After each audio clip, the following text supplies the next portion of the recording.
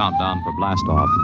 X minus 5, 4, 3, 2, X minus 1, fire.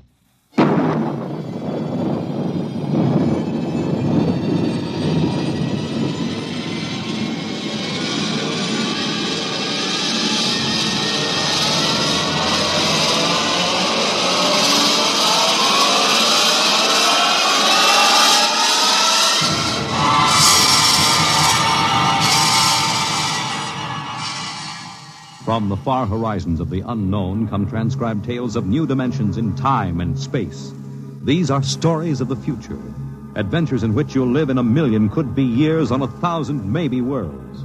The National Broadcasting Company, in cooperation with Street and Smith, publishers of astounding science fiction, presents X minus 1.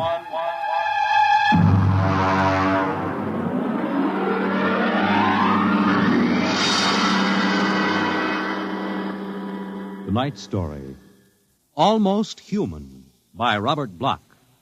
Have you heard of the new science called cybernetics? It concerns man's efforts to develop a perfect thinking machine, a robot electronic brain that will not only do man's work, but even do his thinking for him. A robot that is almost human.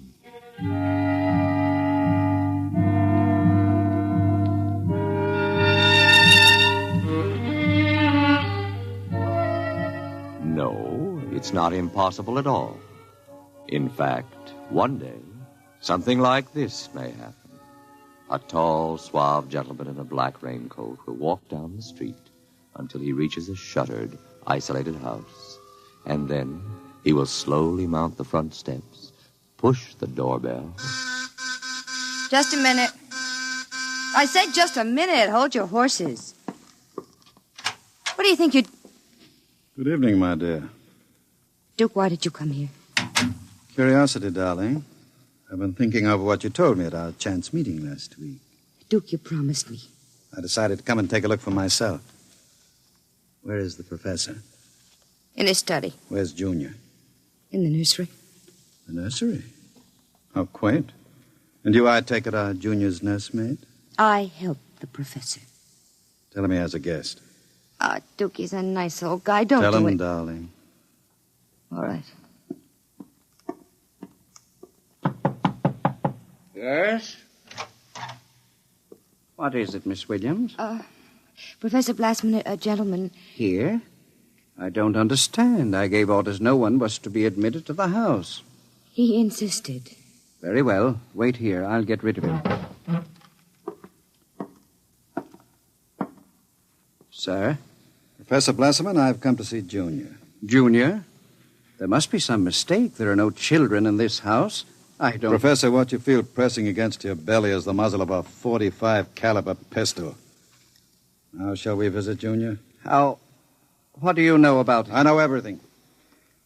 Shall we go inside? I warn you. On the contrary, I warn you. Very well. This way.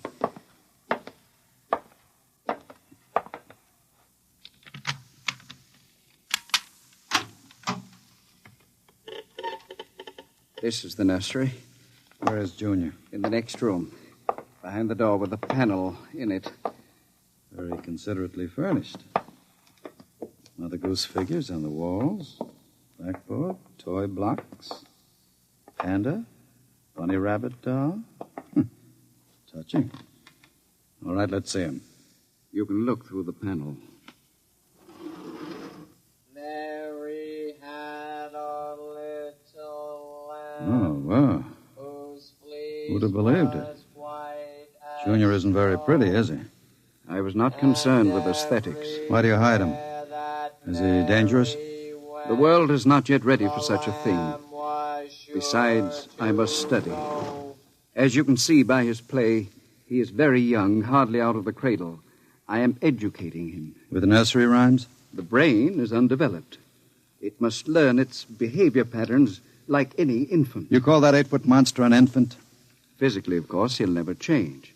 He is built of chrome steel and glass. But his brain, that is my wonderful instrument. Unlike a human, he has no heritage, no basic instincts such as love or hate. These he has yet to learn.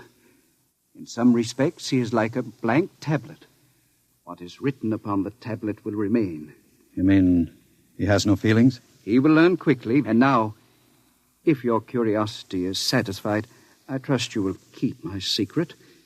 If anyone discovered... Open the door. I beg your pardon? The door, Professor. Very well. Junior, come here.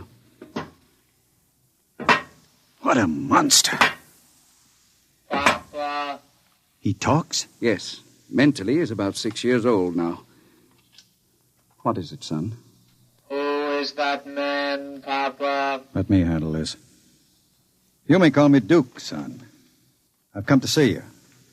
That's nice. Nobody ever comes to see me except Lola. Play with me, Duke. Certainly, Junior. Oh, and Professor. Yes? While we're playing, you can have Lola and Miss Williams prepare my room. Your room? I forgot to tell you, I've decided to stay until the climate changes and I can go out again. Meanwhile, I'll have a chance to play blocks with Junior. Understand? I begin to understand. You are hiding from the law. As you wish. All right, Junior, your move. Let's build a bridge. I've a better idea, Junior. What? Let's build a coffin. A coffin? I don't know that word. Then I'll teach you, Junior. I can see the professor has been neglecting the moral side of your education. Very sadly.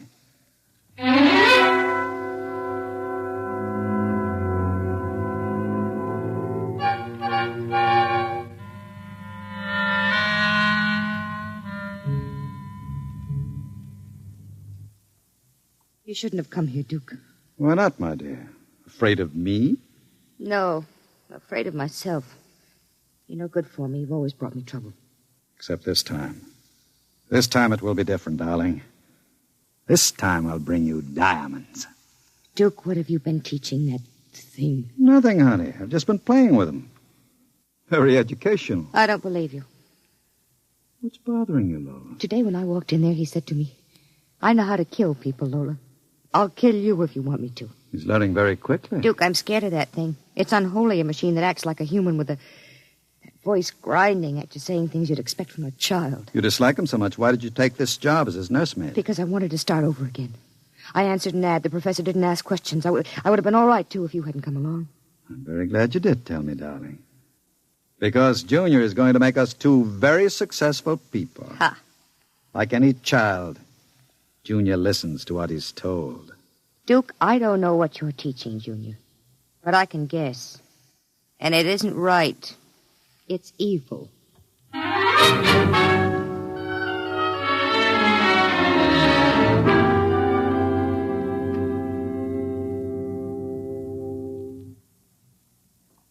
Now, write on the blackboard, Junior. My name is Junior. My name is Junior. People are evil. People are evil. Evil must be destroyed. Evil must be destroyed.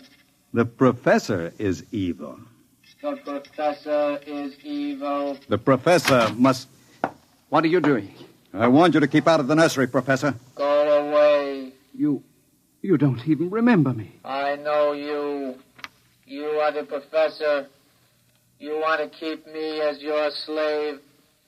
You didn't tell me that people are evil. People are not evil. People are evil. They must be destroyed. Stop it! I am not a child any longer. No, you're not a child. You're a monster. Junior, Yes, Duke. the time is now, Junior. Yes, Duke. Keep away from me. Junior! Junior, don't do it! Listen to me!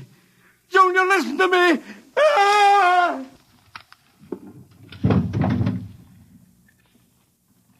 I did it, Duke. Duke, I... Can we go away now, Duke? I don't like it here anymore. Duke, why did you do it? The professor was in the way. We'll have to move very quickly now, Lola. We? Because if you don't plan to come along, just say so. I can have Junior write your name and His blackboard. Where are we going? We'll go to Charlie's. With Junior? With Junior. Oh, Duke, you can't. I'm afraid. Relax, my dear. The Duke has great plans for you two. Wouldn't you like to be independently wealthy for the rest of your life? No cares, no worries? Just good times and fine clothes all the time? The only way you get that way is by inheriting $1 million. Not when you have a fellow like Junior around. I'm still afraid of him. Junior wouldn't hurt you. You wouldn't hurt Lola, would you, Junior? I like Lola. She's pretty. There, you see? He thinks you're pretty. Junior's growing up.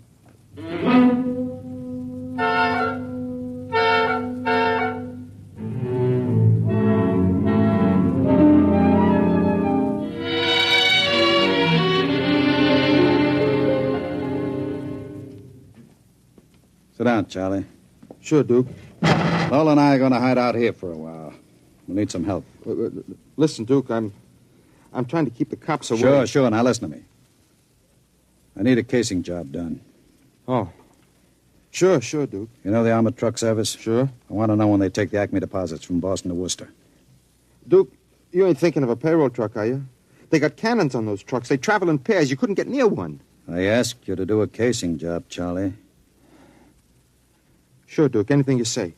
Find out what time they passed the narrowest and most deserted stretch of road. Well, if you're going to pull a job like that, you'll need 50 men. You want me to get some of the boys? I won't need anybody. I've got somebody. Where? He's out in the car.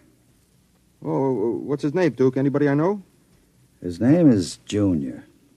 Junior? I don't know any Junior. You will, Charlie. You will.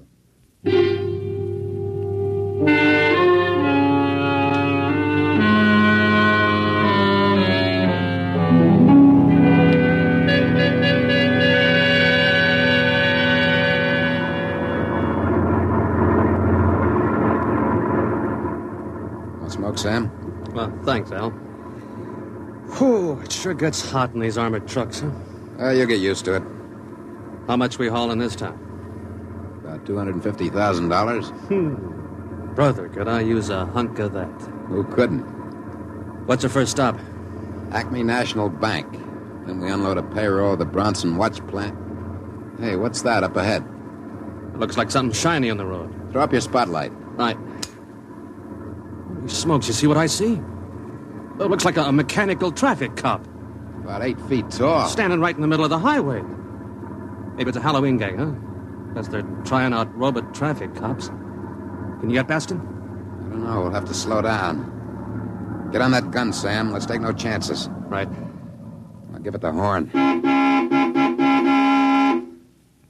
Don't budge. Where's our escort truck? Pulled up right behind us. Thing won't move. Sure looks like something out of Buck Rogers, don't it?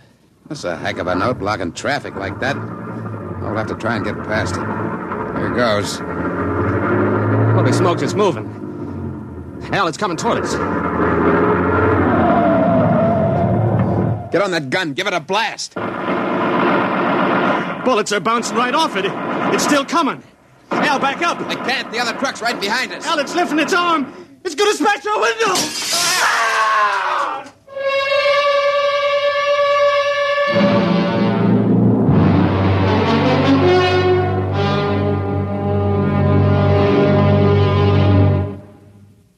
Jeez. If I hadn't have seen it with my own eyes. Duke, we got to quit this. What's the matter, Charlie? Getting shaky? The papers say he killed all 4 drivers. Listen, Duke, that robot is hot. We got to get rid of it. Stop your blubbering. One more good robbery? You ain't going to pull another one. Why not? Count me out, Duke. The law's going to track that baby. Are you quite finished, Charlie? You got no heart, Duke. You're like Junior, all steel inside. And you're just a big, warm-hearted slob. I suppose flowing with the milk of human kindness. Well, I got nerves. I can't stand that thing, the way it looks at you with that iron face and clanking around all the time. Listen, here it comes.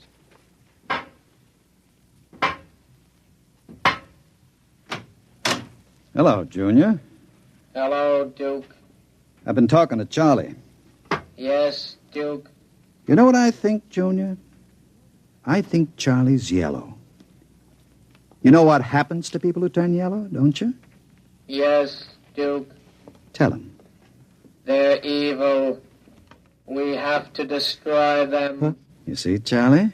Junior doesn't like people who sing to the police. Duke, wait a minute. You know I'd never turn stoolie or anything like that. I never sang to the coppers in my life. You can count Junior. on me. I don't want no trouble with you. Stop him. I wouldn't... Yes, Duke.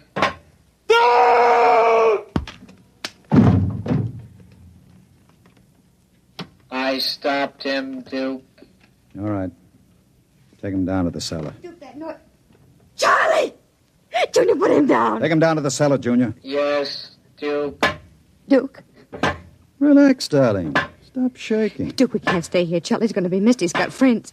Now we'll have the gangs after us, too. Oh, come on now. Don't worry, darling. The Duke will take care of everything. Where are you going? Out to a travel agency to get some tickets. You and I are going to take a trip, Lola. You're leaving me alone here? Junior's here, too. That's just it. It's being alone with that thing. Duke, I got the jitters. Now, don't you worry. In 48 hours, you and I will be on our way to Switzerland with $500,000 worth of loot. What about Junior? Junior will be taken care of. How can you get rid of him? Junior will do anything I say. So I'll merely have him get into the furnace and sit there while I fill it with oil and set fire to it.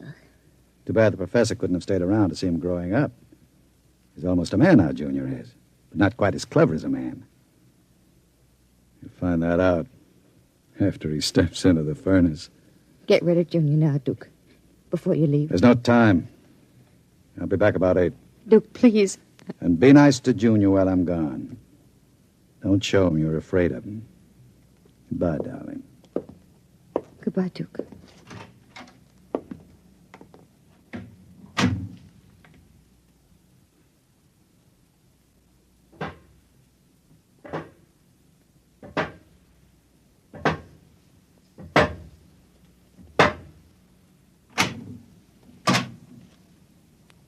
Lola, What, Junior?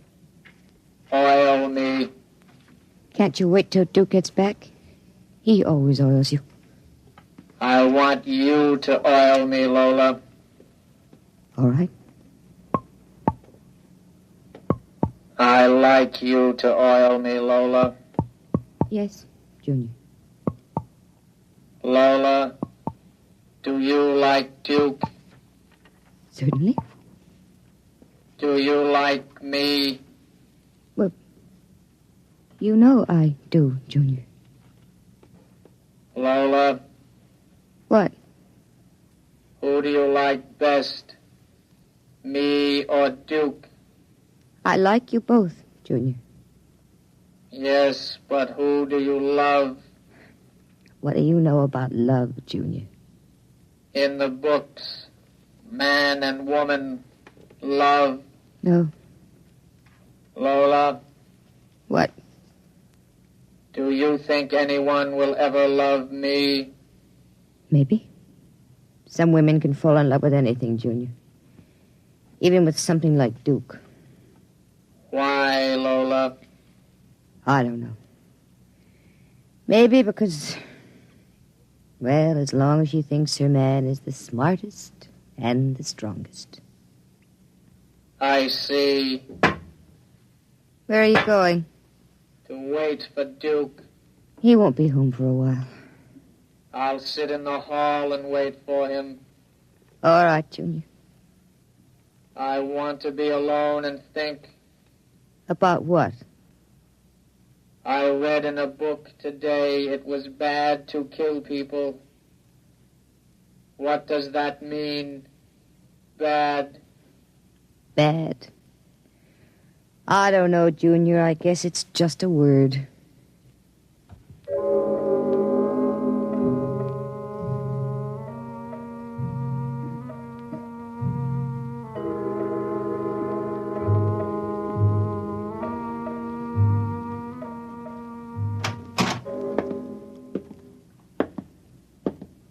Lola?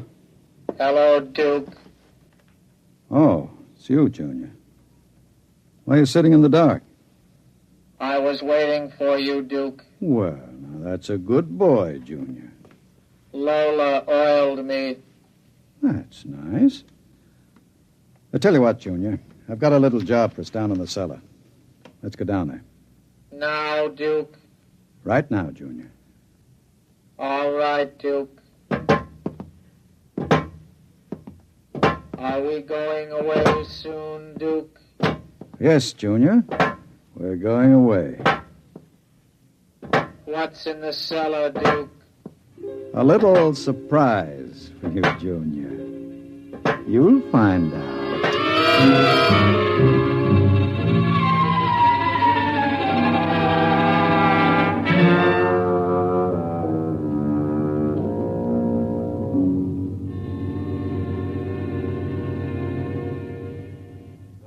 Tuned for the latest news.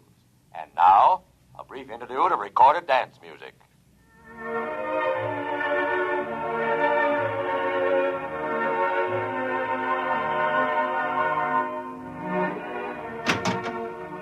Duke? Is that you, Duke?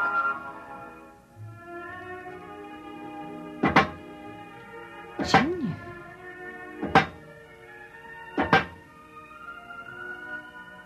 Hello, Lola. I thought I heard Duke come in. He came in. Where is he? Down in the cellar. What's he doing? Nothing. Did he say he'd be up soon? No. Maybe we better go down and get him. He's dead. Oh, no. No, he isn't dead. You said the woman loves the strongest and the smartest. Well, I'm stronger and smarter. But you aren't human. I'm almost human, Lola. No. No, stay away. Lola. Don't touch me. Those metal paws. No. I love you, Lola. No. No. I love no, you. No. No. I love you.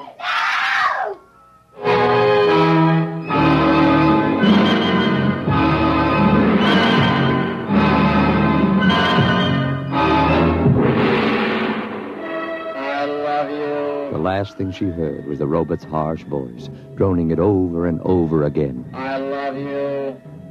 I love you. I love you. And strangely enough, it did sound almost human.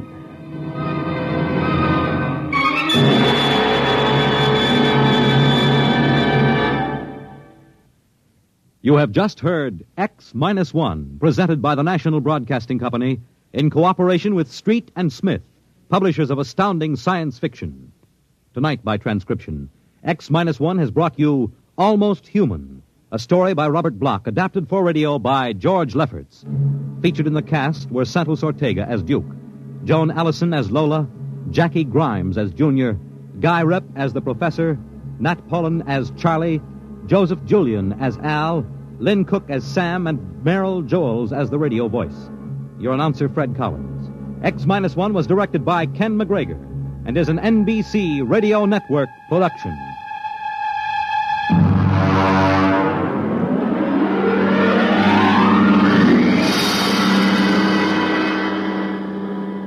And now, next week, when the mighty Earthmen arrive in their ships of space, courtesy and proper humility on the part of the natives is expected.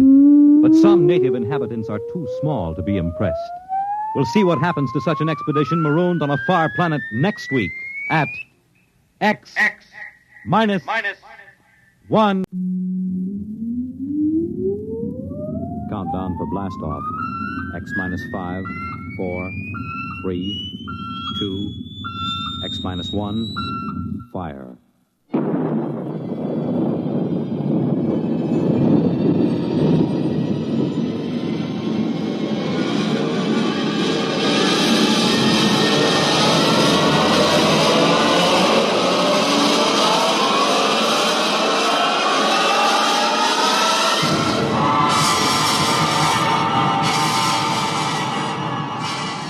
From the far horizons of the unknown come transcribed tales of new dimensions in time and space. These are stories of the future, adventures in which you'll live in a million, could be years, on 1,000 maybe worlds. The National Broadcasting Company, in cooperation with Galaxy Science Fiction Magazine, presents X minus 1.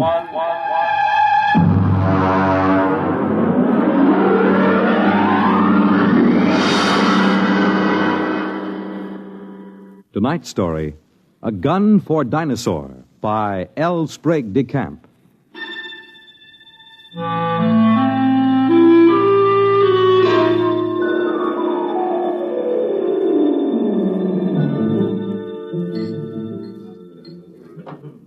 Just whiskey, please. No soda.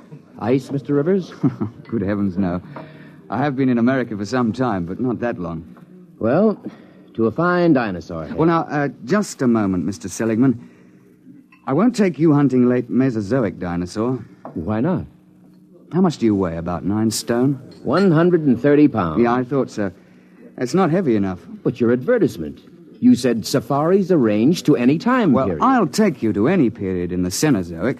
I'll get you a shot at any entelodont or even mammoth or mastodon. They have fine heads. But I'll jolly well not take you to the Jurassic or the Cretaceous. You're just too small. But what's my weight got to do with it? Look here, old boy. What did you think you were going to shoot those dinosaurs with? Well, Well, look over here in this case. That's my own gun, a Continental 600. That shoots a pair of Nitro Express cartridges the size of bananas. It's designed for knocking down elephant, not just wounding them, but knocking them base over apex. Well, now, I've handled guns. No. Look, I've been guiding hunting parties for over 20 years. But I've never known a man your size who could handle the 6-0. It knocks him over. Well, people have killed elephant with lighter guns, even a 375. Yes, but consider an elephant weighs, well, let's say from 4 to 6 ton. You're planning to shoot reptiles weighing 2 to 3 times as much as an elephant. Now, I tell you, Mr. Seligman, I won't take anybody hunting dinosaur who can't handle a 6-0. Look, let's pour another drink and I'll tell you why. You see, I went into the partnership with the Raja about 5 years ago. I call him that because he's the hereditary monarch of Jaipur. It means nothing, of course. We both wanted to do a bit of hunting again. And Africa's all played out. It's too civilized now. So when we heard of Professor Prohaska's time machine at Washington University, we caught the next plane to St. Louis. The foundation administering the machine had worked out an arrangement splitting the time between scientific parties and hunters who wanted to try their luck at prehistoric game. Hunters paid through the nose, of course, to support the project. Well, it was about our 5th safari that Courtney James showed up. He's what you chaps call a playboy. He's a big bloke, handsome in a way, florid, beginning to turn to fat. He was on his 4th wife. And when he showed up at the office with a blonde, I assumed that this was the 4th Mrs. James. But he left her in the outer office and corrected my assumption. Bunny? Oh, no, she's not my wife. My wife is in Mexico, I think, getting a divorce. But Bunny here would like to go along. I'm sorry. We don't take ladies. Not to the late Mesozoic. If she wants to go, she'll go. She skis and flies my airplane, so why shouldn't There are enough risks at 85 million BC without adding to them. I'm sorry, but it's against the firm's policy. Now, look here. I'm paying you a lot of money. I'm entitled... You can't hire me to do anything against my best judgment. Now, if that's how you feel, get another guide. All right, all right. But let me tell you...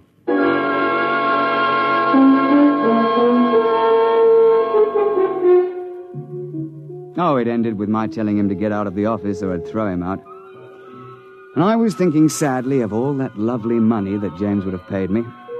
When in came another side, an August Holtzing, a slim, bald chap with glasses.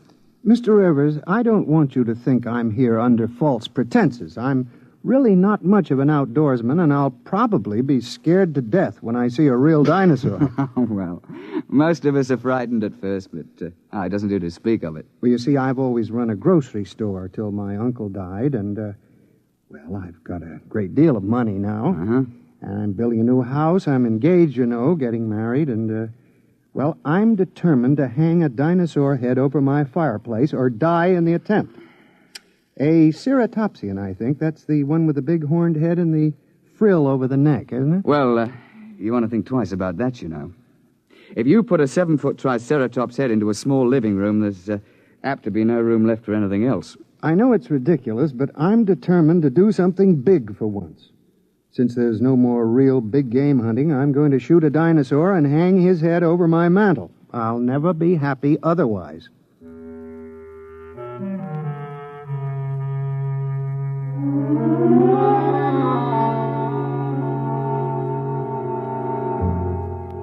The Raja and I decided to make it to the Middle Cretaceous. That's about 85 million years ago. It's the best period for Dinosaur in Missouri. So we drove Holtzinger into the country to let him try the 600. It's rather heavy. Look, you look out. There's quite a kick. Couldn't you fire it prone? Oh, not a gun that big. There's not enough give. You'd break your shoulder. All right. Take the safety off. Like this? Yeah. Take my hand. I'll help you up.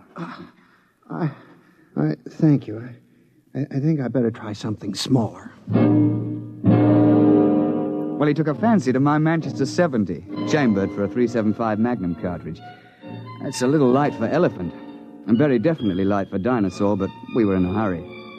And then, of course, just before we were ready to trek, James showed up and apologized for insulting me. He'd had a run-in with the girl, and he wanted to go along. And so we were off on safari. You all ready, gentlemen? Why, yes, I suppose so. Mr. Holtzinger, you've met my partner, the Raja of Jainpur. How do you do, sir? How do you do?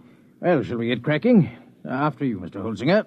Mr. James. Thank you. Let's get going. All set. We'll slam the hatch, and off we go. What happened? Nothing till the force field is built up. There she goes. What happened to the lights? Well, there's no current while we're in transition. I don't feel well. There's usually a touch of vertigo. I shouldn't worry about it. Look, where do you shoot for? I mean, with Dinosaur. What is the best shot? Well, you don't try for his brain, you know. They don't have any. Well, to be exact, they have a little bump about the size of a tennis ball on the top of their spines. And you're not likely to hit it when it's embedded in a 6-foot skull. Try for the heart. They have big hearts, over 100 pounds. An exploding shell in the heart will slow them down, at least. Oh, I see. Why do we have to go so far for game? Why couldn't we just go back 50 years and shoot lions in Africa? Well, the machine won't work more recently than 100,000 years ago. Why? Well, look, I'm no four-dimensional expert on the subject, but it has something to do with what they call time paradox. You know, if people could go back to recent times, they might do something to affect history or kill their own grandfather, you know. And there's also some kind of taboo about sending people back to the same time again. There's paradoxes. Mustn't have them. What would happen? I'm not sure, but the university isn't taking chances. They've got about a billion years to cover. They won't run out of eras. Hello? Here we go. Oh, cheers, eh? Well, that's done it. April 24th, 85 million years B.C.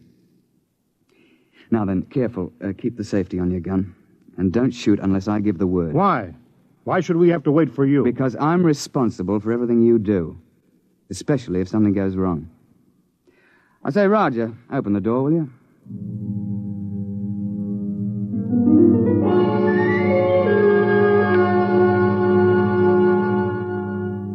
In this period, the time chamber materializes on top of a rocky rise. At the west, you see the arm of the Kansas Sea that reaches across Missouri, and the big swamp where the sauropods live. To the east, the land slopes up to a plateau. It's good for ceratopsians. But the finest thing about the Cretaceous is the climate. It's balmy like the South Sea Islands, and not so muggy as the Jurassic. Oh, we sent the time chamber back off and looked about. It was spring, with the dwarf magnolias in bloom all over. Down towards the Kansas Sea, cycads and willows grew, while the uplands were covered with screw-pins and ginkgo. Yeah, well, I'm no ruddy poet, but I can appreciate a beautiful scene. Well, I was looking through the haze and sniffing the air.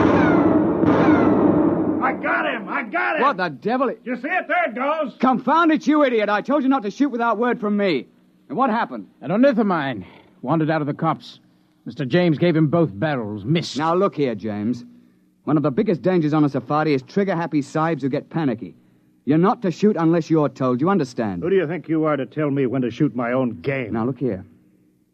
Firstly, if you shoot off all your ammunition before the trip is over, your gun won't be available in case of a pinch. And secondly, if you empty both barrels, what would happen if a big theropod should charge before you could reload? And finally, it's not sporting to shoot everything in sight. Is that clear? All right. Well, now then. First task is fresh meat.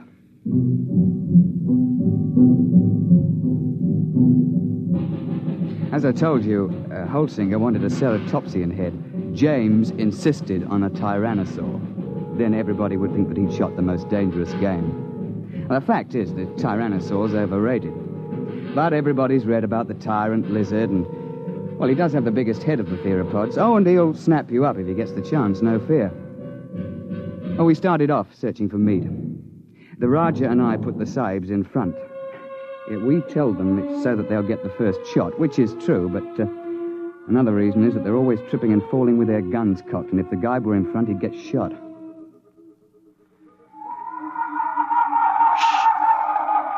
Boneheads. Where? See? Crouching over there. Feeding on those cycads. He's about the size of a man. They look intelligent. Well, not likely. That bulge on the head is solid bone. Now then, hold on there, James. You've had your shot for the day. Hold your fire until Holsinger shoots. Yeah, sure. All right, go ahead, Mr. Holsinger. Doesn't matter which one? No, here. Try that one by the rock. There's a good clear shot. Well, take your safety off. Oh. Go ahead now. Well? Shh. Nuts. I've had enough of this. James, don't... I got him clean right through the heart. First shot. How's that? I thought you were going to give Holsinger the first crack. It's his turn. Well, I waited. Took so long I thought he'd gotten buck fever. Very well. But if this sort of thing happens once more, we leave you at camp the next time we go out. The next couple of days, we trekked around the neighborhood and then headed over to the sauropod swamp, over to the west. We were staked out along the edge of the lake, watching a big beggar out in the swamp waving his head about, and they're the big ones. They look something like the brontosaur. Can't we shoot him? I wouldn't. Why not? Well, there's no point to it, and it's not sporting. Like, if you kill one in the water, he sinks and can't be recovered, and if you kill one on land, well, the only trophy is that little head on the top of that long neck. You can't bring that whole beast back because he weighs 30 tons or more. That museum in New York got one. Oh, yes. Well, they sent a party of 48 to the early Cretaceous with a 50 caliber machine gun. They spent 2 solid months hacking and sawing the carcass apart and hauling it to the time machine. I know the chap on the project, and he still has nightmares in which he smells decomposed dinosaur. And they also had to kill a dozen big sauropods who came in for the party. And then they had them lying around, too. They lost 3 men. Reggie, Duckbill. Where? Where are they? Up there at the shoreline. Now, keep your voices down. You see? With the crest on the back of their heads. Mr. Rivers, I've been thinking over what you said about those heads. If I could get one of those duckbills, I'd be satisfied. It'd look big enough over my mantle, wouldn't it? I'm sure of it, old boy. Well, let's be off. Roger, you wait here with Mr. James. Shouldn't take us long.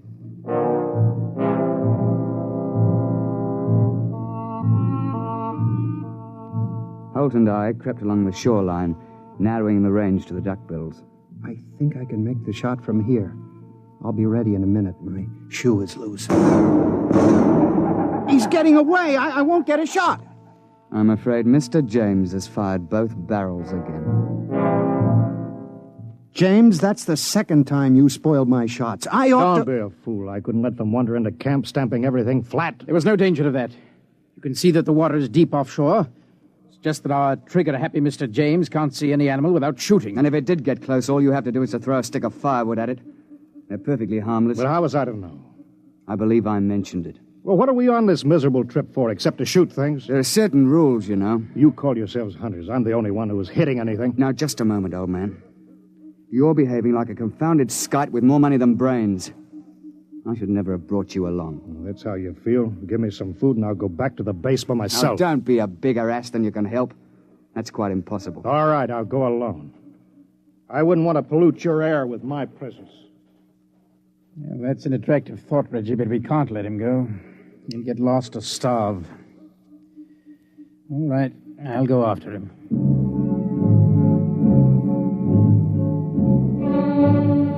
We stumbled along for several more days, James on his good behavior for a change. And on the 1st of May, we broke camp and headed north to the hills. That was hot and sticky. And we were soon panting and sweating like horses when I picked up the smell of carrion and heard the thrumming of the flies. We found a huge ceratopsian lying dead in a little hollow on the edge of the copse. He must have weighed 6 or 8 tons alive. Why couldn't I have gotten him before he died?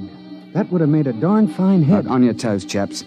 The sauropod that's been at this carcass is probably nearby. How do you know? You see how the hide's been ripped off and the bones are scattered? Sauropods will hang around a carcass like this for weeks, gorging and then sleeping their meals off for days at a time. What do we do? Well, that's what we came after. Look, Roger, you take Mr. James through that way, and we'll parallel you 40 feet distant. Now keep your eyes open. It'll be hard to see in these woods unless you're right on top of him.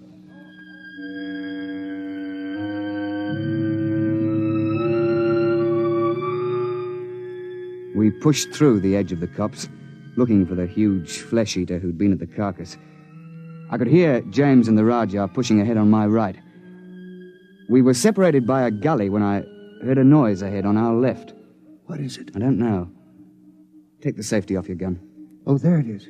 It's one of those boneheads. Ah, well, they're not dangerous at any rate. But be careful. That sauropod might still be around here. I've got him! Got him clean! Well, he's done it again. He shot the bonehead. I've got him! Look out! Look out! Tyrannosaur!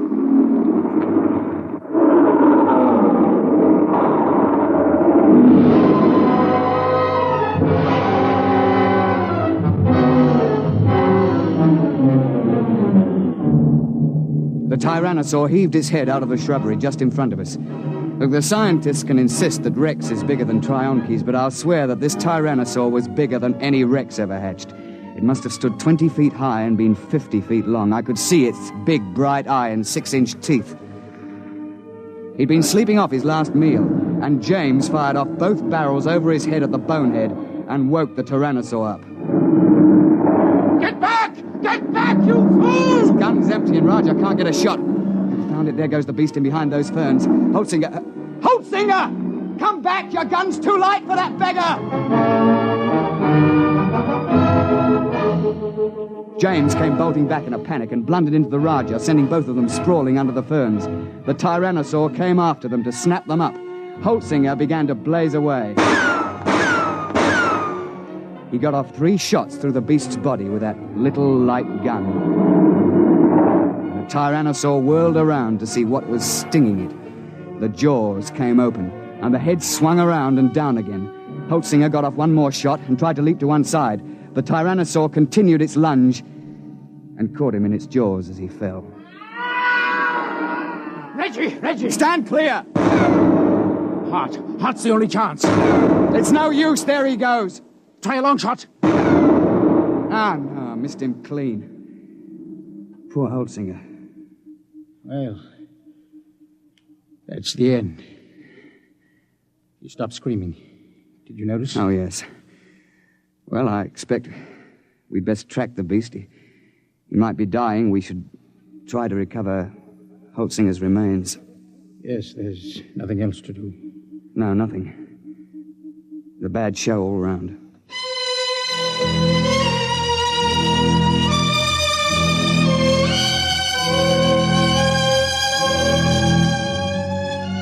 An hour later, we gave up and went back to the glade looking very dismal. Where have you two been? We were occupied. The late Mr. Holtzinger. Remember? You shouldn't have gone off and left me. Another of those things might have come along. Isn't it bad enough to lose one hunter through your stupidity? What? Sure, you put us in front of you, so if anybody gets eaten, it's one of us. That's... You stinking little swine.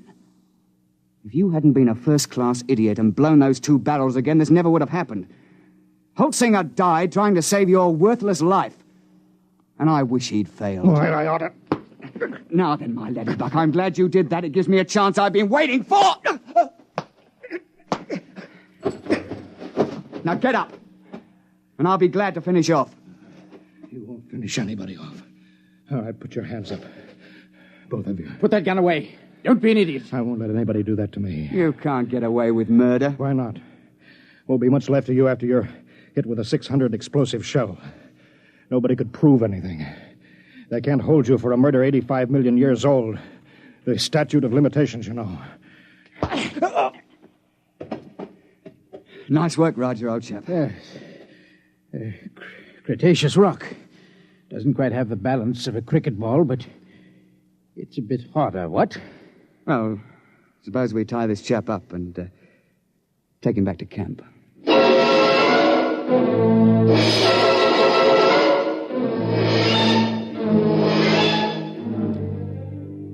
When the time transition chamber finally arrived, we fell over one another getting into it. We dumped James in a corner and threw the switches. You two should have killed me back there. Why? You don't have a particularly good head. You wouldn't look at all well over a mantle. You can laugh, but I'll get you someday. Yeah, close quarters, isn't it? Someday I'll find a way. I'll find a way and I'll get off scot-free, too. My dear chap, if there was some way to do it, I'd have you charged with Holtzinger's murder. Look, you'd best let well enough alone. No, I'll kill you. Both of you. Somehow. Cigarette, Roger? Thanks.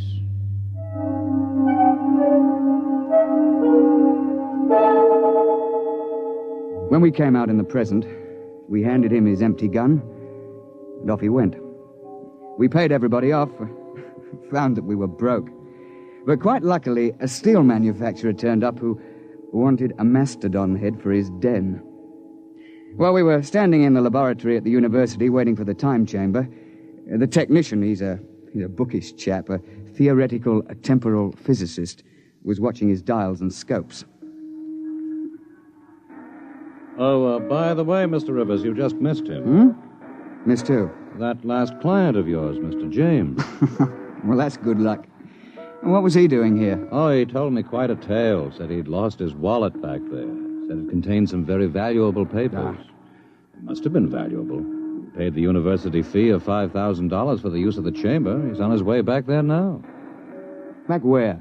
Well, he told me to send him back a few minutes before you arrived the last time. Then he could see himself drop the wallet. He's going to stand there and watch himself come out? Yeah, but, doesn't that create what you chaps call a paradox? What happens when a man tries to occupy the same time twice? No, we don't know. It's never been tried before. Well, we tried to warn him, but he insisted. Yes, I know. He's a headstrong chap. Still, you wouldn't think he'd chance it just for the sake of a wallet. Was he armed? Yes. He had a .375 Express. .375? Well, that's odd. He knows it's too light for Dinosaur. Yes, but not too light for a man. I say, Roger, you don't think Mr. James is lurking behind a bush back there until we show up again? And planning to pot us as we step out? That's impossible. We already did step out of the chamber and nothing happened. Yeah, but that was before Mr. James was waiting with an express rifle cocked. Hey, Doctor? What, you mean he's planning to murder the two of you? I wouldn't be a bit surprised. I don't suppose there's anything you could do to stop the process now. No, it's too late. The chamber's in transition now. Look, hadn't you better get out of here before he kills you? Well, there's no point in running. If Mr. James's theory is right, we've both been dead for 85 million years. We might as well wait and see what happens. Transition point coming up. Well, it's been quite a world up to this point. Hey, Roger? Yes, quite. Here it goes.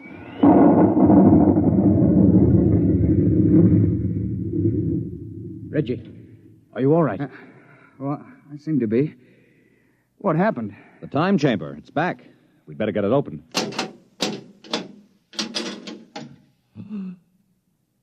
Good Lord, look at that. Ghastly, isn't it? Where did it come from? I'm not sure. But I rather think it came from the Middle Cretaceous era. It wasn't here a moment ago. Ghastly mess. Looks as if every bone was pulverized and every blood vessel burst. I dare say. But that's his gun, all right. It's James, there's no doubt of it.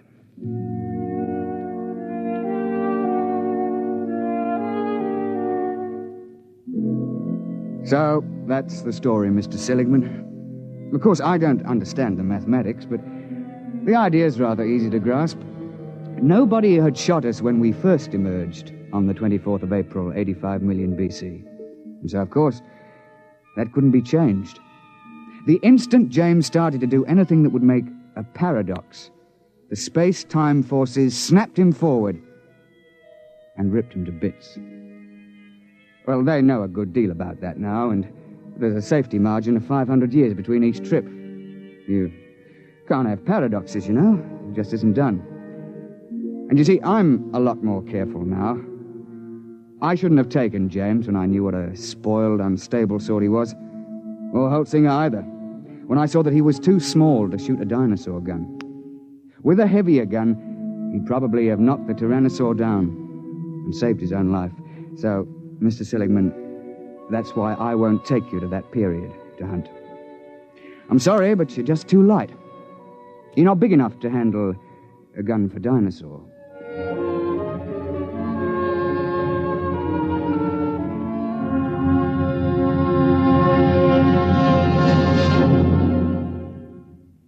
You have just heard X-1, presented by the National Broadcasting Company in cooperation with Galaxy Science Fiction Magazine, which this month features the story of a man who develops a spaceship that travels so fast that its pilots vanish mysteriously into thin air. Read the Vaughn Shelton story, Point of Departure, in Galaxy Magazine, on your newsstand now. Tonight, by transcription, X-1 has brought you A Gun for Dinosaur, a story from the pages of Galaxy, written by L. Sprague de Camp, patent consultant and one of our leading authors of science fiction. It was adapted for radio by Ernest Kenoy. Featured in the cast were Alastair Duncan, Wendell Holmes, John Gibson, Donald Buca, Warren Parker, and Alan Hewitt. Your announcer, Fred Collins. X-1 was directed by Daniel Sutter and is an NBC Radio Network production.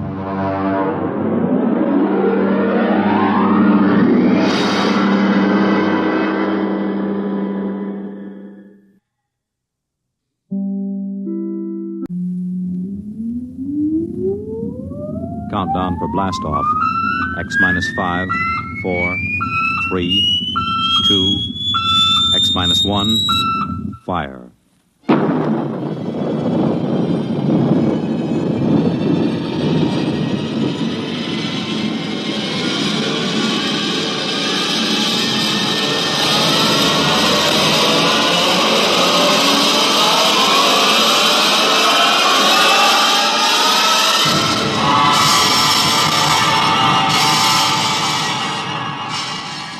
From the far horizons of the unknown come transcribed tales of new dimensions in time and space. These are stories of the future, adventures in which you'll live in a million could-be years on 1,000 maybe worlds. The National Broadcasting Company, in cooperation with Street and Smith, publishers of astounding science fiction, presents X minus 1.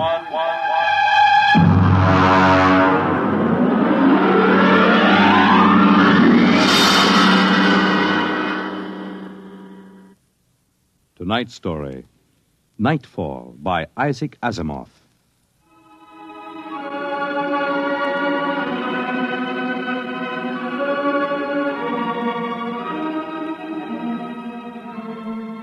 Ralph Waldo Emerson speculated, if the stars should appear one night in 1,000 years, how would man believe and adore and perceive for many generations the remembrance of the city of God? This was philosophically interesting. But on the edge of the galaxy, a planet swings on its orbit in a cluster of 6 suns. These suns hang in the sky above. Never less than 2 shine down through the entire 23.8 hours of the planet's day. The yellow light has burned down on the planet continuously, into the past, till the mind of man runneth not to the contrary.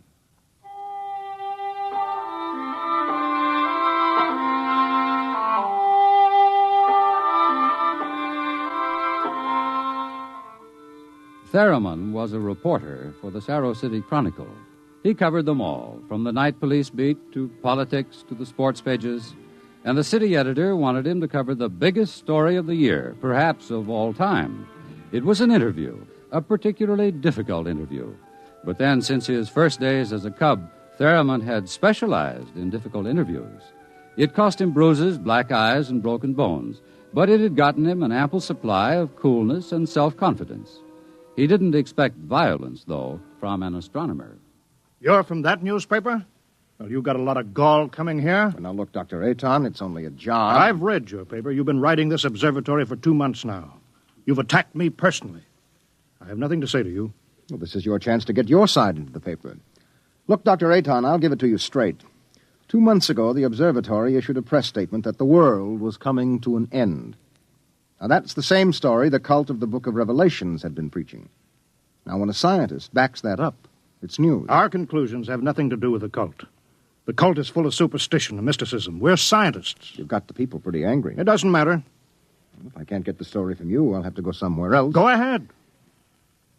The paper can be pretty rough on someone who doesn't cooperate, Dr. Aton. Young man, if you're not out of the observatory within 5 minutes, I shall call the police. Now get out.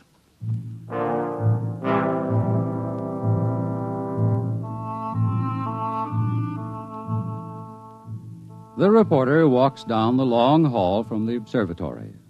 The light filters through the high, clear-story windows. The yellow light of Gamma, the brightest of the 6 suns in the planet's sky. Beta is almost at zenith. Its red light floods the landscape to an unusual orange. The planet sun Alpha is at the antipodes. And now, as Gamma sinks below the horizon, the red dwarf sun Beta is alone, grimly alone. It's a short drive from the observatory to Cerro City, and the red light glares from the highway.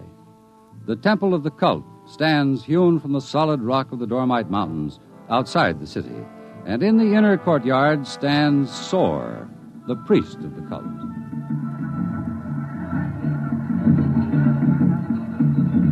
Woe to the unbelievers! Their souls will rot with the absence of light. Tell me, Your Reverence, what will happen? What are you waiting for here? The day of the coming. It is written in the Book of Revelations. It came to pass the sun Beta was alone in the sky, and the world was shrunken and cold, and men did assemble in the public squares and highways. Their minds were troubled, and their speech confused, for the souls of men awaited the coming of the stars. And the lip of the cave of darkness passed the edge of Beta, and loud were the cries of men, and there was no light on the surface of the world. And in this blackness there appeared the stars in countless numbers, and in that moment the souls of men departed from them, and their abandoned bodies became even as beasts. From the stars then reached down the heavens flame, and where it touched, the cities of the world flamed to destruction, so that of man and all the works of man naught remained. So it is written.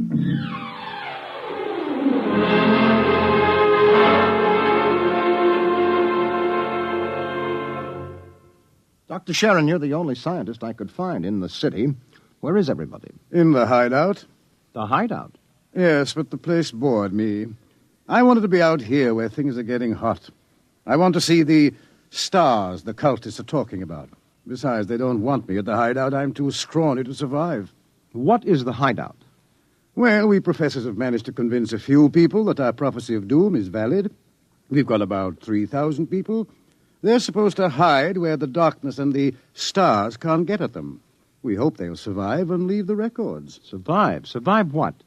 Well, how true it is, I can't say, but the cultists say that every 2,050 years, all the suns disappear, and there is a total darkness, and then they say things called stars appear.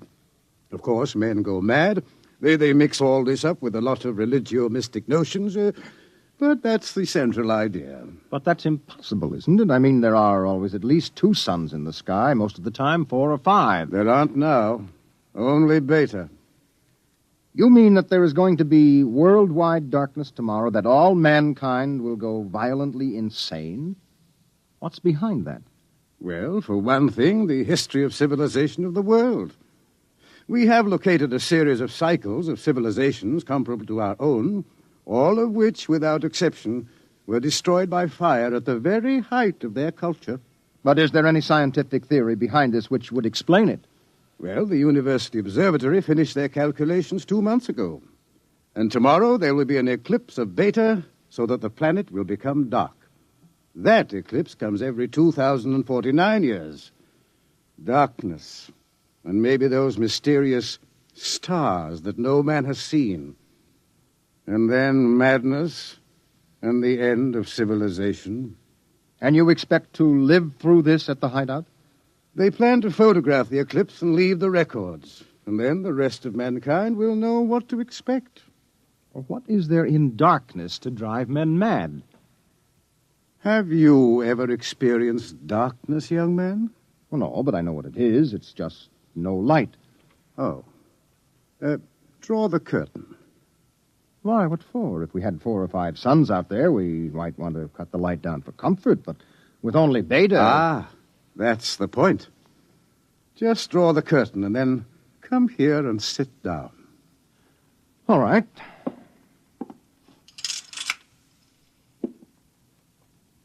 I can't see you.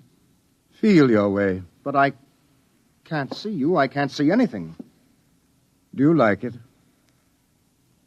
Oh, it's awful. The walls seem to be closing in on me. I keep wanting to push them away. All right, all right. Draw the curtain back again. Oh, the light. Do you have a drink? Right here. Now, that was just a dark room. Yes, but it wasn't really so bad. You're afraid? Just darkness could do that? This isn't just a metaphysical theory, young man. It's promulgated from observed data. Well, come with me. Where? The locked wall down the corridor.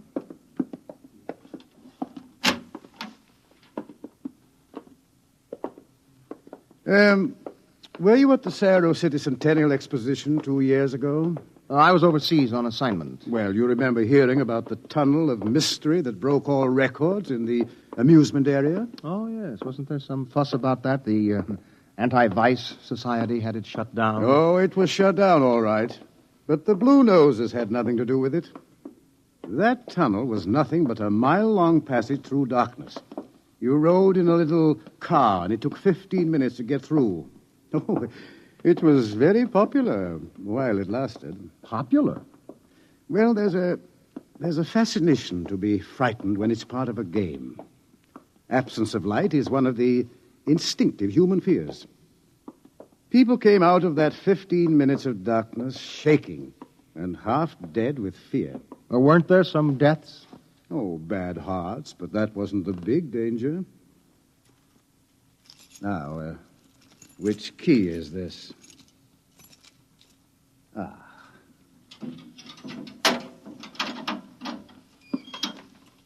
Where are we going? You'll see. No, the heart attacks were actually good for business, but there was something else. Here, I'll show you. I want you to see somebody. Latimer. Latimer. Go away. Latimer, I want you to meet somebody. This is Mr. Theremin. No, go away. Hello? He's pushing me. Make him stop pushing me. Go away. I'm not touching him. What's wrong? Latimer is afraid. Aren't you? The walls. They're falling in on me. The walls. I've got to get out. I've got to get out. Let me out. You can't go out, Latimer. It's all right. I've got to get out. Let me out. Let me out. Let me out. At sleeping period, we have to give him a shot of morphine. Otherwise, he'd bat his brains against the wall. What's wrong with him? Nothing. Nothing but 15 minutes in the darkness of the tunnel of mystery. Oh, that's impossible. 1 person out of 10 came out of the tunnel that way. That's why we had it shut down. But why should darkness do that? It's obvious men cannot exist without light. Longer periods of darkness would obviously be fatal. The scientific theory is that the consciousness of light is necessary for mental activity. Please, doctor, let me outside. Let me out, please. I can't breathe. They're pushing me. They're always pushing me. I can't stand here. Well, there you are, Theremin. That's what 15 minutes of darkness will do. Man just wasn't built to operate without light. There are always at least 2 suns in the sky, most of the time more. Just 15 minutes of darkness. Now, Look out of that window. Imagine darkness everywhere. No light as far as you can see. Black. Everything black. And stars, whatever they are. Can you conceive it? No, your mind wasn't built for that conception. When the real thing comes, you will go mad. Completely and permanently. There is no question of it. Tomorrow, there won't be a city left standing in the world. Why should the cities be destroyed? If you were in darkness, what would you want more than anything else? What would it be that every instinct would call for? Light. And how would you get light? I don't know. You'd burn something. They've got to have light. They've got to burn something. And every city in the world will go up in flames. Well, shall we go back to my office, Mr. Theremin, and have another drink?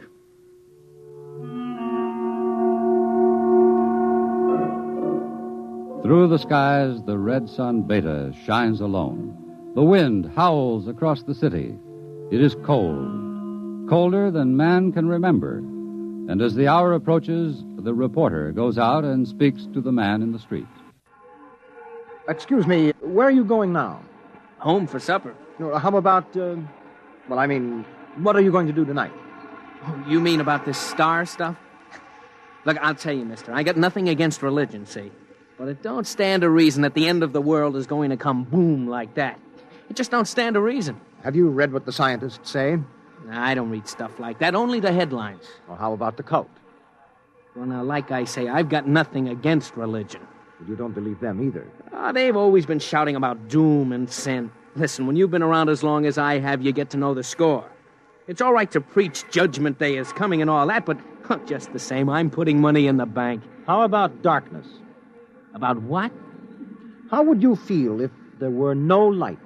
You crazy. How could there be no light? Well, suppose all the suns went down at once. Suppose everything was black. That's crazy. What's the use of supposing something like that? It couldn't happen. It's crazy. That's all. Thank you. Sure. Oh, look, mister, remember, pallet with 2 L's?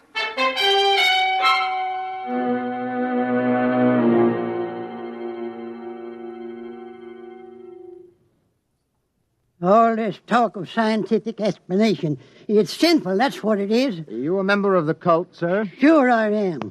Been a member since I was a boy. And Daddy was a member, too. I've seen the books. It's all written down in the books. Don't you believe the scientists' explanation? Don't need it. Going to save my immortal soul. I'm going to stay on the mountaintop in a white robe while the stars carry me away to glory. Blessed be the stars. Amen. What are the stars? The glory, the breath of the heavens, the spirit of the ultimate. That's what they are. The observatory has announced that it intends to take pictures of the stars. Blasphemy. I sold my house and gave all my money to the poor. Won't need it anymore. I'm going to heaven with the stars. Glory, glory, going with the stars.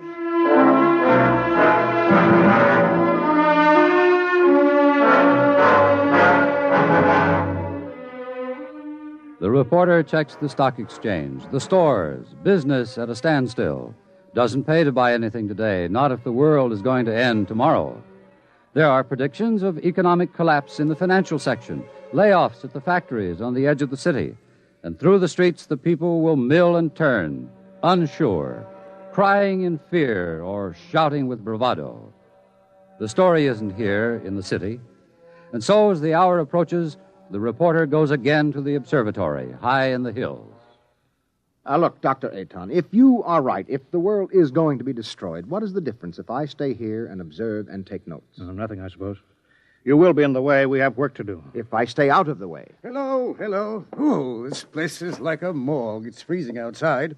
The wind is enough to hang icicles on your nose. Beta doesn't seem to give any heat at all, the distance it is. Why aren't you in the hideout, Sharon? Me? I'm part of the race that isn't worth perpetuating. Who's got a bottle? There'll be no alcohol today. Be too easy to get my men drunk. I can't afford to tempt them. All right, Thurman, you can stay. Time we took our positions, the observatory dome is up these stairs. After you. Ah! What is that? Up in the dome, quick! What is it? It's a plates. The photographic plates are all smashed. There he is. A cultist. He's going for the telescope. After him. All right, I've got him. Let go! No. Let go! Must be destroyed! It must be! It's all right. He didn't harm anything. Let him up. Well, that's the high priest. I was talking to him yesterday. All right. What do you want? Nothing that you would give me of your own free will. I made a bargain with the cult to give me certain data that you had. In return, I promised to prove the essential truth of the creed. There was no need to prove that. It stands proven by the Book of Revelations. I offered scientific backing for you believers. You made of the darkness and the stars a natural phenomenon and removed all its real significance. That was blasphemy. The facts exist. Your facts are a fraud and a delusion. How do you know? I know. I suppose you think in trying to warn the world against the menace of madness, we are placing souls in jeopardy, huh? Well, we haven't succeeded, if that makes you feel better. Your devilish instruments must be destroyed. We obey the will of the stars. Someone call the police in Cerro City. There's no time for that. Let me handle this. The eclipse is only a few minutes away. Look, you. Will you give your word of honor to cause no trouble? I will not. Listen. Just as soon as the eclipse starts, we're going to take you and put you in a closet with the door closed, and you will stay there. Then you won't see the darkness, and you won't see the stars. And that means the loss of your immortal soul, according to the cult. All right. Will you give your word of honor? You have it. You will all be damned for your deeds of today. Look at Beta. The eclipse has started. You can see the blackness against Beta. Get busy on those cameras. Check the exposures very carefully. You're shaking, Mr. Ferriman. Yes, I don't feel very well. You're not losing your nerve. No, I'm just not used to it. You could probably make the hideout. I have been assigned to cover a story. I intend to cover it. Oh, professional honor? Yes. Yes. Allah sofanet radrock. Allah sofanet. What is that? The cultist. That's the Book of Revelations. I don't understand it. He is chanting some old cycle language. The Book of Revelations was originally written in it. There are probably 2 million people in Cerro City who are trying to join the cult. One gigantic revival. How do the cultists manage to keep the Book of Revelations going from cycle to cycle if everyone goes mad? Who wrote the book? There are some people who don't see the stars. The blind, those who drink themselves into a stupor, and children, to whom the world as a whole is too new and too strange for them to be frightened at stars and darkness. They would have memories, and that, combined with the confused, incoherent babbling of the mad, formed the basis for the Book of Revelations. Oh, the cult will be riding high down there in the city. I hope they make the most of it. Dr. Sharon, I've just heard from the hideout on the private line. Oh, they're in trouble? They are safe, but the city is a shambles. You have no idea. Well, it'll get worse. What are you shaking about, Dr. Ayton? How do you feel? You don't understand. The cultists are rousing the people to storm the observatory, promising them immediate entrance into grace, promising them salvation, promising them anything. How long till the total eclipse? An hour. Well, it's a gamble. It will take time to get a mob out here. If the darkness comes first, we're all right. Oh, look at Beta. It's cut in half. Half of it is black. Yes, it's getting darker. An interesting phenomenon. Oh, my collar is suddenly tight. Are you having any difficulty in breathing? No, why? Difficulty in breathing is one of the first symptoms. We have experimented. I'm cold. Seems to be getting colder. Yes, well, we'd better keep our minds on something else. One of the astronomers has a theory about the stars, far away to see in the light. He developed a fantasy about a planet revolving around one sun. It's a mathematical possibility. Of course, there couldn't be any life. Part of the planet would always be dark and without light. Well, it's obvious. Without light, there can't be any life. It's time for the artificial light. We can't read the instruments. Artificial light? One of the researchers at the university worked it out. Why, it's beautiful. Yellow light. After 4 hours of red.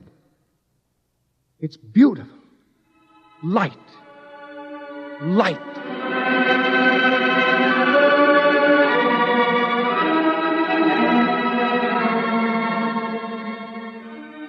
The dome is quiet.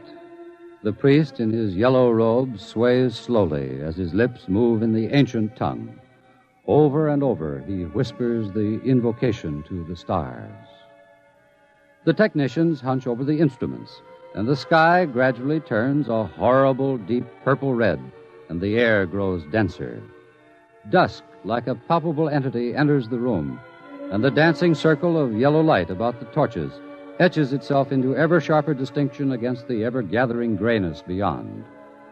Outside, Beta is a mere smoldering splendor, taking a last look at the world. The western horizon, in the direction of the city, is lost in darkness, and along the highway to the observatory surges a menacing, shadowy mass. Mob from the city, they're coming. How long till total eclipse? 15 minutes. But they'll be here in 5. We'll hold them off. Come on, Fetterman, downstairs. But there's no light down there. We have to block the door. Come on. I can't breathe. I can't go down there. Take a torch. We'll take light with us. Come on.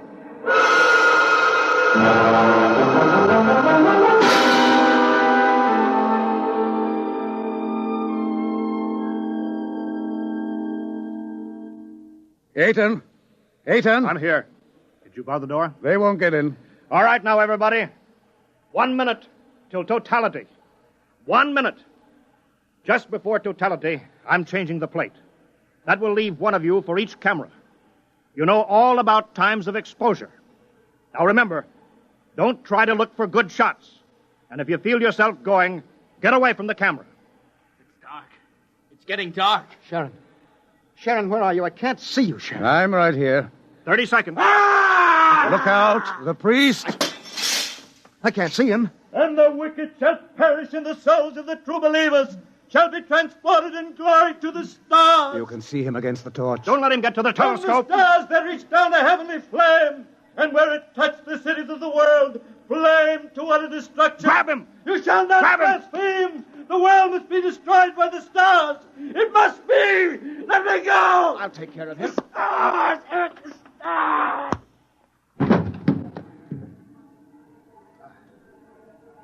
5 seconds to totality. 4, 3, 2, 1.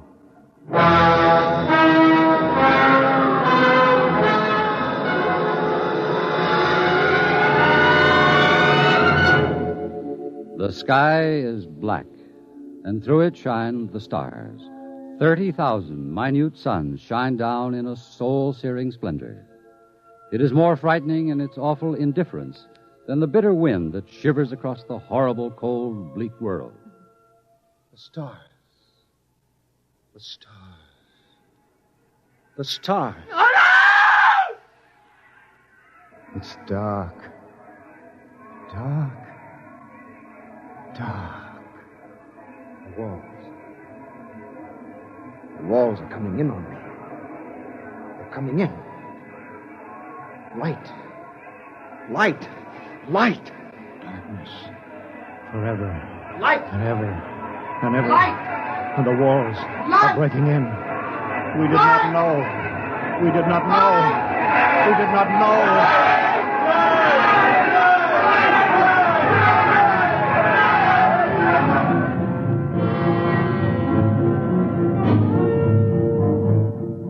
On the horizon, in the direction of the city, a crimson glow begins growing. 1,000 fires strengthen in brightness that is not the glow of the sun. 1,000,000 fires, as a world mad in the darkness screams in terror for the light. The night has come again.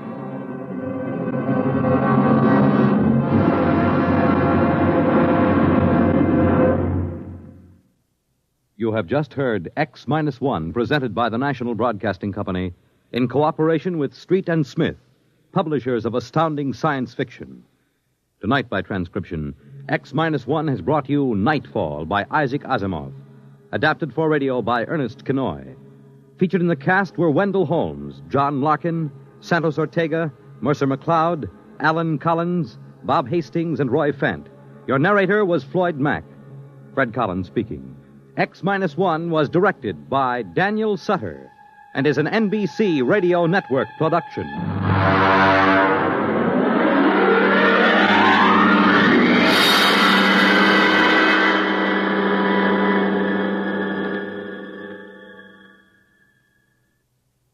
It's groomed for your interests. Weekday NBC Radio. In just a moment, X-1. But first, when you hear the hearty laugh and familiar voice of the great Gildersleeve tomorrow night, you know you're in for some hilarious adventures. Because whenever Gildy is around, somehow things never seem to go as planned. It might be his impulsive nature, or maybe it's his incurable weakness for the fairest sex, but whatever it is, the great Gildersleeve is bound to keep you laughing for a full 25 minutes. Tune in tomorrow night and meet Judge Hooker, Nephew Leroy, Housekeeper Bertie, and all the rest of the friendly people from Summerfield as they join the great Gildersleeve. Now stay tuned for X-1 on NBC. Countdown for blast-off. X-5, 4, 3, 2, X-1, fire.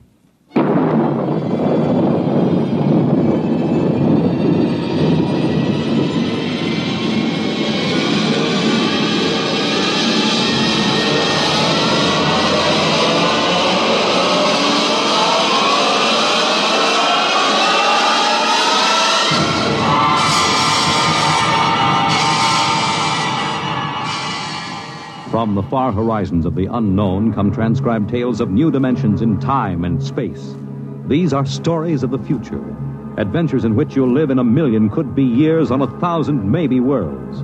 The National Broadcasting Company, in cooperation with Street and Smith, publishers of astounding science fiction, presents X minus 1.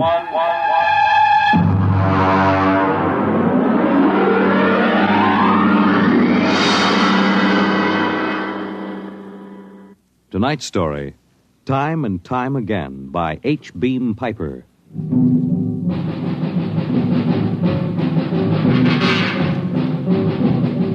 It happened during a routine skirmish in the Great War. Patrols advanced from the defense perimeter under jet cover and preceded by napalm throwers. The enemy defended in depth and mopped up with guided 98s fired from 40 miles to the rear. The blast area was 10 miles in circumference, and the medics didn't find much to pick up over 500 yards in. Come on. All right, now back it in here. Look out, it's lousy with mud. More. Now, cut left. More, hold it. Stretches. Come on, Travers, get those men out. Yes, sir. Get a move on. Line them up. Come on. Easy. You want to kill them? Okay, take it away. Left those Joes where they was. Half of them won't last till the plane comes. As long as they're alive, they'll be treated. Get those tags out, Travers. Start taking names. Yes, sir. This one must have been 1,000 yards in. Get his dog tag out. What a mess. Here. Hartley Allen, Captain G5 Chem Research, AN 73D. Number SO 23869403-J. Hartley? Alan Hartley. Oh. That must be the Hartley that wrote Children of the Mist and Conquer's Road. Never heard of him. Major, I think maybe he's partly conscious. Had I better give him another shot? Go ahead, Sergeant. There isn't much else we can do for him. It's a rotten shame. Yeah, ain't it always? Okay, Captain, let me have that arm. There.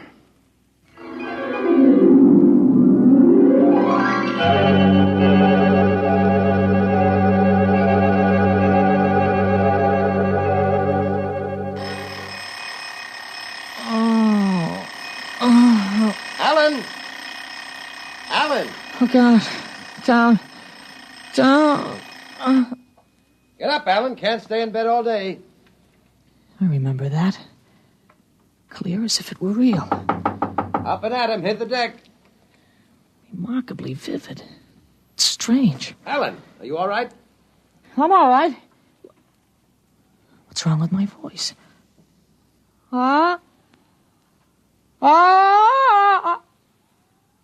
It's too high. What are you doing? Practicing singing?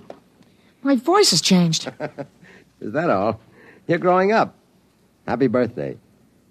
Happy birthday? Hey, wake up, son. Wake up. I am awake. It's impossible. I am awake. Well, the way you slept through that alarm, I'd say it was impossible. Come on, out of bed. I don't understand. You went to bed at a decent hour. You could wake up the next morning. Come on, son. Breakfast waiting. Out of bed or I'll turn it over. All right. It's a dream. Maybe, but you're wide awake now. I am. I'm awake. Well, half awake anyway. That's the bell at St. Boniface, isn't it? What day is it? Are you kidding? You forget today's your birthday? No, I didn't forget. Neither did I. Here, son. Happy 13th birthday. You won't guess what's in here. A rifle. A light .22 rifle.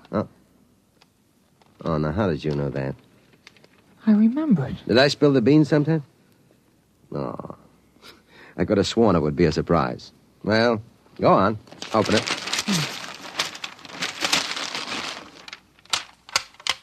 You like it? Yeah. Yeah, it's perfect, Dad. We'll have to lay down rules about using it, and I'll have to teach you how to operate it. I don't believe in letting a boy handle a gun till he really knows how. If I let you play with that thing before I teach you about guns, you'd blow your head off. I suppose so. I'll be shaving, Alan. Come down to breakfast when you're ready. Well, it's a big day today. You're almost a man. Almost. You're still groggy. Snap out of it, Alan. I will. There's a dream in it somewhere, but I'm not sure which. What? Never mind, Dad. I'll be right down for breakfast.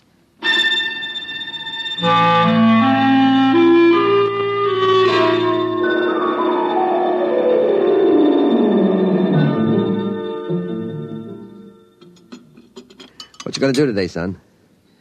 I want to do some reading this morning, I guess. That's always a good thing to do.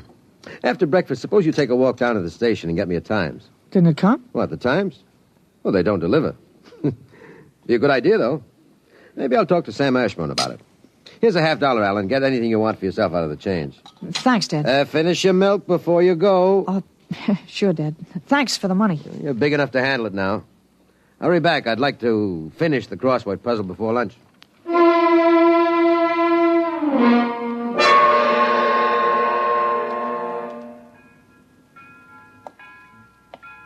Here you are, Alan. 1 Times. Tell your father the puzzle's a stinker this week. Yeah, thanks, Mr. Ashburn. Look out for the trucks when you cross the highway. I'll go across Elton's lot. It's a shortcut. Elton's? You'll have a hard time crossing there, son. There's 4 buildings on that block. I thought they burned down. I've seen them this morning, big as life. I guess that didn't happen yet. What'd you say? Nothing, Mr. Ashburn. I was just muttering. My days, youngsters talked up. Yes, sir. Bye, Mr. Ashburn.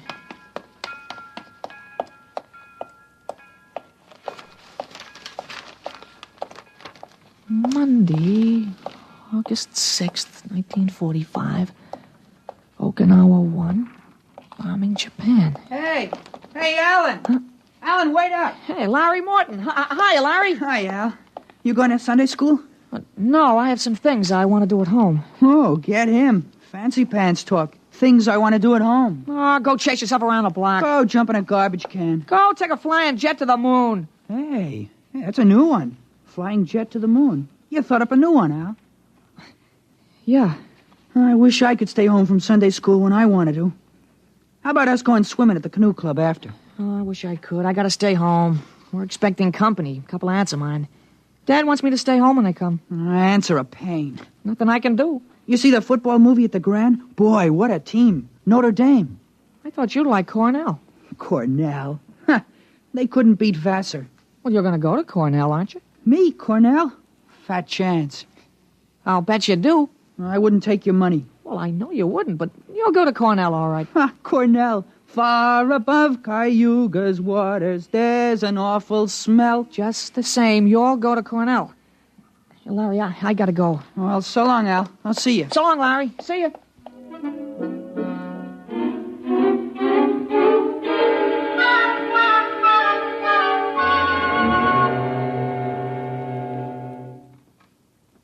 I'm stuck in this corner. 7-letter word, a mix in proportion. Titrate. Huh?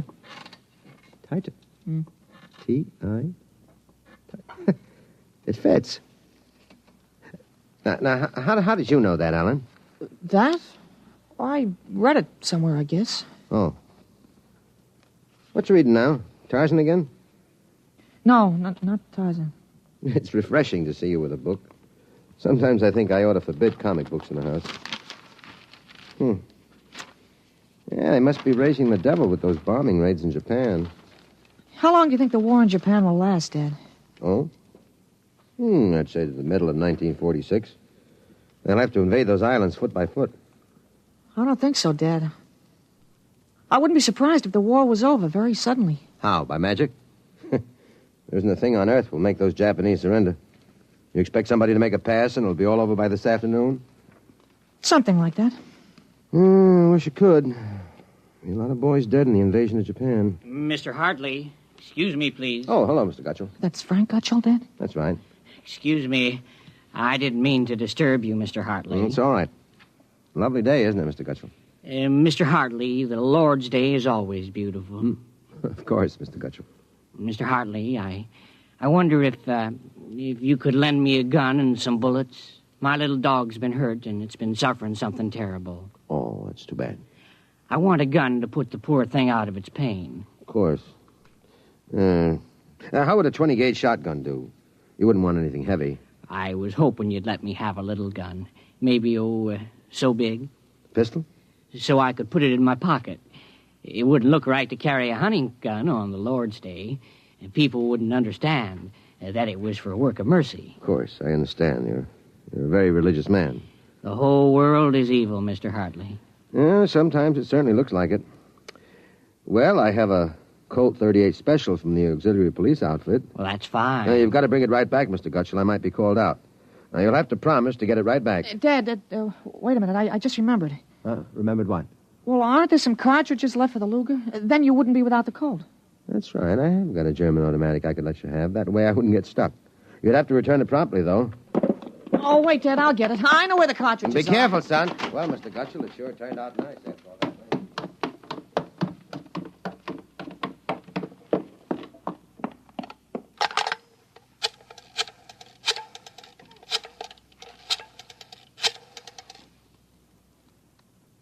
Hello, police headquarters. This is Blake Hartley. Frank Gutchell, who lives on Campbell Street, has just borrowed a gun from me, ostensibly to shoot a dog. What? No, he has no dog. He intends shooting his wife. Now, listen, he'll walk home. If you hurry, you can get a man there on time. What? No, but I wish you'd get my pistol back to me. It's from the First World War. All right, then you'll take care of it. Goodbye.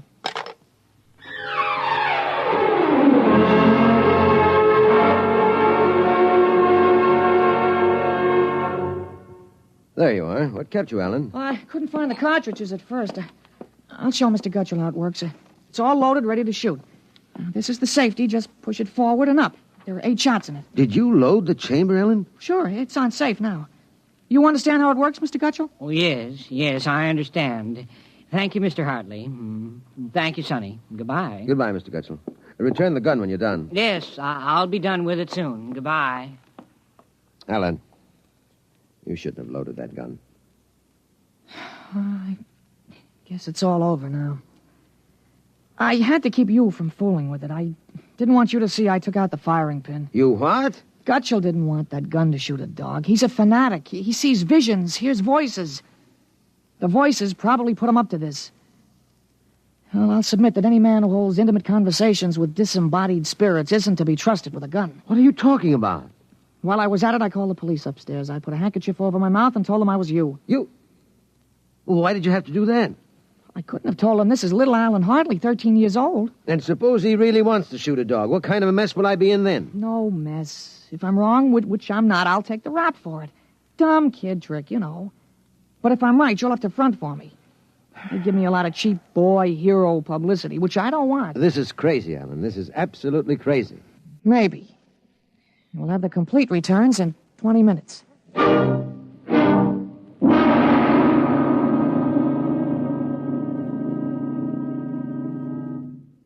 Mr. Hartley? Mr. Blake Hartley? That's right. I'm Detective Sergeant Koborski from Homicide. Here's your Luger. Thank you. I don't know how you spotted that guy, but when we busted in, he was pointing that gun at his wife and swearing a blue streak because it wouldn't go off. I'm glad I was able to help. You know, they may even have some kind of a citation for you, Mr. Hartley. I don't think that's necessary. In the department, we figure a little publicity never hurt nobody. Even a lawyer, huh? I really would prefer it if we kept quiet. Well, whatever you say. We'll want you to drop around in the morning for a statement. I'll be glad to. Well, goodbye. Goodbye, Sonny. Goodbye, Sergeant. Why don't you take the citation, Dad? Well, you were right. You saved that woman's life. Now, let's see you put back the firing pin. Sure. Here. All right, Alan. Suppose we have a little talk. But I explained everything. You did not. Yesterday, you wouldn't even have known how to take this pistol apart. Today, you've been using language and expressing ideas that are outside of everything you've ever known before. Now, I want to know... I hope you're not toying with the medieval notion of obsession. What? Well, you say I'm changed. When did you first notice this? Last night, you were still my little boy. This morning, I don't know. You've been strange all day. There's been something... Alan, what's happened to you? I wish I could be sure myself, Dad. You see, when I woke this morning, I hadn't the least recollection of anything I'd done yesterday, August 4th, 1945. Oh, but that's serious. You don't know how serious. My last memory was lying on a stretcher, injured by a bomb explosion. I was 43 years old, and the year was 1975. 1975? Well, that's right. You'll be 43 in 1975, but a bomb? Yes, during the siege of Buffalo in the Third World War. I was a captain in G5, Scientific Warfare, General Staff. Buffalo? You mean Buffalo, New York? There'd been a transpolar invasion of Canada. I was sent to the front to check on service failures of a new lubricating oil. A week after I got there, Ottawa fell and the retreat started. We made a stand at Buffalo, and that was where I got it. I remember being picked up and getting a narcotic injection. The next thing I knew, I was in bed upstairs, and it was 1945 again. And I was back in my own 13-year-old body. Oh, Alan, you just had a nightmare to end all nightmares, that's all. I thought it might be that at first, but I rejected it. It won't fit the facts. But it's ridiculous, all this Battle of Buffalo stuff. You picked up something listening to the radio. All the commentators have been going on about another war after this one. You've just got an undigested hunk of H.V. Kaltenborn in your subconscious, that's all. But that isn't everything. I remember 4 years of high school, 4 years at Cornell, 7 years as a reporter on the Philadelphia Record, 3 novels, Children of the Mist, Rose of Death, Conqueror's Road. You think a 13-year-old can dream up all that stuff? But it's the only possible explanation. Maybe, but I can speak 5 languages today that I couldn't yesterday. French, German, Chinese, Russian, and a little Spanish. Although I've got a Mexican accent you could cut with a knife. But how did it happen? Alan, I can't believe it. All I know is here I am. I've been reading up on time theories. Nobody seems to know much about them. Evidently, time exists parallel as another dimension, and I got kicked backwards along it. But how? Oh, it may have been the radiations from the bomb or the narcotic injection, or both together. But the fact remains I'm here with full knowledge of my future identity. This is quite a shock, Alan. But you do believe me, don't you? Yes, I suppose I must. You seem so strange, as if you weren't my son. I'm your son, all right. Same body as yesterday. I've just had an educational shortcut. Wait a minute. If you can remember the next 30 years, suppose you tell me when the war is going to end. This one against the Japs, I mean. Oh, sure. Well, the Japanese surrender will be announced at exactly 7:01 p.m. on August 14th. That's a week from Tuesday. Week from Tuesday? You better make sure we have plenty of grub in the house by then. Everything will be closed up tight till Thursday morning, even the restaurants. I remember we had nothing to eat in the house but some scraps. A week from Tuesday. And that's pretty sudden, isn't it? Not after today. What do you mean? What happened today? Oh, plenty. What time is it, Dad? That's 11:16. Is your watch right? Well, to the seconds, why? Well, it'll come at exactly 11:17:40. What'll come? The radio announcement. What are you getting at? Something important on the radio? Well, we'll see. Well, don't bother, Dad. It won't work. I remember we had a tube burned out. Well, there is something wrong. When is this announcement of yours? Now I remember it. I memorized it in journalism school in 1954. What time is it? 11:18 o'clock. We're breaking into the program now. President Truman has just announced that an atomic bomb has been dropped on the Japanese industrial city of Hiroshima. The bomb was dropped 16 hours ago, and the announcement was delayed to ascertain the results of the explosion. A man named John Howard Peterson read that announcement from the Washington newsroom with NBC. I don't believe it. No? Well, listen. That's the Burke Platt factory whistle. And the bells of St. Boniface. Now, next, the whistle at the volunteer firehouse. Then it's true. It's true. Sure. Then Larry Morton came by on his bicycle. Hey, Al. Al, you hear? You hear about the bomb? An atomic bomb. Yeah, we heard. Boy, atomic bomb. Oh, boy. I gotta go find my pop. He's on the golf course. Bye, Al. Bye, Mr. Hartley. You knew. You knew about it. The next bomb hits Nagasaki. I thought that stuff about atomic energy was so much fantasy. Was that the kind of bomb that got you? Oh, that was a firecracker to the one that got me. It was a guided 98. Exploded 10 miles away. And that's going to happen in 30 years? I remember it. How about... Well, how about me? Oh, wait. Never mind. I don't think I'd better know when I'm going to die. I couldn't tell you anyway. I had a letter from you just before I left for the front. You were 78 then, and you were still hunting and fishing and flying your own plane. But another war, and fought on American soil. Oh, Ellen, I wish this hadn't happened to you. It happened. I remember it. But if I can help it, I'm not going to get killed in any battle of Buffalo. But if you remember it, if time exists as a parallel dimension, then every tick we're getting closer to that Third World War. Dad, you know what I remembered when Gutschall came to borrow that gun? No, I suppose that you suspected him and warned me. No, that wasn't it. The first time when I was really 13, I wasn't home. I'd been swimming at the canoe club with Larry Morton. When I got home about a half an hour from now, I found the house full of cops. But if the gun didn't fire... What makes you think it didn't? Gutschall talked the 38 out of you. He went home, shot his wife 4 times in the body, once behind the ear, and used the 6th shot to blow his own brains out. That's what you remember? Yes. The cops traced the gun. They took a very poor view of your lending it to him. You never got it back. But here it is. Oh, not the way I remember it. But I didn't want you in trouble, so I warned you. Dad, I found out the future can be changed. One man can't change the whole future. I stopped a murder and a suicide. I know, but... With 30 years to work, I can stop a world war. I'll have the means, too. The means? Unlimited wealth and influence. I've got a good memory, Dad. I wrote a list out this afternoon. Salt, jet pilot, citation, ponder, middle ground. What is this, a code? Horses. That's a list of Kentucky Derby winners from 1946 to 1970. Huh? You sure? Well, I learned that list on a bet at the Officers Club in Cincinnati in 1971. Assault paid 8-1. You figure out what we can take in. But gambling? Oh, this isn't gambling. It's a sure thing. When we get rolling, we'll make the Rockefellers look like pikers. Assault at 8-1. Mm-hmm.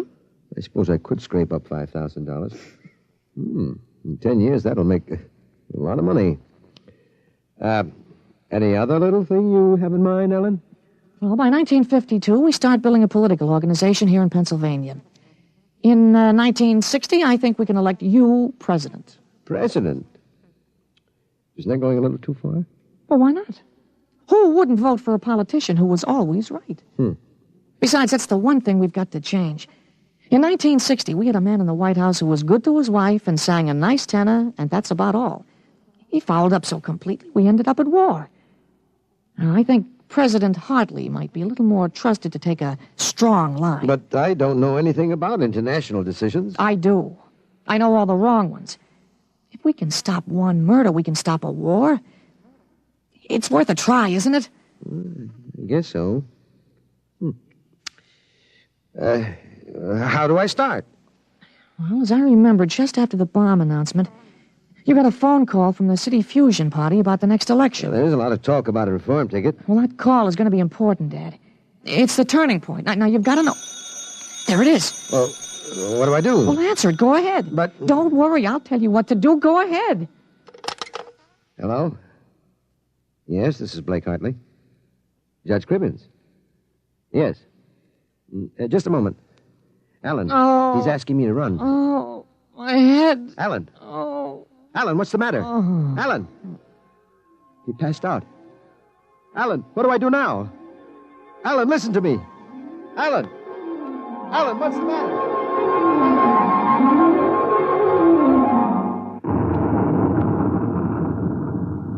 Captain Hartley. Captain Hartley. He was all right, Doctor. I gave him a shot and he was all right.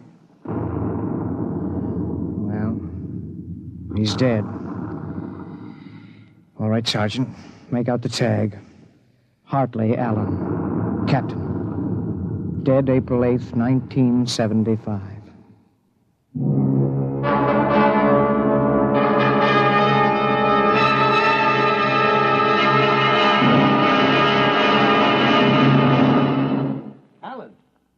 Alan, what happened? Alan! Alan! Huh? Alan, are you all right? Oh. Hi, Dad. I've got Judge Crimmins on the phone. What do I tell him? What? Alan, are you all right? You passed out. Sure. I'm all right.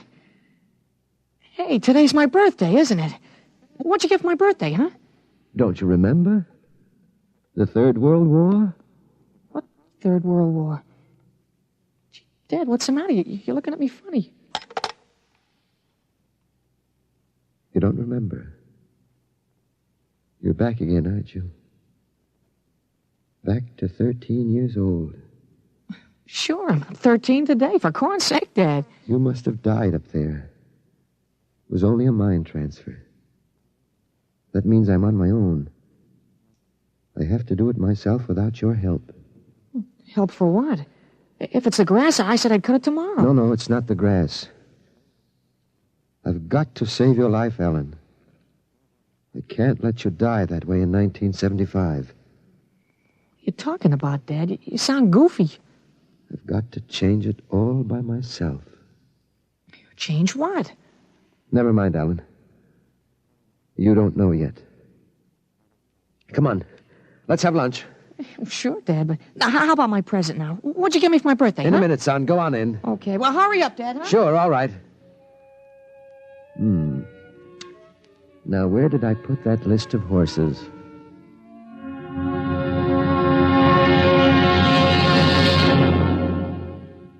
You have just heard X-1, presented by the National Broadcasting Company in cooperation with Street and Smith, publishers of astounding science fiction. Tonight, by transcription, X-1 has brought you Time and Time Again, written by H. Beam Piper and adapted for radio by Ernest Kenoy. Featured in the cast were Jack Grimes, Peter Fernandez, Joe DeSantis, Joseph Bell, Clark Gordon, Herm Dinkin, Dick Hamilton, and James Dukas. Your announcer, Fred Collins. X-1 was directed by Daniel Sutter and is an NBC Radio Network production.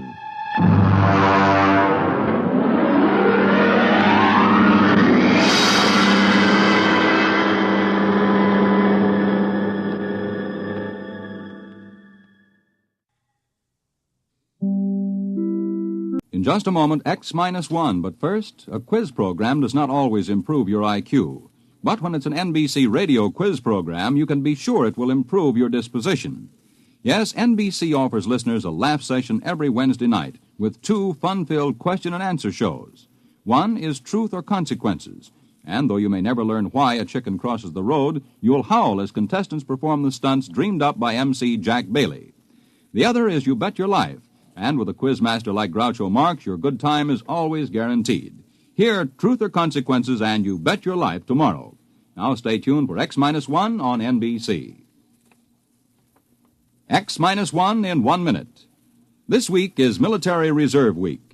If you're a young man between the ages of 17 and 18 and a half, you can fulfill your military obligation with only 6 months of active duty. You need no longer ask yourself, when will I be drafted? By joining the 6-month reserve training program, you become draft exempt and can plan your future with confidence. You are paid for your service while in training. You may be able to pick the exact job you want, depending upon your aptitudes and Army vacancies. You may enlist in the program and then receive a deferment until you have finished high school. Your training will teach you to protect yourself and your family in any emergency. The training builds you physically, and the technical skills you learn can help you later in your civilian career. There are many other big advantages for you in the 6-month training program. Visit your Army Reserve Center for all the facts about your big opportunity in the 6-month training program. Learn how you can plan your future with confidence. The book says, when the ship shall enter into the orbital pool of its destination, the motors will change in sound due to the increased anti-gravity components.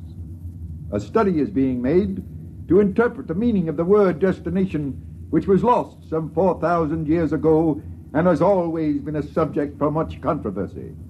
But this need not concern you. Suffice to be reassured that the change in the sound of the motors is a part of the scheme of things. Return to the schedule. The ship is all. Praise the ship. The ship is all. Praise the ship. Countdown for blast-off. X minus 5, 4, 3, 2, X minus 1, fire.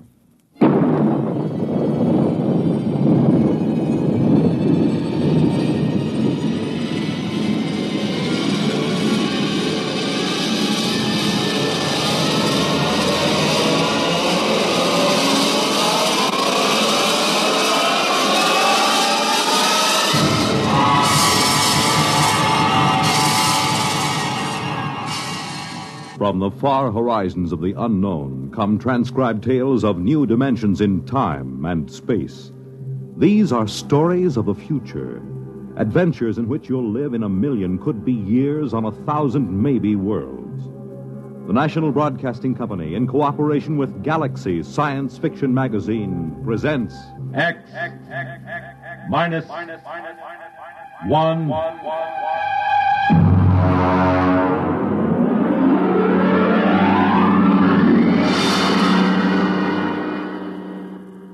Tonight, The Sense of Wonder by Milton Lesser. The huge ship sped endlessly through space on a voyage that had lasted 10,000 years, the journey which had no end. And for those aboard her, there was no other universe. To them, the ship was all.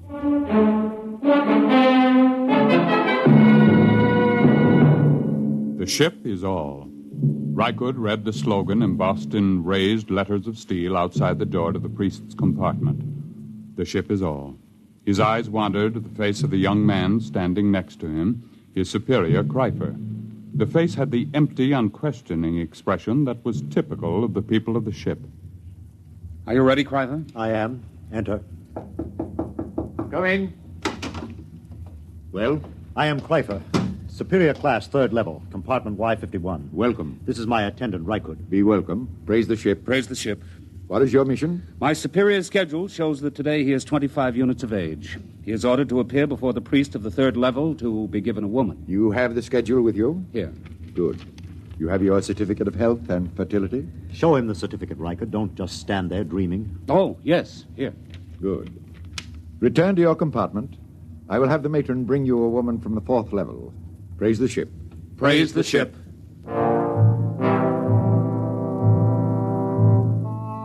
Kreifer returned to his compartment, followed by Rykud. There was no questioning in the mind of either of them. At birth, each of the people was classified as a superior or an attendant, and the coded marking of his schedule was tattooed on his right arm. Both of these young men were 25, strongly built, and tanned from constant exposure to the health rays in the ship's conditioning room. Kreifer wore the loose-fitting robe of a superior.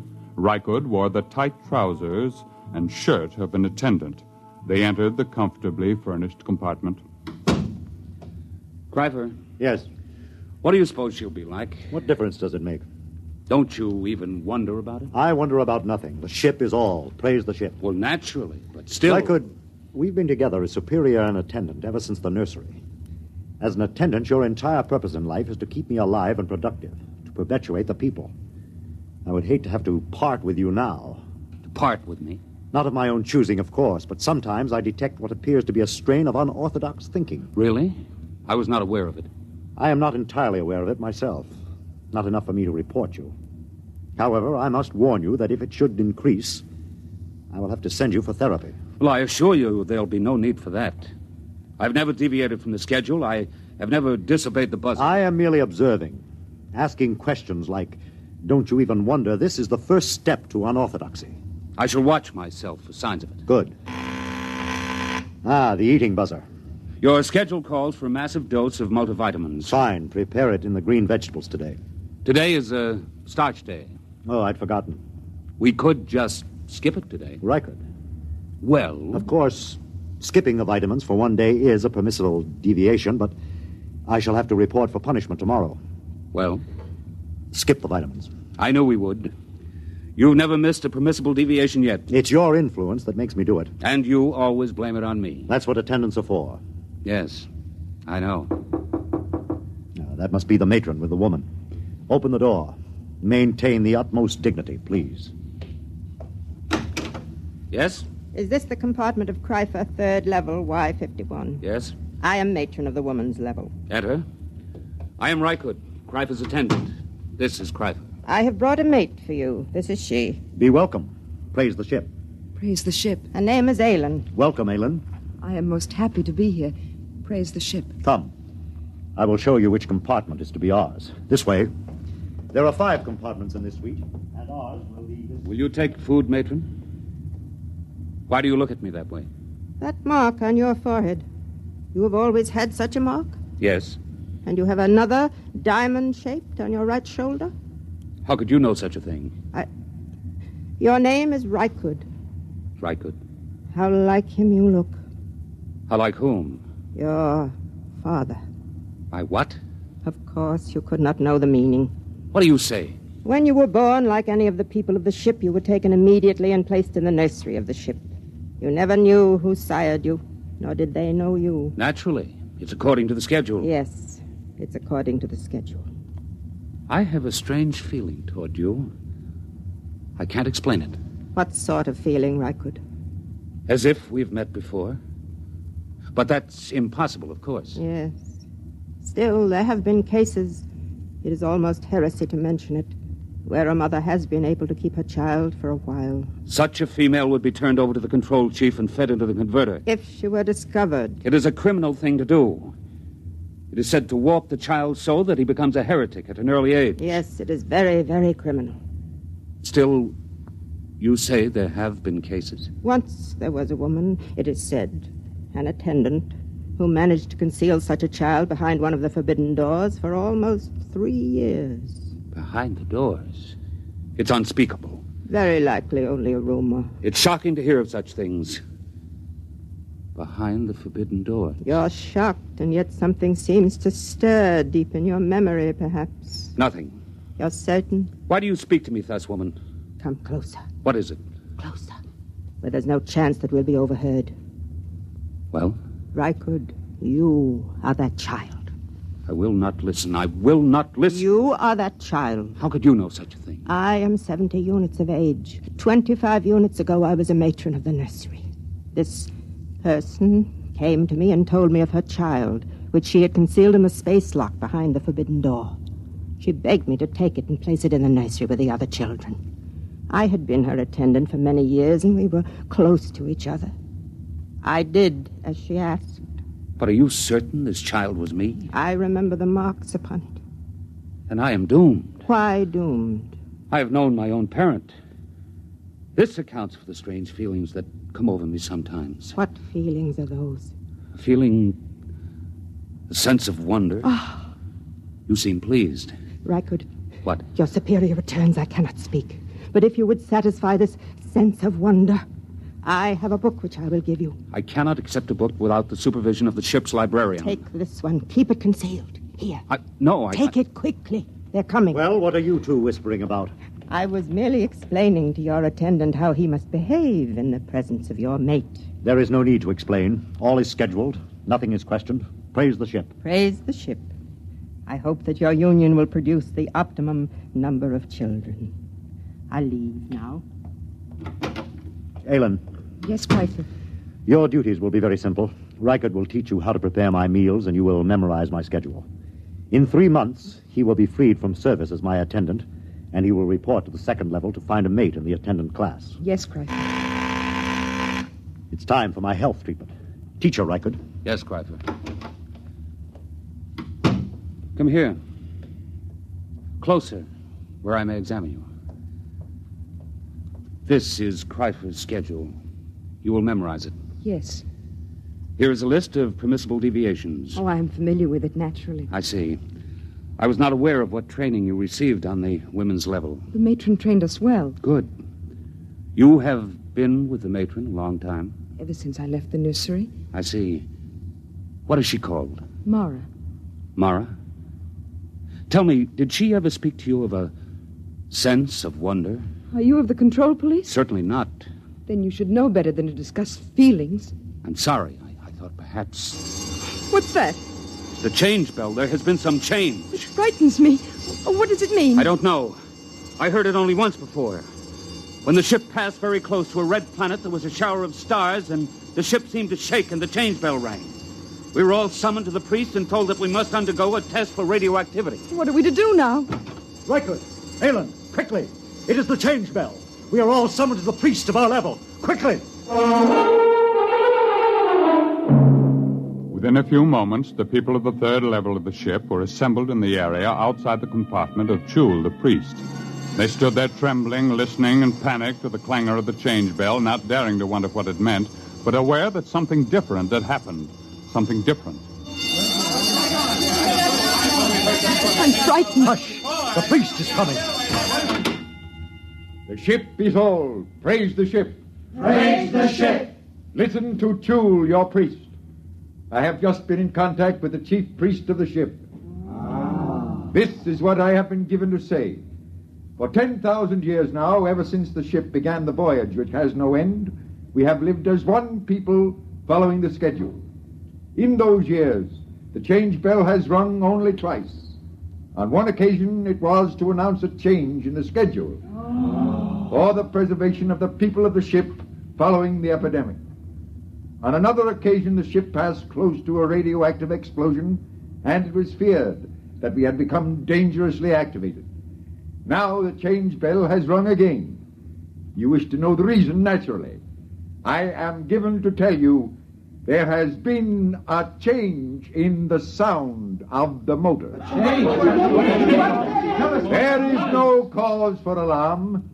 The priests have consulted the book, which no man may see save the high priest. And we have learned that there is in the book a provision for a change in the sound of the motors.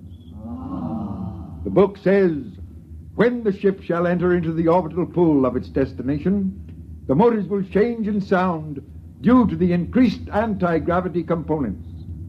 A study is being made to interpret the meaning of the word destination, which was lost some 4,000 years ago and has always been a subject for much controversy. But this need not concern you. Suffice to be reassured that the change in the sound of the motors is a part of the scheme of things. Return to the schedule. The ship is all. Praise the ship. The ship is all. Praise the ship. On his way back to his compartment, Reichert stopped for a moment in front of the forbidden door which led to no one knew what, and listened to the sound of the motors. Yes, it was true. There was a new sound. It was frightening, and yet at the same time it made Reichert's heart leap with expectation. He looked at the forbidden door again and read the warning. No unauthorized persons permitted through this door. Attendant? Yes. What's your name and compartment? Reichert, attendant to Kreifer, third level, Y51. Who are you? Graf, control police. Why do you loiter outside the forbidden door? I was merely reading the warning. trying to impress it upon my brain. Is there a need to impress it? You have doubts? Well, no. No, of course not. Then why bother to impress it? If you have no doubts, there is no need to impress it. Well, I was merely... You see, I am engaged in the training of a mate for my superior. I wish to make certain that she knows every jot and line of the warning. Has she doubts? I'm sure she does not. Then why impress the warning upon her?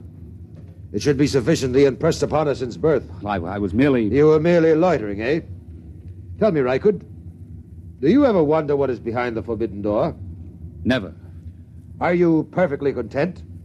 Perfectly. Good. I'm going to enter your name in my report as a warning. See that it is not repeated. I will see. Return to your compartment. I will return. Praise the ship. Praise the ship. Rykud went back to his own compartment. He tried to push the events of the day out of his mind. It was almost too much to cope with. First, the mate for Kreiper, then the news of his birth, now the change in the sound of the motors, and the book. Rykud lay inside his bunk, drew the curtain, and took the tiny, ancient plastic book from his trouser belt. He opened it and began to read. It was thought advisable to keep from the passengers on the ship the fact that their voyage might end in catastrophe. Forced to leave the Earth because of its radioactivity following the 3 wars, the inhabitants of the ship, to all intents and purposes, became the inhabitants of a new world. The ship was their world. The organizers of the expedition felt it would be cruel to inform them that the ship's navigation machinery had been set in a series of ever-increasing circles and then ever-decreasing circles, so that in 10,000 years the ship would return to Earth.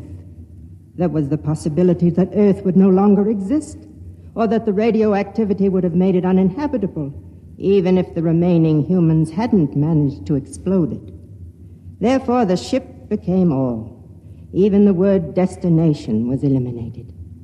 If it were known that I had chronicled this account, I would most certainly be executed and the book destroyed. Most likely it will pass into legend and be disbelieved anyway, just as fairy tales and even biblical accounts have become tolerated but disbelieved by many who were... The sleep buzzer sounded, and Rykud's eyes closed automatically. Ordinarily, the people of the ship did not dream. It was considered a sign that therapy was needed. Tonight, Rykud dreamed.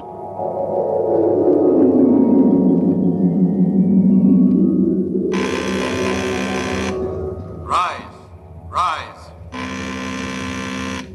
Dress, dress. Eat, eat. Raise the ship. Rise, eat, dress. The ship is all. Rykud! No. Rykud! No. What? Shh. What is it? You've been dreaming. I heard you and came in to see what was troubling you. Where's Kreifer? He sleeps like the dead. I was dreaming. Ellen, look at me and tell me the truth. Do you ever dream? Do you? Yes. I knew it. I could tell it by looking at your eyes. But you mustn't tell anyone. I won't. You were very close to the matron, were you not? Yes. Did she ever read to you? Read? Did she ever read from this? Where did you get that? She gave it to me. Then you must be one of the trusted ones. Who are the trusted ones? Some of us, the women who were with the matron since we were very small. We've been trusted by her to hear the reading of this book. I see. But if anyone found out... I know. Rykud? Yes? I feel very strange. I, too. What is it? I don't know. Sometimes, after the matron had read to us from the book, I would have this feeling, strange and frightened. And she would comfort us. Comfort? What does that mean? She would put her arms around us. And did that comfort you? Yes. How terribly strange. Rykud? Yes? Comfort me. Put your arms around me. Helen. Please, will you? Yes. Yes, yes.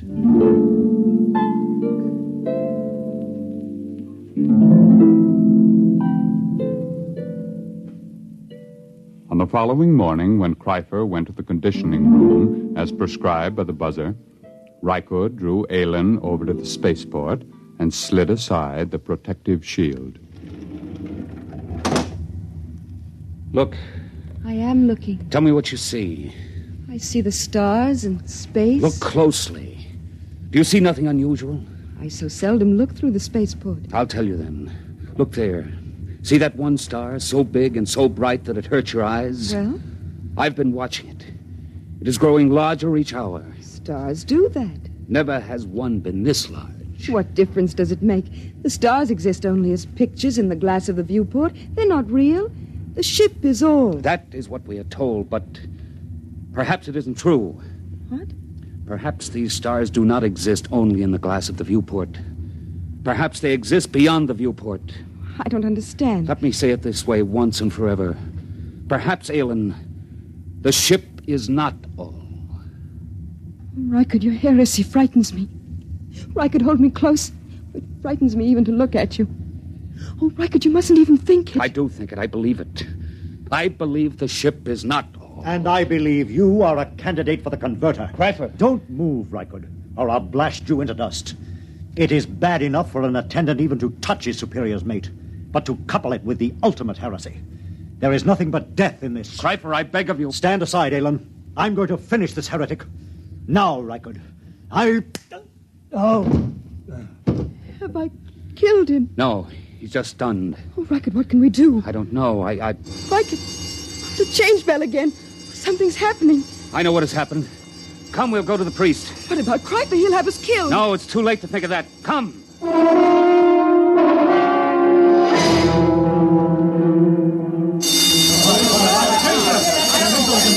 Aylin. Stand close to me. The priest is entering. Silence! Once again, the change bell has sounded. There has been another change. Doubtless you all felt the shock and the vibration a moment ago. I am informed that the motors have stopped. Silence! However, once again, there is no need for any panic or alarm. We will continue to live our lives just as before. The only thing that has changed is that the motors have stopped and that the view in the viewports has changed.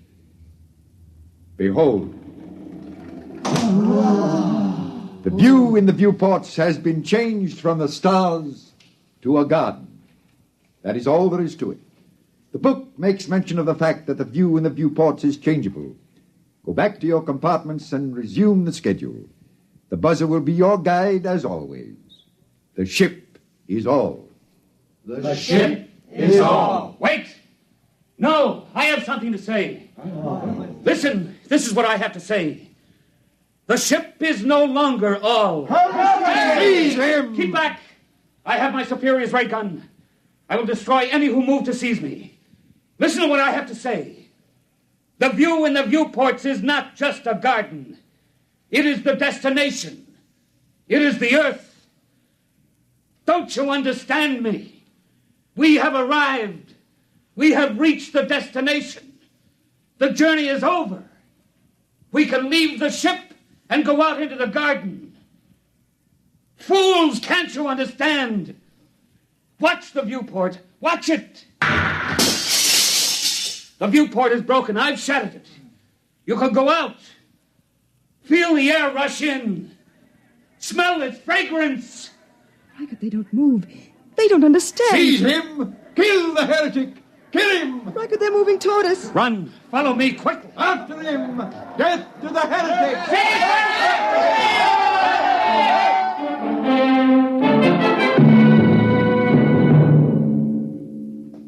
Rykud and Aylin ran down the long steel corridor with the crowd on their heels.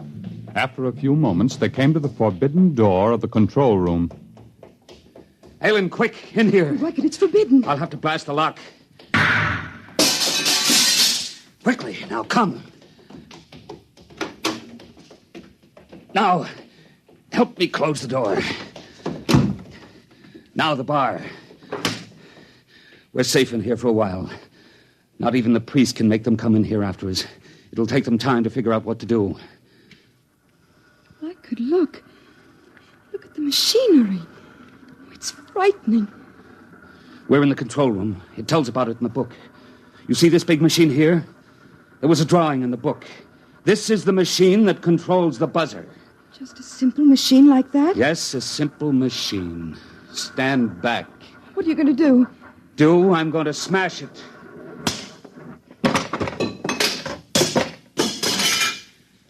Now they're going to have to find a way to live without the buzzer. Riker, they're breaking down the door. Come with me. Where can we go? There's nothing except the ship. No, there is more than the ship now, Ellen. There's the Earth. The cool green Earth. I'm going to smash the viewport. Come on. We're going to leave the ship. Riker, I'm frightened. Put your arms around me. There's nothing to be afraid of. Come, Ellen. Take my hand.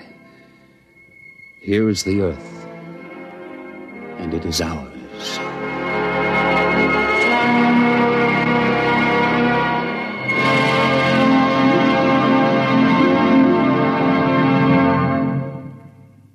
You have just heard X-1, presented by the National Broadcasting Company in cooperation with Galaxy Science Fiction Magazine, which this month features a story by F.L. Wallace titled Mesereau Loves Company. When Marcus Mesereau set out on his mission to Earth, he was driven by pride and indignation, plus a practical reason. But if he'd known what lay ahead, he might have decided to let bad enough alone. Galaxy Magazine on your newsstand today. Tonight, by transcription, X-1 has brought you The Sense of Wonder, based on a story from the pages of Galaxy written by Milton Lesser and adapted for radio by George Lefferts. Featured in the cast were James Monks, Bill Quinn, Edwin Jerome, Vera Allen, Rita Lloyd, Joe DeSantis, and Dick Hamilton. Raymond Edward Johnson was the narrator. Your announcer, Fred Collins. X-1 was directed by Daniel Sutter and is an NBC Radio Network production.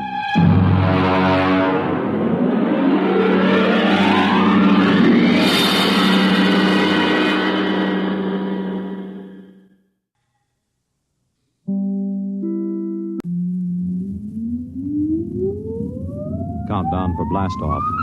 X-5, 4, 3, 2, X-1, fire.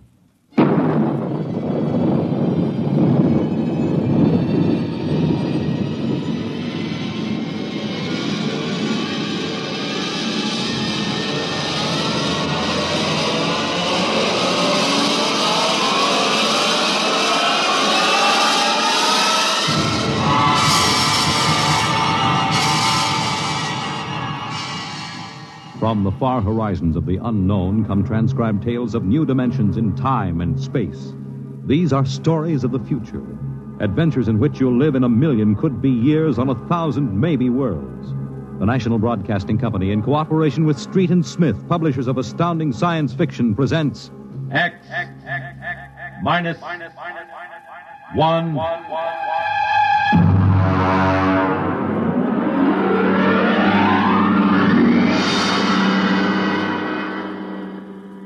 Tonight, the Ray Bradbury story entitled, And the Moon Be Still as Bright.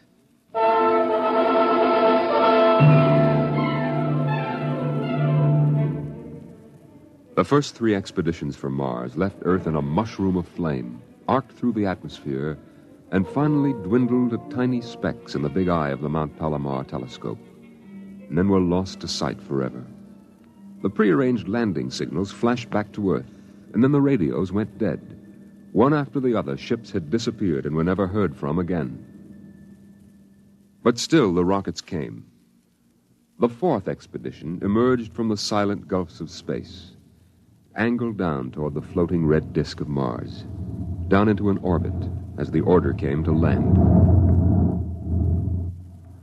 The last blast of the bow jets broke red against the blue desert sands, and the ship slid to a halt at the edge of a vast city that reflected the icy glare of the moonlight. For a while, all was still. All right, Parkhill. Open the airlock. Aye, sir.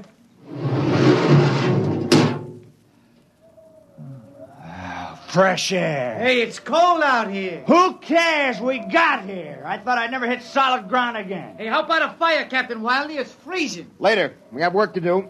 Oh, smell that air. Well, you could get drunk on it.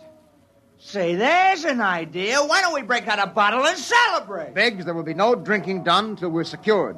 But we're landed, Captain. 3 other expeditions landed and disappeared within 24 hours. Now, we're not relaxing security till we find out what happened to them. What do you mean, maybe Martians? Spender, you're an archaeologist. How old would you say they are? I can't tell till I study them more closely.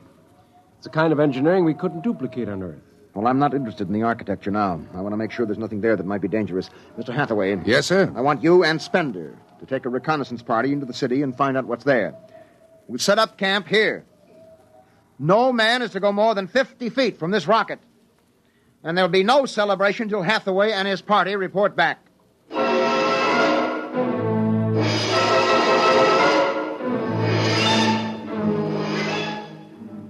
In the sea bottoms, the wind stirred along faint vapors, and from the mountains, great stone visages looked upon the silvery rocket and the small fire. The sky was black overhead, as the 2 racing moons threw knife-edged double shadows on the desert. All right, come and get it. Ciao. Hey, what do you got there, Jerky? Sawdust smothered in cold chicken fat. Good. I thought it was something I couldn't eat. Hey, Captain. Mr. Hathaway's back. Oh, Captain Wilder. Oh, yes, over here, Mr. Hathaway. Well? Most of the city's dead. Spender says it's been dead a good many thousand years, but we found one part about a mile over What toward about the... it? People were living in it last week, sir. People? Martians. Where are they now? Dead. We found bodies, thousands of bodies. They hadn't been dead more than 10 days. What did they die of? You won't believe it. What killed them? Chickenpox. Chickenpox? Yes. Where could they get chickenpox? From Earth. Oh, then the other rockets did get through. Yes. I don't know what the Martians did to them, but I sure know what they did to the Martians. They gave them chickenpox and wiped them out. They just didn't have any resistance to an Earth disease. Think of it, Captain. A race builds itself for 1,000,000 years, refines itself, does everything it can to give itself respect and beauty, and then it dies. Of what? It's like saying the Greeks died of mumps or the proud Roman Empire collapsed because of athlete's foot. We didn't even give them a decent excuse for dying. We just gave them chicken pox. Spender, get hold of yourself. You didn't see those bodies, Captain. Yes, I know. It must have been a shock. You need a rest, a little relaxation. The Martians are dead. There's nothing you can do about that now. Hey, you hear that? The Martians are all dead. Come on, let's break out a bottle and hoop it up. Hey, how about a case, eh? Oh, good Lord. They have to do that now? Isn't there time later to throw old beer cans into the canals? Spender, you're an idealist. They're not. All they know now is that they're safe. Little shouting won't hurt. You think too much. I was safe on Mars. The first Earthmen on Mars. We gotta celebrate. Yahoo!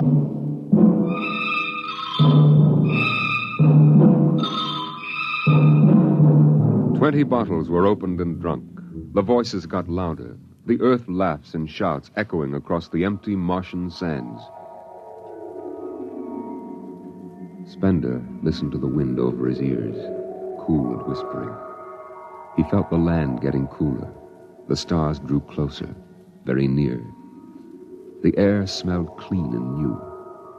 He looked at the cool ice of the white Martian buildings over there on the empty sea lands. Oh, what a woman! Oh. Hey, what do we do with these empty bottles? Save them, stupid. There's a 2-cent deposit. Throw them away! Hey, wait. How about that building? 2 to 1 on a buck. I can heave one right through that window. You're on. All right, here goes. Bullseye! Hey, double or nothing on the next shot. Put that bottle down, Biggs. Who's there, Mr. Spender? Stop smashing those windows. What's the difference? The planet's ours now. I guess I can do anything with it I want. Drop that bottle or I'll knock your teeth out. Yeah? Just watch me. I warned you, Big. Hey, come on. What's going on here? Spender! I hit him. He's crazy, Captain. He just walked up and slugged me. All right, Biggs. Spender, you come with me. Now, suppose you explain. What was the idea? The noise, the drunken brawl. Spender, the men are tired. This has been a long trip. And you have a different way of seeing things. Oh, I'm seeing things all right. I'm seeing how we'll ruin Mars. We'll rip it up and rip the skin off the way we've already ruined Earth. Is that why you hit Biggs? Yes. I couldn't stand the idea of them watching us make fools of ourselves. Them? The Martians. They're dead. They're all dead. But they know we're here. Doesn't an old thing always know when a new thing comes? We've come a long way to smash their windows and spit in their wine. Well, maybe you're right. But I'm still going to fine you $50 for that fight. Now, come on, Spender. Suck in your chin. We'll go back there and play happy.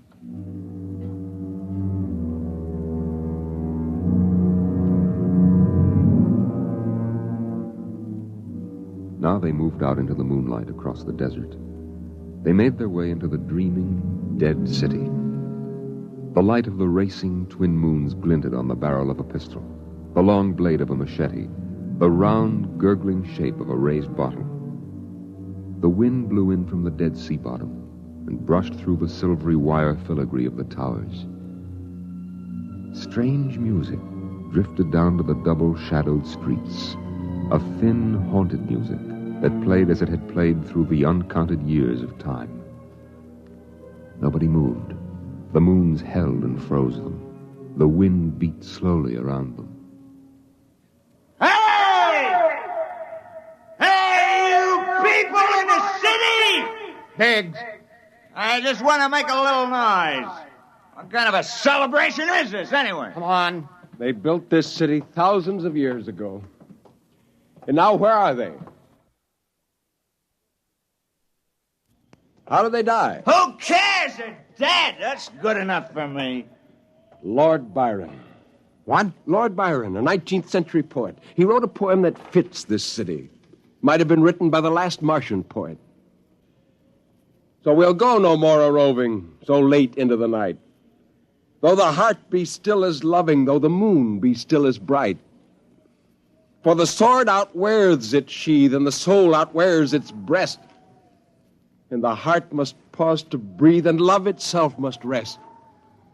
Though the night was made for loving, and the day returns too soon, yet we'll go no more a-roving by the light of the moon.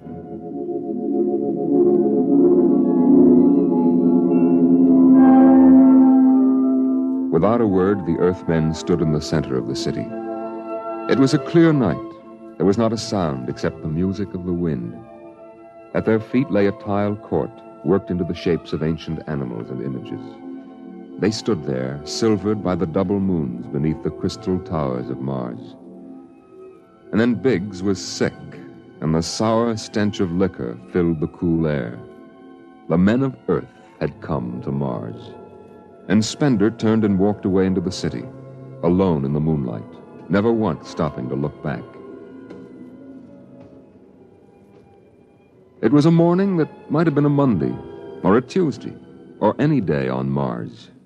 Biggs was on the canal rim, his feet hung down in the cool water, soaking, while he took the sun in his face. Hey, what are you doing back here, Biggs? Didn't you go out with the search party? Yeah.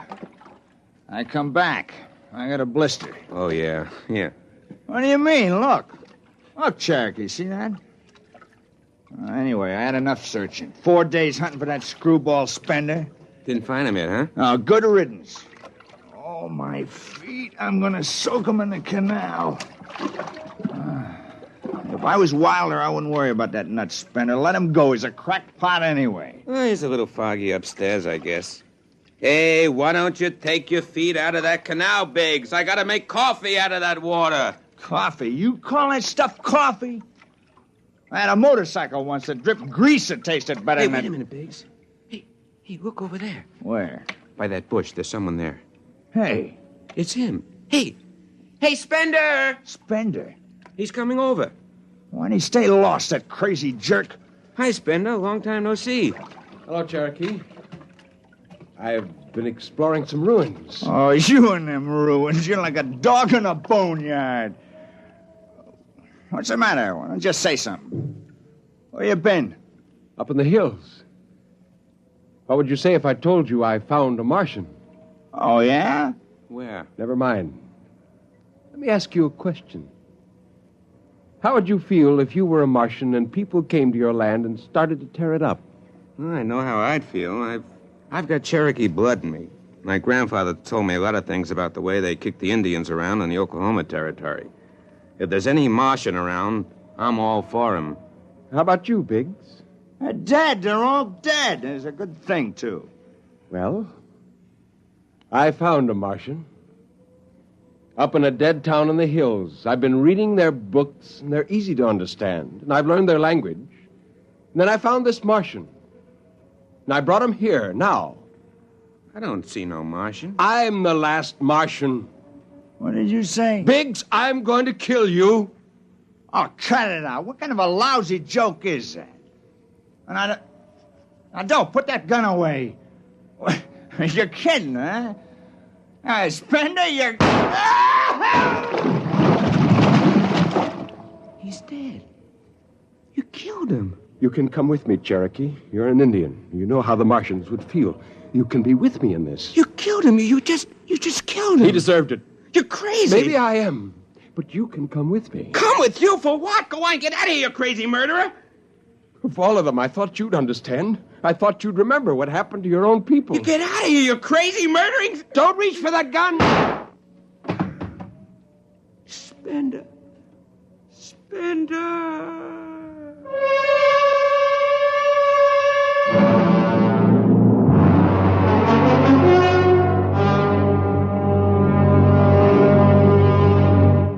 Hathaway, break out the arms locker. Issue pistols, rifles, and grenades. Yes, sir? And you'd better get the Bible out of the navigation chest. We have to bury these two. Parkhill, you start digging a grave. How about Spender? We'll have to go up in the hills and find him. Just let me at him with my bare hands, a crazy murdering louse. That's enough, Parkhill. The man is sick. He must be... Sick, my eye. He's That's enough. Now grab a shovel and start digging.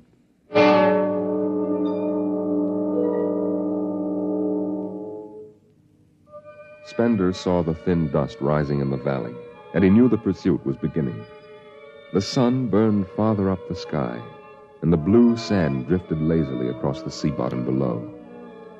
He sat beside a quiet pool 10,000 years old and held a silver book. Through the house played the strange wind music of ancient Mars, and he heard voices whisper in his mind.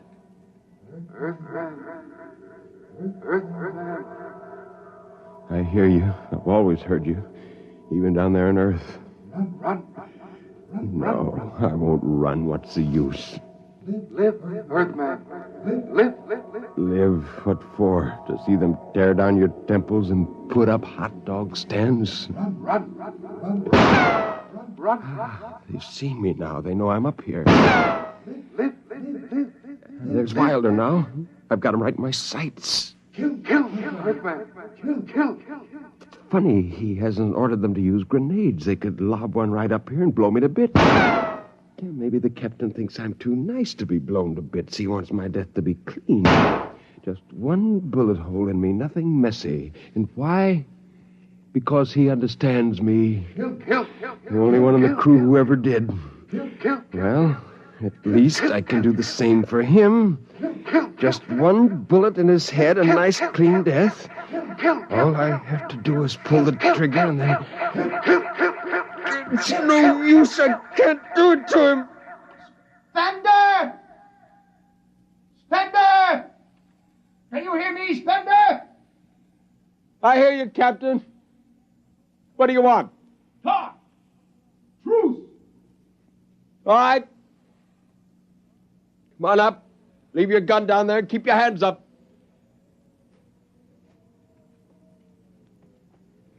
Oh. That's quite a climb.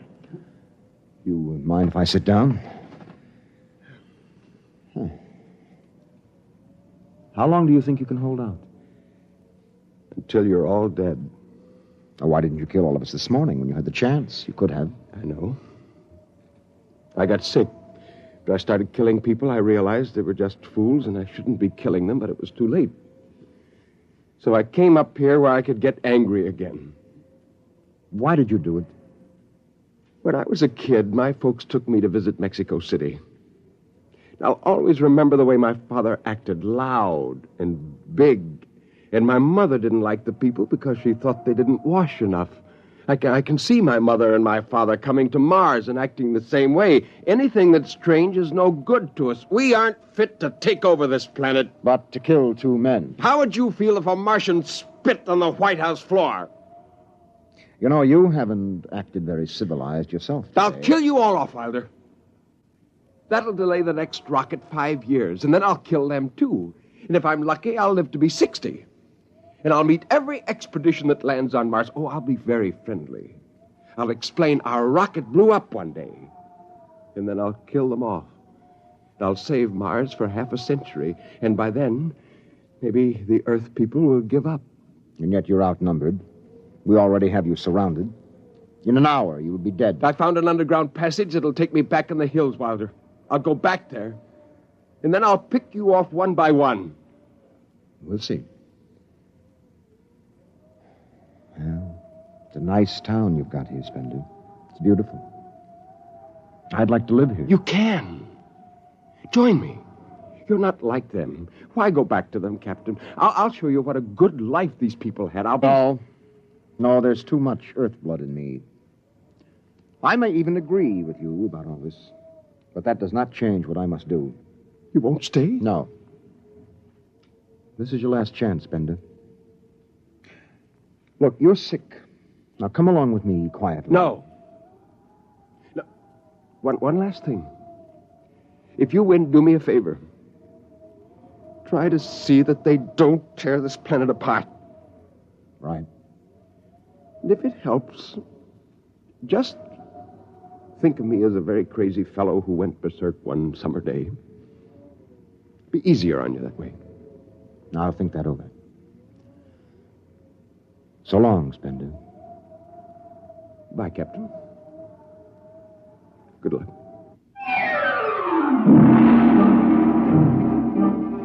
The men spread out again, walking and then running on the hot hillside places where there would be sudden cool grottos that smelled of moss, and sudden open blasting places that smelled of sun or stone. The men ran and ducked and ran and squatted in the shadows. I'll blow his brains! Captain Wilder hugged the rock warmed by the sun. He gasped, for the air was thin and not meant for running. Spender lay at the top of the hill, and a gap in the rocks showed the white of his shirt against the shadows. Wilder looked at the towers of the little clean Martian village, like sharply carved chess pieces lying in the afternoon. He saw the rocks, and the interval between, where Spender's chest was revealed.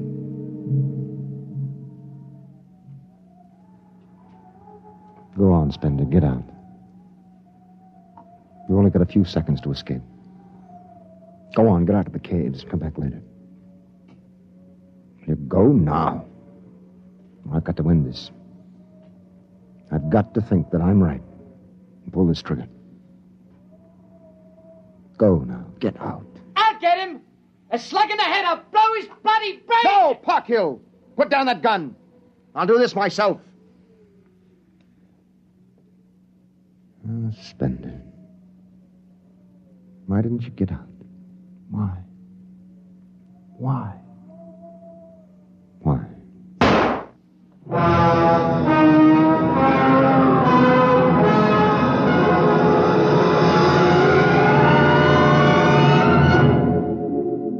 They buried him in that ancient valley town, where the music of the wind played on through the days and the nights.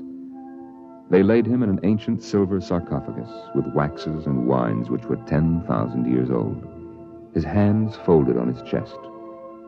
The last they saw of him was his peaceful face in the cold silver light of the racing twin moons.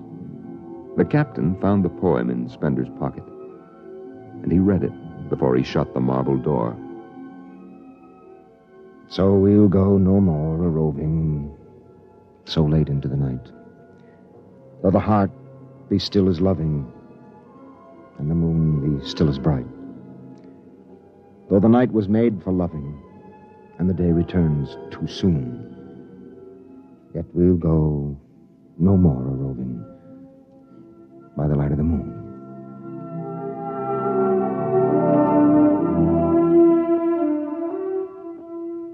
The next afternoon, Parkhill did some target practice in one of the dead cities, shooting out the crystal windows and blowing the tops off the fragile towers. Captain Wilder caught Parkhill and nearly knocked his teeth out.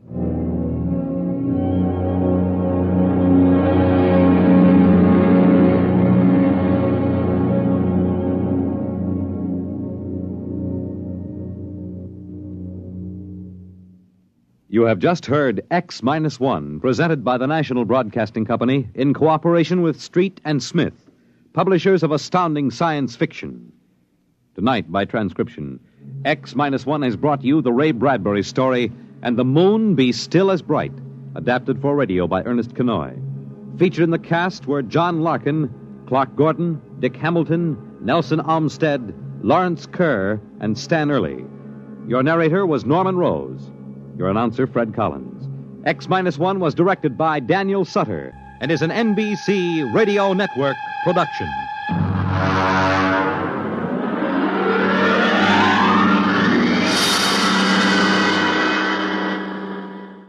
X-1.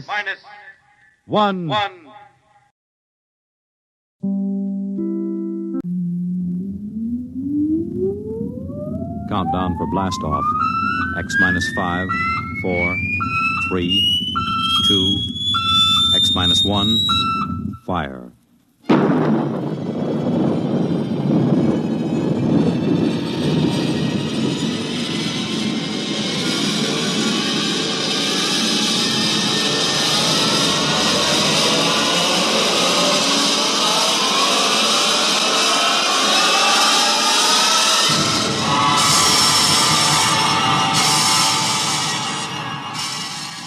From the far horizons of the unknown come transcribed tales of new dimensions in time and space.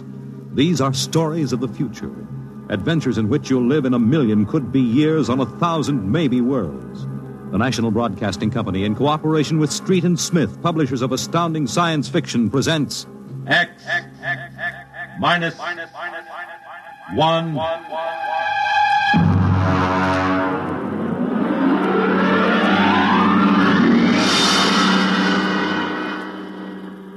Tonight's story, The Vital Factor by Nelson Bond.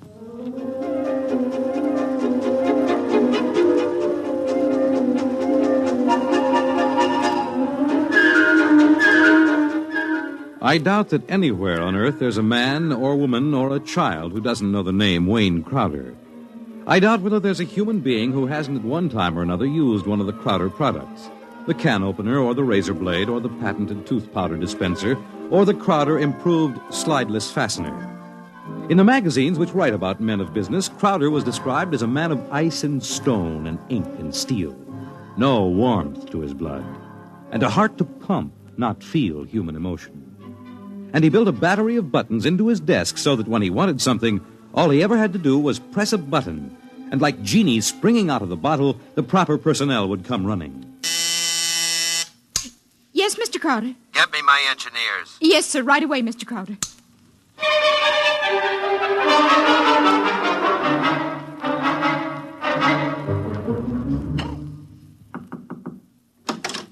Here are your engineers, sir. All right, close the door and get out. Now, gentlemen, sit down. Gentlemen, I want you to build me a spaceship. A spaceship, sir? That's right. I've decided that I am going to be the man who gives space flight to mankind. Any questions? Sir, we can design such a ship. That part isn't too hard. Yes? But we've no way of providing the motor to power such a ship. When the ship's ready to fly, there'll be a motor. Sir, I don't like to contradict you, but you can't go ahead of the total technology of a historical period. It's like asking somebody in 1600 to build the internal combustion engine. You see, scientists have been searching for a motive power for spaceships for decades now without success. You'll have a ship, but we can't lift that ship from the Earth's surface. That is, not to the point of free flight at any rate. Mr. Crowder, you see you'll be spending millions of dollars, hundreds of millions perhaps, for nothing. What's your name? Phillips, sir. You're fired. Go down to the cashier and draw your pay and get out. What, sir? Get out. Nobody who works for me thinks of how much something costs. We use money. We don't let expense provide a rationalization for not beginning a project. All right, Phillips. I give you permission to leave. Right now.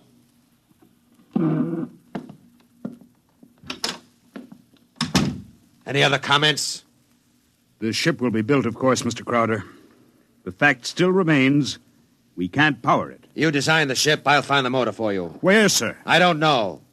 But somewhere in the world there's a man who does know the secret. I want that motor, and I'll root out the man who has the theory which will let us build it. How quickly do you want this done, sir? Yesterday. Yes, sir. Is there anything you need? We'll need a construction yard, sir, and certain machinery and a great many materials, of course. Labor force. Get them. Send me the bills. I don't want to be bothered with minor details. Yes, sir. And, one more thing, sir. Phillips. Yes? We need him, sir. He's a top man on electronics. He's a vital cog in our team. I don't want Phillips working for me. That's clear, I hope. Who else in the country knows what he does? No one in this country, sir. There's a man in India, though. Get him. We've tried before, Mr. Crowder. He's working on an important project in his country. I'm not concerned with details. Get that man, pay him what he wants, but get him. Sir, you don't understand. If this man quits his job, that whole project will collapse. It means the welfare of many people, millions of people in his country. He has a high sense of patriotism. Buy that sense of patriotism. That's all. I don't want to see any of you again until you have a report of work in progress. Yes, sir.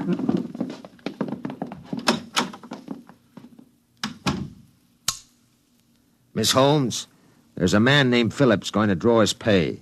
I want 2 company policemen to meet him at the cashier's office and escort him from there directly off the premises, and I want them to be emphatic about it. Yes, Mr. Crowder. And notify the newspapers, the television, and the radio networks, the periodicals, and the scientific journals that I'll receive the press in my office this afternoon at 3:30. I have an important announcement to make. Anyone not here at 3:30 will be barred, and the publication or company he represents will not be given any further information.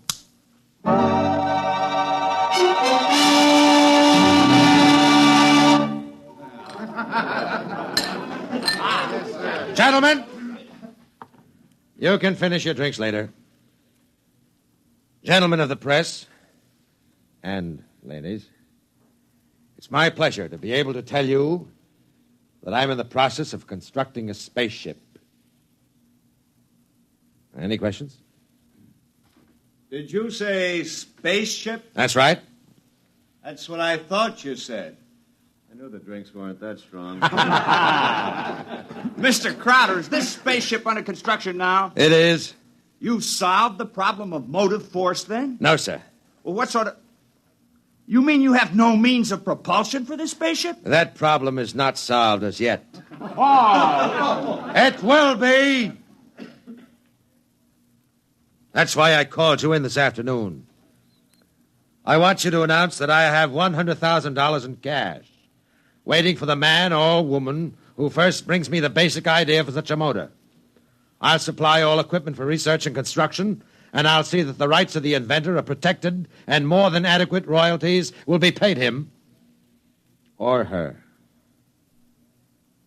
That's all I have to say now. Mr. Crowder, one more question, please. Yes? You have a name for this spaceship yet? No, not yet. Well, then let me suggest one. Yes? Crowder's Folly. Quiet! All of you, quiet! What is your paper? The Daily Times, sir.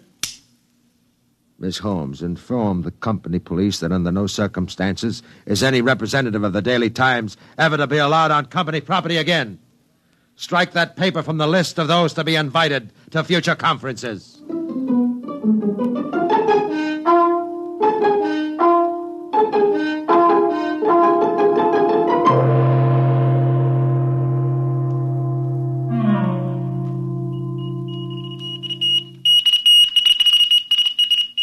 It was Crowder's Folly, but the word of what he wanted circulated to the far corners of the globe.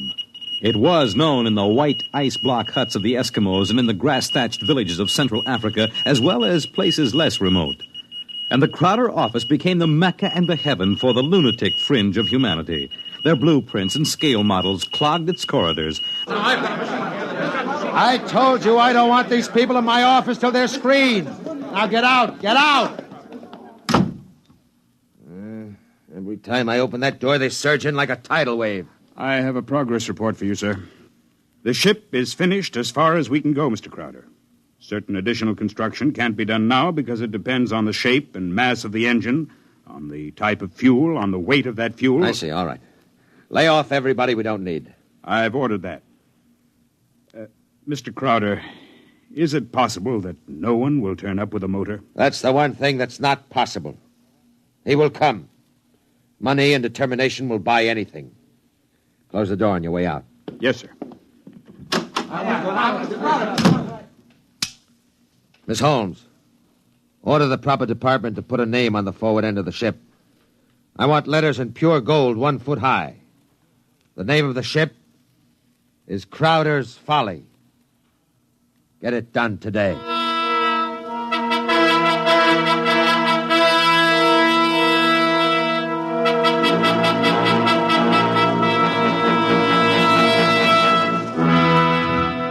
The sun came up in the morning, and the sun set at night, glinting rose on the silver sheen of the hollow ship's skin as it lay in the yard. The golden letters on the prow spelled out the fury of Crowder for the world to see. A staff of 50 were employed as time went on in taking rust preventative measures to ensure the ship's well-being. The staff of 50 worked in 3 shifts around the clock, armed with oil cans and grease cans and other containers and sprayers of preservatives. In a year, the first experiment seemed ready to bear fruit, and a test was held. The atomic fission motor.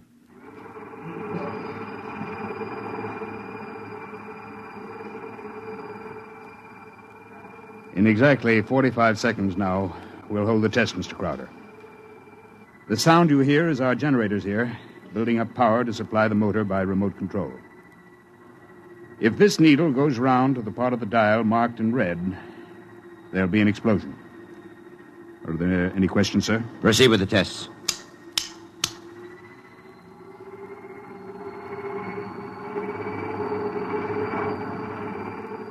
Watch the needle, sir. 8,000, 8,500, 9,000, 10, 11, 12, 15. That's an overload now, sir. 18, 20. I don't know how much more it can... What happened? Your generator blew out. What kind of incompetency? I beg your pardon, sir.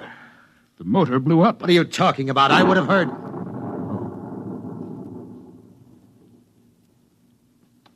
You see, sir, it takes a while for the vibrations of an explosion to travel 3 miles and then reach through 15 feet of concrete. I see. Well, there are other experiments in progress. Let me know when they're ready for testing. Yes, sir. Mr. Crowder, the inventor of that motor had to be right with it, of course, during the tests. He had a family. The fool knew what he was doing. He understood the danger. He was paid enough to be able to afford insurance. The cost of insurance on such a project was prohibitive, sir. Well, if his wife was thrifty, she saved out of what he earned this last year. His salary was relatively small, sir. Most of the money went for the research. He should have demanded an adequate salary. I haven't stated on money. The fool failed. I have no further responsibility. Yes, sir. You want us to continue screening applicants? Of course. All right. Make a settlement on the widow. And don't turn anyone away if he seems to have the remotest possibility of success. I'm telling you, my man will come. Money and determination will buy anything.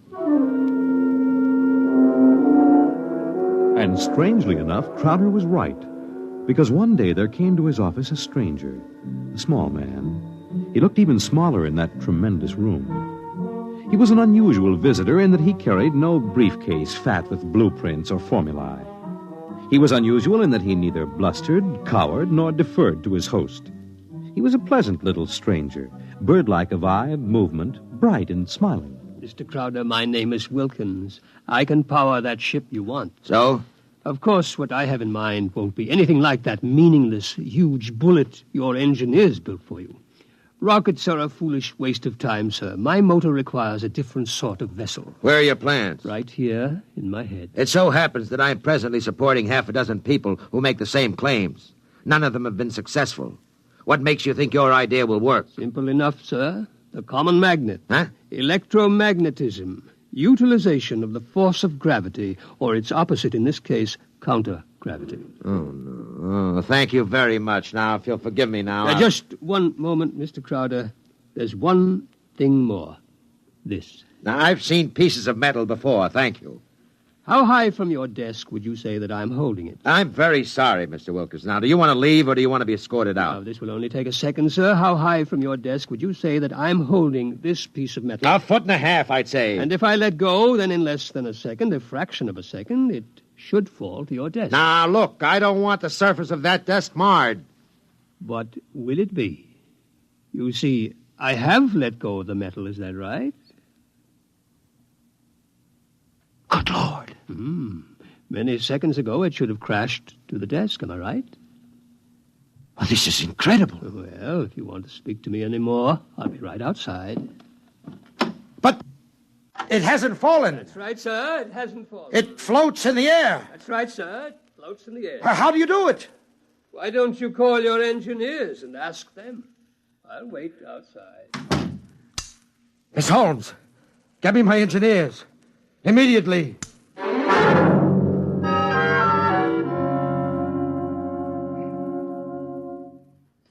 All right, Mr. Wilkins, you're quite right. The piece of metal is apparently counter-gravity, and my engineers can give me no explanation. Thank you, sir. Now, what do you want? For my services? Yes. You've already set the price. To build a pilot model based on this sample, no great expenditure, 100th of the cost of your behemoth sitting out there in your building yard. 3 other things: a workshop, expert mechanical assistance, and an answer to one question. What is your question? Why do you want so much to build this ship? Frankly, because I love power. Because I'm ambitious. I want to be the first to conquer space, because if I can do it, it'll make me greater, richer, stronger than any man has ever been. I want to be the master, not only of one world, but of worlds. That's an honest answer. But is it the only one? You see those letters in gold on the prow of my ship? Crowder's Folly, that's what they named it. That's what they think of me. I want to cram those words down their petty little throats and let them eat mud. That's another answer. And that's all? That is as far as your thinking goes? What other answer is there to your question? There's my own answer. I want to leave this planet and go elsewhere, to Mars, perhaps, because there are strange wonders yet to be found. Because there will be scarlet sunsets over barren wastes. And in the star-strewn night, the thin, cold air of a dying world, stirring in restless sighs across the valleys of the dry canals. You may laugh out loud if you wish, Mr. Crowder. I would prefer that to the peculiar repressed smile you're now exhibiting. You're a very lucky man, Mr. Wilkins, in that you have scientific talent, because your talents as a poet are inferior and very sentimental. All right, you're a sentimentalist, and I'm a man of action. No matter. We can work together, you and I. Your workshop will be ready by morning. I don't need to hear from you again till you have something to show me. If you need to see me, call me day or night. I'll be available. But don't bother me with details, because I probably won't understand what you're talking about anyhow. If you need money or materials or personnel, just tell my engineers. You'll get it, or I'll know the reason why. That's all. Thank you, sir. Miss Holmes, get me my engineers.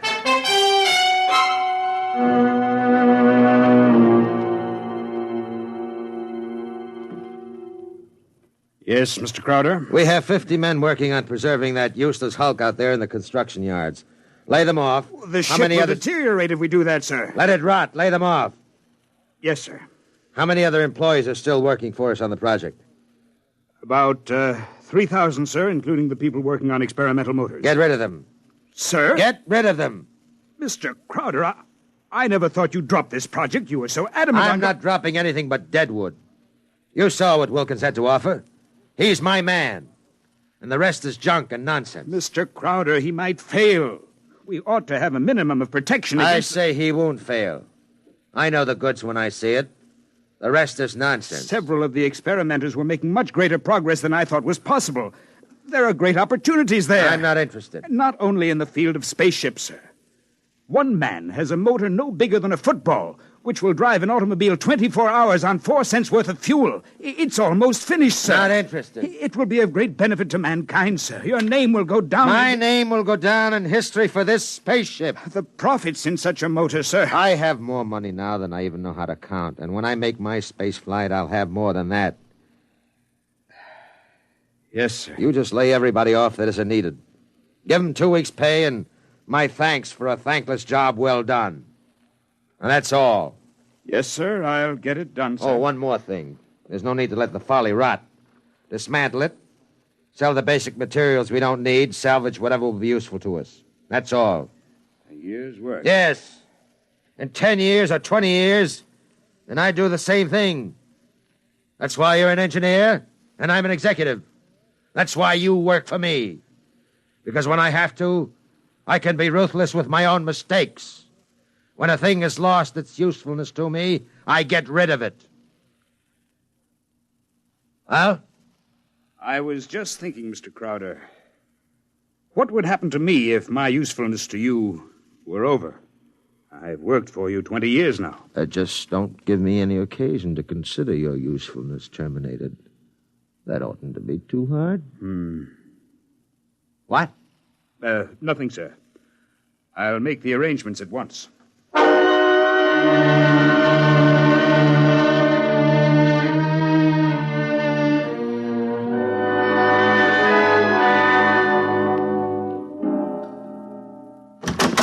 Who are you? What do you want? I tried to stop him, sir. Well, speak up, man. My name is Jarvis Ustuli. I'm an electronics expert. Oh, yes, I remember. You're the Indian. Come in, come in. Do you want me, sir? I can never... Never mind, Miss Holmes. Just stay outside. Close the door behind you. Sit down, Miss Ustuli. Thank you, no.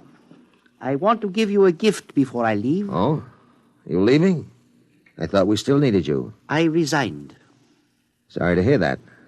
I'm told you're a good man. I want you to understand what's behind this gift. Huh? I was working on a power project in my country which would have meant a tremendous rise in the standard of living for millions of my people. I was unable to resist the money you offered. Well, had you resisted, even more money would have been forthcoming. I placed no limit on your worth to me. I understand. But you see, I did not come without a sense of guilt, because there was no one in my country who could take my place. I would assume that. And now I discover that what I did was for nothing. The spaceship on which I worked is being dismantled. That's right. So I have been corrupted by you at a whim. I think you have too much power, sir. I think you use your power for evil, selfish purposes. Selfish, yes. Evil, no. Only sentimentality is evil. I think otherwise. And so, in order that you shall not corrupt anyone else, I have this gift for you. Here you are, sir. And just one more shot for good measure to make sure you're really dead. Good.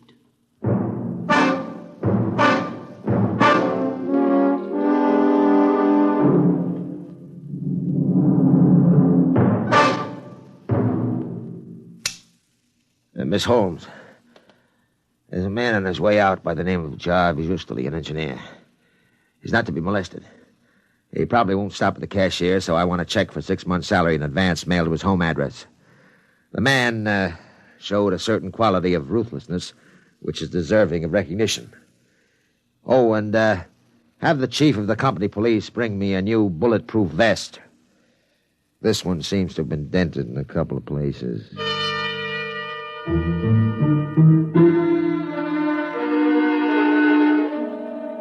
The new spaceship, according to Wilkins' plans, as executed by Crowder's engineers, was finished within 4 months.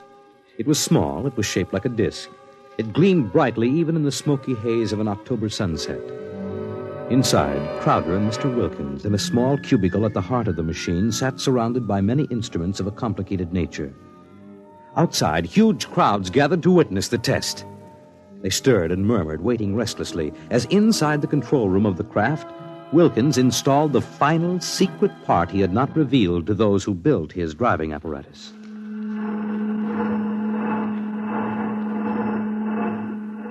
Well, Wilkins, what's holding us up? Nothing new. Oh, sentiment, perhaps. A wish to look once more on Earth's familiar scenes.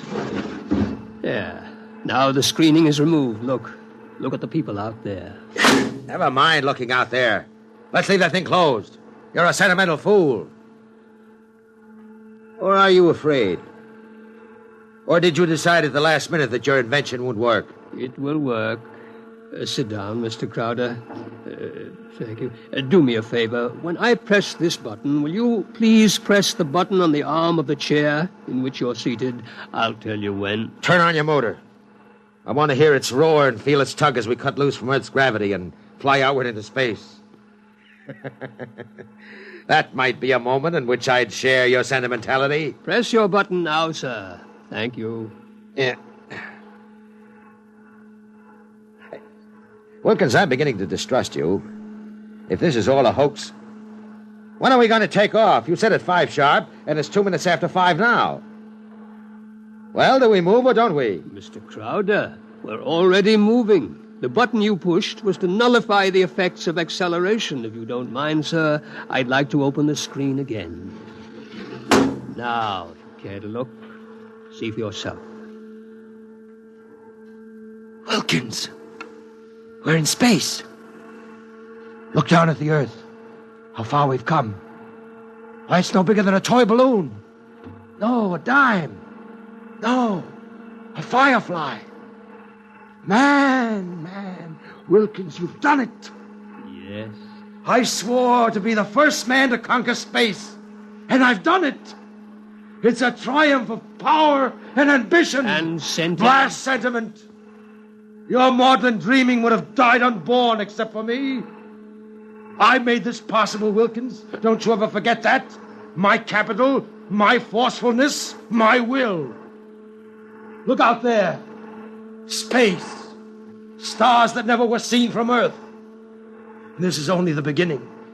We'll build a larger model, one great enough to hold 100 men, 1,000, and cargo besides.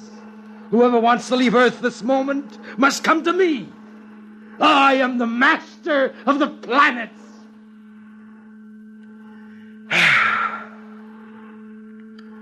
All right, Wilkins. Turn back now.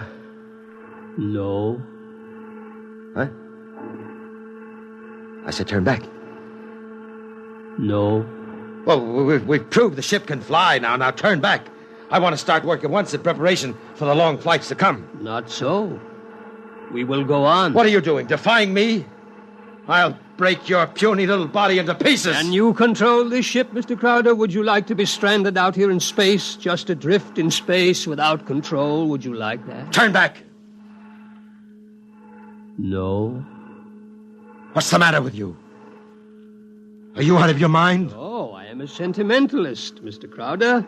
Your money and ambition paved the way, that's true, but sentiment was the vital factor that sent me to you. Sentiment, sir. You see, Mr. Crowder, I wanted to go home. Home? Home? You are out of your mind. You will forgive me if I remove these primitive clothes? Who are you? Oh, it's all right, Mr. Crowder. I hold no special malice toward you. There's no need to be so terrified because you've had your first close look at a Martian.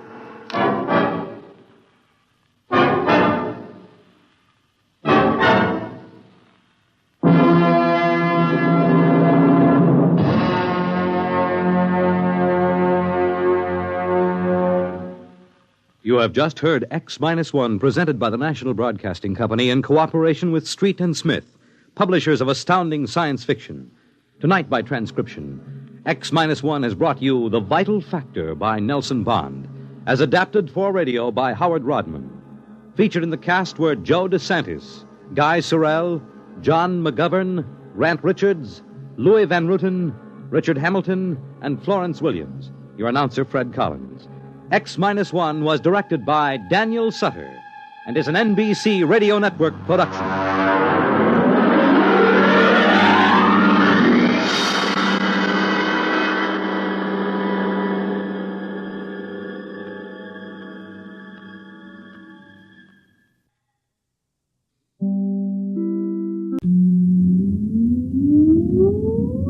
Countdown for blast off. X-5, 4, 3, 2, X-1, fire.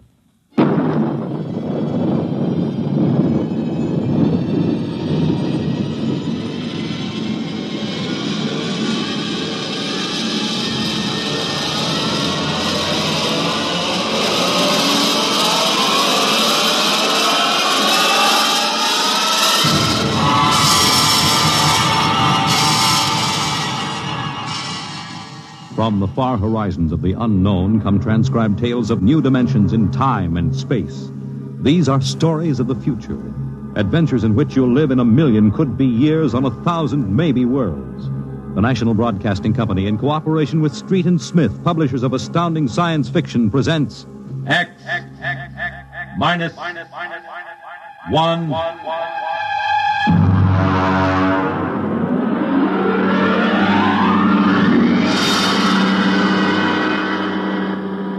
Tonight's story, Courtesy. This is the story of the second expedition to the planet of Landro. I'm recording it for any future expeditions which might land on this God-forsaken sphere, in the hope that they may learn from our tragic example. As I write, there are 2 of us left.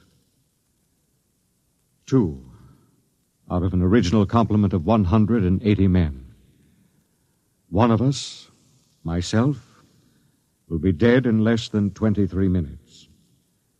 As for the other, heaven have mercy on him, I do not know.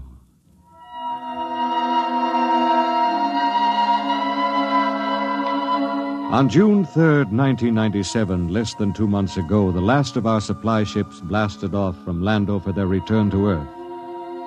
After it had gone, I remember looking out across the plain at the dead city, one of thousands that dotted this planet.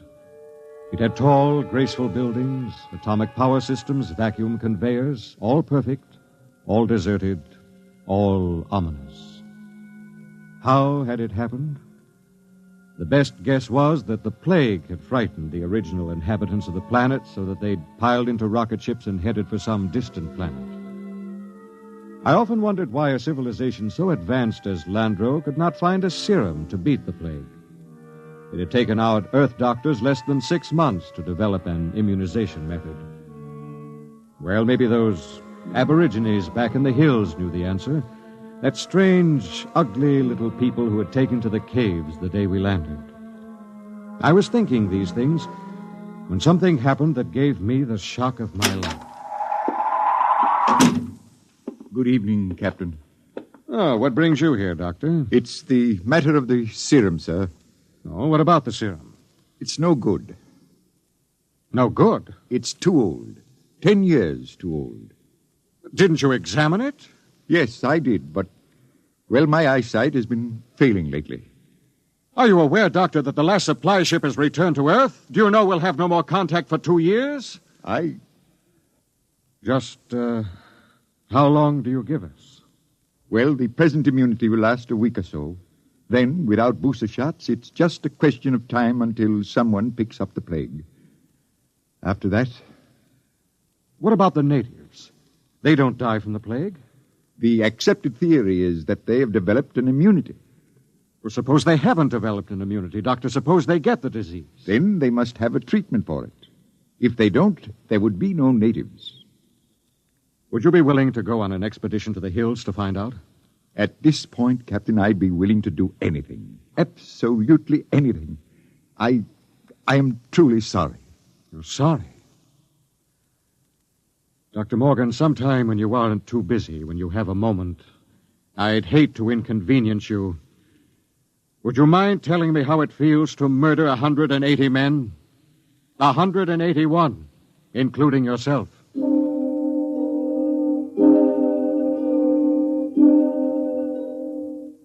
I did a lot of thinking after Dr. Morgan left my hut.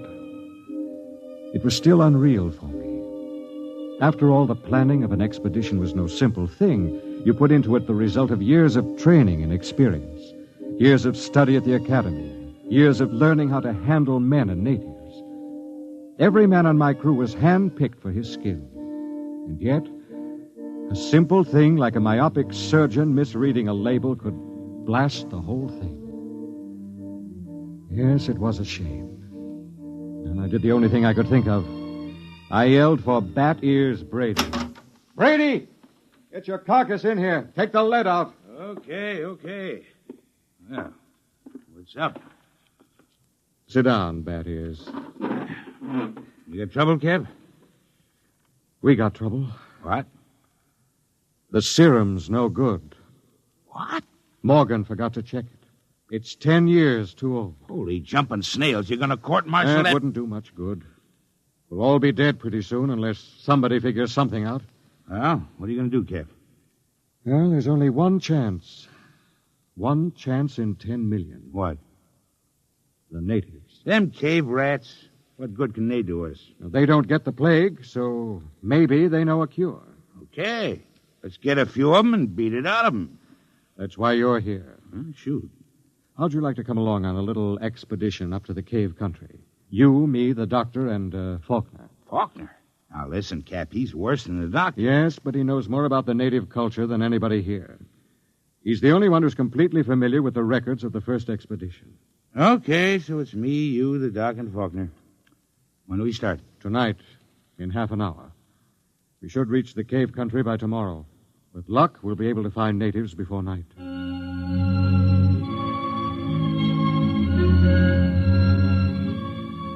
Benny Faulkner was the expedition anthropologist.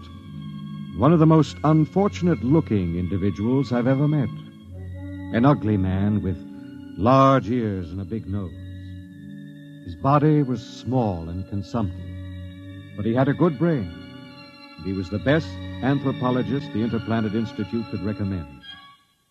He and Dr. Morgan were the only two civilians on the expedition.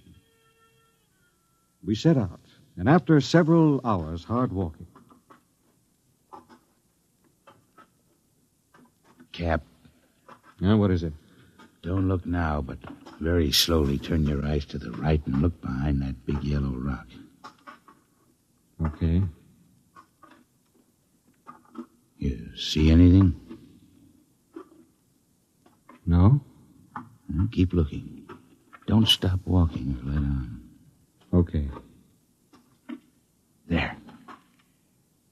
Yes, it looked like a shadow or something. It's one of them gimpos. He's been following us now for almost an hour, dodging in and out behind the rocks.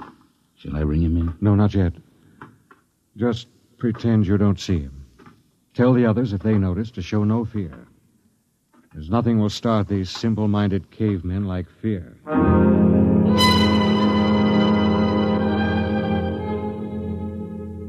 The manual said, "Under no circumstances shall a member of the patrol display fear before a native. The dignity of the Earthman must be preserved at all costs." Just before dawn, we reached the cave country. We were tired and hungry, and we stopped to cook some food and rest. Everything was quiet. There was no sign of the gimpo which had been trailing us until... Okay, get in there, you sneaking little monkey man. Come on, before I break this shovel on your stern. Yeah, what's the trouble? Cap, I caught me one of these gimpos sneaking around outside the tent. Bring him in the light of the fire. We can get a look at him. Faulkner? Yes, sir? Keep an eye on him. Try to establish some communication. All right, get in there. Look out. No need to knock him down, Bat Ears. Oh, that's the only language they understand. See if you can reach him, Faulkner. Okay, Captain. I'll need a drum of some sort. A what? Well, they have no language as we know it, and they have a very rudimentary sense of hearing. I find they communicate with one another through a very primitive kind of vibration of the tongue. The closest I can come is a series of drum beats, a sort of Morse code. The psychologist on the first expedition had it worked out before he was killed by the plague. I've studied his notes, and I think it'll work. You mean these little critters can talk to one another? I believe they can. At any rate, we'll have a chance to find out. Do we have something I can use for a drum? Here. Take my water bottle. Thank you, Doctor. Now, I'll tap it 3 times. That's a greeting of some sort. Just a moment. Yes, sir? I don't want you treating this fellow like an equal. Don't give him the idea that we're desperate. Once they sense that, you're lost. I have to communicate with him, sir. Well, just bear in mind what I said. Dignity. Yes, sir. I'll do my best, sir. It was a strange sight. On one side of the water bottle crouched little Benny Faulkner, looking for all the world like a human spider. Across from him crouched the Landrian, a humpbacked, gray little creature with an enormous head and those huge, soft lavender eyes. Every few moments, one would stop the strange tattoo of communication, and the other would take it up. I'm setting forth in this narrative the most vital part of their conversation, as Benny Faulkner later transcribed it from the best of his memory. Benny asked, "Why were your cities abandoned? Was it the plague?" The native said yes. Benny said, "Do you still fear the plague?" The native answered yes. "Do any of your people become afflicted?" The answer was some. "How do you treat them?" Silence. "How can we find a cure for the plague?" More silence. And then the native said, "Go among my people." Benny asked, "Will we find the answer among your people?" And the native replied, "My people have the answer." Benny said, "Will you tell me the answer?" The native repeated, "Go among my people." As far as the Landrian was concerned, the conversation was ended. He rose to go, and Faulkner stepped from his path, but Brady was there to ensure the bet. Hold on there, bucko. You ain't going no place. Don't maltreat him, Brady. What did he say, Benny? He says his people have the answer. What do you think? Well, there may be some truth in it. He says some of his people still get the plague. That must mean it isn't a question of immunity. They must have a cure. Well, he wasn't clear on that. Then they must have a vaccine to keep it from spreading. Does he know? His answer is for us to go among his people. Well, that leaves it up to us.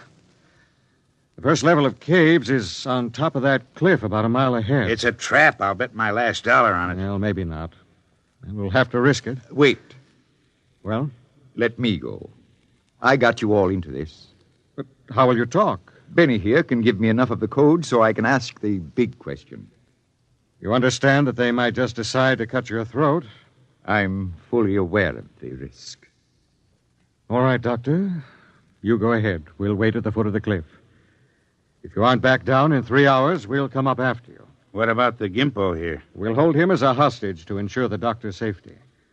If the doc comes back, all right, we'll let him go. If not, well, that's your job, Brady. A pleasure.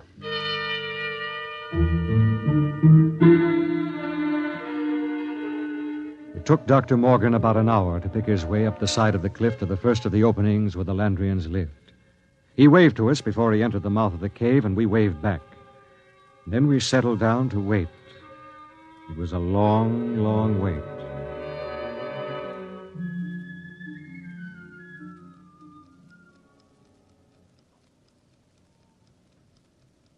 Eight o'clock. He's been up there more than 3 hours, Cap. We'll give him a little more time. It's getting colder. Yes, keep that fire going. How much longer are you going to wait, Cap? Oh, we've got lots of time. You'd think we'd have heard of something by now if they was going to knock him off, I mean. No, not necessarily. Wait. Look, up on the cliff. That's him, all right. Hey, what's he running for? I don't know. He looks scared. That crazy fool, if he don't look out... Doctor! Dr. Morgan, look out! Look out!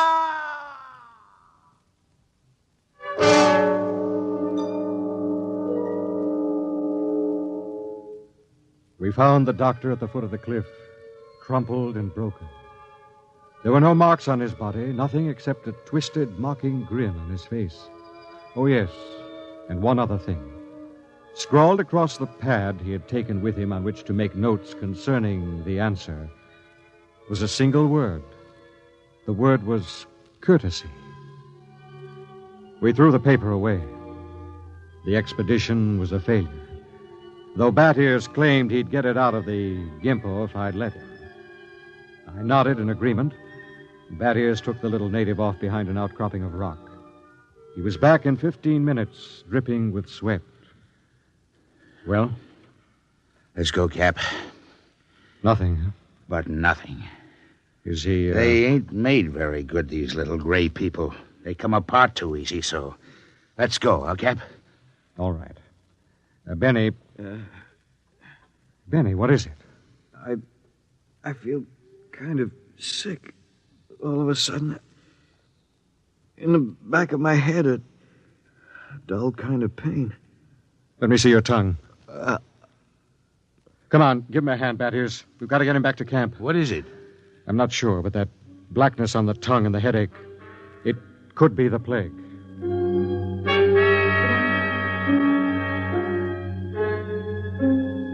By the time we got Benny Faulkner back to camp, he had the red spots on his body, and then the fever began to rage.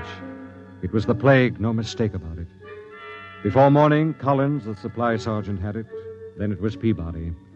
After that, the men went down like 10 pins. Then one morning, Bat Ears Brady dragged himself into my tent and sat down. The lines in his face told me the end was coming pretty fast. Sit down, Brady. Well, what's the count? 6 left. We buried the chaplain today. Got anything to drink? Sorry, I'm all out. How about a cigarette, then? You got a cigarette? Yeah, sure. Here. How's Faulkner? I don't get it. He's still alive. Still alive? Yep. In fact, he's getting better. He's sitting up. Holy mackerel. Oh, this is a good cigarette. It's like any other. No. This one's different, Cap. This is my last. What do you mean, Brady? Take a look at my tongue. See? Little black spots.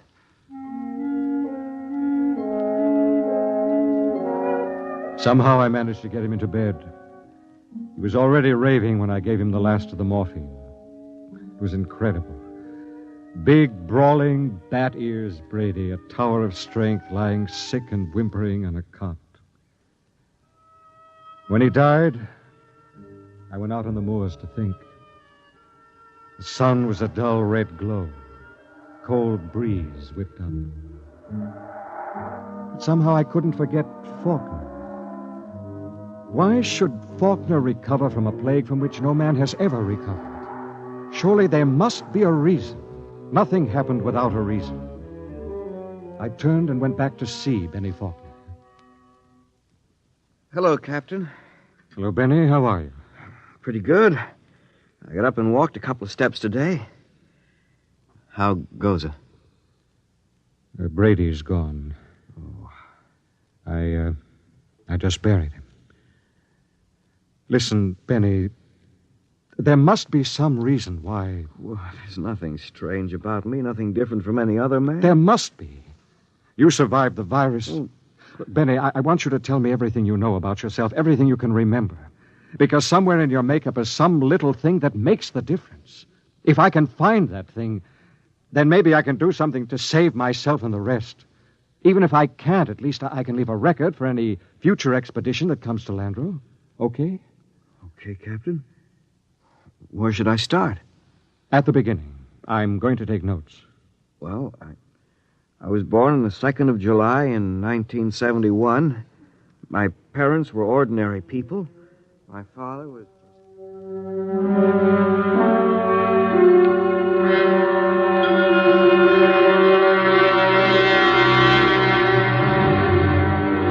Look, Captain, I've told you everything I can remember. 3 days now you've gone over me, pawed me, questioned me. What else can I tell you? Benny, let's go over that last part once again. Where should I start? Take it from where the native started to walk away. You stepped out of his path, and Brady grabbed him. Okay, so I stepped out of his path. Why? What do you mean, why? Why did you step out of his path? Why not? Courtesy, I guess. What's the matter? Courtesy. That's the word that Dr. Morgan had scrawled in his notebook. Well, I don't see that. I don't either. Tell me, Benny, why should you want to be courteous to a native? Why not? What about maintaining your own dignity? Are you talking about dignity or arrogance? I don't know. Benny, listen, maybe we were all wet in our deductions. Maybe these cities here on Landro weren't deserted centuries ago. Maybe these little people up in the caves are the same people who used to live in those big cities. Why would they leave? Maybe they found out the big cities weren't the answer. Maybe they found out that civilization doesn't necessarily bring happiness. So they just packed up and left, returned to the simple life. No, it doesn't make sense. You're forgetting the plague. What is the plague, Benny? Well, I don't know. Is it a virus? I don't think they ever found out. You know what I think? What?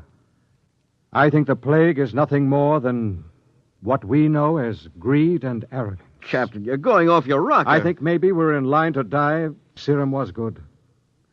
In fact, I don't think the serum had anything to do with it. Oh, I never heard anything as crazy, fantastic in my life. No? Well, I think I'll go back to my tent and finish writing the report. I am beginning to sweat a little.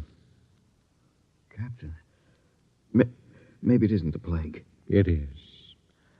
I've seen it too many times to kid myself about it. Maybe hot compresses or something. No, Benny. Listen, Captain, you don't believe that junk about courtesy, do you? I mean, that's a lot of nonsense. You must know that. Holy mackerel, Captain. You do believe it, don't you? Good night, Benny. I think I'd like to be alone for a while. Okay. Good night, Captain. Maybe the supply ship will be early. You can probably stick it out. Sure. Good night, Captain.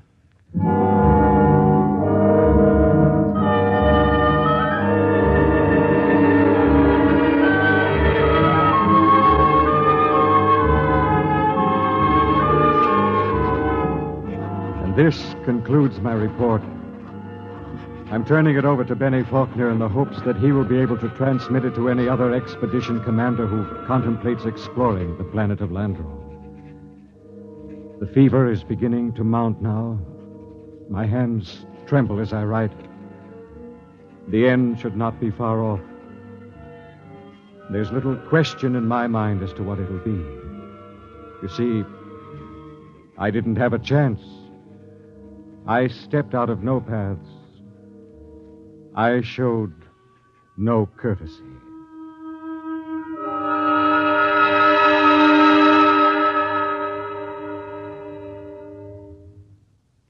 You have just heard X-1, presented by the National Broadcasting Company in cooperation with Street and Smith, publishers of astounding science fiction. Tonight, by transcription, X-1 has brought you Courtesy, adapted for radio by George Lefferts from the story by Clifford Simad.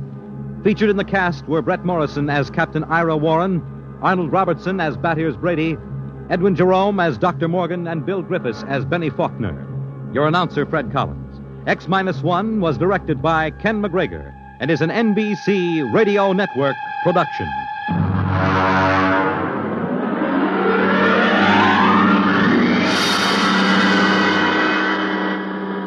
And now, next week, the frontier is a strange place, and a frontier is not always easy to recognize. It may lie on the other side of a simple door marked No Admittance, but it is always deadly dangerous. What happens when an innocent girl ignores a single regulation? You will find out next week at X-1. When you buy United States savings bonds, you help to build your own future security. Here's an opportunity to save systematically for long-range personal objectives. And with their increased yield and other improvements, U.S. savings bonds are a better investment than ever before.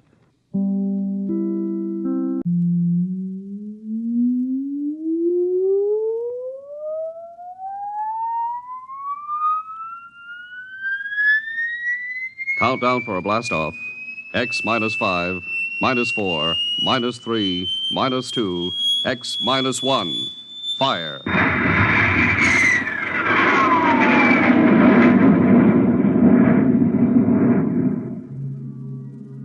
From the far horizons of the unknown come transcribed tales of new dimensions in time and space. These are stories of the future, adventures in which you'll live in 1,000,000 could-be years, on 1,000 maybe worlds. The National Broadcasting Company presents X minus 1.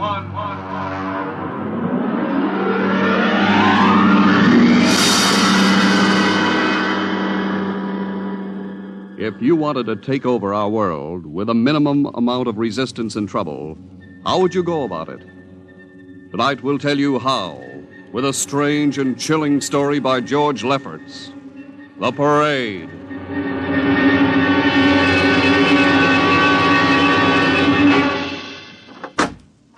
You are Mr. Sid Ryan. The same. My name is Luchar. I am a Martian. Pleased to meet you, Mr. What was that again? A Martian. As in Orson Welles? Precisely. I'm a Rotarian myself. Sit down. Thank you. Now that we've had our little joke, Mr. Luchar, what can Publicity Associates do for you? I am interested in obtaining publicity. It has been my observation that advertising and publicity are the very backbone of earthly civilization. Spoken like a true Martian, Mr. Luchar. Now, if you'll tell me the name of the client. The client, of course, will be the Martians. You don't give up, do you? Give up? The gag, I mean. Oliver. Yes, Mr. Ryan? This is Mr. Luchar. Oh, how do you Mr. do? Luchar claims to be a Martian. Take him outside, will you, Oliver? I am happy to see, Mr. Ryan, that my telling you I am a Martian has approximately the effect I guessed it would. I believe we can do business. I have here cash retainer of $5,000. $5,000? Oliver, take a look at that wad of lettuce. It's the real stuff, Mr. Ryan. And my client is prepared to spend many times that amount. Sit down, Mr. Luchar. Oliver, get the client a cigar, the 50-cent box. Yes, sir. Thank you. Well, now, what can I do for you, sir? I wish you to manage a publicity campaign. A very large and important campaign. Is the product established, or is it something brand new? Something quite new. Now, what would you judge the most effective type of campaign? Well, if the client has a lot of dough to throw around, a suspense campaign is best. First, you place ads in the paper saying, "Watch this space." Then, about a week later, you run an ad saying XYZ or PDQ, and you get people guessing what it means. Then, finally, when you've teased them enough, you bust loose and unveil the product. Excellent. We will conduct a suspense campaign. Of course, in this kind of campaign, secrecy is very important. Once the name of the product leaks out, it spreads like wildfire, and the whole campaign is kerfloppo. Quite so, quite so. The utmost secrecy. You realize, of course, these things cost like crazy. Would, say, $1 million cover expense? Come again? I said, would $1 million cover it? Why, yes, I am at... You did say $1 million. I understood that you have handled some very large accounts. Of course, if this is too big... No, not at all, not at all. As a matter of fact, I seldom touch anything less. Right, Oliver? Huh? Oh, of course. That's right, Mr. Ryan. Absolutely right. Yes, sir. You will begin, then, by saturating the newspapers, the radio, the streetcars with a very simple statement. What's that? I will write it on a card. Here you are. The Martians are coming. Say, that's not a bad teaser. Got that, Oliver? Yes, sir. The next ad will read, June 1st is Martian Day. June 1st is Martian Day. What happens on June 1st? The parade takes place. What parade? I wish you to arrange a parade up Fifth Avenue. You mean like the Macy Parade? Exactly. Except that the theme will be the world of tomorrow, the Martian world. My client would like it to be a gay affair. Balloons, clowns, pennants, pretty drum majorettes. Say, that sounds terrific. I might be able to interest the department stores in a tie-in. Fine. The parade will climax the campaign. On June 1st, the product will be unveiled. Good enough. By the way, Mr. Luchar, just what is the product? What are we selling? Oh, no, Mr. Ryan. Secrecy, remember? Yeah, but after all... Mr. Ryan, all will be revealed to you in good time. For the moment, let us say that we are selling a concept. A concept? The concept of invasion from Mars.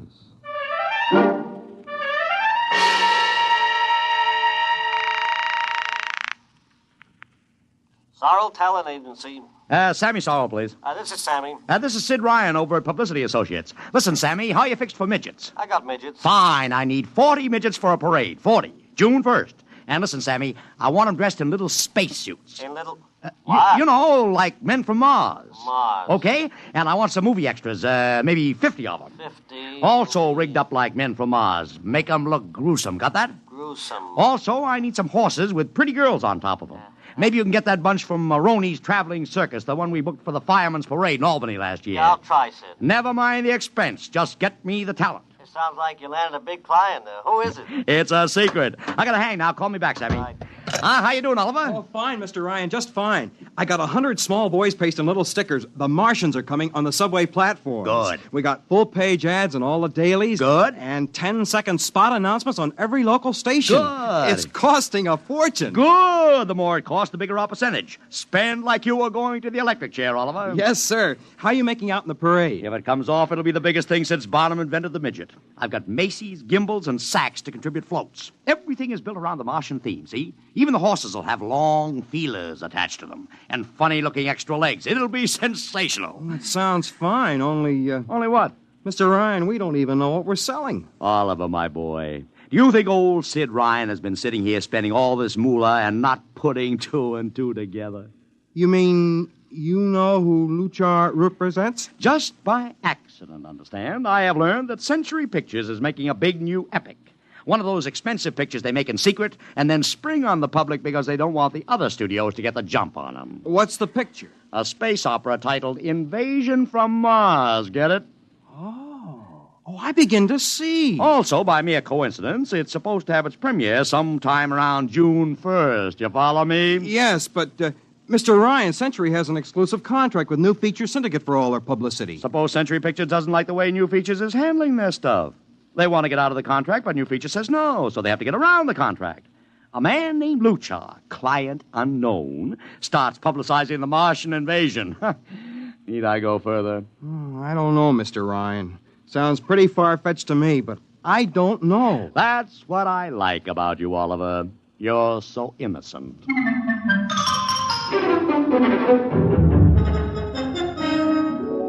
Now, let me talk to Commissioner Patrick, please. Sid Ryan. Hello. Commish, Sid Ryan. Oh. How are you, Ryan? Fine. What is it this time? You want to drop a man off the Empire State Building into a teacup full of water? The answer is no.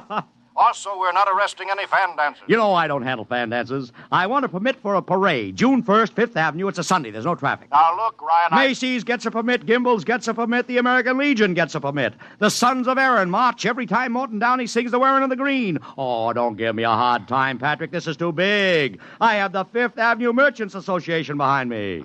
Okay, Ryan. Fill out the forms. I'll pass them along to the license commissioner. That's my boy. By the way, what's the occasion for this parade? Oh, don't you read the papers, Patrick?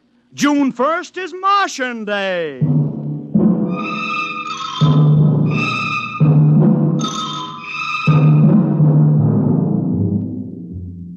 How is the campaign going, Mr. Ryan? Like wildfire, Mr. Luchar, like wildfire. Everybody and his brother is going along with the gag. Yesterday, we distributed 50,000 Martian hats to school kids.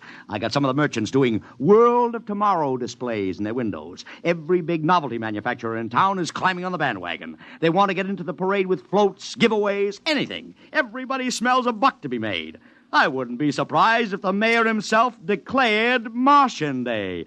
I've even arranged for Commissioner Patrick to accept a $50,000 check for the Policeman's Benevolent Fund from the man from Mars. Oh, it's terrific, terrific. My blood pressure's up to 200.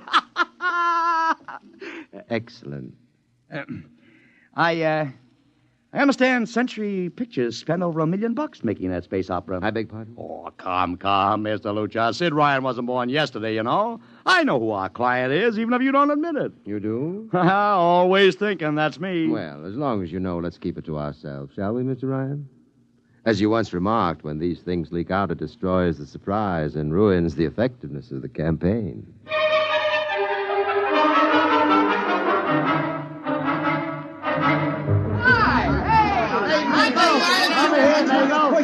Ladies and gentlemen, this is Ken Daly speaking to you from our portable transmitter atop the reviewing stand for the much-heralded Martian Parade on Fifth Avenue. It's a beautiful sunlit day here in New York, a perfect day for a parade, and the streets are packed with thousands of spectators all eager to find out what this is all about. There's an air of shrill expectancy. Some of the kids and their parents have been camped on the curbstone since early this morning to be sure of ringside seats when the so-called Martians pass by. I've just had word from Saul Brown up at Central Park Mall that the Martians have landed from big pink balloons. And now, while we're waiting for the arrival of the parade, we brought some people up to our microphone to tell you their reactions to this most spectacular of all publicity stunts. That's right, come on. What's your name, madam? Miss Ada Shackley. A little louder, please. Miss Ada Shackley. Uh-huh, and where are you from, Mrs. Shackley? Columbus, Ohio. I see. And I see you have your family with you, too. Two little curly-headed blonde boys. Are you in New York on vacation? We came for the Shriners Convention with their daddy. What do you think of Martian Day, Mrs. Shackley? Well, it all seems very strange to me, but the boys have been pestering me to watch it, so we've been standing here 2 hours. I can't make head or tail of it. Well, neither can a lot of other people, Mrs. Shackley. But judging by the thousands here today, there's a lot of curiosity. Curiosity killed the cat, folks say. Well, let's hope not. Thank you, Mrs. Shackley. Mr. Ryan's here. Ryan, right. And this is Mr. Sid Ryan, ladies and gentlemen, the publicity man who's the brains behind the Martian Day stunt. Hello, Sid. Good morning, Kenneth. Easy, not so close to the mic. Oh, sorry. Hey, Sid, you've certainly lifted the lid this time. Looks like it, doesn't it? Sid, there's been a great deal of speculation as to exactly what all this is leading up to. I've heard some folks say it's a big war bond drive. Others think it's just to stimulate local business. And, look, I understand in the trade itself, the smart money says you're building for the premiere of Century's forthcoming extravaganza, Invasion from Mars. Now, come clean. Can you tell us what the real story is? I can. I'd like to, but honestly, I can't. Oh, man of mystery, eh? Are you going to watch the parade from the stand here? No, Ken, I can't stand noise. I'm going up to my office and watching company. Well, thank you, Sid Ryan, and good luck. And here they come, ladies and gentlemen. The first units of the big Martian parade, swinging down Fifth Avenue with fanfare, colored streamers, music, confetti, floats, all the trappings of a Mardi Gras. And here in the vanguard is a whole troop of little midgets in weird-looking pink and blue spacesuits, carrying Rube Goldberg weapons with signs painted on them. Let's see, I can read one which says, Atomic Blaster. Another one has a placard reading, We're Martian through Georgia. And here come the clowns, laughing and falling all over each other. They're giving free sugar candy to the kids along the way. Yes, ladies and gentlemen, this is a happy, laughing crowd along Fifth Avenue today. A true reflection of the great sense of humor and good nature that makes America the place it is.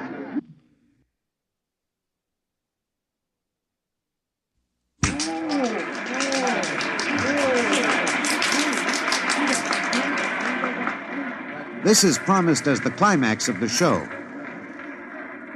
And now a great hush has fallen over the crowd. It's quite a sight to see these thousands of people standing here expectantly, hearing only the great regular sigh of their mass breathing. And now here they come, ladies and gentlemen, the Martians, marching in booted, helmeted ranks. row after row of them. My, this is an impressive sight, ladies and gentlemen, and a rather serious contrast to the rest of the joyous slapstick parade we've witnessed. There are perhaps, 200 tall, broad-chested men dressed in metallic gray spacesuits with thick glass visors drawn across their faces. Each is holding an ominous-looking ray gun at the ready position. They're marching in absolute silence, keeping step perfectly, as though some mute, unspoken command were marking time for them. The crowd seems rather grim and serious now. Perhaps they're reminded of the actuality of war and possible invasion. They stand solemnly, silently, watching. Even the children are awed. And now the first ranks of the Martians are moving past us down Fifth Avenue toward the reviewing stands at the square. No one moves. What's that? What's happening? There, a woman, ladies and gentlemen. She dashed out into the street. For what reason, I don't know. She attempted to lift the visor of one of the Martian spacesuits, but just as she reached the Martian, she fell forward in a dead faint. I tell you, I've never felt such mass tension in a crowd as we're experiencing here right now, today. All sorts of rumors have begun filtering back through the audience. There are excited whispers of she's dead, she fainted, and now an undercurrent of, what? They're really Martians. This is an example of how a single incident can precipitate mass hysteria, ladies and gentlemen. I tell you, it's a mighty reassuring sight to see the blue uniforms of New York's finest spaced every 10 feet or so along the avenue. Somehow, I can't explain it. This incident has begun to work on what was a moment ago a happy, carefree crowd, and the complexion is changing.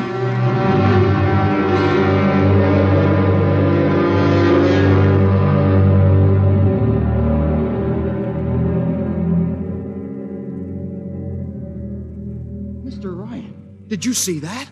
A woman fainted. Of course I saw it. What do you suppose she saw? Oliver, old man, did I ever tell you you were too naive for this business? But that young woman ran out into the streets to get a close look at the Martians, and then she screamed and fainted dead away. I'm well aware of that, Oliver, since I paid her $50 to do it. What? The dramatic moment, Oliver, the stock and trade of the good publicity, man. Relax. Holy smokes, you sure think of everything. Yeah, for my share of this deal, roughly $100,000, I can afford to think of everything. Shut the window. Don't you want to see the finish? We'll go down to the reviewing stand for the finish. Right now, I want to make a phone call. By the way, where's Lucha? I haven't seen him. Well, he'll be around. Boy, those Martians sure look like the real thing. How would you know the real thing if you saw it, Oliver? Well, gee, I don't know. Close the window, Oliver. Oh, yes, Mr. Ryan.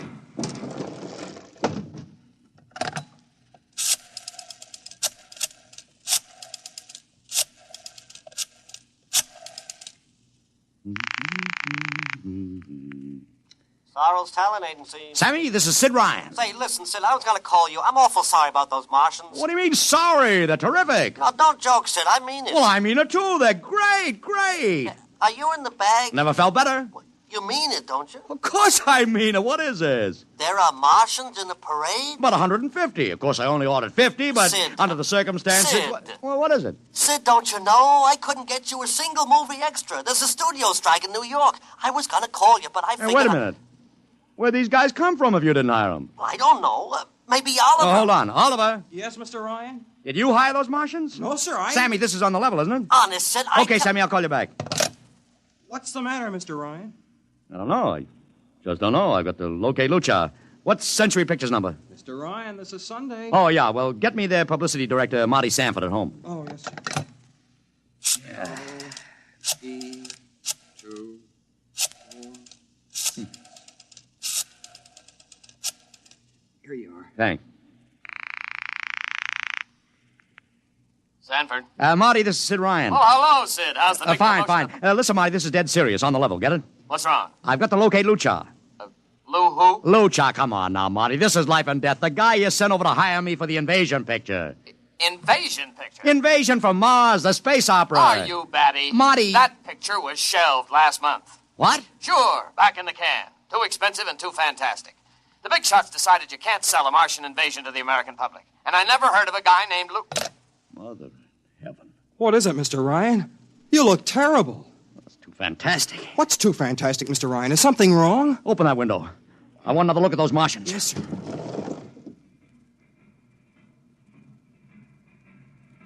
Look at them. Oliver, you were in the Army.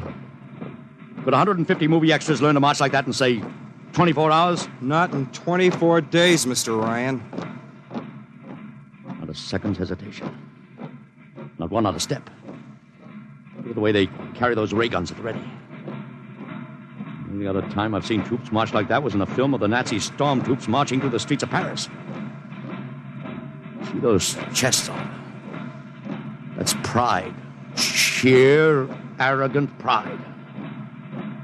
Look at those chins. That's contempt. Nobody could act like that. Mr. Ryan! Oliver, get down there. Find that woman who fainted. Her name's Gloria Montex. Get her up here. Make it fast.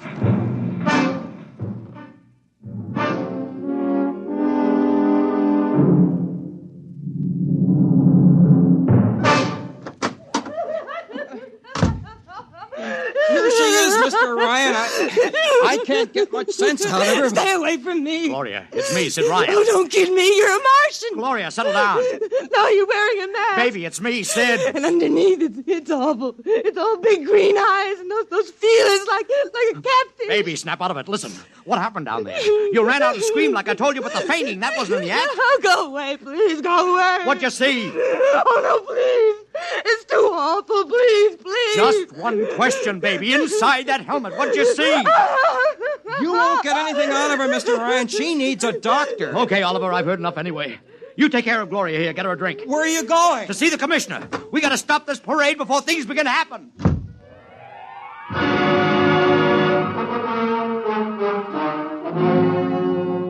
Okay, Ryan, what's the beef? Listen, Patrick, I don't know what it is, see, but something's wrong. You got to stop that parade. I suppose you'd like the riot squad. That would get you a front-page spread on every paper in town. Honest, you publicity guys give me a pay. This may be a matter of life and death. Oh, sure. Look, Ryan, I've got no time for your cheap publicity gags. I'm a busy man. Listen, I'm trying to tell you I don't know where these Martians came from, who they are, anything about them. All I want you to do is stop the parade and make sure they're on the level. Ryan, I'm wise to your tricks. Now, if you let the sergeant show you out... You won't do it, huh?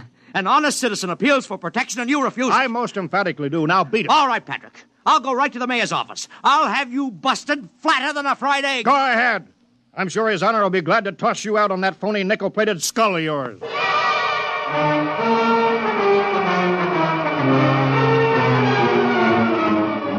You heard me, Ryan. You cannot see the mayor. Adolf, please. This isn't a gag. I don't want publicity. All I want to do is maybe prevent something horrible from happening. In case you don't know it, wise guy, something horrible is already happening. A couple hundred little kids are in the hospital with ptomaine poisoning from that phony Martian candy you passed out. Or didn't you know? I didn't. We've got to stop that parade. Sure you'd like nothing better than to start a panic now. Maybe a few hundred people would get trampled to death. Think of the newspaper space that would get you and your product. I won't stand for this, Adolf. You won't have to, because you're going to get out of here right now. Go on, beat it. Get out. You and your publicity stunts make me sick to my stomach.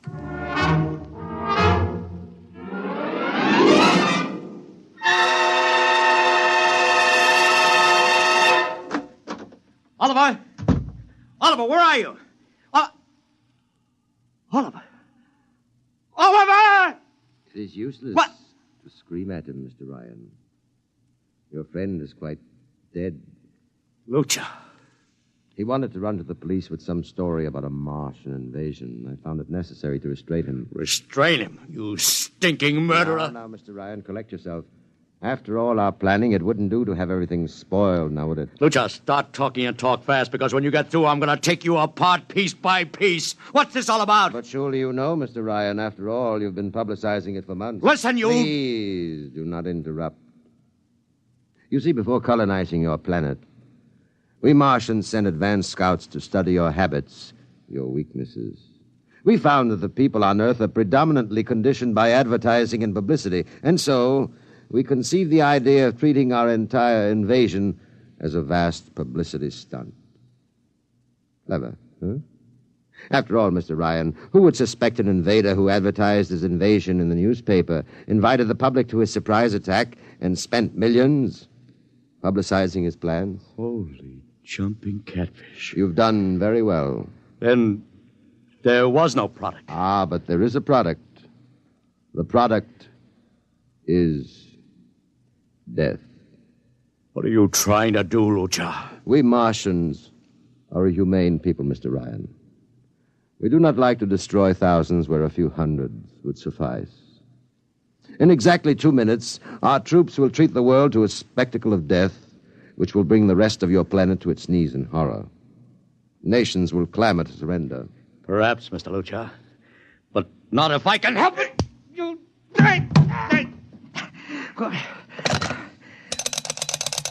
Yes, please. Operator, this is Mr. Ryan. Get me the field telephone on the reviewing stand of the Martian Day Parade. Hurry. Anyone in particular? Just hurry. Reviewing stand, Sergeant Cassidy. Get me Commissioner Patrick. Hello. Hello. You'll have to talk louder. I want Commissioner Patrick. Oh. Patrick! Wait a minute. Things are quieting down. Now, what was it you wanted? This is Ryan. I have to talk to the commissioner. It's a matter of life and death. I'm sorry, you can't talk to him now. The chief Martian is presenting the PBA check to him. The Martians are going to fire a salute. Listen, you got to stop him. What? Stop him! I'm sorry, Mr. Ryan. You idiot! The worst is going on!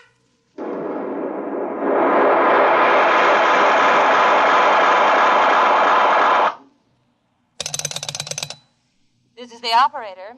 I'm sorry, Mr. Ryan. You've been cut off. I can't seem to get them back. Doesn't matter, operator. Nothing matters now.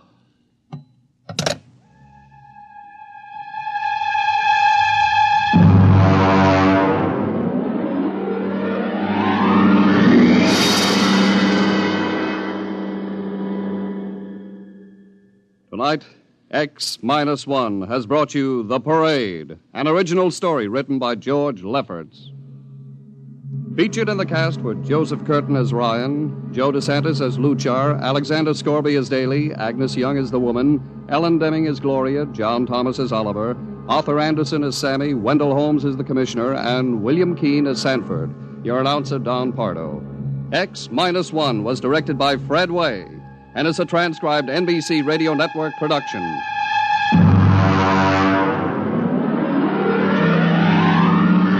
Next week, the tables turn. Instead of Martians invading Earth, we bring you a tale of men invading Mars. Ray Bradbury's brilliant short story entitled Mars is Heaven. Suppose you were a member of the first rocket ship crew to land on Mars, but instead of seeing Martians, you find that you've landed in a town that looks just like home, that all your dead relatives and friends are there to greet you, so that as incredible as it may seem, you think you're really in heaven. That is, you think so, right up to the fatal moment, the moment of X-1.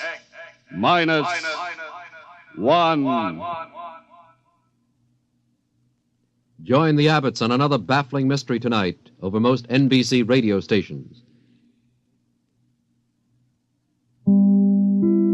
In just a moment, X-1. But first, how does one man get himself into so many impossible situations? This is a question you'll probably ask yourself tomorrow night when you follow another hilarious adventure of Throckmorton P. Gildersleeve. Yes, Gildy's eye for the ladies and his impulsive temperament managed to entangle him in a web of riotous circumstances. Join the romantic water commissioner, his neighbors, Judge Hooker, Mr. Peavy, and all the loyal Gildersleeve household as they romp through another episode of The Great Gildersleeve tomorrow night. And now stay tuned for X-1 on NBC. Countdown for blast-off. X-5, 4, 3, 2, X-1, fire.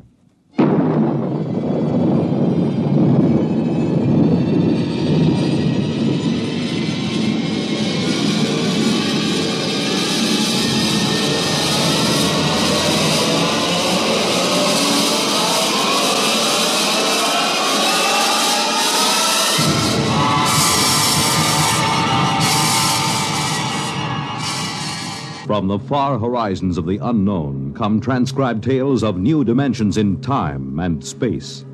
These are stories of the future, adventures in which you'll live in a million, could be years, on 1,000 maybe worlds.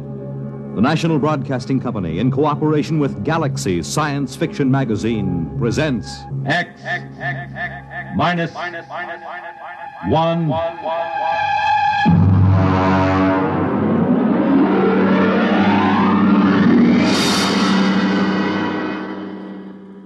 Tonight's story, The Cave of Night by James E. Gunn. Oh, you want a level, Charlie? Okay. Though yet of Hamlet, our dear brothers, death the memory be... Anyway, how's it, okay? Okay. Check recording, will you? I may go over a half hour. Make sure they got another reel of tape ready, okay? All right, Look, Bill, I've just put the segments of tape together for the next week's show. I'm going to record my narrations, and we'll listen to it together tomorrow. I know this is unusual, but you're the producer, and I don't want you out on a limb that may be sawed off behind us. This week's show is liable to either win us every award from the Peabody to the Pulitzer Prize, or maybe put the network out of business. Okay, we start with the standard opening. Behind the world, etc., 40 seconds. This is Harry Anders, your editor. At 8 o'clock, after the sun has set and the sky is darkening, look up. There's a man up there where no man has ever been. He is lost in the cave of night. And the fuel tank's empty. Receiver broken. Transmitting and clear. Anyone picking this up, anyone. This is Rev McMillan calling. Notify Goddard Rock, New Mexico. There's no way to get back. There's a man up there where no man has ever been. He is lost in the cave of night. We all know that phrase now, the cave of night. It was written by a poet disguised in the cynical hide of a newspaper rewrite man. But it stuck. It caught the world and held it like a butterfly pinned to a board. It started with a ham, an amateur radio operator, in Davenport, Iowa. All right, Eddie. Roll the first tape in here. It's marked. Am I too close? I was up in the attic. I usually have a talk with WG-73. He's in Buenos Aires. We play chess. Well, there was some kind of interference. And then all of a sudden, I heard this voice. I record most of my listening anyway, so I had the tape machine running. After I heard it, I called civil defense. That's what we're supposed to. Look, Bill, I haven't done the final editing on these tapes, so don't worry if they're a little rough. Down out of the night, flung from the darkness, came these words, the first of so many that electrified the world. Notify Goddard Rock, New Mexico. There's no way to get back. No way to get back. I'm stuck up here. No way to get down. What does it take to catch the pity of the world? A man wedged underground in Kentucky. A little girl in the bottom of a well. Somebody alive, waiting for rescue, with the days of his life numbered. Somebody, somewhere, waiting for us to get him out. The story broke in this morning's papers. Orbiting 1,000 miles above our heads was a man, an officer of the United States Air Force in a fuelless spaceship. We're recording at the desk of Mike Bayless, senior night editor of the Continental Press National Wire. Hey, you always get a reaction like this. I remember the Floyd Collins story in the 20s. Fellow trapped in that cave in Kentucky, remember? Oh, sure. And the whole country hanging on to see if he could get out. Then there was that little girl stuck in the well. Kathy Fiskers? Yeah. We pulled all those stories out and put them on the wire for background. But this hit bigger. We got the first lead from an Air Force handout in New Mexico. They just said an experimental rocket failed to return to base. But by that time, the cat was out of the bag. Ham operators picked up those messages from Boston to Fairbanks, Alaska. Mr. Bayless, you first used the phrase, the cave of night, didn't you? Yeah, I guess so. I mean, you got to get a little purple on a thing like this. People eat it up. You can't spread it on too thick. Anyway, I was lost in a cave once when I was a kid in upstate New York. I waited around for a couple of hours in the dark until they came for me. It kind of reminded me of that.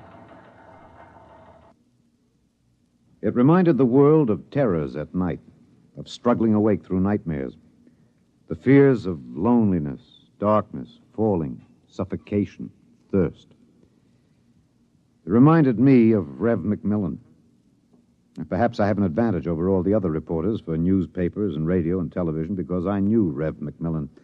I knew him in college and in the Air Force. I knew that he was testing rocket-powered craft at Goddard, but I didn't know they were so close to space. No one knew, till those messages of desperation crackled down through the atmosphere. I remembered Rev when I saw those headlines that morning. Straight black hair, Clark Gable ears, a reckless grin. He ate well, reveled in expert jazz and Mozart opera, and he talked incessantly. His southern speech was no drawl. There was too much to say. And now he was alone. And soon all that might be extinguished. The men from the radio newsrooms rushed to Goddard Rocket Base armed with miniature tape recorders. Gentlemen, I'm Colonel Arthur J. Hannigan, Information Officer for Goddard Rocket Base, and I'm authorized to issue the following statement. First Lieutenant Reverdy L. McMillan, United States Air Force pilot, Experimental Rocket Division, took off from Goddard Base at 22:34 Rocky Mountain time. His craft, the XR-37 Mark II, a hydrazine nitric three-stage rocket. I'm sorry I can't describe it, boys. Classified. Well, in order to maintain orbit, the motors were pulsed for 1 second every 15 seconds elapsed time. After 3 minutes, the exhaust was seen by ground spectroscope observation to flare for half a minute. His fuel supply is exhausted. The craft has reached sustaining orbital speed. What does that mean, Colonel? He's out of gas. He can't get down. The first mobilization was of the scientific brains massed at Goddard. Few of them knew Rev. Brains at a research project are usually carefully sorted out and salted away from the distractions of the outside world. They designed, they invented, they calibrated and theorized. But they didn't know the short, stocky man with a lopsided grin who rode the fruit of their labor up and out, and now circled the world of his birth, with time ticking out. I covered the hearings in Washington for the network newsroom. I flew down from New York, and the stewardess came out every few minutes to tell the passengers the latest news. She called him Rev, although she never knew him, and once I thought I saw a tear. The hearing was before the subcommittee of the Senate Committee on Military Affairs. Presiding, Senator Allen J. Haggister of Kentucky. All right, General Finch. You've made the technical situation fairly comprehensive, even to an old cane-brake redneck hillbilly like myself. I have tried to make the gravity of the situation apparent, sir. It appears to me, General, that the sacred life of a human being created in the image of his maker is in danger. It's no light thing to be thrown away like some guinea pig. If that ship wasn't safe, if that poor man up there in the Cave of Night is to die, somebody is responsible. Isn't that right, General? Sir, a manned rocket was sent up because of one simple fact. It takes a computer of tremendous versatility and capacity to operate a Harrison-Munch reactor engine. A computer of infinite complexity. And I ask you, General, I put the question to you, why was such a computer not designed? It has been designed, sir. It was designed 500,000 years ago. There is only one mechanism competent to handle those controls, sir. That is the human brain. All right. I turn now to my second question, General, and I ask it not only for myself and my colleagues on this committee, but for 170 million Americans listening on the radio, watching on television. With that man up there living out his last days, why was it not possible to send a ship up after him? Why was there no second ship built? For one reason, Senator, money. The appropriation for rocket research fell short by 12% of the amount needed even to build one vessel. Oh, frankly, gentlemen, the deficiency was made up by cutting corners and diverting funds from other projects. That is not the point, General. There's a man up there who's going to die. With the limited funds you gave us, we've done what we set out to do. We've demonstrated that space flight is possible, that a space platform is feasible. If there is any inefficiency, if there is any blame for what has happened, it lies at the door of those who lack the confidence and the courage and ability of their countrymen to fight free of Earth to their greatest glory. Senator, how did you vote on that?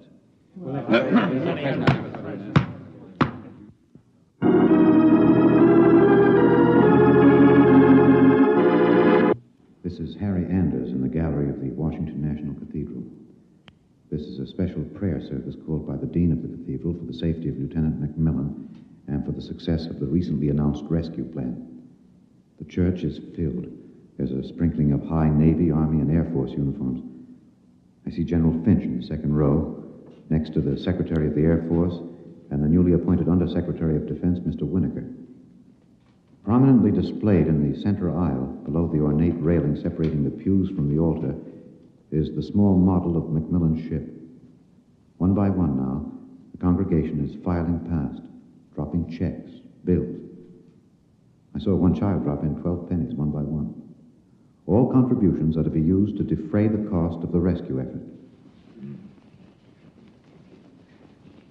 The congregation is now kneeling to pray. A moment of silent prayer will follow for the safety and rescue of Lieutenant McMillan. $1 billion was raised in 1 week from voluntary contributions. Another $1.5 billion was appropriated unanimously by Congress. The race began. Would the rescue party reach the ship in time? Of course, we didn't know then. And daily we listened to the voice of the man we hoped to buy back from death. Now, look, Bill, on these McMillan broadcast tapes, don't let some ignorant engineering vice president holler because it's not broadcast quality. Believe me, I knew McMillan. There's more of that wild Texan in these tapes than in any hi-fi super-frequency response studio recordings. Just listen. You'll see what I mean. I've been staring out the portholes. I never tire of it. Through the window at the right, I see a black velvet curtain with a strong light behind it. There are pinpoint holes in the curtain, and the light shines through, not winking the way stars do, but steady. There's no air up here. That's the reason. My oxygen is holding out better than I expected. By my figures, it should last 27 days more. I shouldn't use so much of it talking all the time, but it's hard to stop.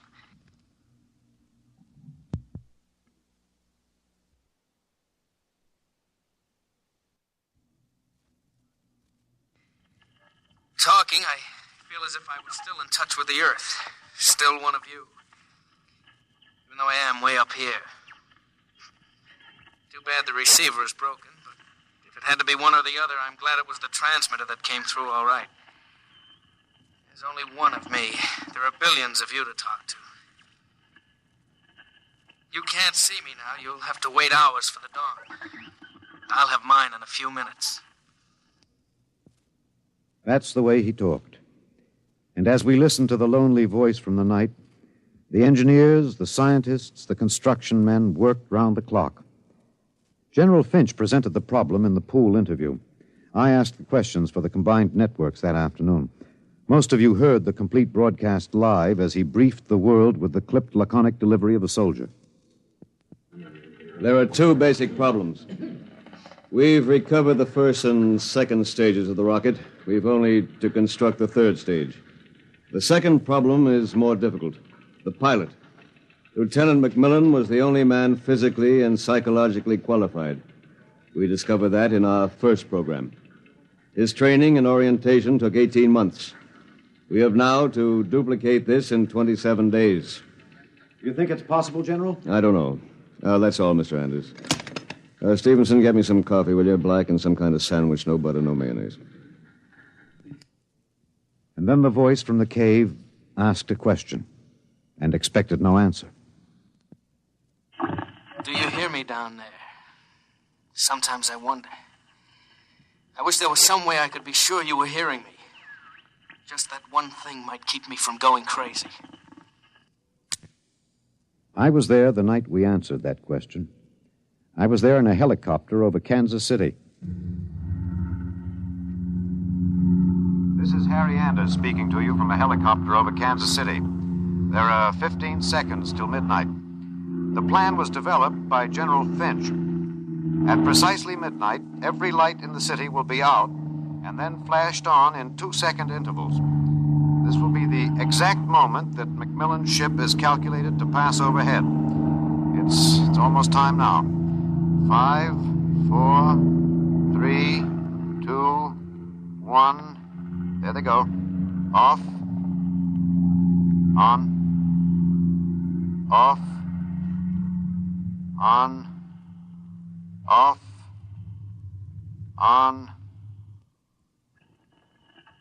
I see it. I see it. Kansas City winking at me. Oh, yes, I can see it. Thanks. Thanks. You're listening. I know that now. I'm not alone. I'll never forget. I'm waiting for you. We're recording in the press gallery of the Goddard Rocket Base main construction hangar. The vast third stage component stands before us, men swarming up and down the gantry cranes.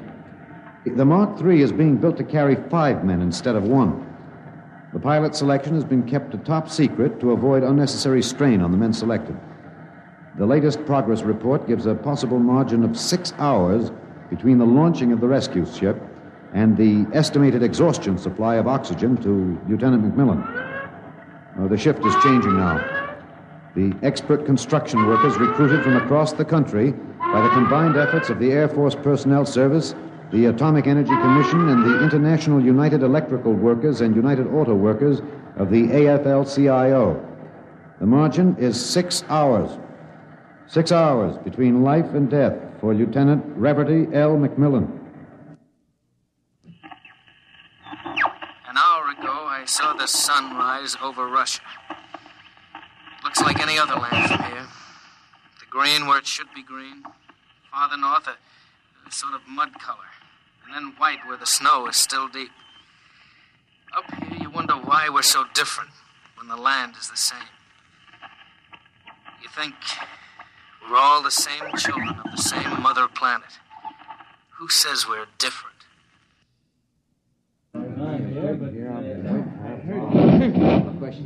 Can you hear me in the back? Hey, stand a little close. Well, how about this? That's better. That's better.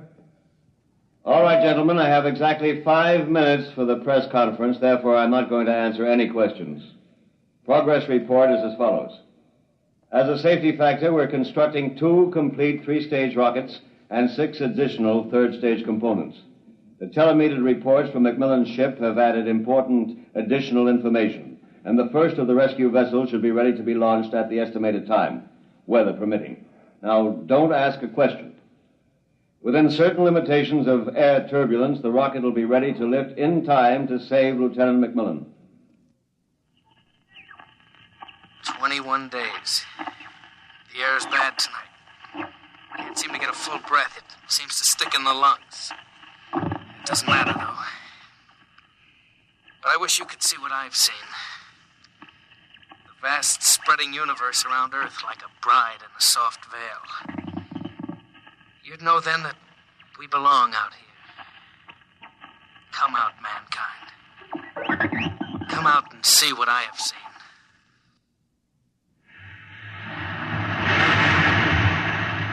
This is Harry Anders at Goddard Rocket Base.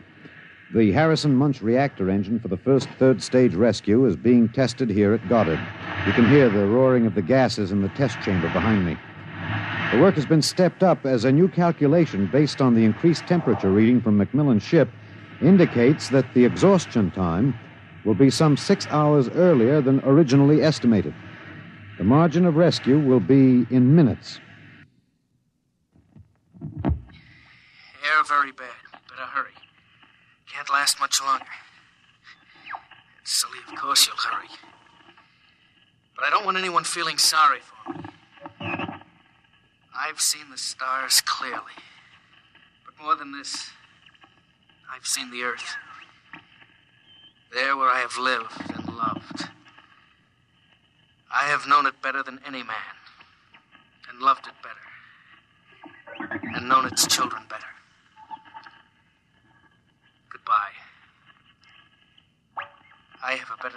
than the greatest conqueror Earth ever bore. Do not disturb.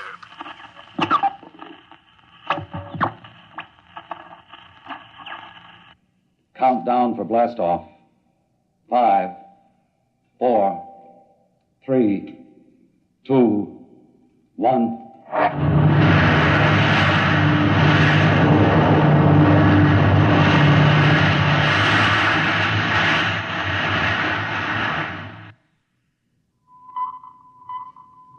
Anders, tape 323. We're in the press operation room of Goddard Field. The rescue rocket has been aloft 53 minutes plus. Its calculated time of arrival is 54 minutes. You will hear the voice of General Beauregard Finch on a direct pickup from the rescue vessel, which has been named unofficially the Lifesaver. Silent crowds have collected at the outer perimeter of the rocket base, as if by their presence they might help it. Here it comes. Quiet, quiet. The next voice you hear will be General Finch aloft in the rescue ship. The voice quality may not be good. He's speaking over a throat mic in his pressure suit. Mark 3 to base. This is Finch. We'll secure that cable. We have just secured to the airlock of Macmillan's ship. I'm now entering the lock. The inner door is closed. I have closed the outer door. The inner door is cycling. Now it is open. Bring in those oxy bottles, will you? The bulkhead to the control room is open.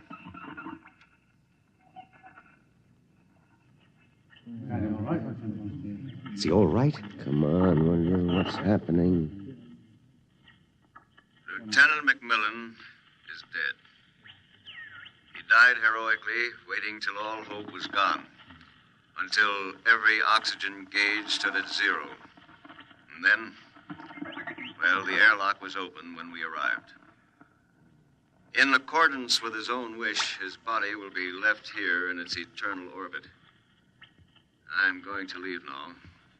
My feet will be the last to touch this deck. Lieutenant Macmillan is in his control chair, staring out towards the stars. I'll leave the airlock doors open behind me. Let the airless, frigid arms of space protect and preserve for all eternity this man they would not let go. Well, that's the show, Bill. Bill, you remember at the conference we hadn't made up our mind whether to pick anything up from the celebration last night after the news of the Mars landing? I said it was the right end for Rev Macmillan's story. You said it was old stuff. Every kid knew the sequence. The ships built to rescue Rev, used to set up the satellite base, from the base to the moon and now to Mars. Well, I went out with a mini-tape last night, and I've got the end of the story. Here it is. This is Harry Anders in Times Square. The neon rocket ship at the top of the Times building has just flashed into brilliant light. The signal that the landing signal has been received from the rocket Rev Macmillan III. Man has landed on Mars. And a holiday crowd here in Times Square is celebrating like 1,000 New Years rolled into one. I'm being tossed and pushed and clapped on the back all at once. Let's see what the man on the street thinks about man on Mars. You, sir. I'm broadcasting. No, how do you feel about it, sir? How do you feel tonight about man's conquest of space, of the planet? Leave me alone. I'm in a hurry. Just a few words to the... Look, you get your hands off me. Let go of me. I'm not interested. Wait a minute, sir. Wait. Rev! Rev, come back here. Rev! You think I could listen to that voice over and over in a tape editing room and not know every vowel, every consonant? I'm telling you, Bill, I saw him. Rev Macmillan. The black hair was gray and those Clark Gable ears were pinned back, but that's a simple operation. I played that piece of tape over and over. It was Rev, I know it. He isn't up there. He's alive. We've got it, Bill. We've got it on our show. We'll break it. Rev Macmillan is alive. I haven't written it yet, but we finish it off with this, with a question. Why did they announce he was dead? I'm in the tape editing room now. I've got the reel ready to record the answer. Excuse me, Mr. Anders. I'm... Hey, just a minute. I'm recording. You better see the page outside Mr. at the... Anders, I'd like to talk to you for a moment, if I may. I have a letter of authorization... Just a minute. I'll be through in a minute. Look, Bill, I've got the answer now. Last night, they landed on Mars. But that first ship, the one that circles up there now, There isn't anybody on it. There never was, except a 30 days recording and a transmitter. That's all. He was never up there.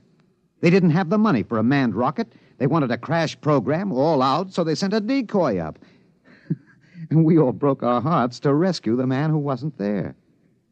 Oh, he must be laughing, General Finch and the rest of them, the ones that knew. I guess they had a problem. What to do with Rev? I wonder if he slipped away from whatever guards they have around him to see the celebration. He looked a little sad. I think sometimes he must wish he was really up there in the cave of night, seated in the icy control room, 1,075 miles above the Earth, staring out at the stars. Mr. Anders, I must insist. What? Bill. Looks as if I won't have to worry about editing this tape. My friends are from Washington. I'd like to call your attention to the last paragraph. What? Oh, no. It's very simple. You won't have to burn it. It's easy to destroy recording tape. I throw this switch. When the tape goes through the erasing head, it's gone forever. Oh, too bad. Would have made one fine show. Okay. So long, Rev.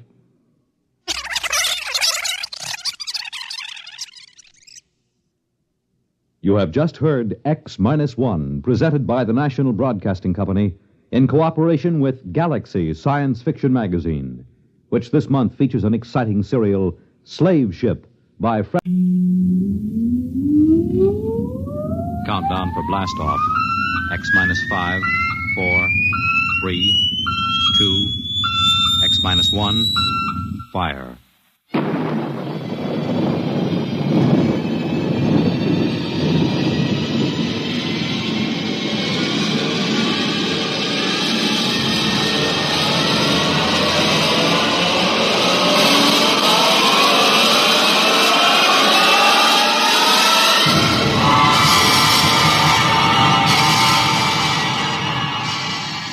From the far horizons of the unknown come transcribed tales of new dimensions in time and space.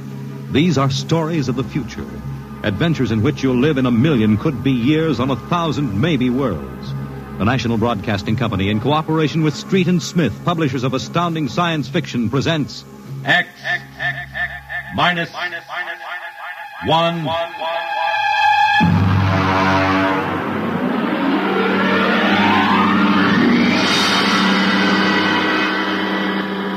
Tonight's story, The Embassy.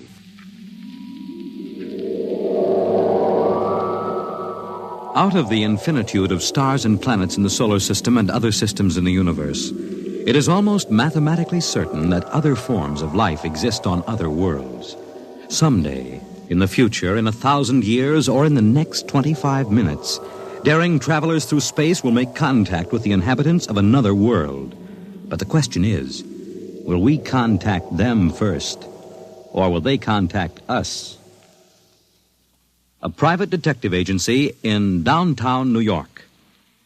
Mr. Graffius, Mr. Broderick will see you. Well, what can I do for you? My name is Graffius of Springfield. I would like your assistance in helping me locate a Martian embassy. Would you say that again very slowly? I came to New York to locate the Martian embassy. I assume you were joking. On the contrary, I am completely serious. As it happens, I am interested only in Martians at the moment. I see. Okay, shoot. Well, it occurred to me in the course of my studies that we, Earth people, cannot possibly be the only intelligent form of life in the universe. Since Mars is older geologically, and since it is also an atmospheric planet, its evolutionary history could easily be similar to ours. You follow me? Well, so far I can't say no. If this is true, then they must have been watching us, observing us for hundreds, possibly thousands of years. They also know we are a militaristic, warlike race. We might conceivably set out to conquer and occupy Mars someday. In which case they would try to get the jump on us. Ah, precisely, Mr. Broderick. Now, If you were planning to attack an unknown nation, what would be your first move, Mr. Broderick? Well, intelligence. Find out what the odds are. Oh, you have a very logical mind, sir. You would send agents to scout the nerve centers of earthly civilization and advancement. Not Kansas City or Equatorial Africa, my dear sir, but here, in New York, the most technically advanced spot on the earth. And you want me to help you prove this theory of yours? Precisely. The expense doesn't interest me. Well, now, this may take a long, long time, Mr. Graffius. After all, nobody has ever seen the Martian. I assure you they will be very ordinary-appearing people. Mm-hmm. Very likely they live together in downtown New York. Most certainly they live in a private house with no servants to pry in their affairs. Oh, some ordinary people who live in a private house in downtown New York. How might just as well look up Martians in the classified section of the phone book? There's one other lead which might help you. What's that? They would be almost certain to subscribe to every conceivable type of newspaper, scientific journal, and foreign language publication. Well, now, that might be something. Okay, Mr. Graffius, it's a deal. Excellent. I shall contact you tomorrow.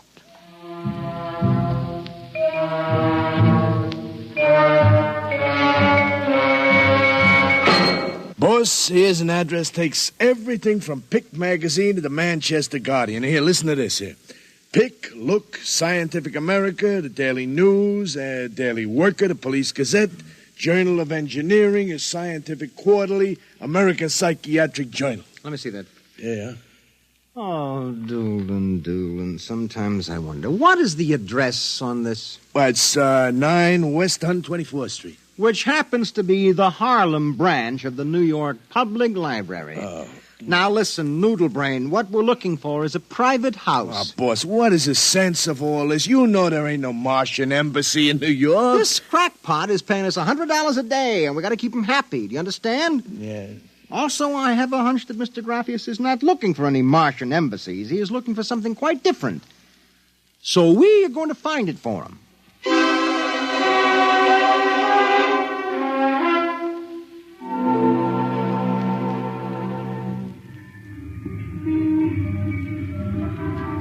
Which house is it, Doolin? It's right down there, number 108. Nobody comes out, nobody goes in. I asked around. You haven't been blabbing around the neighborhood that we're looking for the Martian embassy, have you? Boss, I'm stupid, but I ain't that stupid. Who'd you talk to? I struck up what you might call a casual acquaintanceship with those two girls standing with the baby carriages up the street. That cute one is real cute. Look, Doolin, don't try to do anything intelligent, all right? Just keep walking up and down, see? Check. I'm going back to the office to meet Graffius. I'll see you later, boss.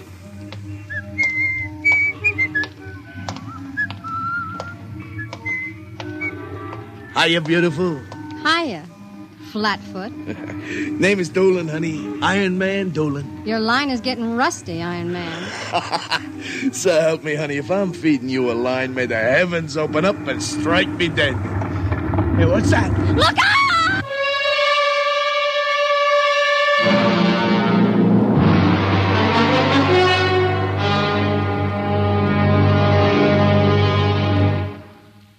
I'm sorry to have kept you waiting, Mr. Graffius. Thank you. But I've had Doolin casing our first lead for a week now. It's a house down in Greenwich Village, privately rented, number 108 Conklin Street.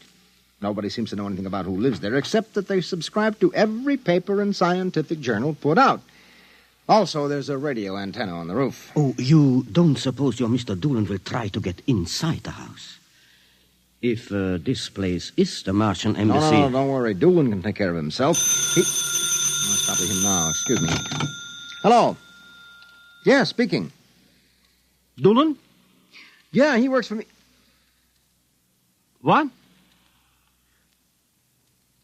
No. No, I can't think of any. Yeah, sure. Okay, I'll be right down. Okay, Lieutenant, yeah. Yeah, right away. Something the matter? Doolin is dead, Mr. Graffius. All right, come on, we get a cab. I have to identify the body.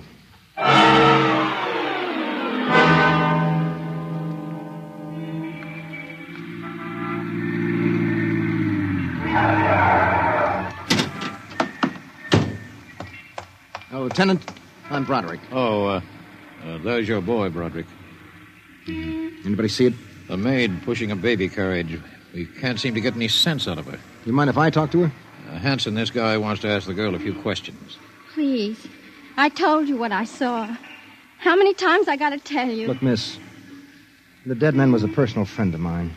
Would you tell me what happened? Helen and I were standing in front of Rathman's candy store up on the corner. We both had the babies out. He said hello and joked a little. Then he... What happened? It's too awful. No, please. Well, first he squashed, and then the stone fell on him. Did you repeat that? They don't believe me, but Helen saw it too. Saw what? First he squashed, and then it fell on him. He was mashed flat before it even hit him. Now, look. That's the story, Broderick. Please, let me alone. Let me go home. I told you what I saw. Now let me alone. Let me alone. Did you learn anything, Mr. Broderick? I don't know. May I ask, what do you intend doing? Well, as soon as the cops clear out and this place quiets down, little Broderick is going to pay a personal call on the Martian embassy. Or whatever number 108 is.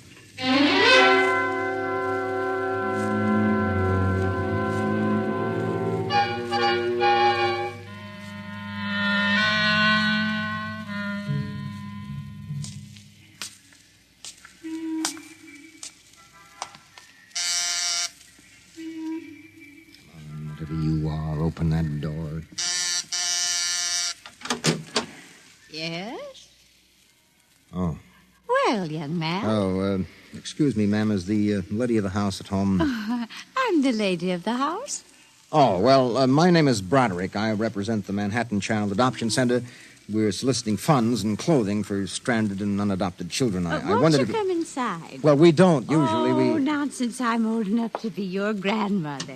Besides, my son Lauren is working at home. Your son? Oh, he's a bibliographer. He writes summaries of articles and books from scientific journals and publications for libraries and universities. Oh, I see. Sit down, Mr. Broderick. Let me pour you a cup of tea. Oh, thank you.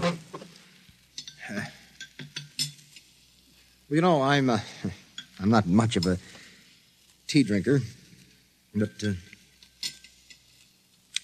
seems to have a strange taste. Oh, it's my own recipe. Uh-huh. Well, I think that I'd better be running along but now. you haven't finished your tea, Mr. Broderick. No, really, I feel a little funny. I'll call Lauren. No. It's all right, I'm leaving. I just feel kind of dizzy. Well, I'm sure Lauren would like to hear about the adoption center. I'll call him. No, don't No, but bother. I must. Besides, you aren't well. Tea. Lauren! I've got to get out. Lauren! Lauren, hurry! Look out. You get out of my way. No. You must stay. Yes, Mother. You drugged my tea. You let go of my arm. Lauren! Let go! No! Oh!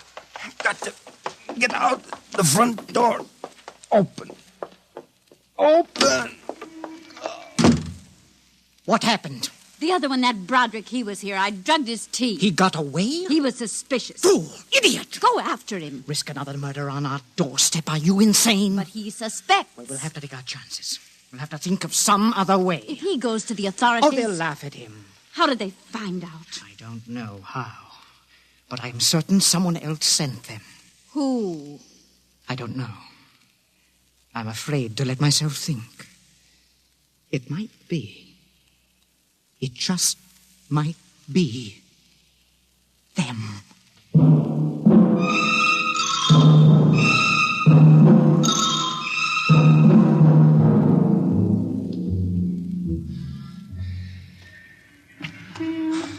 I've got to get help. Oh. Look out!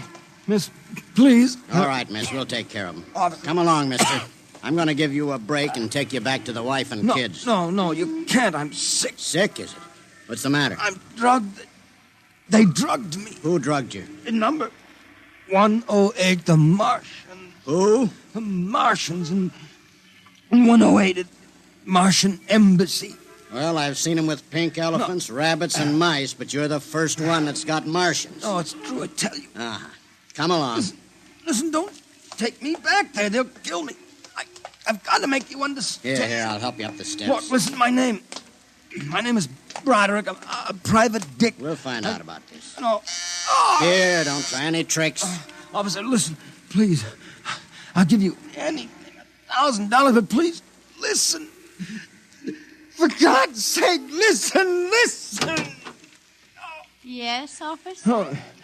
Why, Broderick. You know this lush, Granny? Oh, why, that's my son, Broderick. No, she's Martian. He's in pretty bad shape. You better get him to bed. Oh, dear, and he was doing so well at the Alcoholic Society. He must have gotten off again. Looks like he's ready to pass out. Lauren! What is it, Mother? Oh, Your brother Broderick has been drinking again. No, officer, please. Look out. He's passed out. Oh, I'll take care of him, officer. We've handled this sort of thing before. Can you manage okay? We'll be fine. Thank you. Oh, you've been very kind, officer. Nothing at all, Granny. I know how it is with these alkies. Well, I'll be seeing you.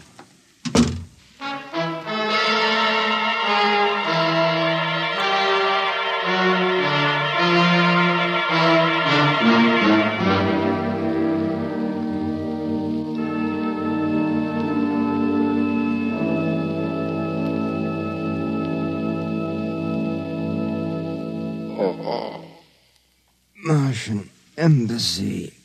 Martian. Oh, my head. Our Mr. Broderick is regaining consciousness, Mother. What happened? I can't get up. Oh. Do not struggle, Mr. Broderick. It will be impossible for you to rise from that chair. The pressure from this ray will keep you there. Ray? Who are you?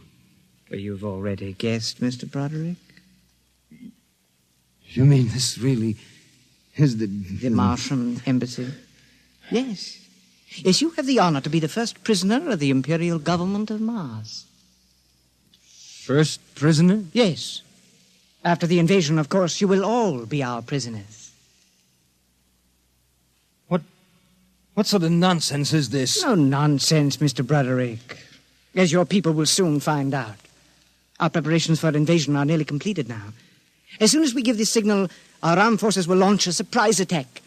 And then the Earth will be ours. You're crazy. Oh, not half as mad as you, Mr. Broderick, to come muddling so foolishly into our affairs.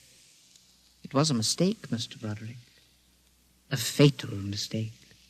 So Doolan's death was no accident, then, huh? Oh, assuredly not. We found it necessary to use a pressure ray on your friend. The block of concrete was an afterthought. We thought it might help to divert suspicion. All right. So what happens now?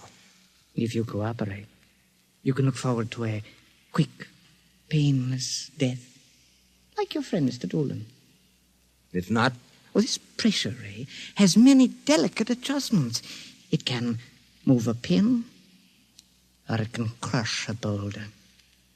Let me demonstrate. No! You see, Mr. Broderick, as if an invisible vice were crushing you. What do you want? The name of your client. We are interested in knowing who is so anxious to locate the Martian embassy. The names of my clients are confidential. Well?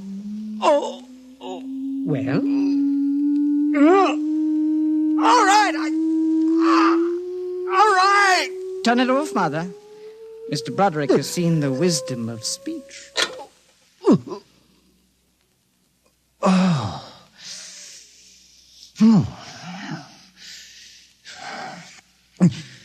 His name is Graphius. Graphius? Yes.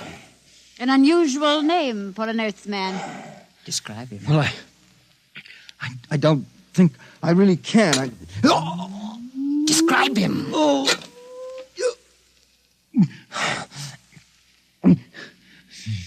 He's tall. The big forehead. It's about 60. Wears thick glasses. He's bald. Lauren, it sounds like one of them. Yes. Yes, it does.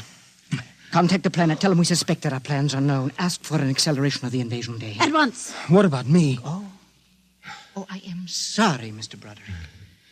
But I'm afraid you know too much now. In exactly 5 seconds, you will feel the full impact of the ray which faces you. I would suggest that you relax and meet your fate calmly. Oh, no, wait a minute. You will feel no pain, just a wall of force crushing you. Yes, but listen. 5. But you can't do this. 4. It isn't human. Yes, I know we're not human. 3. Yes, but do you understand? 2. No. 1. Mother in heaven. Now. Lauren! It didn't work. Something has happened. The magnetic field is dead. Stand back from the pressure regulator. It will not function anyway. I have decontrolled your field. Lauren! Lauren, it's one of them. They found us. Did you think we wouldn't? You are free to move now, Mr. Brown. Look, I don't know how you got in here, Graffius, but stick around. These babies are really Martians, just like you said. They're planning to invade the Earth and take over. There will be no invasion. All right, you keep these characters covered. I'll get the police. There will be no need for the police. I intend to handle them myself. But, Graffius, the police will want Do not call the police. I don't get it. You fool of an Earthling. Don't you realize with whom you are dealing? The invasion of Earth by Mars will be like child's play compared with what... Lauren! Oh! Holy mackerel. They just flattened out. Yeah, like your friend, Mr. Doolin. Oh, I detest the use of violence where the intellect can rule. But unfortunately, the Martians are a threat to us and must be destroyed so that we can proceed with our own plans. What plans? Naturally, you wouldn't comprehend. Wait a minute. There are some things here that I do understand. A second ago, that pressure ray didn't work. Now you're using it like it was a toy. How did you get in here, anyway? Who are you? Another one of these Martians? No, Mr. Broderick. I happen to be a Venusian. A what? A representative of the planet of Venus. You're crazy. Not at all. Martian invasion would be like child's play compared to ours. The Martians would simply have conquered and enslaved your people. We Venusians intend to exterminate you completely. And I suppose that you were going to start by knocking me off now, On the contrary, you are free to leave any time you please. Leave? Yes. Are you kidding? I know your plans, the invasion. I could go... Tell the police? Go ahead. Huh? Why don't you try it, Broderick? Because the minute I turn my back, you're going to let me have it. Suppose you try it and see. I have no interest in stopping you. Go ahead. Run to the police. Tell them anything you like. All right, Buster, you asked for this.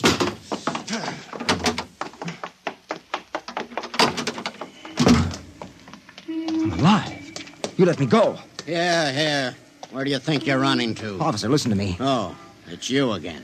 The one with the Martians. Listen, that story is true. You've got to believe me. You've absolutely got to believe me.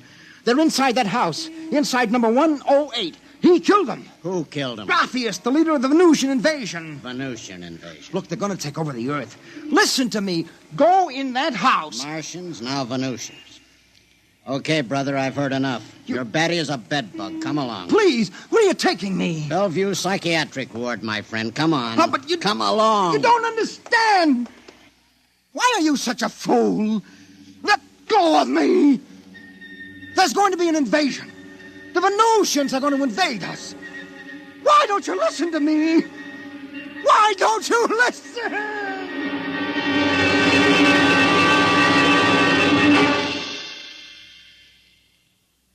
You have just heard X-1, presented by the National Broadcasting Company in cooperation with Street and Smith, publishers of astounding science fiction. Tonight, by transcription, X-1 has brought you The Embassy by Donald A. Wollheim, adapted for radio by George Lefferts. Featured in the cast were John Larkin, Theo Getz, Bill Zuckert, Audrey Blum, Virginia Payne, Clark Gordon, Jack Orrison, and Reese Taylor. Your announcer, Fred Collins. X-1 was directed by Dan Sutter and is an NBC Radio Network production.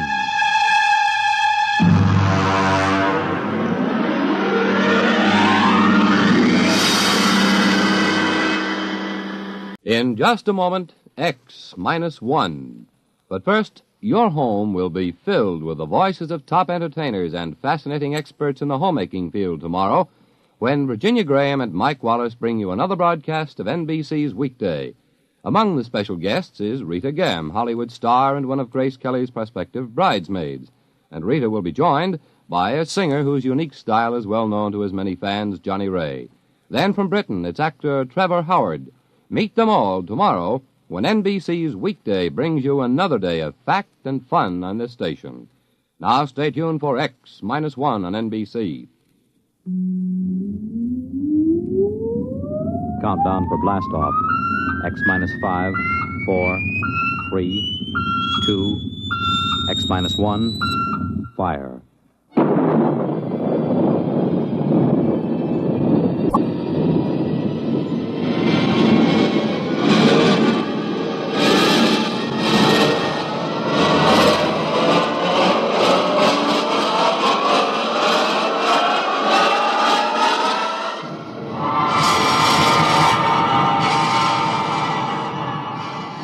From the far horizons of the unknown come transcribed tales of new dimensions in time and space. These are stories of the future, adventures in which you'll live in a million, could be years, on 1,000 maybe worlds. The National Broadcasting Company, in cooperation with Galaxy Science Fiction Magazine, presents X-1.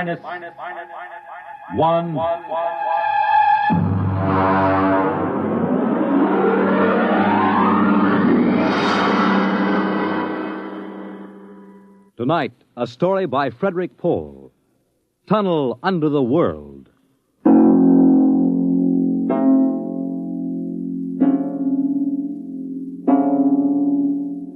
On the morning of June 15th, Guy Burkhart woke up screaming.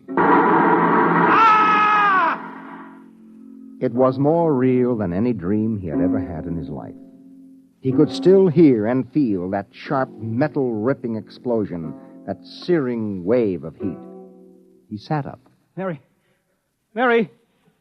Mary! Mary! Where are you? Guy, what's wrong? You're trembling. Where were you? In the kitchen cooking breakfast. What is it? I don't know, a dream, I guess.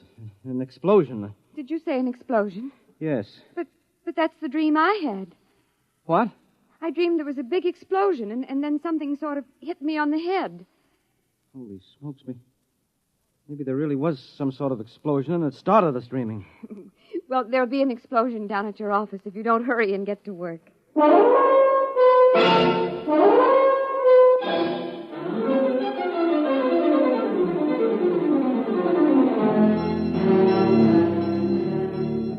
Coming in on the bus, Burkhart watched to see if there was any evidence of an explosion.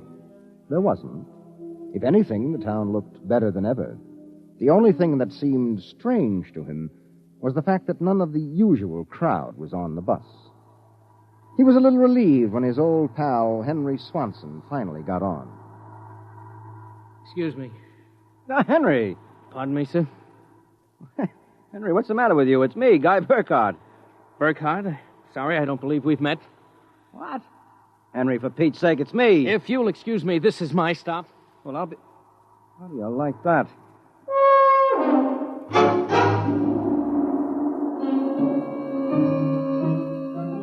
Guy Burkhart got off in front of the gigantic Contro Chemical Building, took the elevator to the 98th floor where he had worked in the accounting department for 12 years. It wasn't until he was almost at his floor that he realized the speaker was not playing the usual commercials. Friends, are you happy with your present home freezer? Of course not. Well, the answer to your problems is a Fecco freezer. Fecco freezers are better freezers. Most wives would do anything for a Fecco freezer. Friends, are you happy with your present home freezer?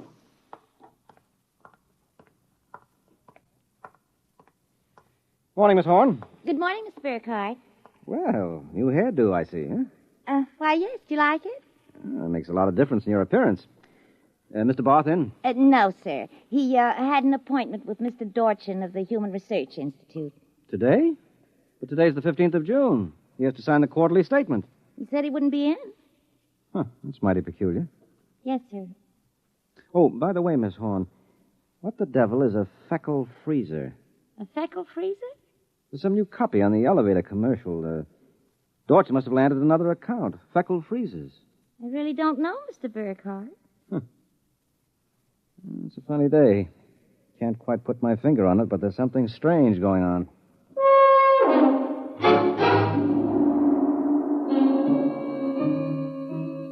He couldn't shake the thought out of his mind. It persisted all through the day and through dinner. He was still brooding as he and Mary got ready for bed. Tired, dear? Oh, no. Anything wrong? I don't know. Well, I guess I'll get a good night's sleep. Coming?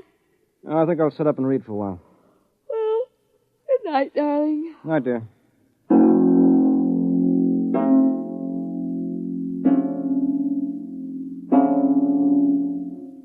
At exactly midnight, Guy Burkhardt lapsed into a sudden, deep sleep. And the following morning, he woke up, screaming.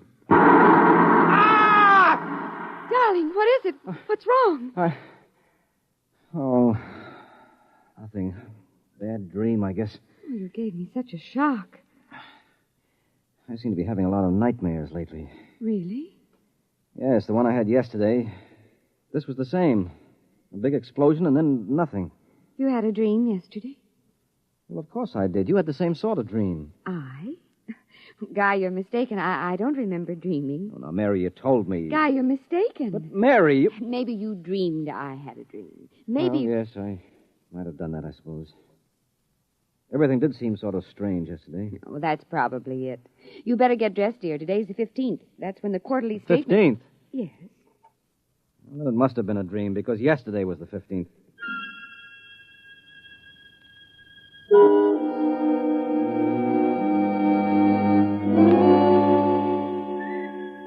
Guy Burkhardt got up, dressed, ate breakfast, and took the usual bus to work. Once again, everything seemed even brighter and newer than usual. And once again, he was puzzled when he noticed none of the old crowd on the bus. Pardon me, please. Oh, look, don't shove so. Oh, morning, Henry. Morning. For God's sake, don't talk to me. What is it? You being followed or something? Don't you know? I was sure you remembered. Remembered what? I can't talk. This is my stuff. Will you excuse me, please? Well, Henry, for Pete's sake.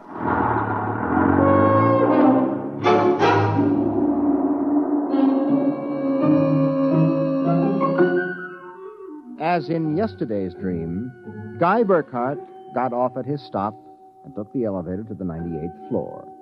The speaker in the elevator purred a new commercial this time. Marlin cigarettes. They're sanitized. Does your present cigarette make your throat feel raspy and unpleasant?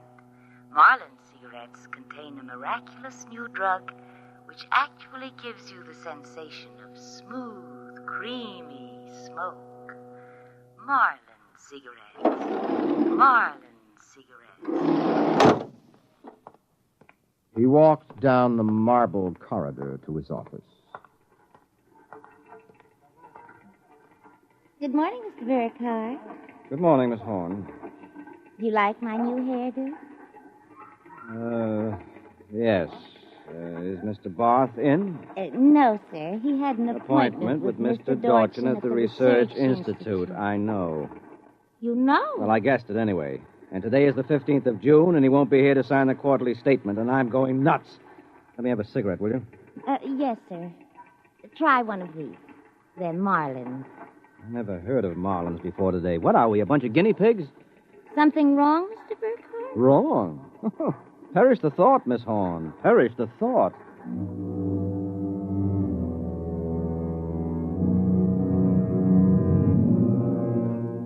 He went to his desk and stared at the mail. Before he opened it, he knew that the factory distributor's envelope contained an order for 12 new electronic computers. He knew that the development journal contained an article about a new method of transprinting selective brain circuits of human engineers onto the electric brain circuits of robot engineers to facilitate the operation of automatic factories. He knew that there was a complaint from Feinbeck & Sons about the Contro Chemicals' newest household robot circuit. After a long while, he forced himself to open them. They were exactly as he suspected. Hello. This is Swanson, Henry Swanson. What is it? Do you remember? Remember what? Just remember. All right, now listen, Henry, let's stop playing games. Yesterday, either I was dreaming or you snubbed me on the bus. Today, the same thing happens. Oh, you do remember, thank heavens. I thought so when I saw you, but I couldn't be sure. Well, what is it you want? Listen, tomorrow morning, when I get off the bus, you get off with me. Be casual. They may be watching. Who may be watching? Swanson! Hello!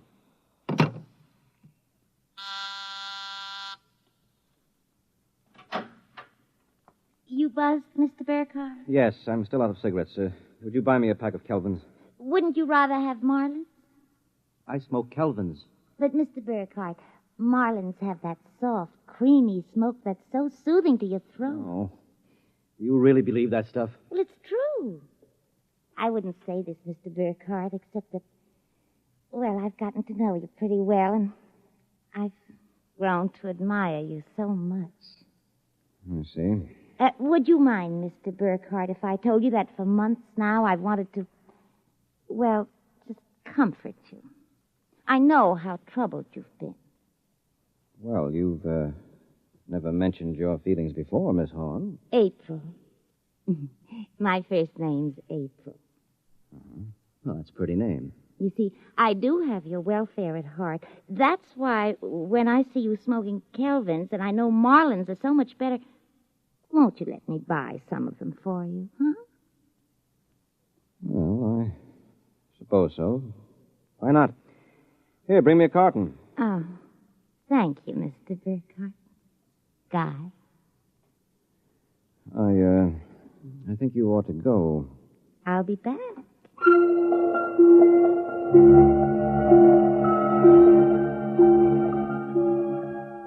There was something wrong. Something definitely peculiar about what was happening. The call from Henry Swanson. The strange behavior of his secretary, Miss Horn. These new products, the dream. Guy Burkhardt went home that night feeling like a man in a nightmare. Is that you, dear? It's me. Did you have a good day? Fair. Oh, before you sit down, will you go down in the cellar and put in a new fuse? The switch in the hall closet blew out. I shut it off. Okay. Supper will be ready in a minute, so don't start fooling around with that old boat hull you've been building. I won't.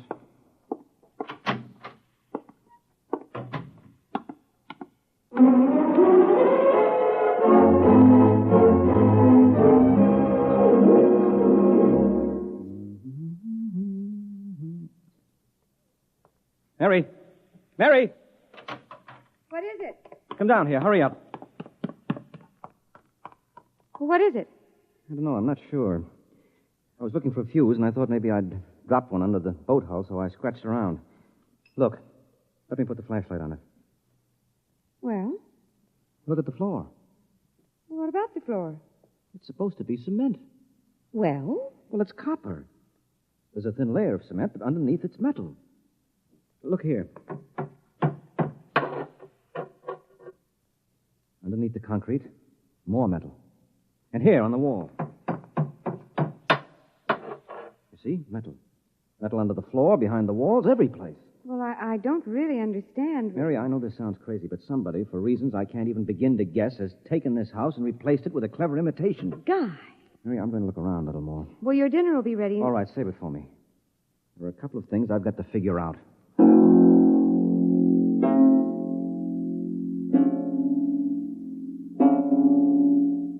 The following morning, Guy Burkhardt woke up screaming. He dragged himself into the kitchen where his wife Mary was preparing breakfast. and discovered it was still June 15th.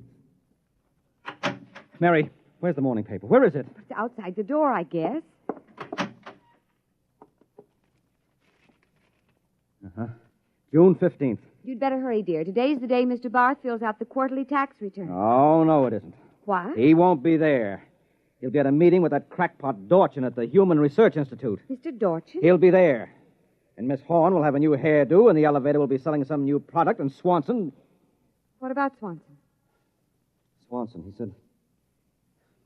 I wonder if it's going to be the same today, or whether... Guy, what in the world are you talking about? Huh? Nothing. Never mind. Where's my coat? You haven't had any breakfast, I don't want to miss my bus. I'll see you tonight.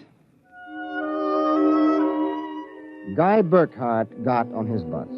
There were the same unfamiliar faces, the same unusually new-looking buildings, the same unusually bright sunshine. And on the customary corner, Henry Swanson, pale and furtive, climbed aboard. Excuse me, sir. It's quite all right. Do you remember the phone call? Yes. Oh, thank heaven. Get off at the next corner and follow me. Where are you going? There's an excavation for a building about a block down. Make sure you aren't followed. I'll go first.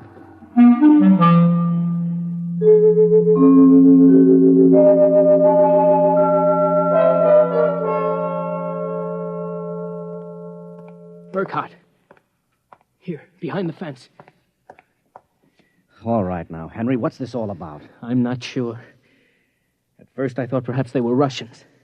Now I'm beginning to think they're Martians. No humans could have accomplished what they've accomplished. Now, wait a minute. Start from the beginning, Henry. What's going on? Look, Burkhart, peculiar things have been happening to you, right? Yes? A lot of your friends are missing. Your house seems changed. Yeah. There's something stranger than that. The date. Today is June 15th. Yet I could swear yesterday was June 15th and the day before that. You got it, friend. It's always June 15th. And you and I are the only ones who know it. But why, Henry? How? I'm not sure. I think it's some sort of mass hypnosis or something. Well, why doesn't it work for us? My wife, Mary, doesn't remember a thing. Somehow, when it happened, they missed us. We were protected from the full force of the rays or whatever they used. Burkhart, where were you on the night of the 14th, about midnight? Let me see, that was Sunday night. Yes. Yeah, I was down in the cellar under the boat I'm building. I was in my darkroom developing some pictures. This just doesn't make any sense to me. Russians, Martians. What makes you think that? I've seen them. Where? At the end of the tunnel. What tunnel? The one they built under Tylertown. A tunnel under Tylertown? Yes, that's right. It's made out of copper or some alloy. Copper? Wait a minute. I found a copper layer under my cellar floor last night. So did I. That's how I discovered it. I found a way to get in, too. It's at the bottom of this excavation. Holy mackerel. Henry, why don't we tell the police? Because we can't trust them. Even the police may be Martians in disguise. Oh, come on now. You're being melodramatic. Oh, am I? Well, you just come with me. Where? Into the tunnel. I'll show you.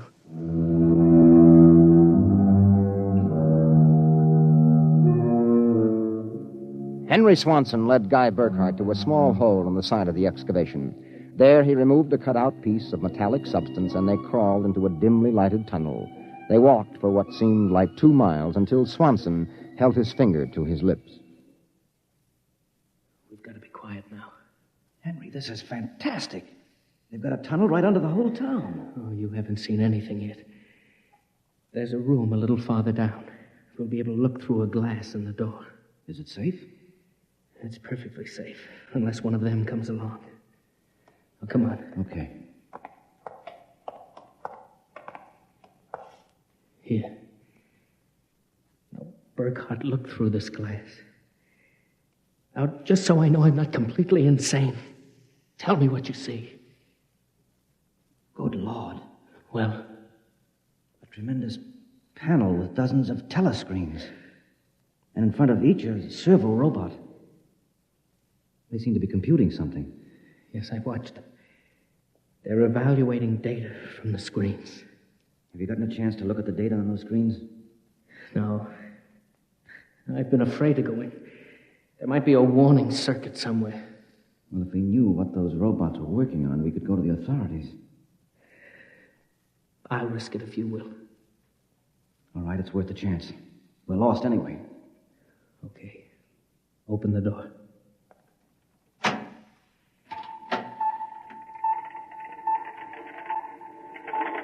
So far, so good. Come on. Let's take a look at that data. But don't interfere with the robots. Don't worry. Here, let's look at this screen. Listen to this. Tests in the 47K12 group with Marlin cigarettes pulled 80% using the soft feminine approach. Indications are that an extension of this approach would influence at least 70% nationwide. The direct elevator pitch pulled only 10%. This should be abandoned and a new series of high persuasion personal elements introduced. Henry, do you know what this means? I haven't the faintest idea. Well, I don't blame you. This is crazy, but it fits the facts when I think about it. Do you know who's behind this? Martians? No, not Martians, Henry. Humans. What? Humans who are interested in developing the perfect propaganda machine. What? I don't know who they are or how they've done it, but somehow they've taken Tylertown over. Hypnosis. Hypnosis, drugs, maybe some kind of array or something. However they do it, what happens is that they let us live through a single day. During that day, they pour all kinds of suggestions and propaganda into us. At the end of the day, they evaluate the results, see how we've reacted. And at midnight, they wash the day out of our minds, and the next morning we start the same day over again with different stimuli. Do you know what that means, Henry? Suppose one man learned how to influence people 100%. Why, in a year, he could sell us anything from freezers to political candidates. Oh, wait a minute. We're guinea pigs, Henry. This whole community is one big test tube for Dorchin's propaganda research. Burkhardt, what do we do? I don't know, but somehow we've got to get out of this town and get to the FBI. What do you think we can? It's worth a try. Come on.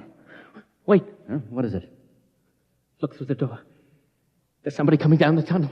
You've got to hide. Behind the circuit box. Wait. Good Lord, it's Dorchin, the head of the Research Institute. Shh, quiet.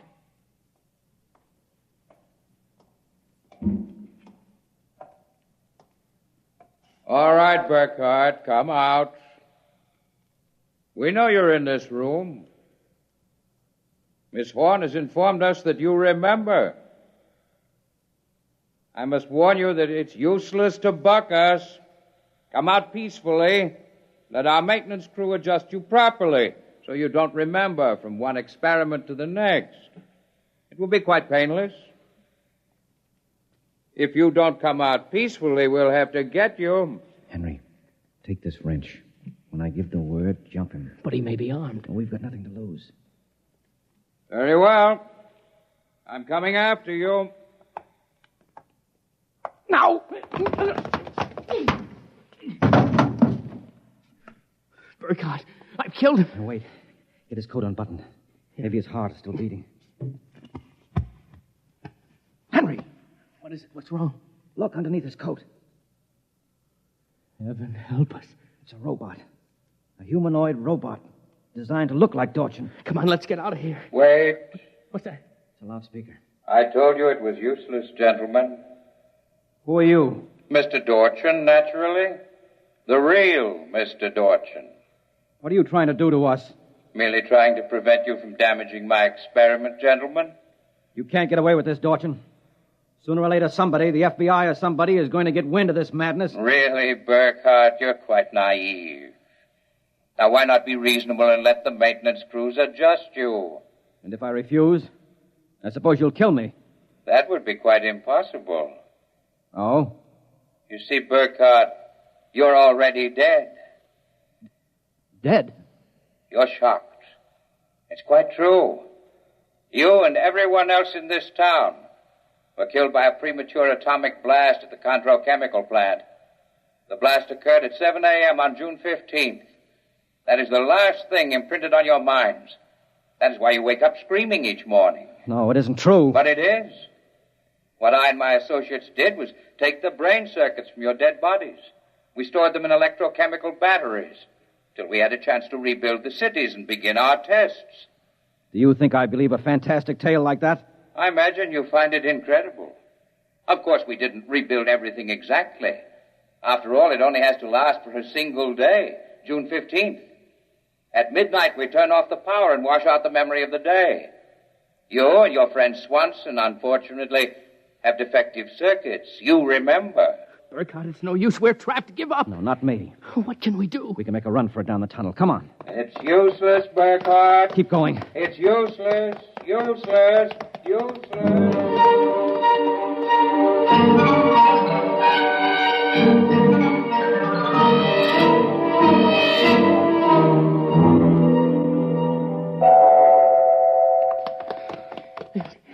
Now, this door is open. It opens. Oh, no. No, I don't believe it. Swanson, look.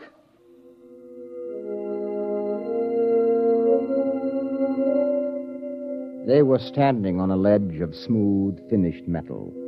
At their feet, the ledge dropped away into a chasm so deep they could not see the bottom. Beyond was only a glare so bright that their eyes could not stand to look into it. And yet, just at the limit of their vision, something towered.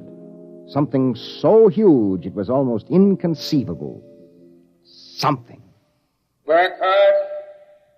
Yes? This is Dorchin. Now do you understand why it's useless? The great looming figure moved closer. It seemed to take shape now, and yet it was so gigantic as to be unbelievable. It came closer. The glare was partially blocked. And then, Guy Burkhardt knew that the towering shape was none other than Dorchin himself. You see how I did it, Burkhardt? I took your brain circuits and had them reduced so they could be transferred to tiny humanoid mannequins. That's what you are, Burkhardt. A tiny miniature of yourself. And this city, this whole experiment I'm conducting, is built on a tabletop.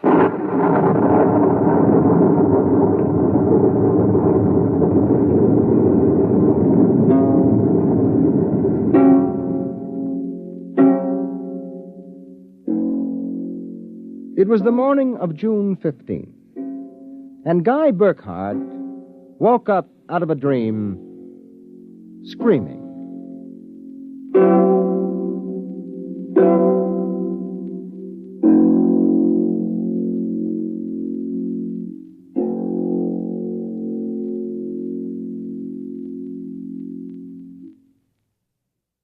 You have just heard X-1, presented by the National Broadcasting Company in cooperation with Galaxy Science Fiction Magazine, which this month features another story by tonight's author, Frederick Pohl. It's the second installment of his novel, Slave Ship. Your announcer, Fred Collins. X-1 was directed by Daniel Sutter and is an NBC Radio Network production.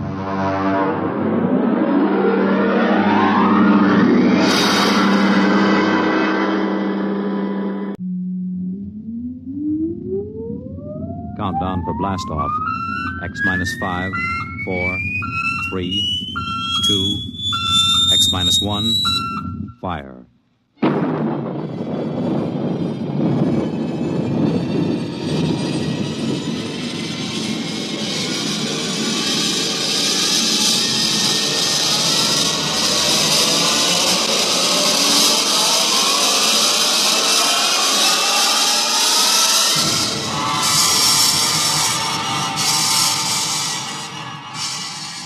From the far horizons of the unknown come transcribed tales of new dimensions in time and space. These are stories of the future, adventures in which you'll live in 1,000,000 could-be years on 1,000 maybe worlds.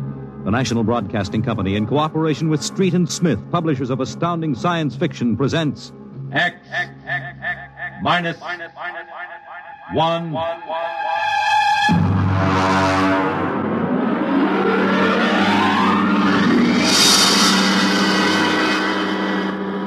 Tonight's story, Shanghaied. Okay, very funny, very funny. Think it over, boy. Tomorrow the old ball and chain. Yeah. Eat, drink, and be merry, for tomorrow you commit matrimony. Come on. We came down here to Scarlet Square to have a little fun. We might as well be at my mother's music hall in Beacon Street. Oh, the problems of the rich.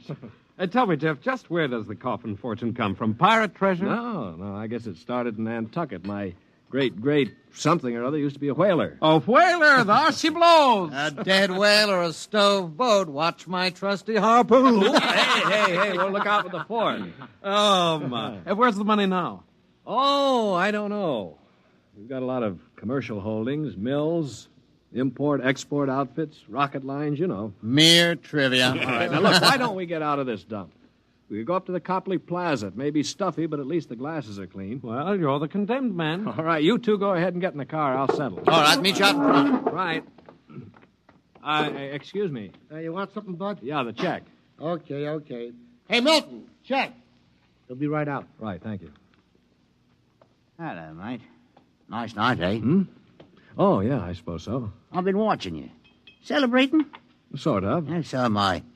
Just got off a deep space run out to Centaurus. Oh, that's a 15-year run, isn't it? 15 and 3 blooming months. Mm-hmm. Well, how'd you know? You a spaceman? No, not exactly. Where's that check, barkeep? Hang on to your hat, Bud. Milton's slow, but he's sure. Fill it up, Charlie. Say, why don't you join me, matey? Yeah, Charlie. Oh, no, thank you. Oh, come on. Won't take off him, no? Well... Celebrate whatever it is you're celebrating on me. Pour it, Charlie. Okay. Well, all right, thank you. I guess I might as well. Cheers. Yeah, right, cheers. Oh, what was that, Marty? Charlie's special brand, eh, Charlie? Yeah. Well. Oh, say, look, Charlie, would you get that waiter out here? I've got to meet... Hey, what's your hurry, matey? You got plenty of time. Sure. Sit down. Take it easy. You don't look so good. No, I don't feel so good. Now, sit right here. You feel chipper as a blooming grasshopper in a sec. No, I've got to get outside. The car's in a hurry. Where's the check? Check? Oh.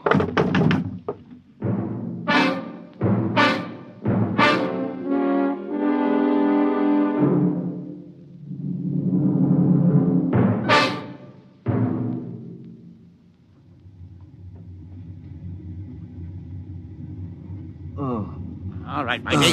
Up on your feet. Wakey. Oh, all right, let go of me. What's the idea? Rise and shine and greet the dawn. What? Where am I? What's going on here? Come on now, matey. Up in there. Wakey. No, wait a minute. So you were at that bar, Scully Square. Come on now. Up on deck or you'll be in trouble. Deck? What are you talking about? Where am I? It's hard to say exactly. Offhand, about 8 hours out of Atlantic Spaceport. Atlantic Spaceport? Now, look, what kind of a joke is this? If Alan and Peter think this is funny...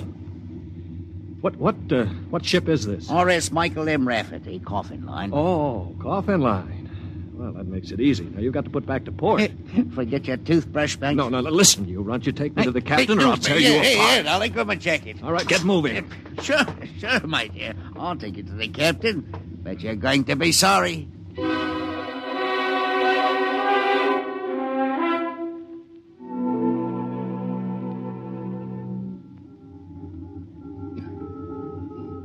Morton, what the devil are you doing on the bridge?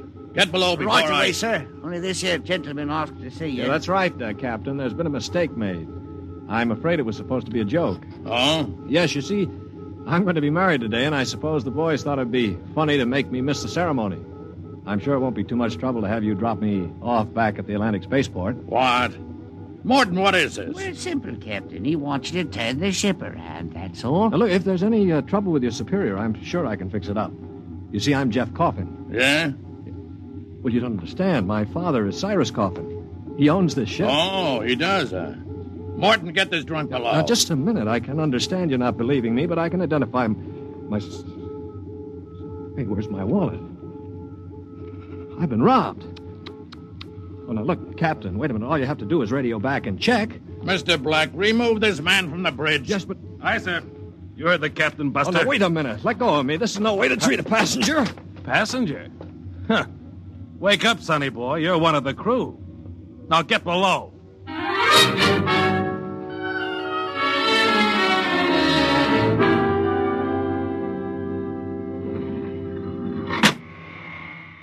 All right now, mate.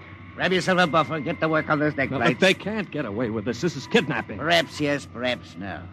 Now get this here deck nice and shiny, and we might even see about some grub. I'll be back in 2 hours. And mind you, I want to be able to see me bloomin' reflection in it. Better polish that deck plate. They can't get away with this. Well, the law says once you sign on, you're under absolute orders. I looked it up. Yeah, but I didn't sign on. I was kidnapped. You won't be able to prove it. Come on, mister, please. I didn't get anything to eat yet today, so give me a break, huh? All right. What do you do, run the buffer over it? Yeah, that's right. Like this. You sign on? Yeah, I ran away from home. How old are you? 16. 30 when we get back. Yeah. What do you mean 30? We're headed for Mars, aren't we? Only to refuel. We're outbound to Centaurus. Oh, no, it can't be. Well, that's a 15-year run. Morton! I've got to get back. No use. I'm getting married. My bride-to-be will think I'm dead. Martin! Martin! What's up here? You want me to call Mr. Black again? He'll give you what for. Listen to me, Morton. Listen, I've got to get back to Earth. I can't disappear for 15 years. Oh, is that the fact? Look, we stop at Mars, right? Yes, and you'll be below decks under lock and key. Listen to me. If I can make it worth your while, will you get me off at Marsport? Jumping ship, huh? That's real naughty, mate. $1,000? Why, what would I tell me poor old mother in better say? 2,000. 5 in advance. What do you mean in advance? You're probably the one that rolled me for my wallet. I'll find a way. They don't believe your young coffin, but maybe I know better. All right, it's a deal. Look, Mr. Coffin, can you take me with you? I didn't realize what it would be like. I can pay my share. I could work it out for you, or maybe borrow money. I couldn't stand 15 years. I'd go crazy. All right, sure. What about it, Morton? Boy'll cost you another 1,000. You cheap swindler. Here now, Mr. Coffin. I'm all what stands between you and a lovely pleasure cruise for 15 years. So I'll thank you to treat me with a respect and politeness what a gentleman like myself deserves.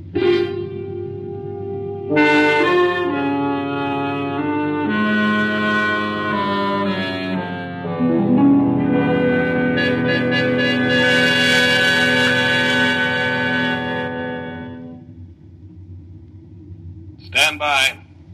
Stand by for landing procedure. All right now. Listen careful. This is the cable locker for the grappling anchor. Right. When she lands, this hatch will open. Cables go out.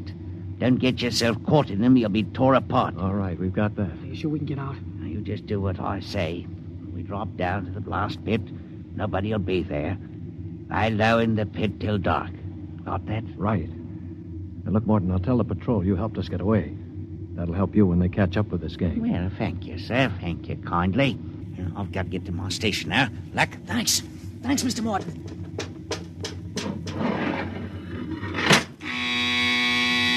Well, there's a landing horn. Now keep clear of that cable, Joey. Here we go. Right. Hold on tight. There goes the grappling cable. Yeah. All right, come on. Drop through the hatch. It's about 6 feet. All right, it's clear. Hurry up. Here I come. Oh. You all right? I twisted my ankle. It's all right. All right, there's the blast pit. Get going. Right. Now, we're all right so far. The ship hides us. Here's the pit. All right, now get down so they can't see you. Wait a minute. I hear somebody coming. Keep still. Maybe we better look. Look, if we stick our heads up over the edge, they'll see us sure. Now keep down and keep still. I hear him. Shh.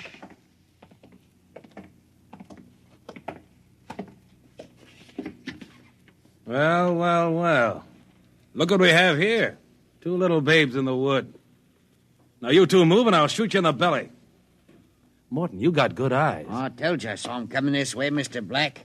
Jumping ship. My, that's a terrible thing to do.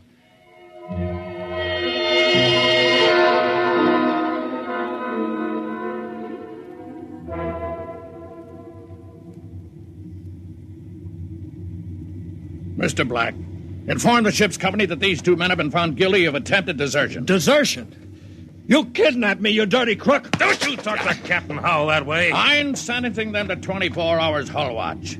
Take them away. Morton, take him to the aft lock. Aye, sir. You'll calm down after 24 hours hull watch. What's hull watch? Very simple. We put you two in spacesuits, shove you through the airlock on the end of a line. You sit out there and watch the hull for 24 hours. No food, no water, and the eating units in those suits are just a little bit defective. Makes it interesting along about the 18th hour. Yeah, I'll bet. Here we are, gentlemen. The airlock. You get in there. Got 5 minutes to get into them suits before we blow the air out. See you in 24 hours. Maybe.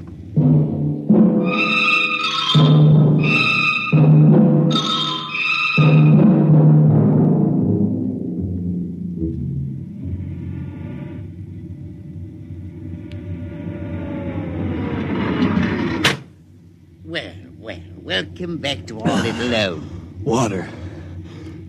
Water. Thirsty, eh? You should control these animals' instincts. Get water. Right, yeah? Yeah. Slopping like a bloody animal. Joey passed out. Help him. He'll be all right. Teach a lesson, both of you. Take my advice and behave yourselves. You've got 15 years to go on this here ship. You might as well make the best of it.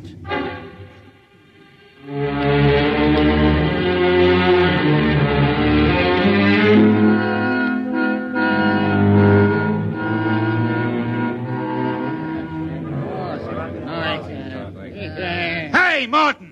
What do you call this mess? That's your supper, mighty food concentrates. What's the idea? Only 2 months out and on concentrates already? You complaining, Red? Yeah, I'm complaining. If Captain Howell's chiseling on the manifest, that's his business. But when he tries to take it out in our hides... You keep quiet or I'll turn you into Mr. Black. Concentrate is what you get to eat from here on out. Now shove it into your face and keep quiet. Suppose I shove it into your face and see how you like it. What's going on in here? What's going on? Morton. He struck me, Archwant. 48 hours hull watch. All right, what are you all looking at? Get back into your places. Morton, bring that man down to the aft airlock.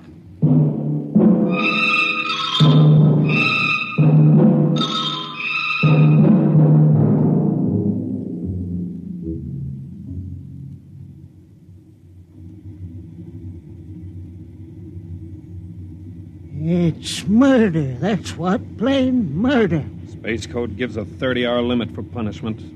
They didn't even have a burial. Just shoved them out the lock. Well, if the owners knew about this, they'd stop it. Fat lot of good that's going to do us during the next 15 years. Wait a minute, if we could get the ship back to Mars. No, 2 weeks after we landed, we'd be hung.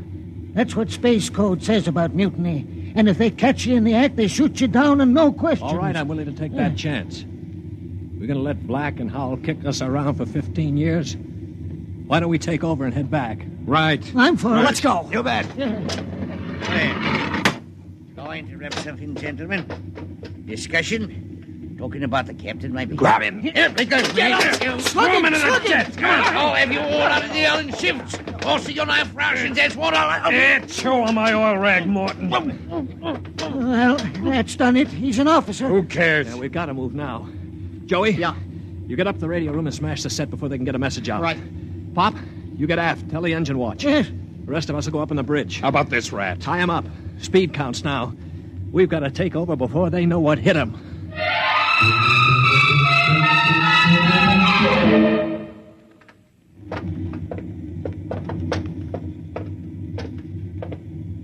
All right, careful. We've got to surprise them. Don't worry, we'll get them cold. Jeff, Shh, quiet. Sparks were sending when I got in, but I knocked them out and smashed the set. We're okay. Good boy. All right, come on. Right past the bulkhead. Look out! The blast bulkhead. Yeah, we're cut off from the bridge. We'll never get through that. They must have found out somehow. The intercom. Black can turn it on from the bridge. You heard the whole thing. Well, we better get out of here. What'll they do? I don't know. We got all the controls up there. We can shut down the driver, but we can't steer. Yeah. You better dog down the hatch behind us.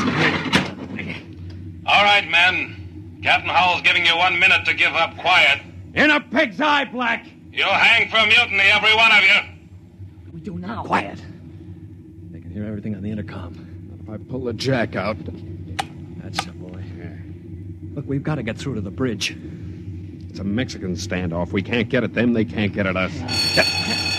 What's that? It's an air leak. The pressure's down. It's Howell. He blew the hatch on the mess hall section. Just opened her up and let the air out. Morton, do you know what Black's going to do?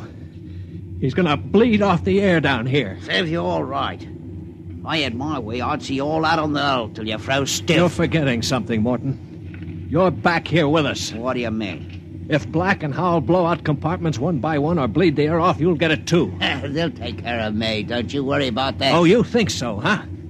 Joey, plug that intercom back in. Right. Captain? Captain? Giving up? We've got Morton back here. Yeah?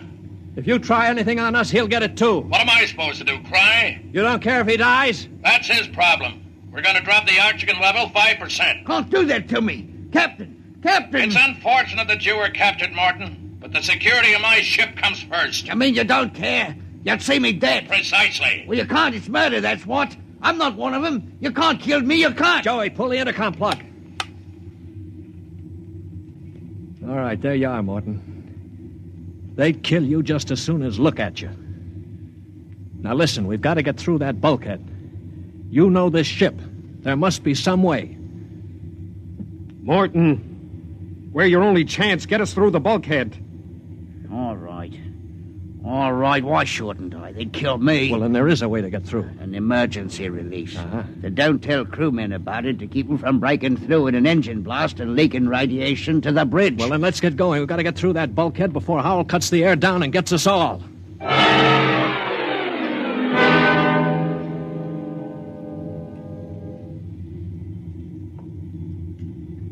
Here's the bulkhead, Morgan. Where's the release? Under the floor panel. You can pry it up. All right, hurry. I got it.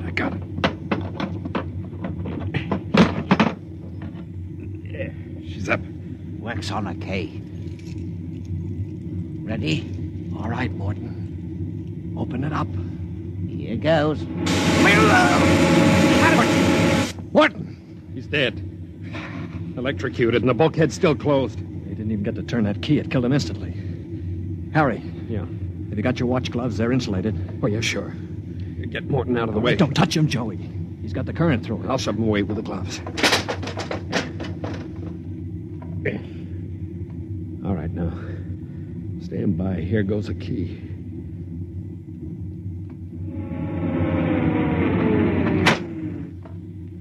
All right, let's go. Get him. Come on in. That's it. Stand back there. Come on, get him. Stand back. All right, Flexi, how you like this? All right, grab the guns. Joey, look out. Let go of that gun, Hal. All right, hold them both. You don't have to worry about Black. I got him square with a wrench. We better tie up the captain. Yeah. Well, what do you think you're going to do now? We're going to turn around and go back home. I don't think so.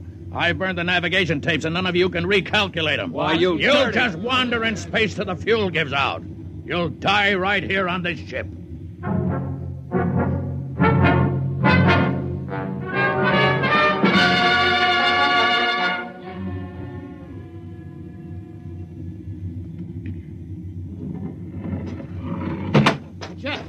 Jeff, the interceptor screens went on. Meteor? No, it's a ship. A patrol ship coming up on us. Oh, they must have got an SOS off. Yeah. Well, I'm not so sure that's so bad. Wait a minute. We don't have to worry. We can just tell them the truth.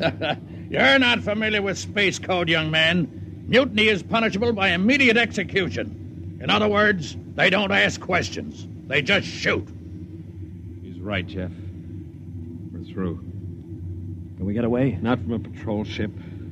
Already sent us a heave-to flash. If we run, they'll blow us out of space. I'm afraid your mutiny is about over with, gentlemen. They'll be aboard in an hour. And 10 minutes after that, you'll all be dead.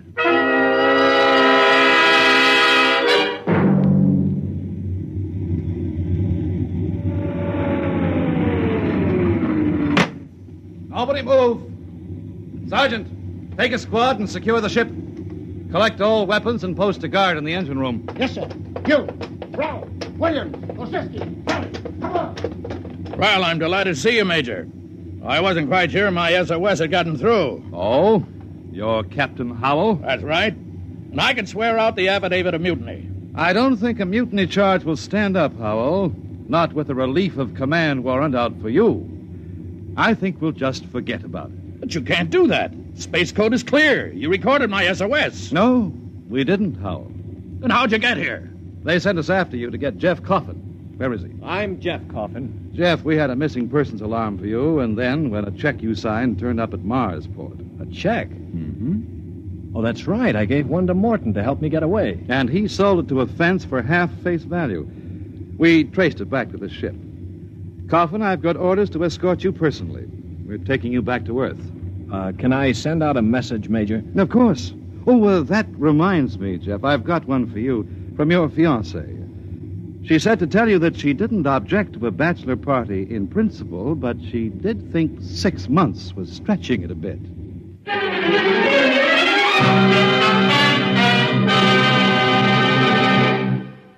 You have just heard X-1, presented by the National Broadcasting Company in cooperation with Street and Smith, publishers of astounding science fiction.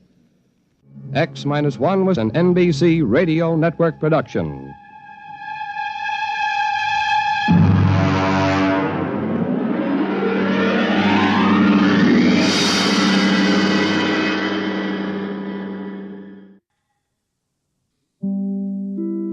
In just a moment, X-1. But first, some of the funniest situations you've ever witnessed occur every Wednesday night when the devilish imagination of MC Jack Bailey sets to work on NBC's Truth or Consequences. You won't believe it until you hear it, so listen in tomorrow.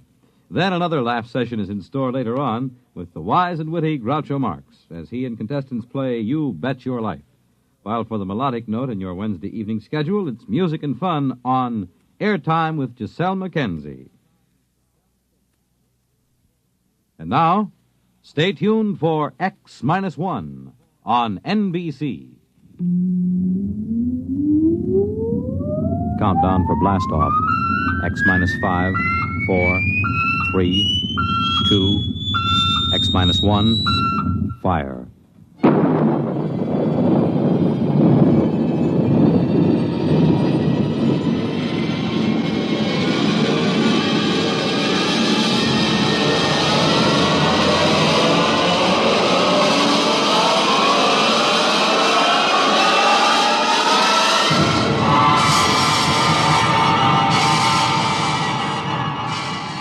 From the far horizons of the unknown come transcribed tales of new dimensions in time and space. These are stories of the future, adventures in which you'll live in 1,000,000, could be years, on 1,000 maybe worlds. The National Broadcasting Company, in cooperation with Galaxy Science Fiction Magazine, presents X-1.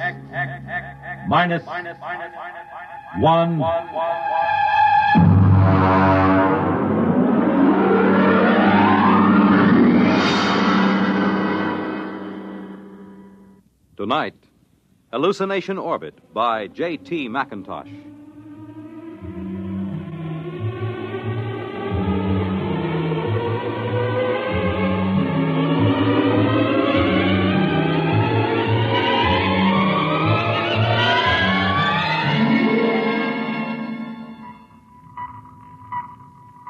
Mr. Chaka. Sir? Stand by to release pickup rocket. Yes, sir. We'll break orbit in 8 hours, have damage control pull the rods on the number 3 pile. Check leakage. Yes, sir. Try and have the locks cleared of all unessential personnel when that pickup rocket comes back. There's no point in making trouble. I understand, sir. Pickup rocket away, sir. Very well. Take over, Mr. Chaka. I will be in my quarters if I'm wanted.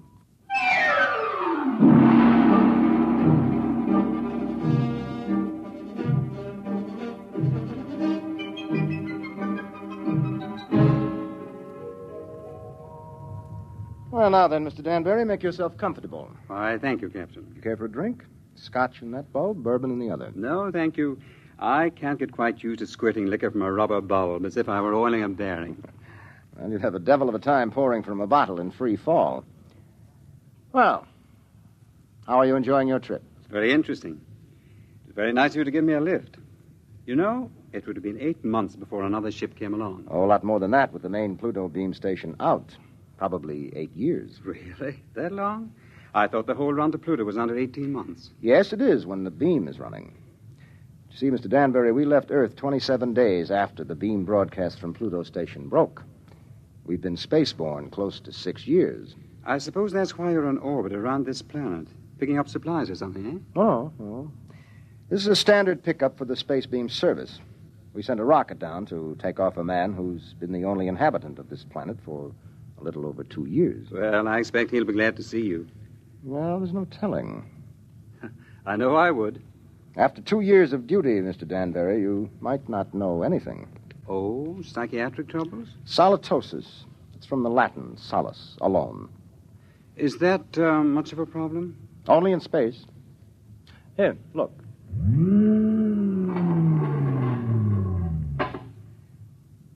Look through that port. Seems empty. It is. It's empty of horizon, sky, sunlight, ground. It's empty of time. It's empty of people. You can't live in it too long without something happening. I see. But surely people have been alone before spaceflight. Oh, yes, but they have been on the same world with other people. And that seems to make a difference. You take a hermit on Earth, he may spend his life trying to escape civilization. Put him on a deserted world, he turns psychotic. Is there a cure? Oh, sure. Put him back with people. At least about 40 people. That seems to be the critical number. See, I have 48 in this ship's complement. I could run her with about 18. But if I tried to, I'd have psychos on my hands 6 months after blastoff. But then every one of these men on the beam stations, they're all alone, aren't they? That's right. Well, then they must get it. They do. It wouldn't pay to leave more than 40 men on a space station. And less than 40 is too dangerous. Solitosis can be homicidal. So they leave one man. Now, he gets it all right. But you can snap him out of it just by taking him back to Earth. That's why I like to have as few people as possible around when the pickup ship comes back. It can be pretty unpleasant. And what are they like? How does it affect them? Well, so far, I've picked up about 28 space station officers. I've seen 28 different sets of symptoms. I wouldn't want the job of getting those guys out of their stations and into that pickup rocket. Captain here. Pickup rocket. Signaling, sir. All right, Mr. Chalker, prepare to receive the pickup. Alert the psychiatric staff, and I'll be right there. Would you care to see them bring him in, Mr. Danbury? You're welcome if you have a strong stomach. I don't think so, thank you. All right. Mr. Chalker, as soon as the rocket is secured, make a trajectory for the next station. Yes, sir. That's Pluto Station 3. Carry on. Pluto Station 3. That will be a honey of a job. He has been on that lump of rock all by himself for close to 6.5 years.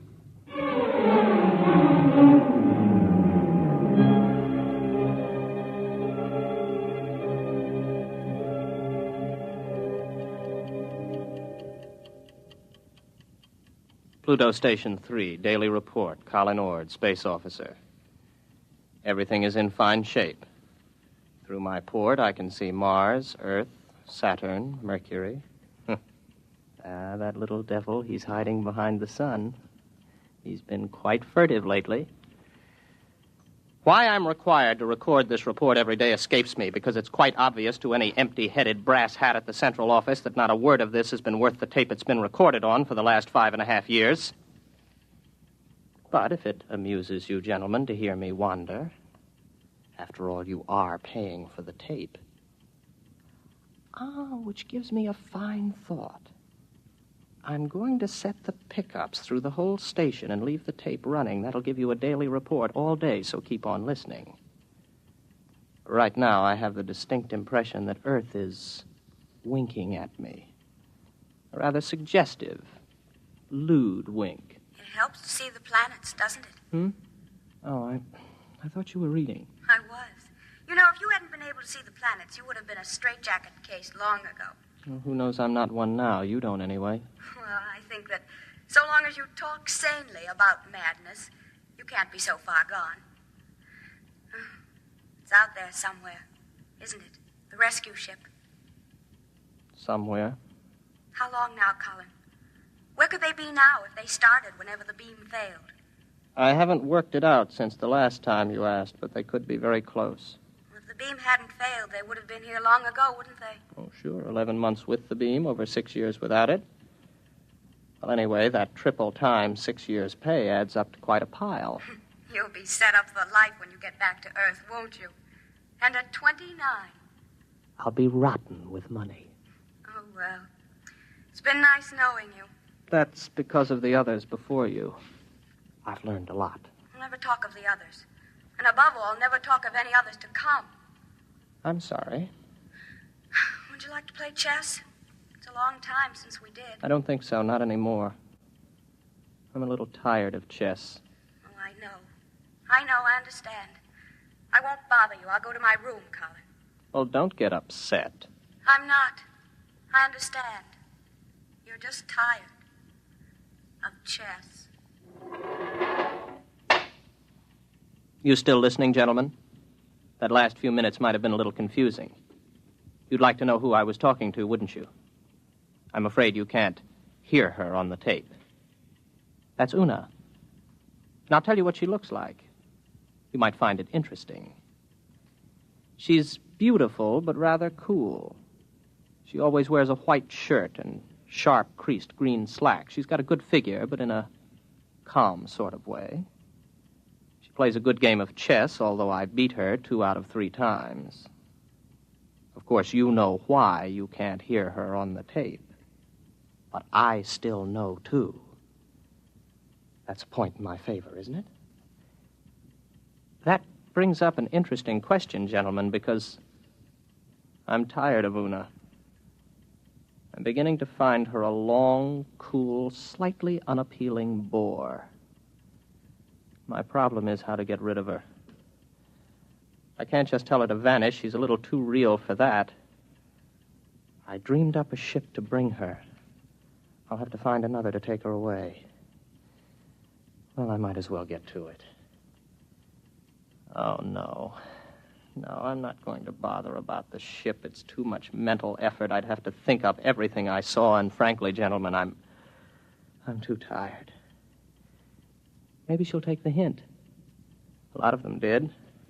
Susie did. And Alice. Oh. I remember Margie. There was a girl. A load of bricks had to fall on her head. Took me 4 weeks to get rid of her. No. Let Una figure her own way to get off the station.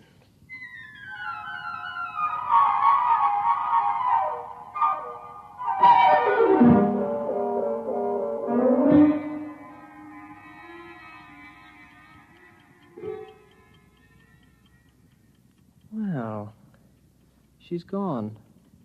I thought she might. Her ship's gone, too. Well, all in all, I don't think Una was really very satisfactory. One of these days I'll start believing in them, and I'll be really gone. Well, if I activate the main screens now, I'll see a ship coming in to land pretty soon. Every once in a while, I have a thought that when the ship really comes, I'll think it's make-believe. Yes, there it is. A small ship curving in for a landing. I suppose I could check on the detectors. I know they register anybody within 100,000 miles, but I don't bother checking them anymore because someday the moment will come when I check the detectors, and I'll see just what I want to see. Well, the ship's coming in for a landing now. I'll go out to meet it. I'm rather interested to find out what the explanation will be for the girl. Naturally, it will be a girl.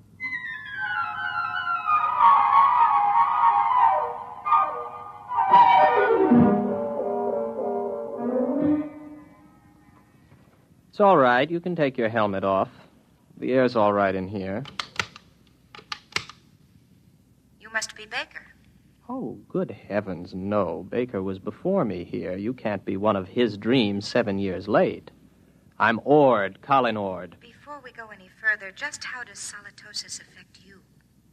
Well, that's new. None of them ever asked that before. It makes me see things that aren't there. And you know there's nothing there? Sometimes. Do you know I'm here? I'm making a point of not wondering about it. Well, one thing you can be sure of. This. Do you see this? This is a gun. I just want you to know I'm not heaven's little gift to lonely space station officers. Is that clear? Oh, yes. Yes. What's your name? Elsa Cutterline. You want to know why I'm here, of course. Not particularly. What? Well, that's always the weakest part of the story. I don't like to press it. Why don't you, take off your spacesuit? I'll tell you why, just the same. I killed a man. Why and how doesn't matter. I had access to an experimental ship. I thought if I disappeared for about 2 years, Oh, please, don't labor over it. I'm not asking questions. Why not? Well, when we get around to it, I would be interested in the story you can concoct for being dressed like the cover of a magazine story in rather minimal clothing. It's been years since I thought up anything like that. You must be a throwback. What are you talking about? You know, you're going to have a tough time with that gun when you get tired of holding it. It's a heavy gun. How long do you think it'll be before I take it from you? After all, you have to sleep. There's no door in the station you can lock that I can't get in. I know. I just wanted to make sure you weren't violent. I think I can get on with you, Ord. Yes, I see. The question is, my dear, whether you're real or not. Well, don't I look real? Oh, yes, but that doesn't prove anything. As a matter of fact, the realer you look, the worse off I might be. But then there still is the remote possibility that you might actually have killed someone and decided to hide out on a space station. Shall I tell you something else, Elsa? What? I'm suddenly tired of the whole business. Breathes there a man with soul so dead, I'm sure you know the rest of it. I would suddenly like to have enough people around me so that I could be sane.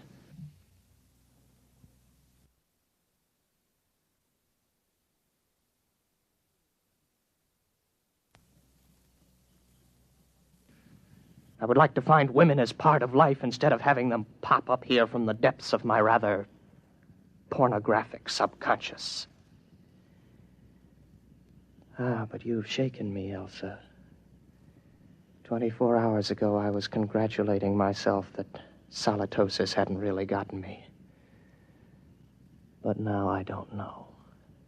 Just don't try anything funny, or you'll find out whether I'm real. The hard way. Any way is the hard way.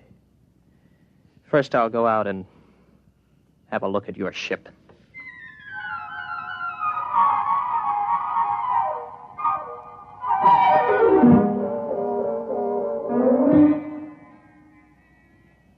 £14 per square inch air. Heat. Now, I take a gasoline lighter. There, the flame lights. But on the other hand, if there was no lighter and I see it, I could also see it burn when there isn't any air. As a matter of fact, how do I know that I can read a meter for air pressure? And now that I look again quickly, I find I haven't got a lighter in my hand, and as a matter of fact, the pressure meter reads 0. There's no air on this ship. As a matter of fact, there isn't any ship. Elsa is no more real than Una. All right, Colin, old boy, sit here and concentrate for about 15 minutes, and you'll be able to walk through the walls of the ship.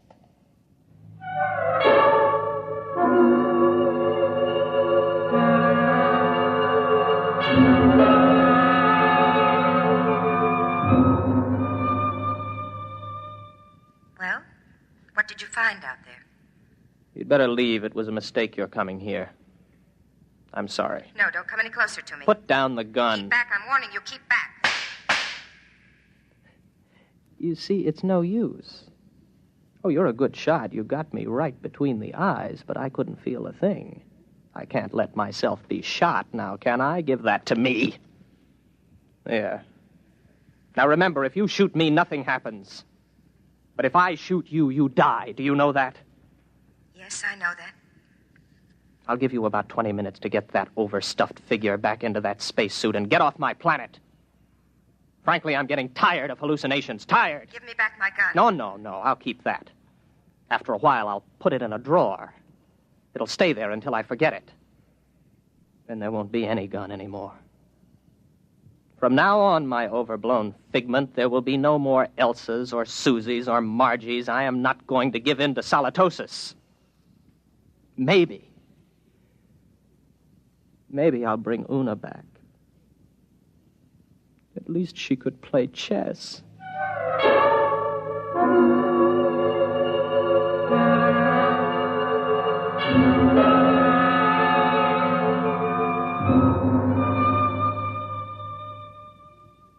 Pluto Station 3, Daily Report, Colin Ord, Space Officer.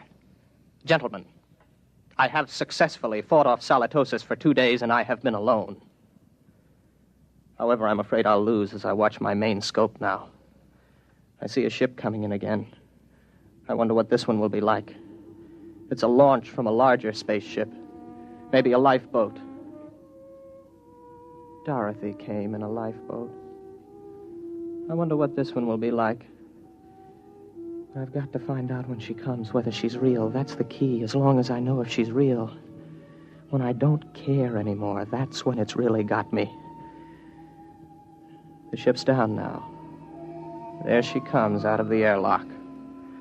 I've got to find out whether she's real.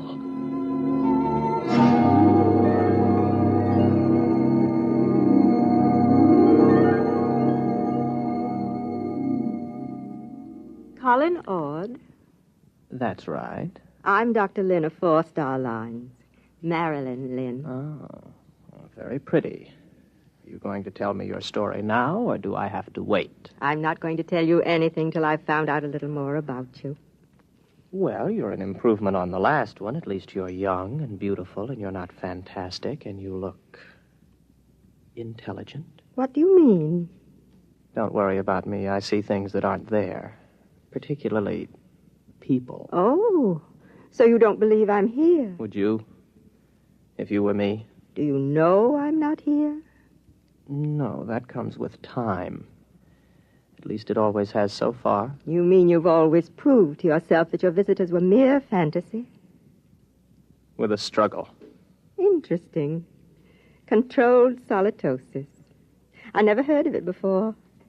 It's a pleasure to meet you, Mr. Ord. No, that doesn't make you real. They all say that. Why should I want to make you accept me as real? I don't know. But they all do. When will you know? Oh, I can't say. Maybe in 5 minutes. Maybe not for hours. How do you do it? You don't shoot me to see if I die or anything like that, do you? No, nothing like that. If I shoot you, you do die, like the witches in history. They'd die if they were, and they'd die if they weren't. Your mind has remained agile enough. Naturally. I never heard of solitosis inhibiting intelligence. Would you like some coffee? Is that part of the test? Whether more coffee is actually drunk than you drink yourself? No, that doesn't help. It would be very easy for me to make half what I thought I made, to fill a cup with nothing and pass it back. You look afraid. Why should I be? What am I doing? Am I doing something I don't know I'm doing? No. Would you like me to wash the cups for you when we're done? That won't prove anything. Next time they were used, I could just imagine they were washed, couldn't I? Where are you going? To find out if you're real. My ship. Go ahead. Good luck.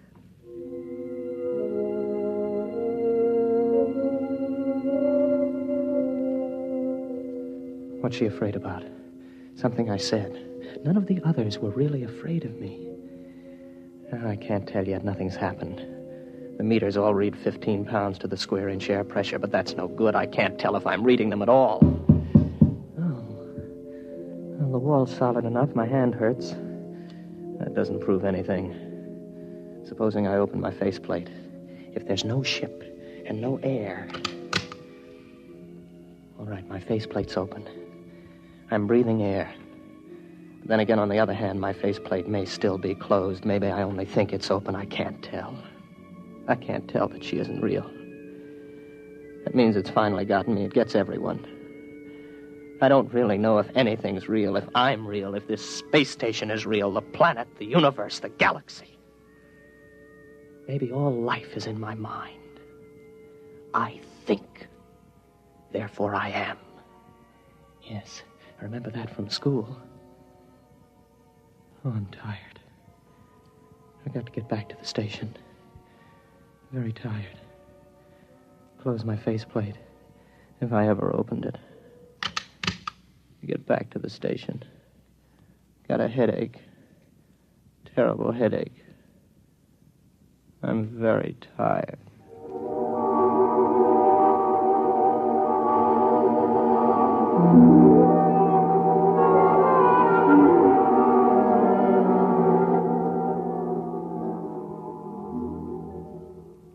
Are you all right now?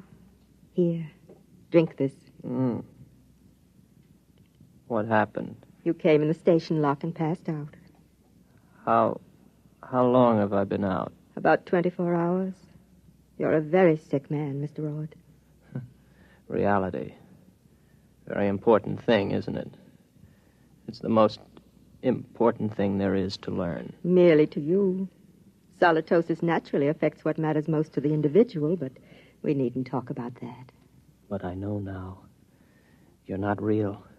You can't be, even though I feel you are. How did you decide that? I couldn't prove you weren't, not on your ship. I'm too far gone to figure out any test that'll work. But if you are real, then how did you avoid solitosis? The only way there is. There are 48 men and women in the relief ship that's in orbit around your planet right now. I came down in the pickup rocket. We have well above the critical number of people. I keep rational by knowing they're up there in the orbit, and as soon as I'm ready, I'll take you back up there. Well, I suppose I can wait. I don't really care if you're real or not anymore. I know. It'll take a long while before you care. You sound sad. What's the matter? It's the way you look at me. What do you mean? What do you see when you look at me? Well, you're strong. Sort of quietly beautiful. About my age. You're wearing a tunic and slacks. And you don't have a wedding ring. I noticed that. That's what I thought you saw. I'm real, but not your picture of me. I'm a doctor, Mr. Ord. All first contacts with station officers are made by trained psychiatrists. I'm a doctor. And I was a girl once. But that was 40 years ago. I'm 66. You can't be. Oh, yes. It was very nice to be a girl again. I could see myself in your eyes, and I almost felt young again. As I grow old in the next few weeks, Mr. Ord, you will be recovering.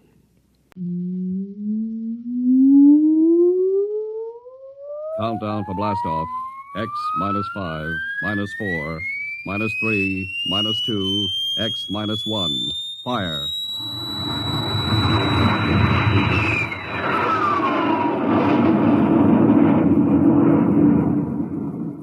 From the far horizons of the unknown come tales of new dimensions in time and space. These are stories of the future, adventures in which you'll live in a million could-be years on 1,000 maybe worlds. The National Broadcasting Company presents X -1.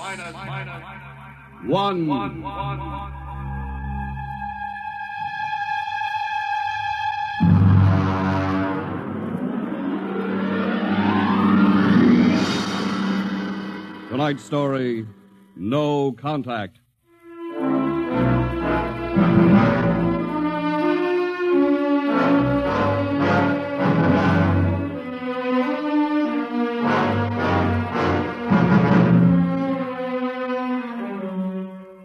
It was in the year of 1982 that spacemen first discovered the Great Galactic Barrier. In the past 10 years, rocket travel to the moon and the nearer planets had become commonplace. And then men fixed their sights on a more distant star, the remote planet known as Volta. 5 exploratory ships went out, and none came back, each in turn disappearing mysteriously at the same vanishing point, at an invisible wall somewhere in the vast outer reaches that became known as the wrecker of spaceships, the Galactic Reef. And yet, the explorers refused to admit defeat. It was on June the 2nd, 1987, that the rocket Star Cloud made ready for takeoff, the 6th to attempt to crack the barrier and win through to Volta. Now hear this. Condition green. 2 minutes to blast off. Condition green. 2 minutes to blast off. Well, Lewis, this is it. I don't suppose you'll be needing the ship's doctor up here on the bridge during blastoff. I think not, Smitty. There's little chance of acceleration bends in these new overdrive ships. I'll be in my office then, counting vitamin pills if you need me. It's only a few steps. Good luck, Lewis. Thank you, Smitty. Lieutenant Collier. Yes, sir? You're relieved. You'd better get down to navigation control and take over. Yes, sir. Lieutenant. Yes, sir? We've never flown together before. This is your first flight in a space vessel as big as the Star Cloud. Yes, sir, but I was trained in oversized jobs at the Naval Academy. Well, if you're half as good a navigator as your father was, you'll do fine. Thank you, sir. Did you ship out with my father? I served under him on one of the first rocket runs to the moon. I see. I almost went along on his last trip to the barrier. Too bad about that. Yes, sir. That's all, Collier.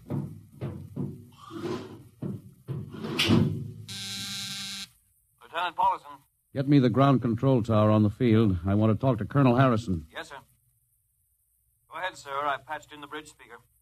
Colonel Harrison? Yes, Captain? We're standing by for takeoff in 30 seconds. Good. The field's cleared of all personnel. We'll try to reestablish radio contact immediately after takeoff.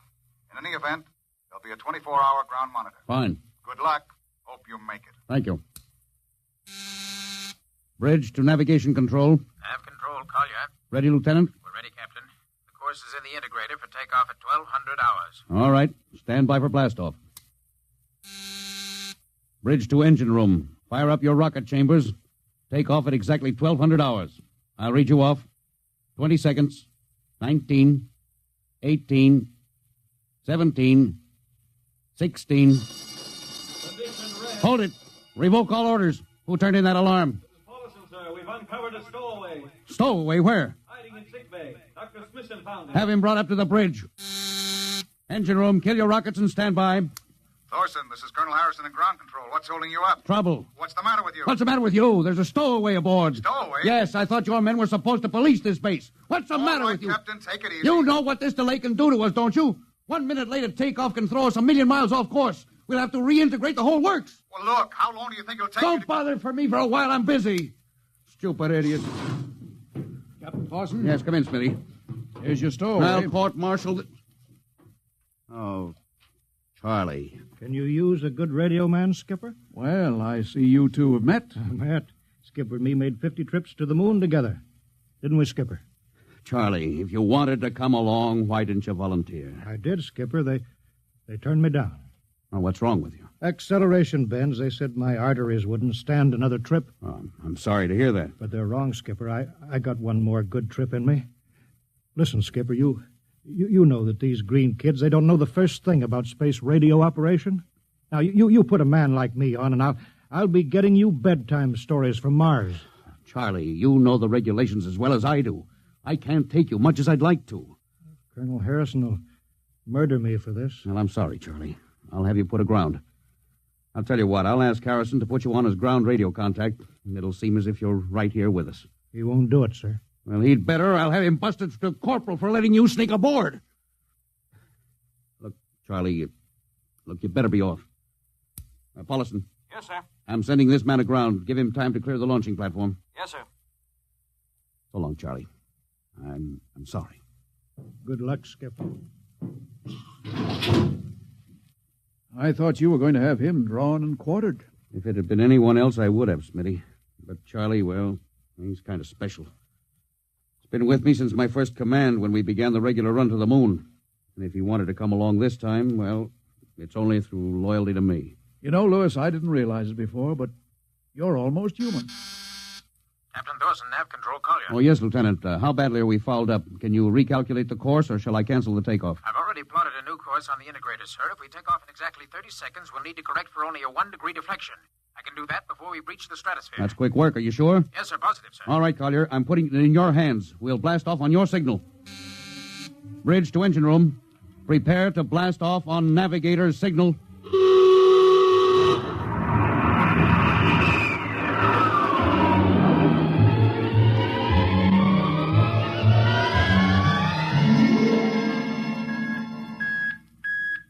How are we doing, Collier? Coming on the bearing, sir. That's 4, 3, 2, 0.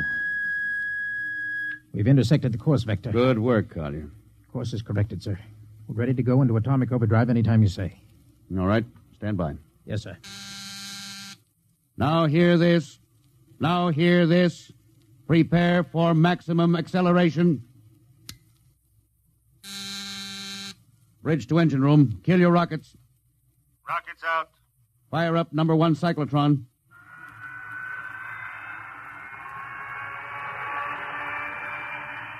Number 1 ready. Fire up number 2. Number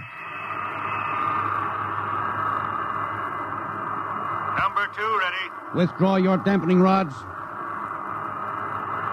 Fission chamber ready. Blast tubes cleared. All generators operating at capacity. Take it over, sir. Go into overdrive at the count of 0. 3 seconds, Mr. Collier. 3, 2, 2, 1, 1, 0. 0.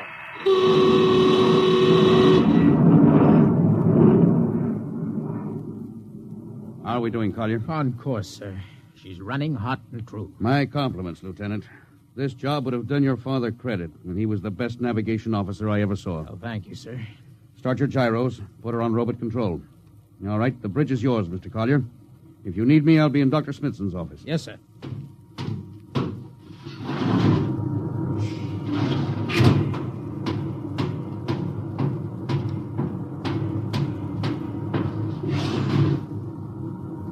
Lewis, I see you got us off the ground. You can thank young Collier for that.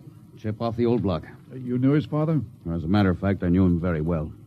First-rate spaceman. Oh, is he the one yes, who... Yes, he was lost in the galactic barrier on the second ship we sent out to Volta. Lewis, just what do you think this galactic barrier is? Oh, your guess is as good as mine, Doc. All I know is that 5 ships have gone into it, and none of them have come back out. You think it's a nit? How about Mestrovic's theory that it's a time warp in space? That the ships reach it and slip into another dimension? I think that's a lot of rubbish. My theory is that the galactic barrier is nothing more than a radioactive layer of some kind. Why do you say that? Well, we know that radar signals bounce off it like they were hitting an invisible glass wall. And we know that it destroys our ships and crews in some way. There's no other logical explanation. What makes you think we can get through it, Lewis? Because we're ready for it. The others weren't. The entire hull of this ship is completely shielded with lead. We can crack through any radioactive cloud ever detected. Besides, we're equipped with some new UHF radio devices that should enable us to maintain radio contact with Earth. Nothing can happen. Absolutely nothing. Now, who are you trying to convince? Myself, I suppose. Lewis, you've had your share of glory. First skipper to reach the moon back in 1962. You could have retired. Why are you risking this trip? 5 ships are missing. Men like Prentice, Margetson, young Collier's father. I'm tired of seeing good men fed into that meat chopper. Then why are we going to Volta? We haven't any choice, Smitty. We're in a race, the kind of race where men and ships are expendable. According to the Interspace Code, the first nation to reach Volta can claim it. Well, personally, I want no part of it. Now, Doc. I'll have to play physician, morale builder, and mother substitute for 112 slightly nervous men. Well, your morale doesn't sound too good, Doc. As morale officer, I can state without fear of contradiction, it is terrible. And something tells me as we approach that galactic barrier, I'm not going to be alone.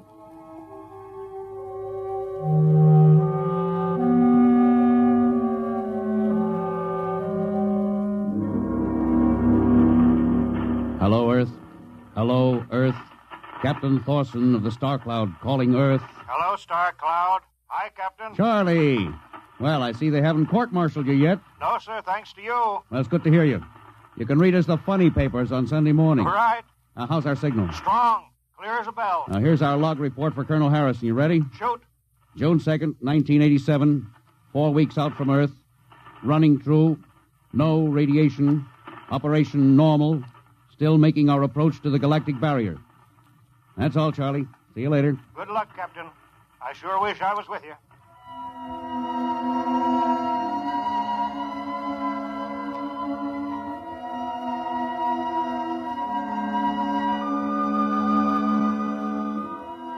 How's the morale, Smitty? The men know we're getting closer to the barrier. They're beginning to show a little tension, Lewis. Oh, how's their physical condition? Any sickness? About half the crew has come down with space blues. I was afraid of that. Are they bad? Same as usual. Lips and hands with a bluish cast. Eyes are sensitive to infrareds. I don't know. When I first started flying these tin cans, nobody ever heard of space blues. Well, now there's a theory it's caused by the terrific acceleration of atomic overdrive. Change in gravity affects the circulation. What do you think? I think it's psychosomatic. I've noticed that the same men who get space blues under tension on a ship tend to get blue coloration back on Earth when they're upset. I guess it's just an occupational disease of space navigators. You think it's just nerves, then? Well, young Collier's got a bad case. I think it's tension from overwork. Maybe he needs some vitamins. Louis, when will you realize that vitamins are not a panacea for all the troubles of mankind?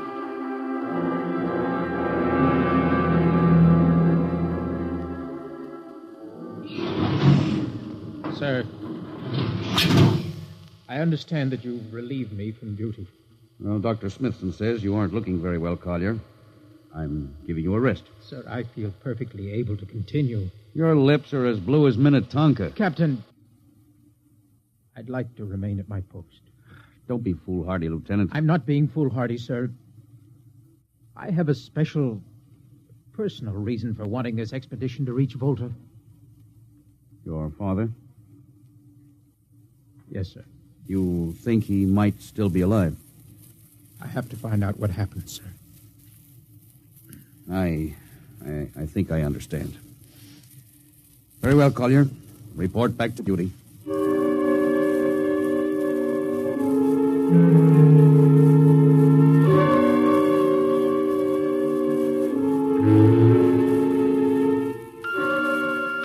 What's the reading, Paulson? We're getting a +5 radar bounce now. Coming off the barrier almost as fast as we sent it out. What's the interval? 2 seconds. Shortening steadily. At this rate, we'll hit the wall in the next few minutes. All right. Alert the crew. Sound general quarters. Now, hear this. Condition red. We are now approaching the galactic barrier. All hands to stations. All radiation detectors to be fully manned. Full security will prevail until further notice. That is all. Paulson. Yes, sir? The radar bounce is up to +6. We'd better try to make final contact with Earth. Is Sparks still trying to raise the base? Yes, sir, but he's not having much luck. Oh? Seems to be some interference. That's the radio room now. Yes? You got him? Well, cut in on the bridge speaker. Captain will take it from here. Hello? Star Cloud to Earth. Can you hear me, Earth? Hello, Skipper. I can barely read you. You're getting heavy static from sunspots. That's not sunspots, Charlie. We're right on top of the galactic barrier. Getting a +7 radar bounce. Expect to hit the barrier almost any second now. Good luck, Skipper. If we crack the barrier and come through still in one piece, I'll try to get back to you on the high-frequency band. Gotcha, Skipper. Don't worry. I'll be waiting. So long, Charlie. So long, Star Cloud. Must be getting awfully close now, Captain. Echo's bouncing back so fast it's almost beating the signal. Well, when they go inside, hold on to your hat. That's when we run into the wall. Any second. Hold on. Oh, here goes nothing. Here it comes.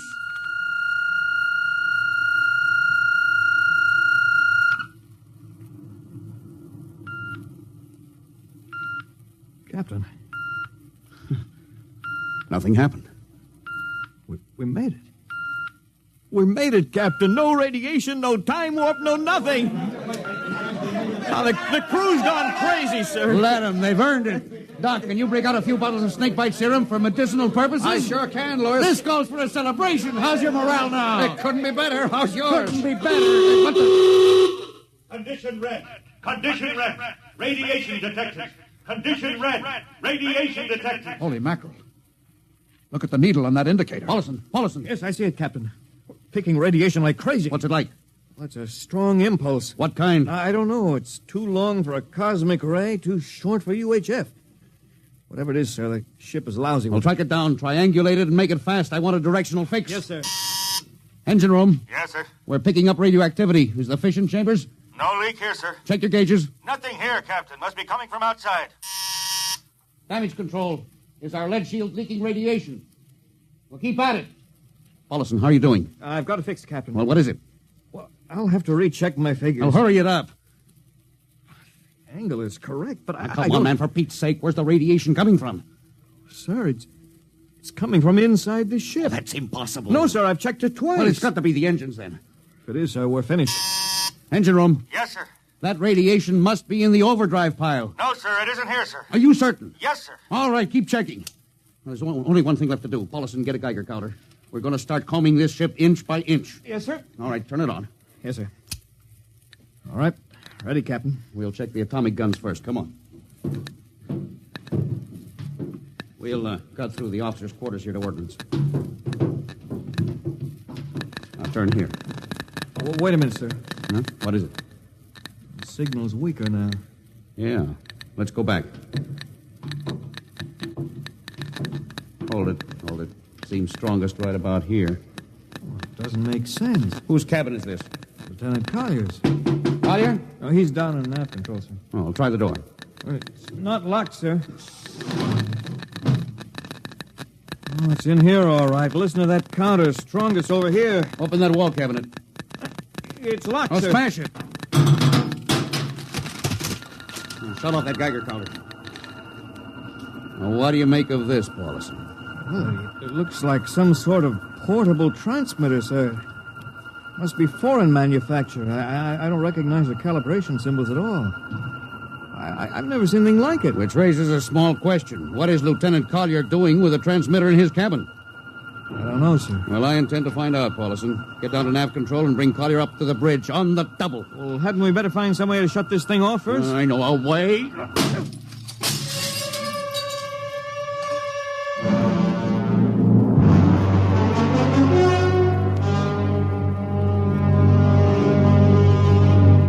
Lieutenant Collier, I'm going to ask a few simple questions, and I want a few simple answers. Yes, sir. What were you doing with a transmitter in your cabin? Transmitter, Captain? Oh, you know nothing about it. Oh, no, sir, I don't. Do you recognize these calibration symbols? No, sir. Can you think of how it might have been placed in your cabin without your knowing it? No, sir, unless someone came in while I was on duty. Would that have been possible? I suppose so, if someone had a key. I found your cabin door unlocked. Well, I meant a key to the wall cabinet. I didn't say the wall cabinet. Well, You what, Lieutenant? How could you have known it was in the wall cabinet? Well, I just assumed, sir. Lieutenant Collier, I find it hard to believe you would lie. Having known and respected your father, having observed the way you handle your job. However, I intend to get to the root of this thing. May I have your wristwatch, Lieutenant? Sir? Your wristwatch. Yes, sir. Paulison, turn on that Geiger counter. Yes, sir. Hold this watch next to it. Yes, sir. That's all. Lieutenant, if you hadn't any close contact with that transmitter, how do you explain the radioactivity of this watch? Well, I don't, sir. I think you'd better. To whom were you sending those signals? Condition red. Condition red. There's your answer, Captain. What is this, Collier? Alien spaceship approaching. Alien spaceship approaching. Collier, who's aboard that ship? All right, now talk! Very well, Captain. My mission seems completed. Your mission? Are you admitting that you're an agent of a foreign power? I am stating it. What nation? No nation, Captain. What? I am an agent of the Voltan government. Oh, what? The government of the planet of Voltan. You're crazy. Are you so stupid, Captain? Did you think your people are the only ones who can invade another planet? What do you mean? We've had agents operating on Earth since 1945. I don't believe you. What do you think happened to those 5 ships, Captain? Where do you suppose we got our information? Your language, your culture, family background. Your appearance, you look like... Like Commander Collier? Well, is that so surprising, Captain? You see, Captain, we had a living model. I ought to kill you. That would be very foolish, Captain. I would advise you to surrender without delay. Alien ship now coming into ordnance range. I'll deal with you later, Collier. Paulison? Yes, sir. Put this man in irons. Take him away. Don't worry, sir. We'll take good care of him. Carpenter, Robinson. Gunnery. Gunnery Richardson. What's the range? 10,000 meters. They're closing fast. Put your guns on radar tracking. Tracking. Coming on the bearing. Fire. Fire, Richardson. Richardson, did you hear me? Fire! What's the matter down there? Did you hear me? Richardson, answer me. It's no use to shout, Captain. Collier, how did you get loose? Where's Paulison? Lieutenant Paulison is dead. All stations! Lieutenant Collier has escaped. Seize him, men! Don't waste your breath. Your men can't hear you, Captain. What? Those still alive are my men. You're lying. No, Captain.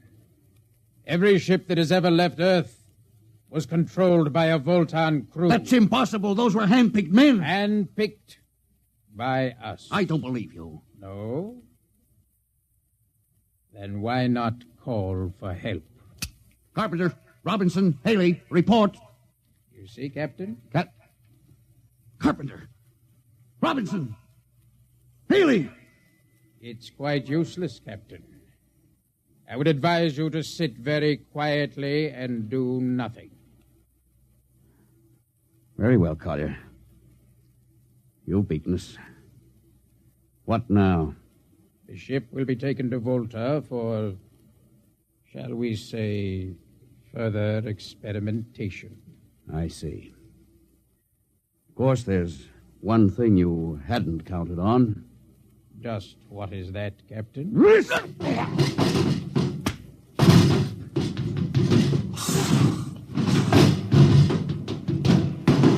Carpenter! Are you in there, Lieutenant Carpenter? They can't all be dead. There must be one alive. Smitty, Dr. Smithson! Smitty, what have they done to him? Louis, Dirty. Don't talk. I must lean closer. There's not much time. Louis, space blues. Space blues? What is it, Smitty? What are you trying to tell me? All men with space blues. Voltans. Let me help you. No, Louis. Get message back to Earth. Voltan, 5th column. Watch out for space blues. Smitty. Oh, Smitty. Captain Thorson, you can't hide from us now. Come back to the bridge and surrender, or my men will come and get you.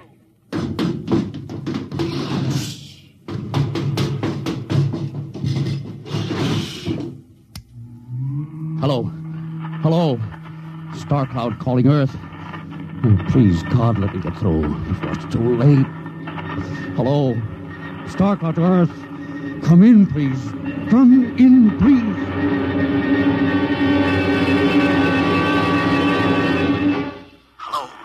Hello. Star Cloud to Earth. Captain Thorson calling. Charlie, come in, please, hurry. Hello. Oh, hello. Can you hear me, Charlie? Skipper, is that you? Are you getting my signal? It's coming in a little louder now, Skip. Keep sending. God, now look, Charlie, listen to me. Not much time. Get word to Colonel Harrison. Crew mutinied. Most of crew members, Voltans. What? Voltans. Spell that. V-O-L... Voltans. That's right. They're from the planet Volta. Skipper, are you all right? Now, Charlie, this is serious. They'll be here any second. Now, listen, they have a 5th column on Earth. They're planning to invade you. You mean it? Of course I mean it. Tell Harrison, posing as humans. You can detect them by space blues. You got that? Only Voltans get space blue. Charlie, did you hear me? Space blue. I get you. They're breaking in, Charlie. I'm depending on you. Warn everybody. Captain. They've opened the door. So long, Charlie. Tell Harrison. Captain Thorson. Hello, Star Cloud. What's the trouble, Sergeant? I was just trying to raise the Star Cloud, Colonel. I had any luck? No, sir. No contact. No contact, eh? No, sir. Nearly an hour since they hit the galactic barrier. I don't understand why they haven't tried to get a message back. No, sir. Neither do I. Oh, all right. I'll take over for a while. Yes, you do that, sir. It's all yours. Right. Oh, and Charlie, you better go out and get yourself some coffee. You look a little blue around the gills.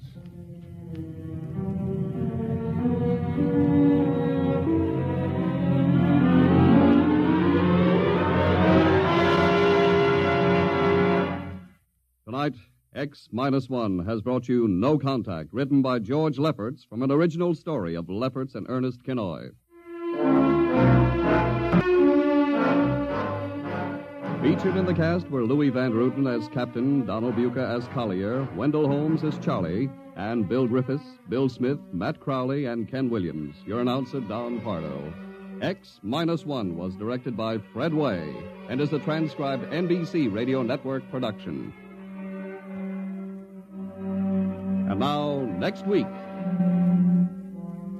When you want to take over a world, you naturally look for its weak point, some way to catch its people off guard. We live in a world where everybody loves a parade, a world of press agents and publicity stunts. But who would ever dream that invaders from outer space would take advantage of that weakness and actually hire a press agent to advertise their coming? Who would believe it was anything but just another publicity gag? At least, not until the terrible moment when it was already too late. The moment of X minus 1. And now stay tuned for X minus 1 on NBC. Countdown for blast off. X minus 5, 4, 3, 2, X minus 1, fire.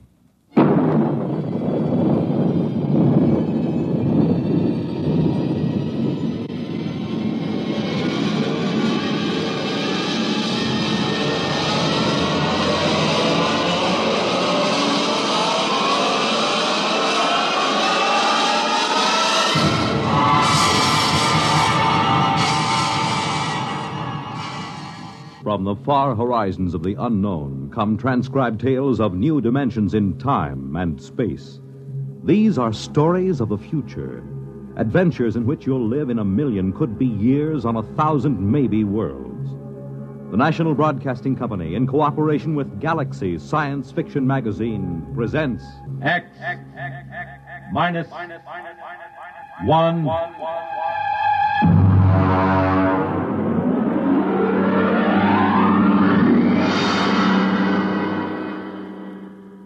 Tonight, The Defenders, based on a story by Philip Dick. And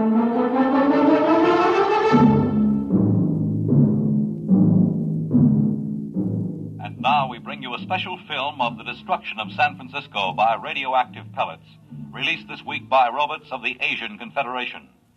This bombing was televised by robot cameramen of the Western Confederation as it took place. What you are about to see is a rebroadcast.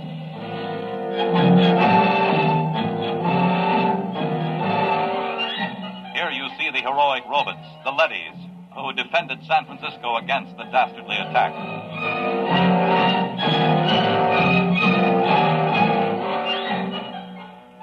Of course, since all human life has been under the surface of Earth for 16 years, there was no actual loss of life in the sense we know it.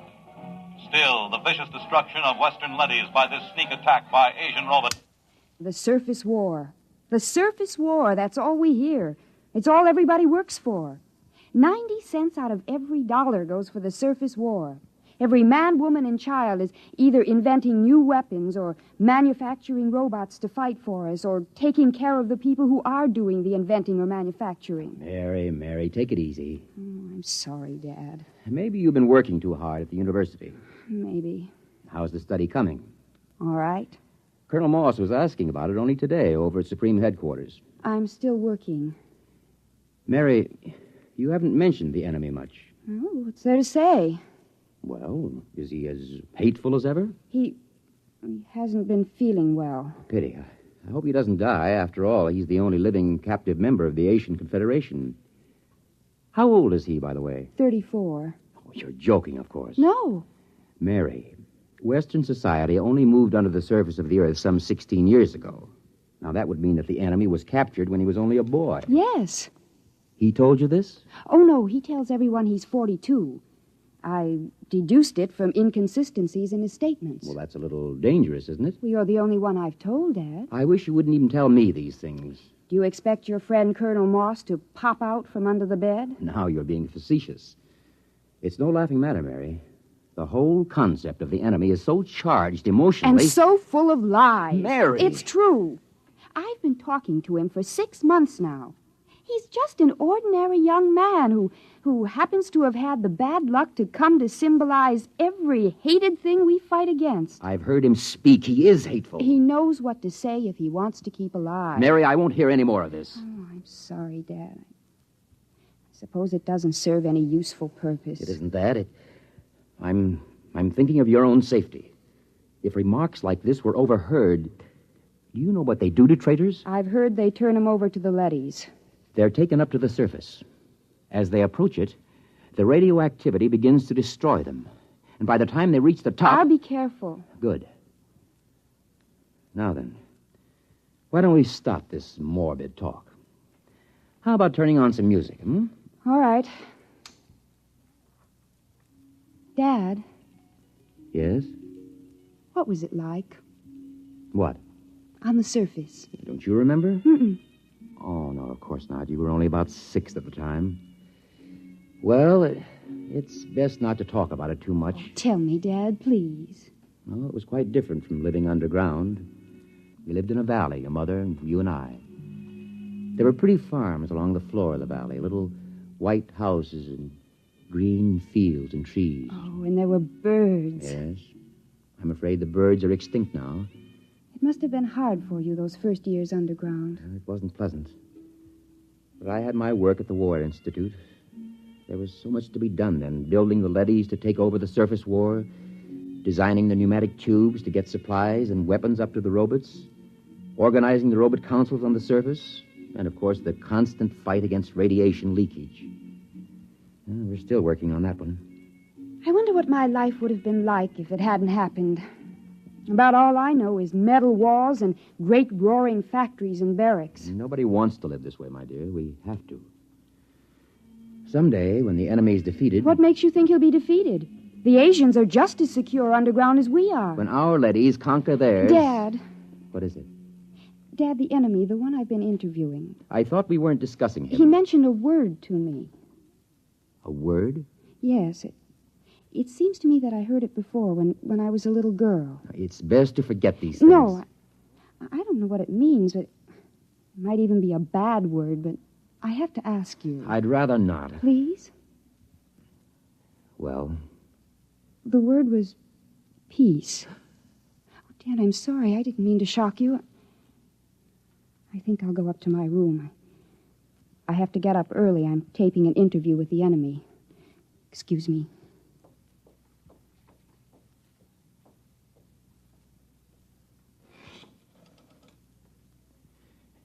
Get me the Director of Internal Security. Yes? Moss, this is Donald Taylor. Yes, Donald. It's about my daughter. Mary? Yes. She's been working with the enemy, as you know, compiling a new study. Yes? I'm afraid from some of the things he's told her that he may not be completely sane. Oh? I thought perhaps you might, supervise their relationship a little more.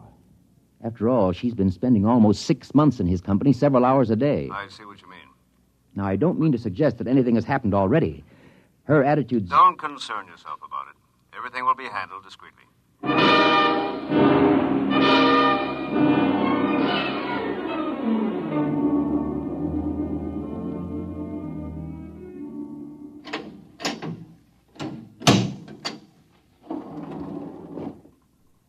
The enemy is waiting inside, Miss Taylor. Good. Is the recording and filming equipment ready to go? All checked and ready. You've checked the restraint suit on the prisoner? Yes, miss. You may leave us alone. Just buzz when you want me, Miss Taylor. I will. Thank you, guard. Hello, hateful one. Hello, beloved. How are you? Feeling no pain?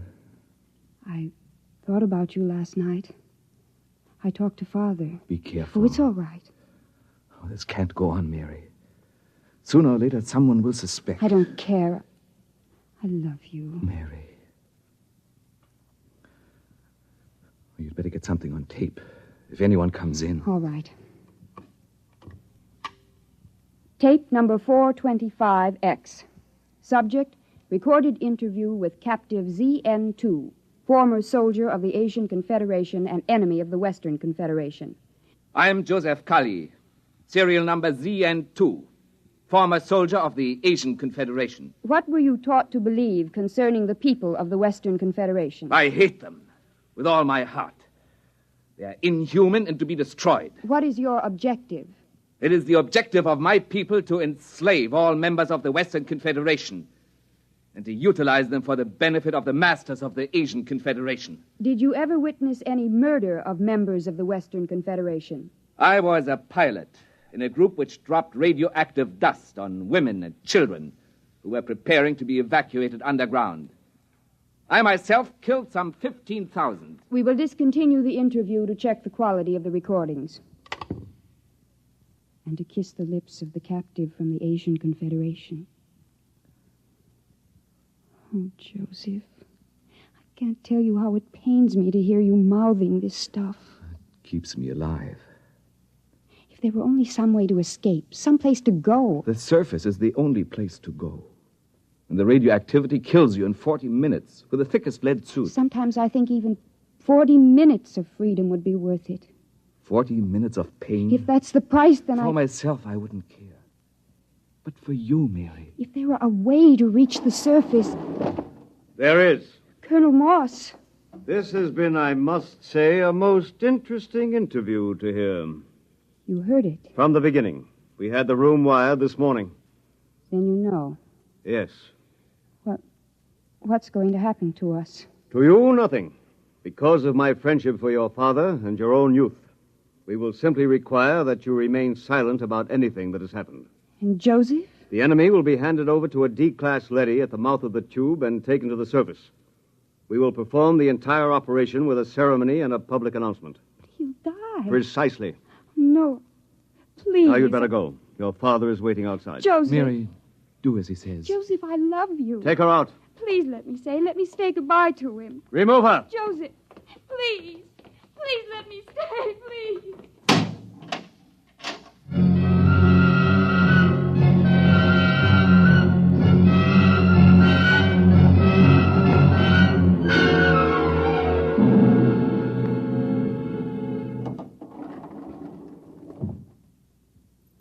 Father? Yes? Did you talk to Colonel Moss? Yes. And? He'll permit you to come along and watch the ceremony, provided there's no display of any sort. And, of course, a public denouncement of the whole matter. He's prepared a statement to the effect that the enemy tried to dupe you, that he used hypnosis, etc., etc. Well? I'll sign it. The ceremony is at the foot of the tube tomorrow morning at 6. At that hour, the enemy will be handed over to a D-class leady, which is being brought down from the surface. Remember your promise.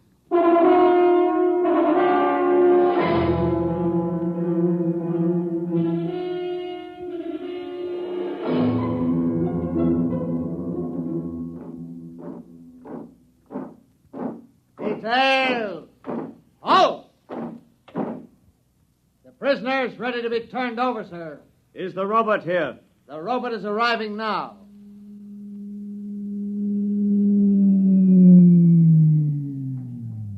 I'll give the orders. I wish to converse with it. Yes, sir. The robot has landed at the foot of the tube, sir. Switch on the intercom. Robot. Robot N71. Can you hear me? Yes, sir. We have a prisoner to turn over. He is to be taken to the surface and destroyed. Yes, sir. Before we send him into the radiation lock, there are a few questions the military would like to have answered. Yes, sir. How is the war going on the surface? The war continues. We are a little short of fast pursuit craft, the single-seat type. It will be noted. Our missiles pounded the Euro munitions plant of the Asian robot team last night with good results. Excellent. Are you ready to receive the prisoner? I am ready. I must warn all observers to remain behind the lead wall when the radiation lock opens. A few seconds' exposure to a hot leady is enough to cause serious damage. Prisoner, step forward. Father. Steady, Mary. Remember your promise? Yes. Is he? He's there. Oh, if I could only see him alone a minute. It's out of the question. Keep well behind the lead wall. Ready? Ready, Colonel. Open the lock.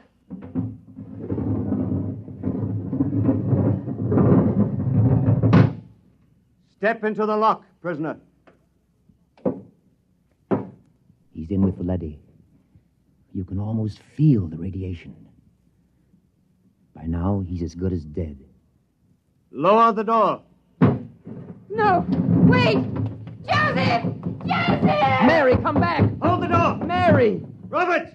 Remove the woman and take the prisoner to the surface. Hurry! She'll be burned to death. Don't go out there. The leady is pushing her out. Close the lock! Mary! Sergeant! Get a technician in a radiation suit to pick her up. Have her shielded and brought to the decontaminating chamber. Yes, sir. My daughter. You'd better get into a lead suit, Donald. We'll see what we can do to save her.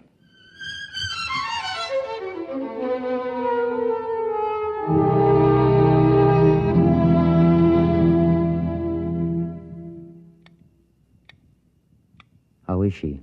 Bad? I don't understand it. What's wrong? She's cold, not a trace of radiation. You mean the leady wasn't radioactive? It's impossible. Those robots are exposed to enough radiation in an hour to kill a regiment. Well, could the counter be defective? I've checked it. No, it must be some freak. Somehow she avoided exposure to the rays. Yeah, you're a very lucky man, Professor. Can I see her? Yes. Go in. Thank you.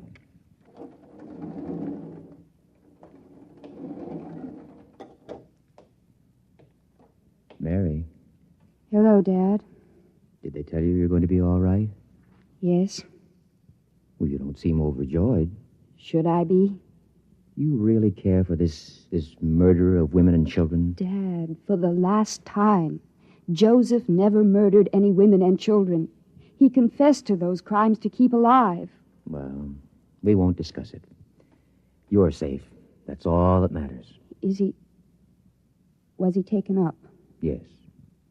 By now, he's gone. I don't believe it. Mary. I don't believe it. Somehow, deep inside me, I know he's alive. Somehow, I knew that leady wasn't radioactive. That leady. Yes, that's puzzling. We'll have to investigate that. I'm going to send an order to the surface asking that the same leady be sent down again. There's something very strange about the whole business.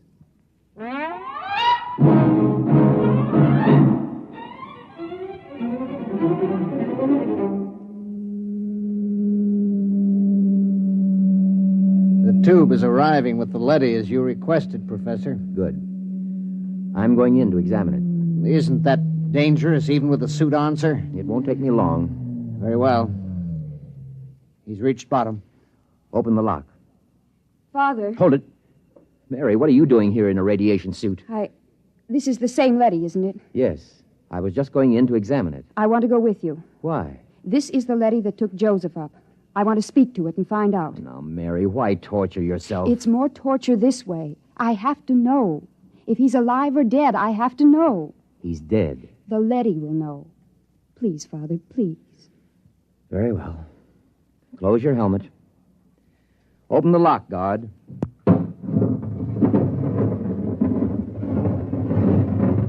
Ready, Mary? Ready. Let's go in.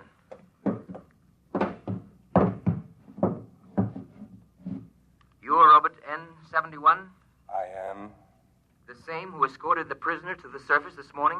Yes. Is he... He is dead. The radiation killed him before he reached the surface. Oh, no. Steady, Mary. Robert. Sir?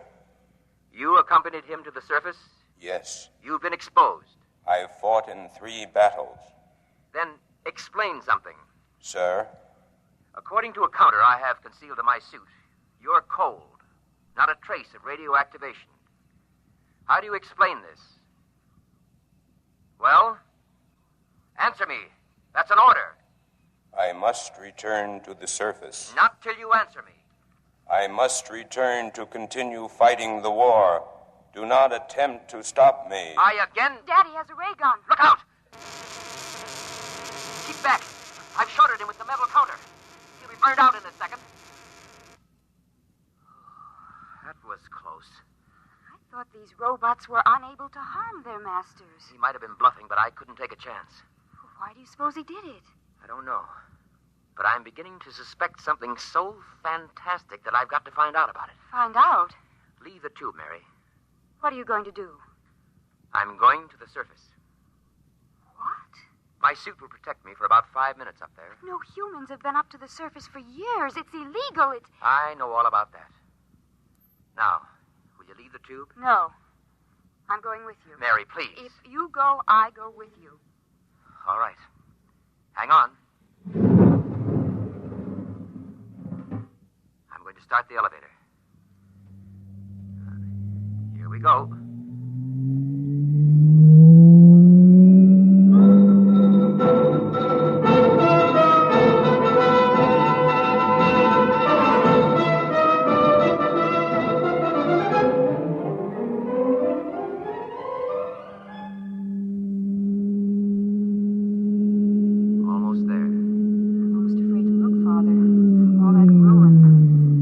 stopping. Silence is frightening. Father, what was that? It sounds like a rooster. That's impossible. There's no living thing on Earth. Open the car door. Father! Mary, do you see what I see? Trees, forests, a windmill, and farmhouses.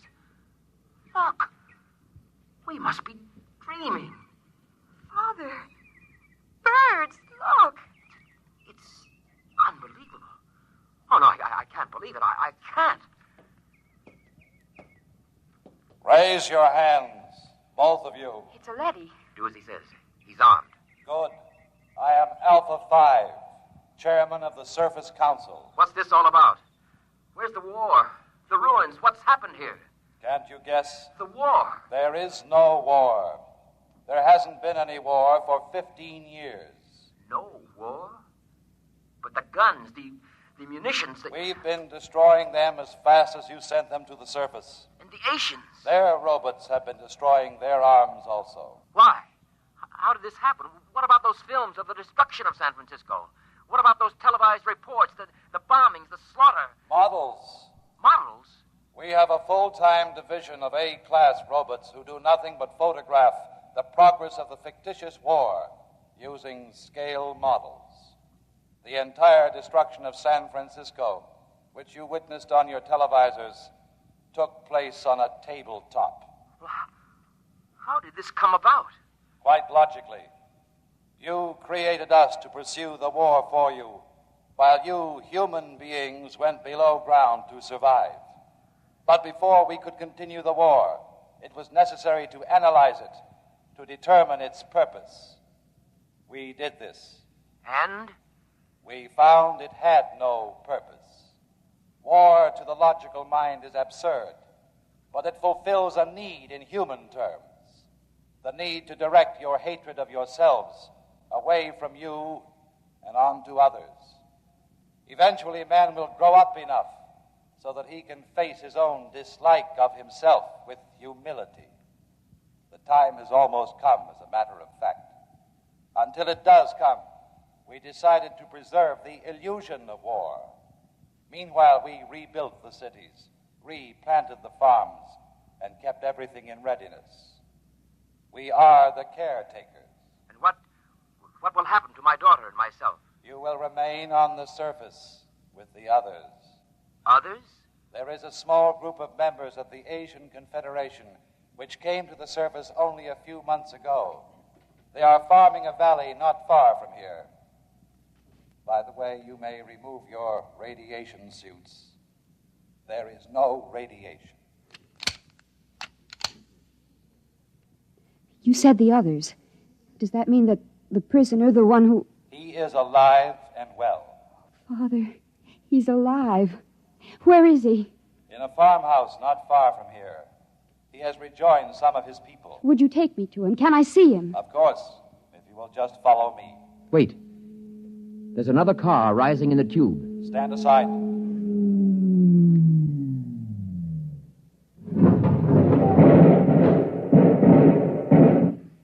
Just remain where you are. Sergeant, take this leady into custody. Yes, sir.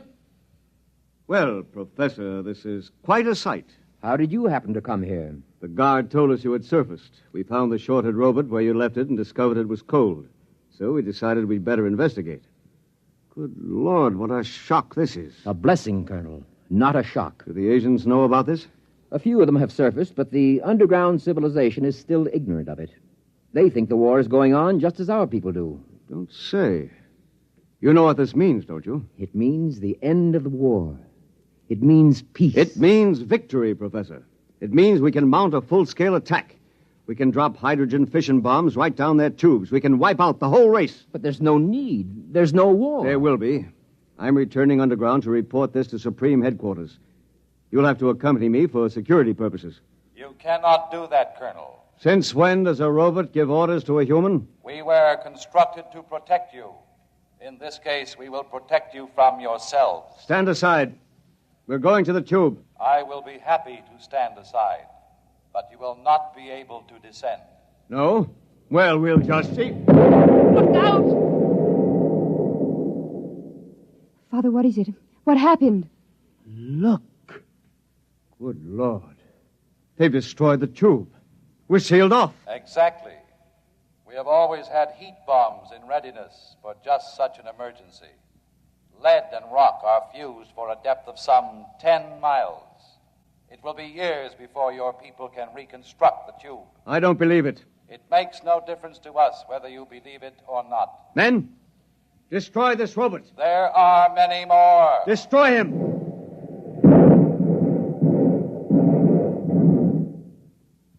Now. Look, down the road. Humans. A bunch of humans coming toward us. Why, they're waving. Those are rations. Joseph! Joseph! Father Joseph's with them. Ready arms, men. As soon as they're close enough, I'll give the signal to fire. Colonel, in heaven's name, they aren't even armed. They're the enemy. Our only hope for survival is to join with them. We'll need food and shelter. If we destroy them... The professor is right, Colonel. We're cut off from our own people. Sergeant, another word, and I'll have you court-martialed. Now, ready your weapons. Men, don't do it. Our only hope now is peace. Silence! I've got to warn them. Go back! Go back! All right, Professor, you asked for it. Now! Father!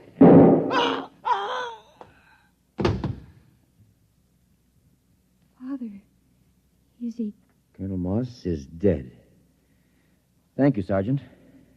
You've saved not only my life, but many others.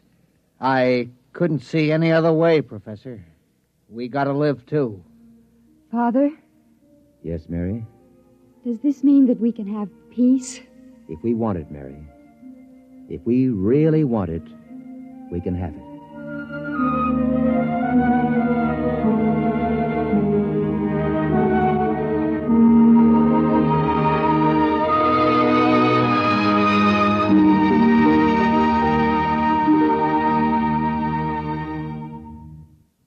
You have just heard X-1, presented by the National Broadcasting Company in cooperation with Galaxy Science Fiction Magazine, which this month features the Clifford D. Simak novelette titled Drop Dead, the story of a perfect world, accommodating and peaceful.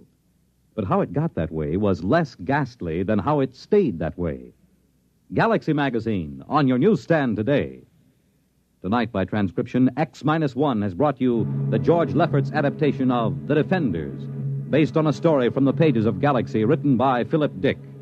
Featured in the cast were Lydia Bruce, Warren Parker, Grant Richards, Robert Dryden, Michael Ingram, Stan Early, and Ivor Francis.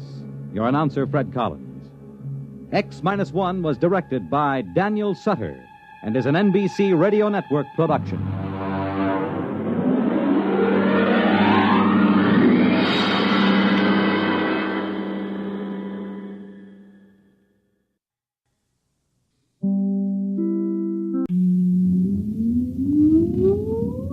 Countdown for blast off.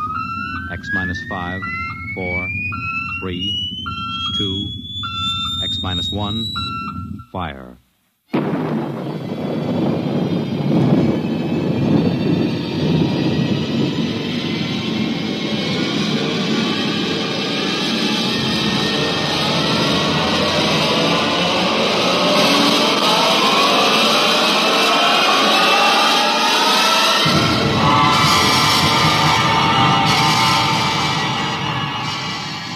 From the far horizons of the unknown come transcribed tales of new dimensions in time and space. These are stories of the future, adventures in which you'll live in 1,000,000 could-be years on 1,000 maybe worlds. The National Broadcasting Company, in cooperation with Street and Smith, publishers of astounding science fiction, presents X-1.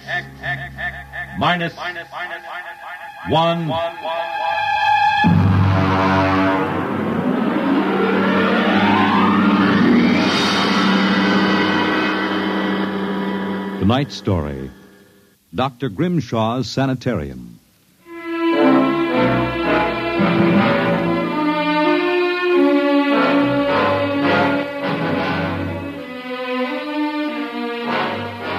What you will hear in the next half hour represents either a magnificent hoax or the true explanation of the famous Grimshaw Sanitorium scandal which made the headlines back in 1947. The manuscript upon which this account is based was removed by the New York State Police from a fountain pen cover found in the doorway to Dr. Grimshaw's study. We offer this manuscript as evidence only. Whether it is authentic or not, you must judge for yourselves. My name is John Dougherty. I'm a graduate of Hamilton College, class of 34, a member of Theta Alpha. I'm one of those fools who wanted some excitement in life, so instead of going into my father's shoe business, I became a private detective. These are facts. You can check them if you like. The rest of what I write here is so fantastic that I don't expect it to be believed. If anyone should find this manuscript and read it, all I ask is that you notify Miss Millicent Armbruster of 299 Wallace Avenue, Buffalo, that Johnny Dougherty is dead. On the evening of July 1st, Miss Armbruster and I were driving to a wedding. Not our own, although I wish it had been. It was Sunday, and in order to avoid traffic, I took the Old Mill Road, a single-lane dirt affair that runs past the Gowanda Cemetery. Johnny, aren't you going too fast? Not for this road. There isn't a thing around except some tombstones and... Johnny, the gate to the cemetery. What about it? That hearse, look out! Look out! We skidded for about 20 feet and slammed into the back of the hearse. The two rear doors buckled and snapped open. It was a freak. A huge oak coffin with brass handles tipped up and began slowly to slide back toward us. Oh, how horrible. You stay right here, baby. You okay, Mac? You don't pay much attention to speed limits, do you, Jack? Now, look, let's not get hung up on who was right and who was wrong. I was going too fast, and you were traveling without lights after dark. Let's see your driver's license. Right here. Oh. Private eye, eh? Now, if you don't mind, who does this joy wagon belong to? Gowanda Funeral Service. It's being rented to Grimshaw. Who? Grimshaw from the private sanitarium. Mind if I ask what you were doing after dark coming out of a cemetery with a wooden kimono? We're moving one of Grimshaw's patients to a new grave. They always travel like this? Look, Hawkshaw, how about skipping the third degree and giving me a hand getting this box back in the wagon? A pleasure. Better screw on that cover again. It's going to slide off. Let's get it in the hearse first. Okay, Junior. You get on that end. Okay. You ready? Yeah, lift. Now, just slide it. Oh, brother, who's in there, King Kong? Look out for the cover. I told you that would happen. What's the guy's name, Junior? Oh, why don't you ask him, Sherlock Holmes? A real wise guy, huh? I've got half a mind to report this accident. Yeah, well, go ahead. See where it gets you. Now, if you'll pardon me, I'll deliver the body.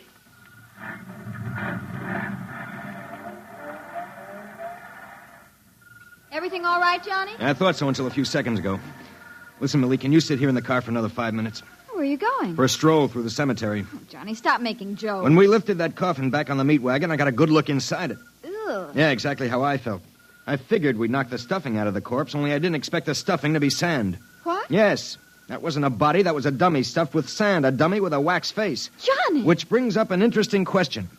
Who's supposed to be in that box, and, just where is the dead man spending his time?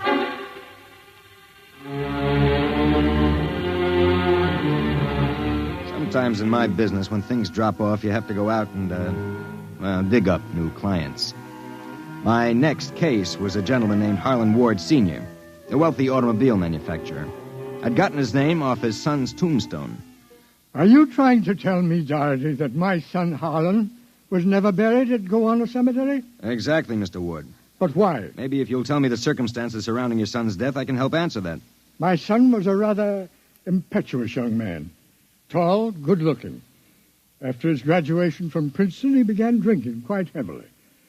After he got into a couple of scrapes, we sent him to Dr. Grimshaw's Sanitorium in the hopes that he could be cured. While my wife and I were in Europe, we received word that he died, buried at Gowanda in our absence.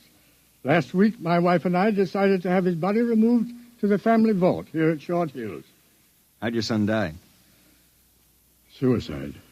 You never saw the body? No. We couldn't get back from Europe in time. Now you tell me that his coffin contains a dummy. How do I know this whole thing isn't a plan to fleece me? You don't. But you're a rich man, Mr. Ward, and you're perfectly willing to take a chance that I'm on the level. And that your son may still be alive. You sound very sure of yourself, Mr. Doherty. My fee is a $2,000 retainer plus expenses. What sort of expenses? However much it costs to take the cure at Dr. Grimshaw's Sanitorium.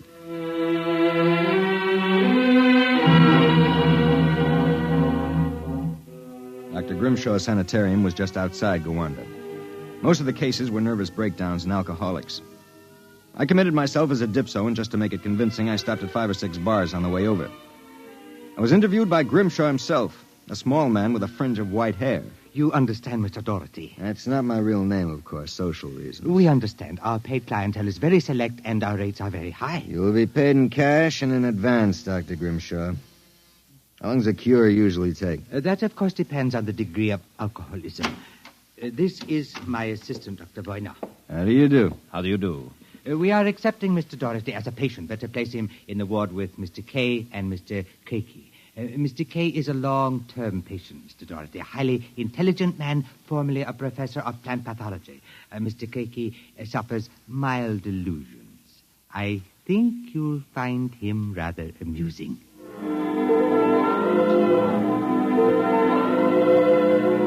After about 3 days, my roommates Arthur Kay and Crakey got used to me.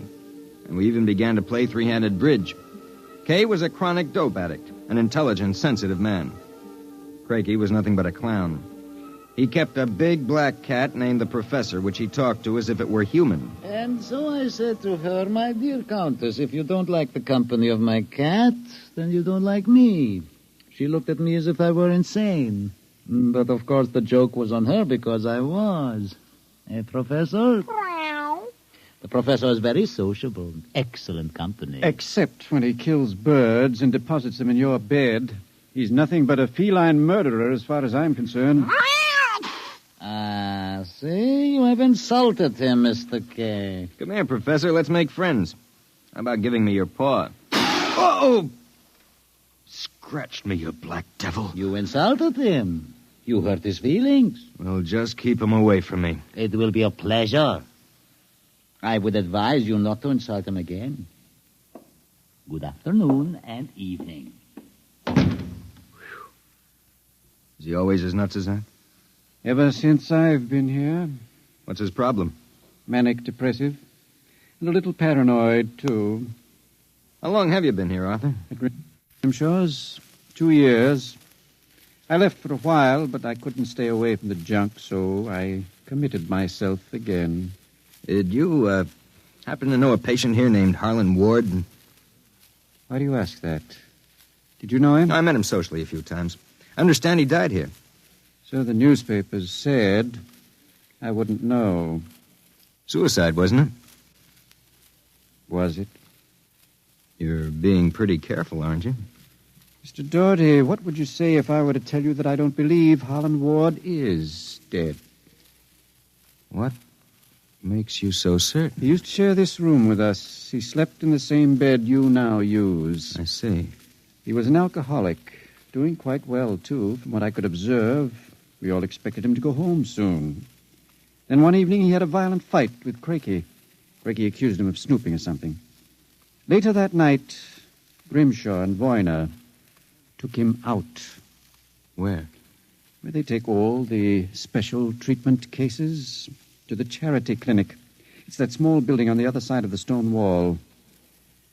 A few days later, we read about his death. Suicide, they said. Just what makes you think he's still alive, Arthur? This. About a month ago, I was in the garden next to the wall that separates us from the charity clinic. Suddenly, I thought I heard a sound, like a child whimpering. It stopped. And a moment later, this note came over the wall, wrapped around a stone. What's it say? Help me, for God's sake, Harlan Ward. Arthur, how would you like to have some fun? Like what? Like sneaking out tonight and going over the wall to the charity ward? What do you say? It would break the monotony a little. I suppose there's no real harm in it. Of course not. I'd go alone, but I'll need help scaling the wall. Will you do it? All right. I'll go with you.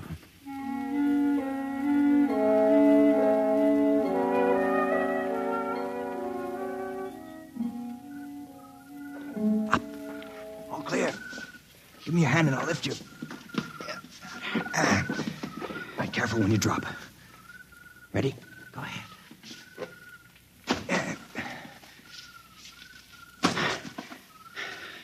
There's a charity building over there, the one with the lights in the basement window. Come on. Let's crawl over. Maybe we can see something. Shh. Listen. Can you make out what he's saying? No, I can barely hear. Good Lord. What was that? Probably some patient having the DT. Let's have a look. Easy, it wouldn't do to get caught now. See anything? Some sort of laboratory. I can see Grimshaw and Voyna and something else. What? There's a child with its back toward me. Now take it quietly. It will be easier. Please, don't. It will all be over soon. You won't remember anything. No, I don't want to go. Voyna, give it to him. No. Shut him up, Voyna. Good Lord. What was it? What did they do to that child? Mother, that wasn't a child.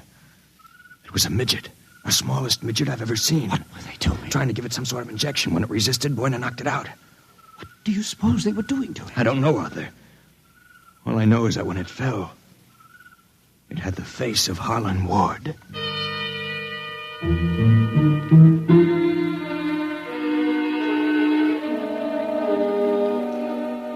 All the way back to our room, my brain was working like some frantic pinball machine. Only the score somehow wouldn't add up.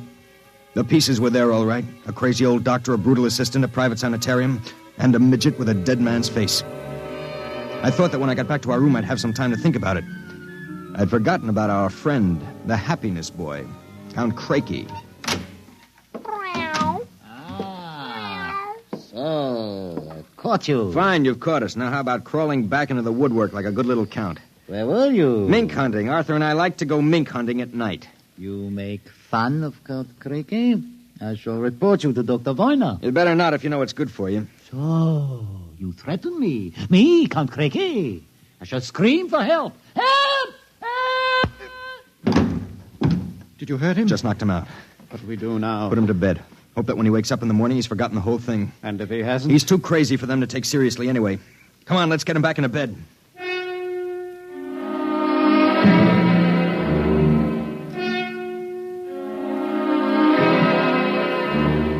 I went to sleep in my own room. And the next thing I felt was the sharp jab of the hypodermic needle in my left arm. Hold it. It will be useless to struggle, Mr. Doherty. In a moment, your motor nerves will be completely paralyzed. What's this about, Grimshaw? I might ask the same of you. My good friend Count Crakey informs me you and Mr. Kay decided to do some snooping earlier tonight. He followed you and saw you climb the wall. Crakey's insane. Mr. Doherty, that is a matter of opinion. Crakey, what is this? Perhaps my assistant, Dr. Grimshaw, would be good enough to explain. Assistant? Yes. You see, I am the actual head of the Grimshaw Sanatorium. Count Crakey feigns many delusions, Mr. Doherty. But in this case, he is telling the truth. Count Crakey is actually Professor Ernst Hassler. Professor Hassler and I worked together in the Berlin Neurological Institute before and during the last war. Unfortunately, my political affiliations with the Third Reich were under investigation by the War Crimes Commission. However, Dr. Grimshaw managed to smuggle me into this country, where I masqueraded as a mental patient, in order that we might continue certain experiments which were interrupted by the American army. I can imagine the sort of experiments you conducted. You and your friend Mr. Kay will discover their exact nature very shortly, Mr. Doherty. It is a magnificent opportunity to serve science. I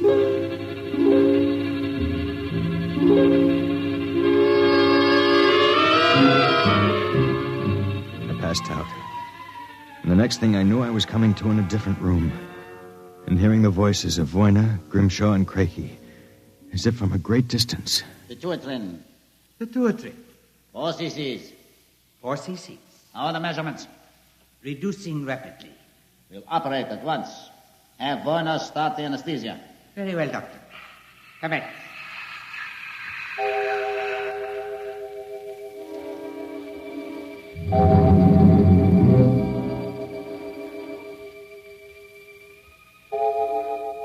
When I came to again, I had a blinding headache.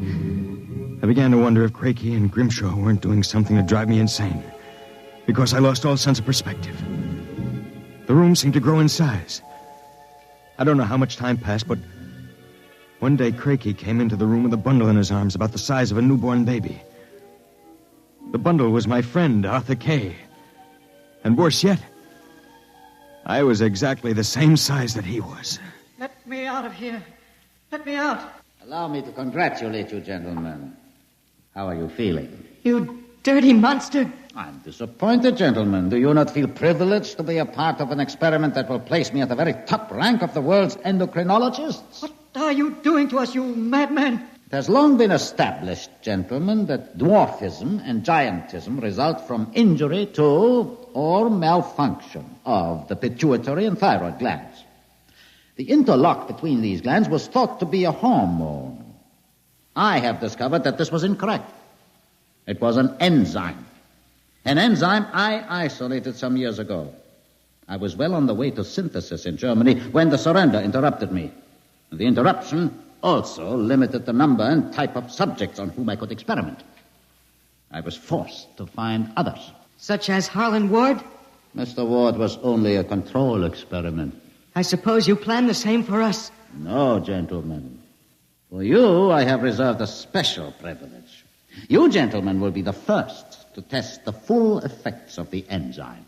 In short, I intend that you, Mr. Kay, and you, Mr. Doherty, when the experiment is completed, will emerge as perfectly healthy, normal individuals. Except, of course, that you will be only 5 inches tall.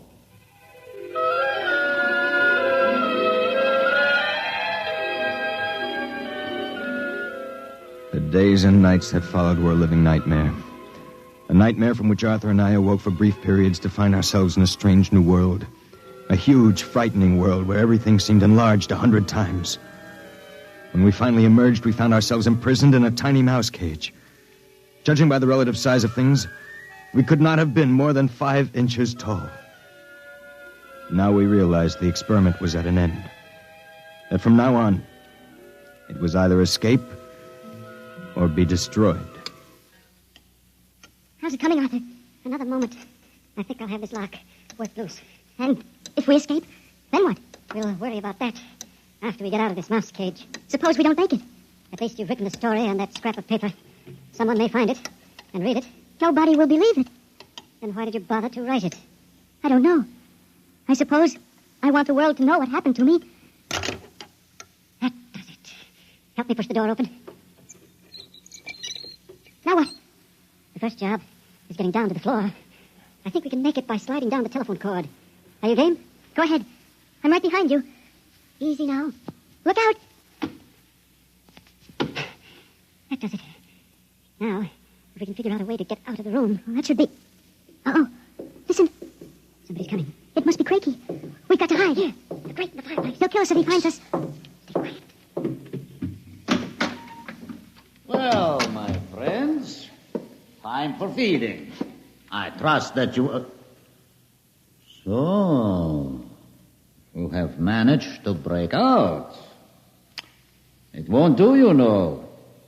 There is no way you could have gotten out of the room with the door and window locked. I know you are in here. I would advise you to save yourselves trouble and give up. Very well, my tiny friends. If you prefer to play the game of cat and mouse, then I shall be happy to furnish the cat. There is no way you can get out. What now? He's gone for the cat. If that monster ever gets in here, we're goners. There must be... Wait a minute. What? You see that thin strand of wire running along the molding? What about it? It's the automatic fire alarm. When the alarm is tripped by a fire or short circuit, all the locks are sprung so that the patients can escape from their rooms. If I can short that wire before Craigie lets the cat into the building, let's go. There's a tiny sliver of steel from the cage on the floor. I'll work with that. You keep an ear to the door. Go ahead. This insulation is tough as rawhide. Blast this stuff. Hurry up, Arthur, for God's sake. There it is. Stand away. I'm going to short it. Ready? Okay. We made it. There goes the door. Let's make a run for it down the hall. If we can get to the garden, we've got a chance. I smell smoke. The short may have actually started a fire. Come on. Wait a minute. I have to go back. The manuscript. Don't be a fool. There's no time. Come on. You go ahead. I'll catch up. Hurry up. I'll wait in the hall. Only a second. I've got it. Come on. There's nothing to stop us now. Arthur? Where are you? It's funny. Arthur? Arthur?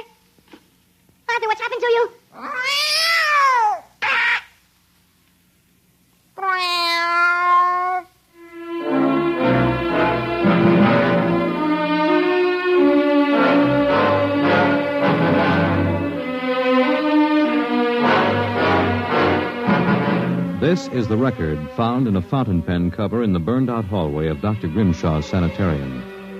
There's nothing to add, except that the fire which destroyed the sanatorium and killed so many of its occupants, including Dr. Grimshaw and Dr. Voyna, was definitely of incendiary nature. It is believed by the fire chief that some small creature, possibly a mouse, chewed the insulation off the wire and short-circuited the system. The two patients, John Doherty and Arthur Kay, vanished completely after the fire, and their remains were never found. Whether the manuscript which you have just heard is authentic, or whether it was the work of one of the more demented inmates of the sanatorium, we leave to your judgment.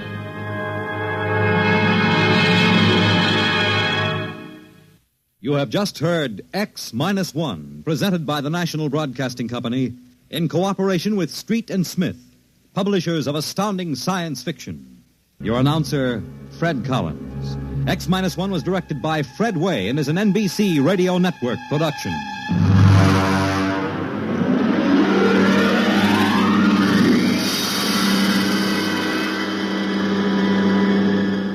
X-1.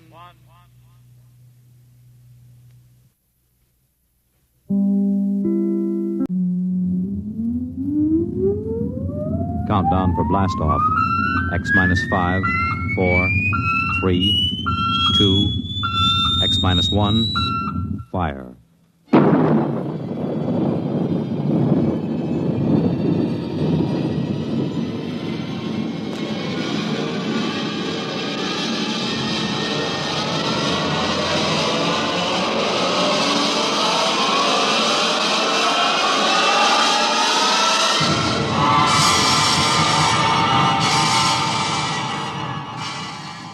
From the far horizons of the unknown come transcribed tales of new dimensions in time and space.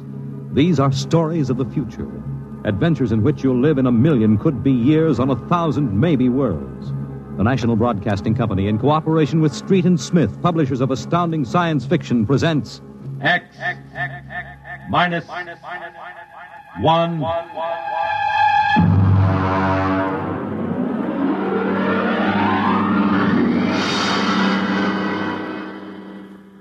Tonight's story, The Outer Limit, by Graham Dorr.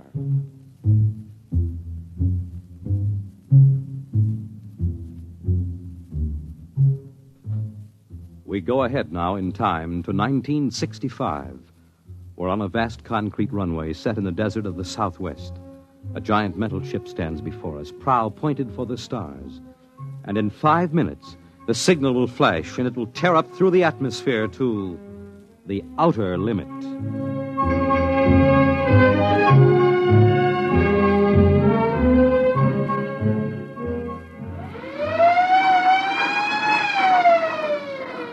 Attention! Attention! Clear field for takeoff! Clear field! 5 minutes, Steve. Right. Warm her up, Charlie. I want to go over procedure again, Steve. Don't worry, I got it straight. We'll just make sure. Okay, I take her up on jets to 50,000, then I cut in the rockets. No lower, or your tail blast will burn out 3 counties. I climb 4 minutes on rockets, then start maneuver tests. Remember that, no more than 4 minutes. This ship isn't like those strato rockets that you've been testing. She's the first one built for outer space. If she works, you can go clear to the moon. If I'd have known, I'd have brought my toothbrush. Not this trip. Now get this, Steve. You've got power there to clear the Earth's gravitational field, but remember, after you cut in the rockets, you've only got 10 minutes fuel. If you go beyond the outer limit and don't save fuel for the return, you won't get down again, ever. You'll drift out into space. Get that now. 10 minutes fuel. Okay. As far as I'm concerned, this project is a lot more important than that cosmic ray bomb that they're testing out in the Pacific tonight. Well, the Security Commission brass doesn't think so. I don't see any undersecretaries under anything. Don't you worry, Steve. In the long run, our ship will make the CR bomb back-page stuff. But in the meantime, it's just as dangerous. Now, remember, half the principles in this ship are pure theory, slide rule stuff. If anything goes wrong, we may have to scrape you off the landscape with a soup spoon. You have a charming sense of humor. Now, here's what I'm getting at, Steve. We're risking your neck in this test. Anything blows, we don't want to have the next man pull the same boner. So keep your mic open, keep talking. If anything goes wrong, we want to know exactly why. And and we won't be able to ask you. Let us know before you pull every switch, before you do anything. Got that? Even if you only have to blow your nose. All right, get those fuel lines away. Well, I guess that's about all, Steve. Hey, that reminds me. If Mary calls, I'm just up on a milk run. I didn't tell her today was it. How is Mary? She's okay, but she's due about now, and I don't want her to get nervous. Hey, I didn't know the baby was that close. Steve, you know, I really ought to be sending a single man on this job. What, and cut me out of a soft paycheck? Forget it, Hank. You know you can't get anybody else who can take 15 G's acceleration when those rockets cut in. Yeah, I know. It's time, Steve. Yeah. I'll see you later. Don't worry, Hank. I'll sweat for both of us. Button her up, Charlie. So long, Hank. So long. We'll give you the light from control.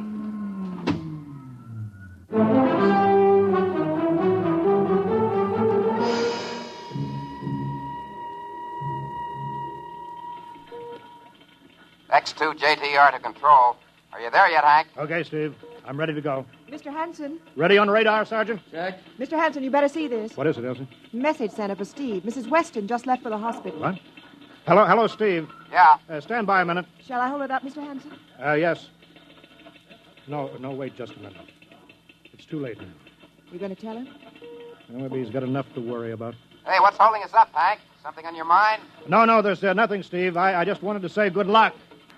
All right, Charlie. Give him the light.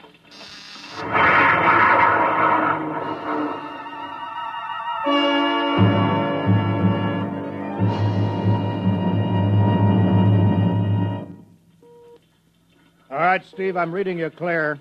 I'm at 20,000. Airspeed 600. He's running fine. Soundproofing works. There's a 3-degree waiver in the AGY pressure. Got that, Charlie? Check. Dead center on radar, Mr. Hanson. 50,000 now. I'm cutting loose the port jet. Now the starboard. Now I'm off jets. Airspeed dropping. Now I'm opening the rocket ports. The switch sticks a little, Charlie. Oxy-alcohol pressure 350. All right, now I'm advancing the ignition key. Here goes rocket 1. Steve, you all right? Yeah. Feels like somebody slugged me with a sledgehammer. Airspeed now 1,200. Here goes number 2. She's okay, Hank. Running like a Swiss watch. She's okay.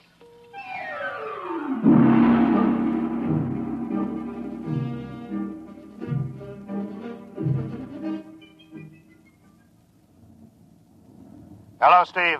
Elapsed rocket's time is now 4 minutes. What's your altitude? Over to you. Speed 4,400, still climbing. Altitude 297 miles. All right, you're at the outer limit. Level off for maneuver tests. You've got exactly 6 minutes fuel left. I'm starting a 3-degree left bank. She's a little sluggish.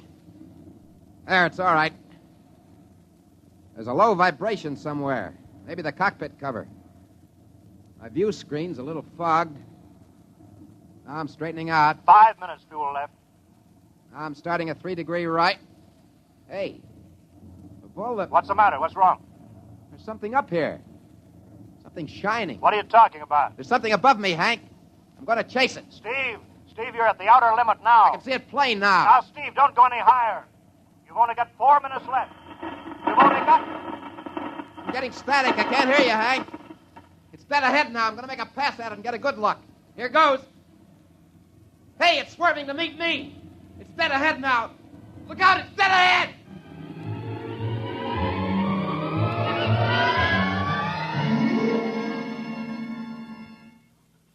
Hello, Steve.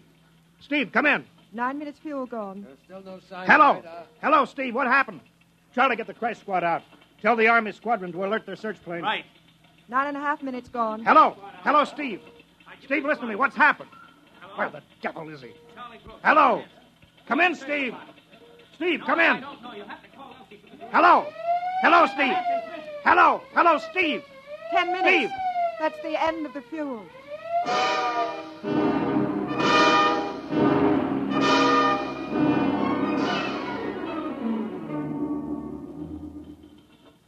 How long has it been now? 10 hours, Mr. Hanson. Nothing more on radar, Sergeant? Screen's blank. Colonel Carulli called in. The search planes are back. Couldn't find anything. Should be some trace. He couldn't have bailed out, could he? You don't hit the silk at 4,400 miles an hour. We either went past the outer limit and ran out of fuel, or something blew, and we'll find the pieces scattered from here to the coast. Why does it have to be the best man? Always the best man. Charlie, we got to figure out what was wrong. Right. Something must have blown. All right, I'll call him. Goodbye. Mr. Hanson, there's a message from Northside Hospital for Steve. Well, what is it? Mrs. Weston is fine. It's a boy. Thank you, Elsie. It's a boy, Charlie. Yeah. Fine. It's a boy. He didn't even know that she went to the hospital. How am I going to tell Mary that? No, it wasn't your fault, Mr. Hanson. The ship was tested. Yeah, we'll build another, and some other flying fool will shoot past the outer limit into space. Well, I'm getting old, Charlie. You can remember when I used to take them up myself. Now I've got to send other men. Look, it's a job, Mr. Hanson. Now I'm afraid. Every time I hear a jet go off, I jump. Every time I have to send somebody up in a new model, I start to sweat. Mr. Hanson. Yeah? I think I've got something on the radar. No flights scheduled in, are there, Elsie? No, the whole day's cleared. It's coming in behind us. Here he comes over the building. Yeah. What crazy jockey is buzzing the field like that? Is that an Army plane, Charlie? I can't see. Here he comes back again. I know that engine. Yes, it's Steve. That's impossible. Look, that's his ship. It can't be. He's circling back for landing. Charlie, clear the field. He's coming back in. Mr. Hanson, there's not another ship in the world that looks like that. I tell you, it's got to be Steve. Thank God.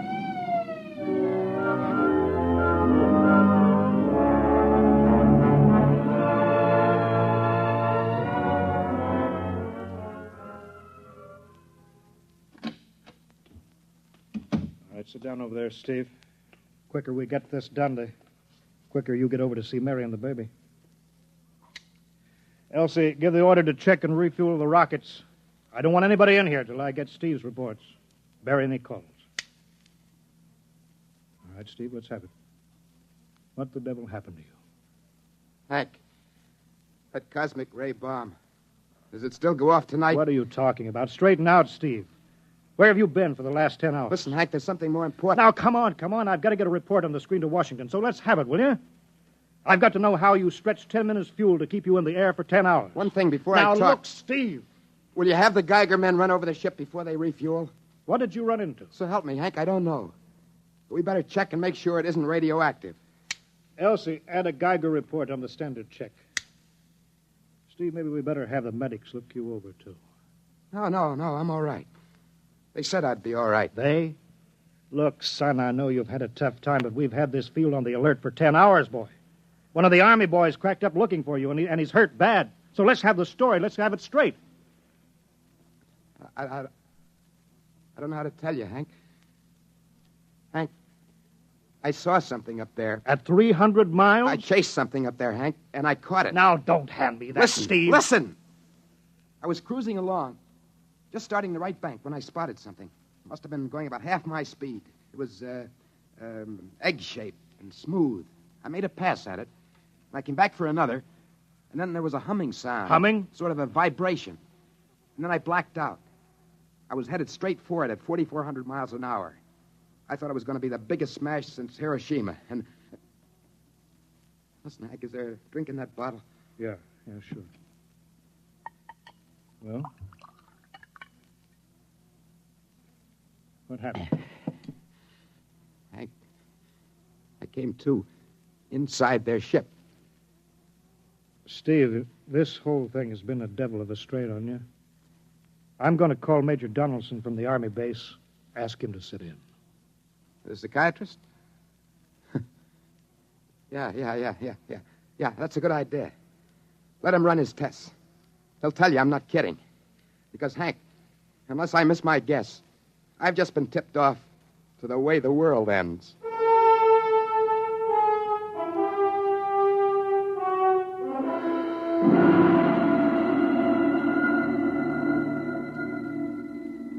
You should be getting drowsy now. Count backwards from 10. 10, 9, 8, 7, 6, 5, 6. attach the head plate electrodes and the cortical pickup. Look out for that wire, Mr. Hanson.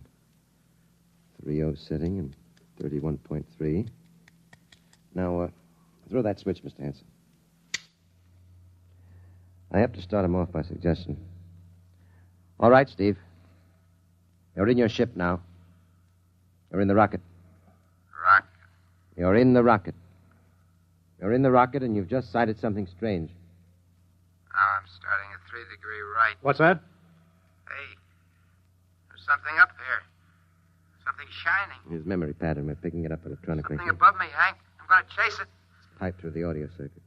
Getting static. I can't hear you, Hank. This is where we lost contact with him. I'm going to make a pass at it.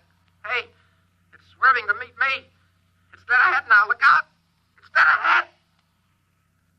Now what? This is where he blacked out. No telling how long. Minutes or hours. What's that noise? I don't know. Shh. Where? How did I get here? What? Who are you? Is he seeing things? Galactic Patrol. What's that? What are they saying, Steve? What are they saying? It's about nuclear fission. They know about it. They know the danger of it. Long ago, they had wars that almost destroyed them. But finally, they learned. Now they've outlawed war. Go on, Steve. They patrol space. When their detector picks up an atomic explosion, they send a patrol. They've been observing Earth, and they found wars and rumors of wars. What are they going to do? They've quarantined us. Quarantine? They've isolated all Earth because we're infected with a communicable disease. Because we don't know how to control ourselves yet. And until we learn, we'll be a menace to the whole universe. What is this nonsense? Quiet. How are they going to do it, Steve? Well, they've spread out a layer here of I don't know what to call it. It's all around the Earth. It's miles deep. And when there's an atomic explosion on Earth, the radioactive particles will drift up to this layer and set off a chain reaction that'll go around the world in microseconds. And that's the end. Yes? Yes, I understand. I've got to bring back the warning. You're going to put me back in my ship to bring the warning. Now what? Blacked out again. I guess that's all. What does all that mean? It's what he remembers. You don't think that really happened? No.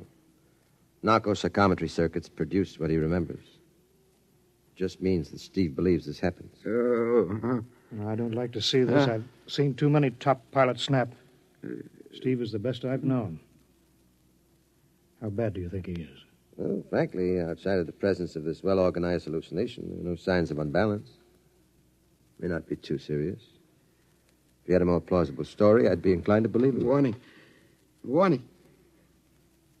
Hank. It's all right, boy. Did you hear it, Hank? Do you understand? Yeah, sure. We've been quarantined. Now, let me give you something to make you sleep, Steve. But don't you understand? They fixed it so that if we set off one more nuclear explosion, we will have had it. Of course. Now, don't roll your sleeve down. You don't believe me? Now, take it easy, Steve. But the test, they're setting off the cosmic ray bomb, Hank, tonight. What time is it? 11:20. It's scheduled for midnight. Hank, we've got to stop that bomb. Let Donaldson give you the hypos. You got to believe me. I saw them. I got the warning. If we touch off the Q-bomb tonight, we'll be the biggest galactic 4th of July of all time. The whole Earth will go up like a Roman candle. April 10th, 1965, the end. Look, Steve, you better calm down now. Don't you want to see Mary and the baby? You've got a new son, remember? That's just it. I want to see my son. I want him to live. If the bomb goes off, Hank, we got to stop it. Mr. Hanson, I think we'd better get over to the base hospital. Hank, you got to believe me. Sure, Steve. Maybe there's something to it. Look, it's out of our hands now, Steve. I'll put it in a report, shove it into Washington in the morning. In the morning? There won't be any morning, Hank. You've got to call Washington now. Get the head of the Security Commission and postpone the test. Now, you know I can't do that. My neck would be out a mile. Besides, this is 1965, not 45. 20 countries have the atomic bomb now. What's the use of stopping just this one? The rest will keep right on popping them off. Well, then we'll have to call an international conference. Can't you understand, Hank? The first one that goes off finishes us. It's the end. They've given us the quarantine warning. Steve, I think you'd better go with us to the base hospital. Look, Steve, We can call up for a detail if we have to. All right. All right, I'll go with you. You don't need a straitjacket. That's the way, Steve. You'll probably feel better by morning. Let's go.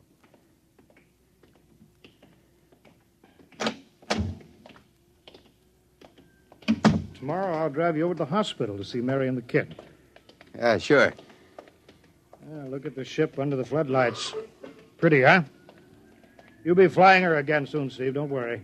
Yeah, I guess so. What's she doing out on the line? They refuel her? Yeah, we got Clausewitz coming in tomorrow from Denver for another test. Figure we'd give you a day off. Yeah, that's good. That's fine. Steve! Hey, go! Come on, Donaldson! Steve! Steve, come back here! He's heading for the rocket! That's crazy! Steve! Get down off of there, Steve! We can't get at him now. That hood is armor glass. Hey, he's waving. To its control, the radio. Come on! I should have gotten help. Come on, Donaldson. The radio is still hooked up. Hello? Hello, Steve? Listen to me, Hank. You gotta call Washington now. Look, Steve, come out of the rocket. I'll call my men, Henson. Don't try anything, Hank. They refueled the rocket for tomorrow. Take it easy, Steve. Listen, you know what'll happen if I fire the rocket tubes down here? Steve, don't, please. It'll burn out every building for 5 miles. All of us in one big blast. What do you want, Steve? You gotta stop that bomb. You gotta call Washington now. They won't believe me. You make that call or I cut in the rocket. I mean it, Hank. You hook my screen to yours in parallel. I want to see exactly what you're doing. All right. Just don't fire those rockets. Get going, Hank. You got 12 minutes to make that call and stop the bomb. All right. I'm making the parallel hookup now. Donaldson, you think he'll really blast? I don't know. Up to now, I'd almost say it was normal, but this Henson, he's liable to do anything. Steve, there, you getting it on your screen? Yeah. Now put that call through. All right. Operator. Visit screen to Washington. The visit screen circuits are busy, sir. If you'll try again in half an hour. This is a Security Commission priority. Break in. Get me a line. Just a moment, please. 10 minutes, Hank. Listen, Steve, I'm trying. Ready to take your call, sir. Washington Security Commission 3. Urgent. I want Undersecretary Herbert Ames. Washington 3. 1 moment, please. Hurry, will you, please? 1 moment, please. Chicago. San Marco calling Washington visit screen 3. Urgent. Washington 3. 1 moment, please. What time is it, Donaldson? 11:51. Do you think he'll fire those rockets? He might. Washington. Go ahead, San Marco. Visit screen 3, Mr. Herbert Ames. That is a coded exchange. I cannot accept your call without clearance. Listen, Washington, put this through. This is Mr. Hanson of Hanson Rockets Incorporated at San Marco Air Base. This is the priority call. I'm coded. 1 moment, please. I will check your code number. Get it through, Hank. That bomb goes off at 12. Will you be reasonable, Steve? Your call has cleared, San Marco. Washington visit screen 3, Herbert Ames. This is your call, sir. Security Commission, Ames. Oh, hello, Hanson. Listen, Ames. You've got to get me the chief. You kidding? He's at the test control room. Yes, I know, but get him for me. Hey, what's up? You look lousy. Or is it a bad circuit? There's no time, Ames. I've got to get him before the test. It's about the ray bomb. I can't take the responsibility. Get it through, Hank, or I blast. Hey, what's going on there? Ames, my project has a high enough rating. This is a priority A call. What? Well, it's your neck. Okay, I'll try to get him for you. He's in the control room, though. You'll have to switch off your screen and speaker and go on earphones. Too much going on in there. Security, you know. You hear that, Steve? I've got to cut the screen. All right. 8 minutes, Hank. Hello? Hello? Yes, sir. This is Hanson at San Marco. No, sir. Priority A request to cancel the bomb test. No, look, I'm serious. I'm deadly serious. We sent the X-2JTR up today to the outer limit, and we uncovered evidence. Yes, on the automatic instruments. What's that? No, this possible chain reaction. No, I can't tell you the whole story. There isn't time. Yes, I'll bring the readings into Washington in the morning. You've got to postpone the test till you see them. Yes, I understand that. I understand about the press. I'll take complete responsibility for this. What's that? Look, I've worked on contracts for the Commission for 10 years now. Yes, I have complete confidence in my information. You can record that. All right. I'll call you back immediately. Goodbye. Hank? Hank! He's agreed to cancel. The ray bomb won't go off. Thank God. All right, Steve.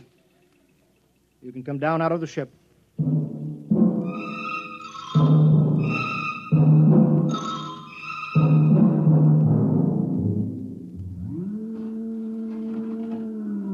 There he comes. He's opening up. All right, Steve. Come on down out of the ship. Sure, Hank. Hank, I was scared. I was plain scared. All right, easy now. It's all over. Bomb won't go off. Thank God. Hey, look. I want to see Mary and the baby. Can you get me transportation now? Hey, wait a minute. It's almost 12. They won't let you in the hospital now. I want to see the baby. For sure you do, but you've been under strain. I've got a shot here for you, Steve. Give you a good night's sleep. All right. Roll up your sleeve. Sure. Now, that'll make you sleep. Sergeant will find you a bed. Come on, Mr. Weston. Well, good night, Hank. I am kind of beat. It's been a tough night.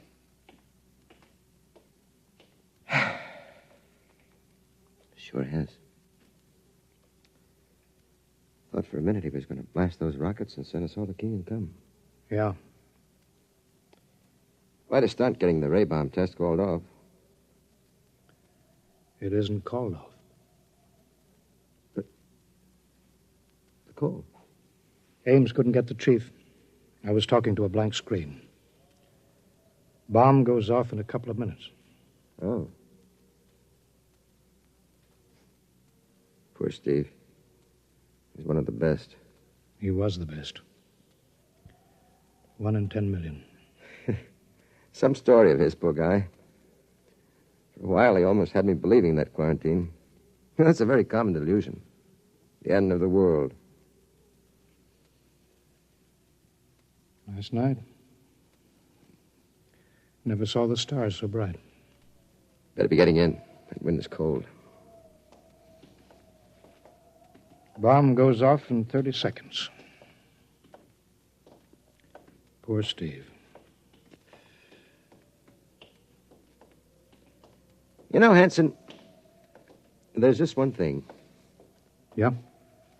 It's outside my field, but I'm curious.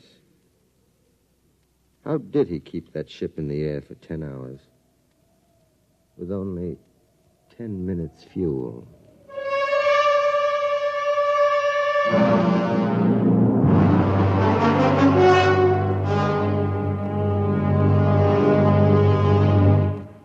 You have just heard X-1, presented by the National Broadcasting Company in cooperation with Street and Smith, publishers of astounding science fiction. Tonight, by transcription, X-1 has brought you The Outer Limit by Graham Dorr, as adapted for radio by Ernest Kenoy. Featured in the cast were Joseph Julian, Wendell Holmes, Joe DeSantis, Bob Hastings, James Dukas, and Freddie Chandler. Your announcer, Fred Collins. X-1 was directed by Daniel Sutter and is an NBC Radio Network production.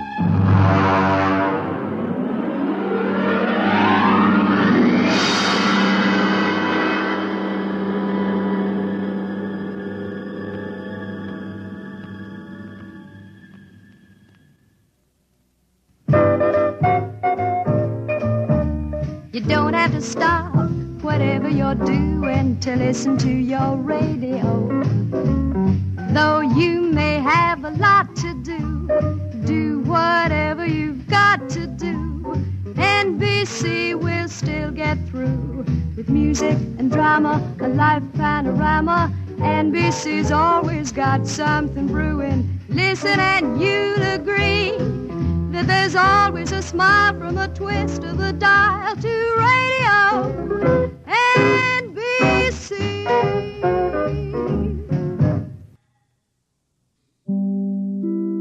Now stay tuned for X-1 on NBC.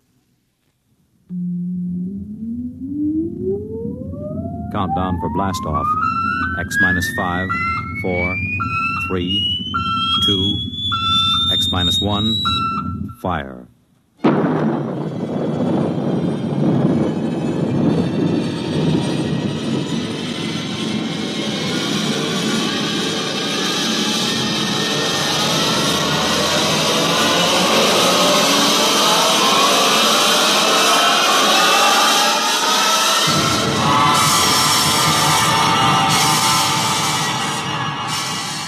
From the far horizons of the unknown come transcribed tales of new dimensions in time and space.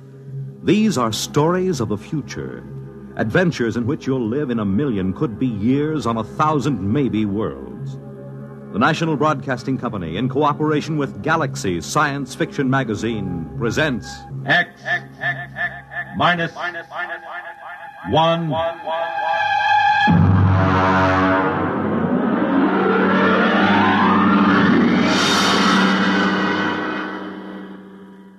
Tonight, the Frank Quattrocchi story, Sea Legs.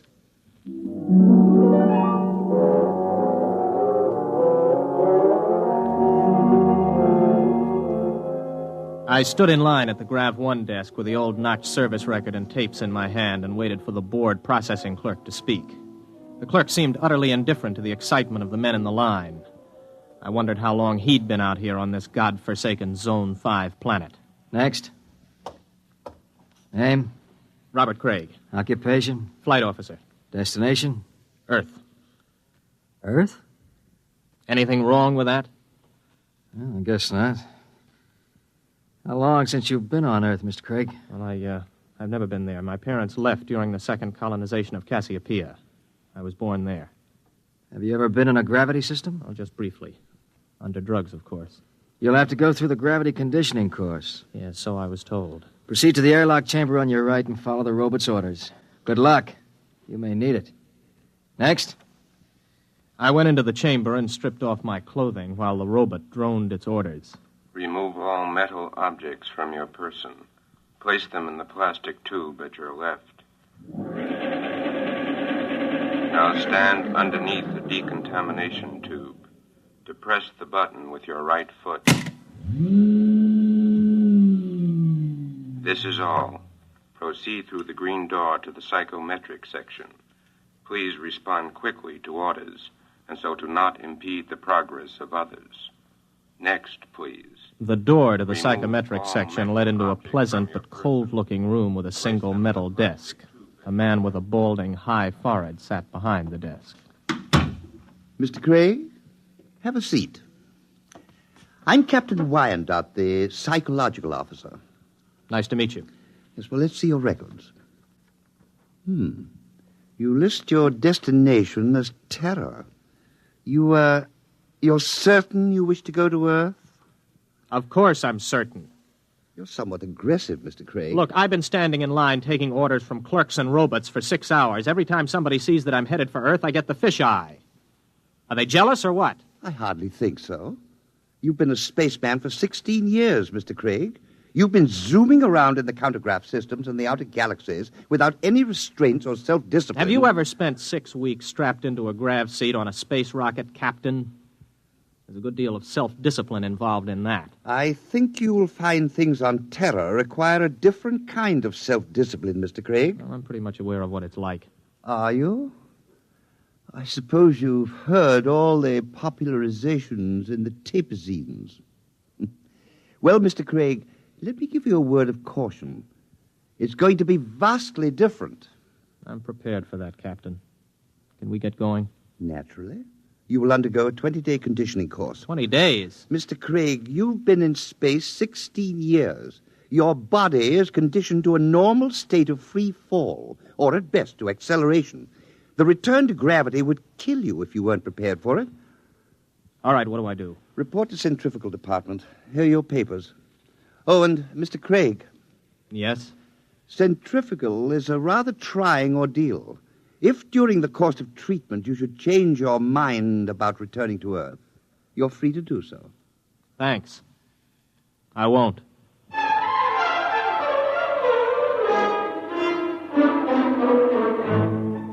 I'd heard about centrifugal, but you can never really know about these things until you experience them. 4 times a day we were whirled around until it seemed as if our insides were too big for our bodies. On the 12th day, it got to be too much for me.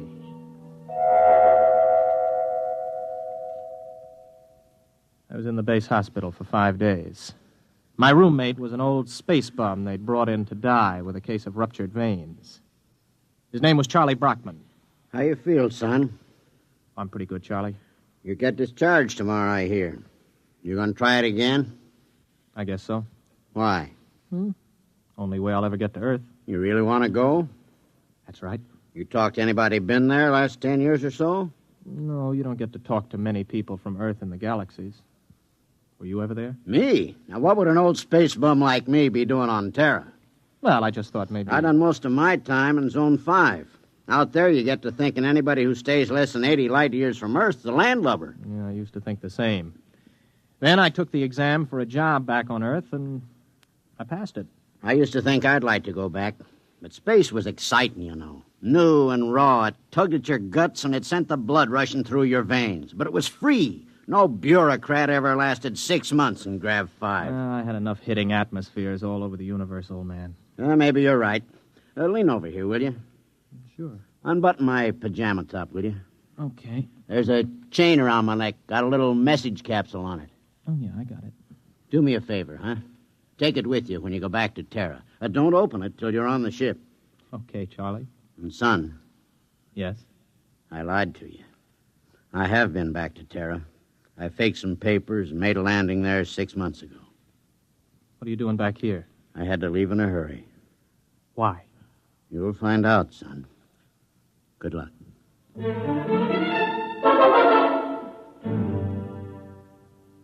Charlie died the next day.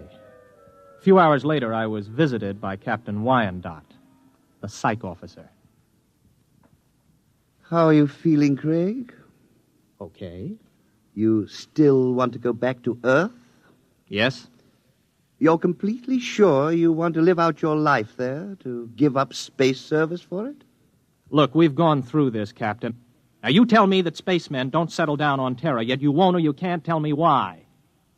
All right, what's the pitch? Does the Space Service need men so badly that they have to make it impossible for us to go back? That, Mr. Craig, you will have to discover for yourself. You have my authorization to complete your conditioning and return to Earth as a private citizen. I wish you luck. You'll need all you can get.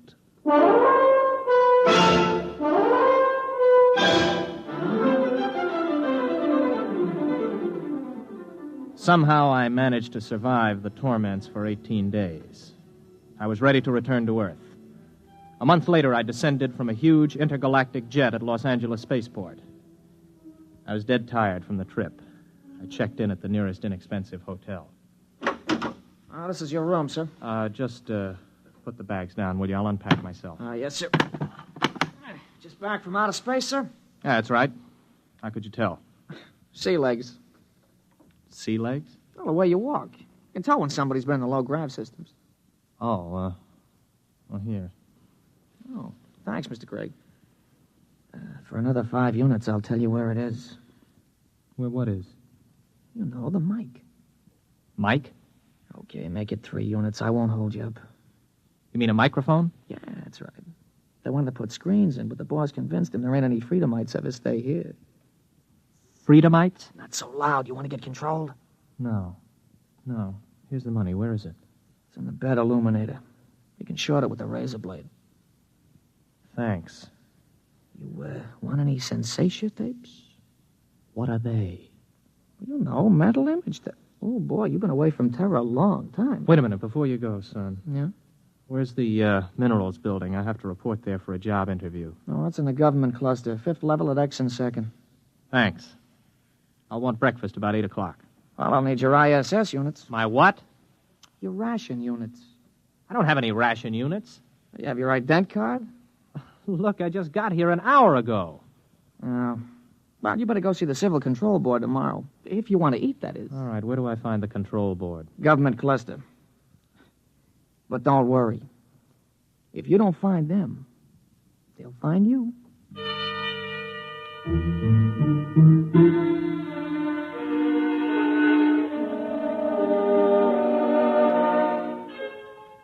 I went to sleep that night with the uneasy feeling that somebody was watching me. It had been a weird day. I hadn't exactly liked it. Well, I told myself it figured that there'd be more formalities and rigmarole on Earth than there were out in the systems, especially at first. Still, I couldn't get the idea of the concealed microphone out of my mind. You may relax, Mr. Craig. You are Mr. Craig. Yes, Robert Craig. You aren't nervous, are you? No. This is my first time before the control board, and... Well, it's my first time. Flight officer, huh? Somewhat unusual for a vigorous young man like yourself abandoning space service, isn't it? I don't know. Is it? Leaving something behind, Mr. Craig? No. You don't like this sort of affair, do you, Mr. Craig? Well, I'm afraid I don't quite see its necessity. I served the intergalactic service well. My records prove it. It's enough impertinence, Mr. Craig. Answer the questions. You are a Terran? Yes. Where are your loyalties? I don't understand. Your first loyalties are to intergalactic, is that right? Is there a distinction? Do you wish to be held in contempt of this board? Of course not. Then you will confine your responses to simple yes answers. Now, Mr. Craig, we shall begin again. Please try to show restraint of emotion. You are here to petition for an identity card of provisional code 2 type. You maintain that you've never been on Terra before. Indeed, you state that you've never had a political affiliation. Yes. What are your reactions to the latest acts of the Liberal Party? I have none. You do not condemn the Liberal Party? Well, Then you must favor it. I don't know anything about it. Now then, Mr. Craig. The import service report shows that you passed your test aboard your ship. You were unable to accomplish this through night study. Yes. Yet you maintain in your application that you had considered the space service a career. I changed my mind. Oh, you changed your mind. I see. I see, too, that you've petitioned the board for a private means of conveyance. Why do you wish to own your own transportation vehicle? To make it easier to get around, I report to my job and... What job? I passed the exam for the import service. I report today. Where are you living, Mr. Craig? At the Star Hotel. Very well. You'll wait outside in the waiting room until you're called again.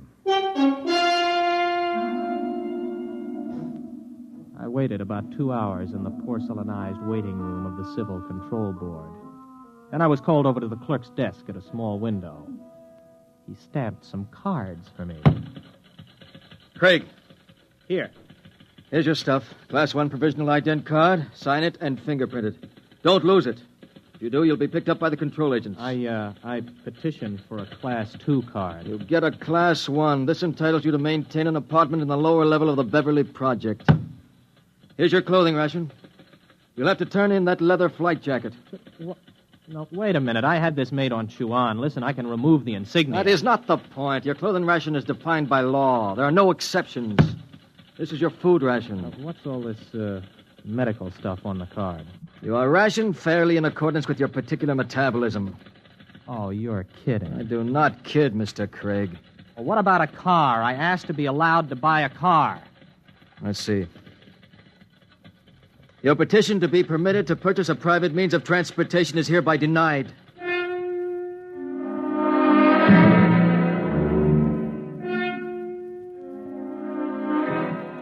I walked out of the control board feeling like a man who has just come out of free fall into a hypergravity system. Instead of reporting to the import service for my initial job interview, I walked around the city. I don't know how long I walked, maybe an hour, maybe 2. After a while, I came to the outskirts of old Los Angeles. There was a big fence around it and the usual signs. Radioactivity. Beware. It was just a pile of rubble and twisted girders. I looked at it for a while and then turned around and headed for the intergalactic freight office. So you figure you made a mistake. Yeah, that's right. You don't hear much about Terra out there. And you want me to sign you back into intergalactic? Yes. You got any character references? No, not here on Earth, but I can post a good-sized bond if they'll release my ISS units. What's your rating? I can handle anything, up to 15 G's acceleration on my old license. You got a Terran contract with import service, you said? I haven't started work yet. Look, kid. Mr. Craig, is it? How long you been on Earth? 2 days. So you're a spaceman. Flight officer, ex-flight officer. You know how to navigate through 4-star zones and the asteroid belt thrown in. You got a license for 15 G's, could get 5 more with a check flight. You got enough brains to pass the import senior Reuters exam. But you ain't got enough sense to come in out of the rain. We get guys like you every day. You're hot, you're big, you're raring to go. But you ain't gone nowhere. I'm listening. I don't know how you got here, Craig. Maybe you did quit honorable, or maybe you went and burned up a colony someplace. That would be in my records. The point is, it don't make any difference. Nobody leaves Terra without a permit.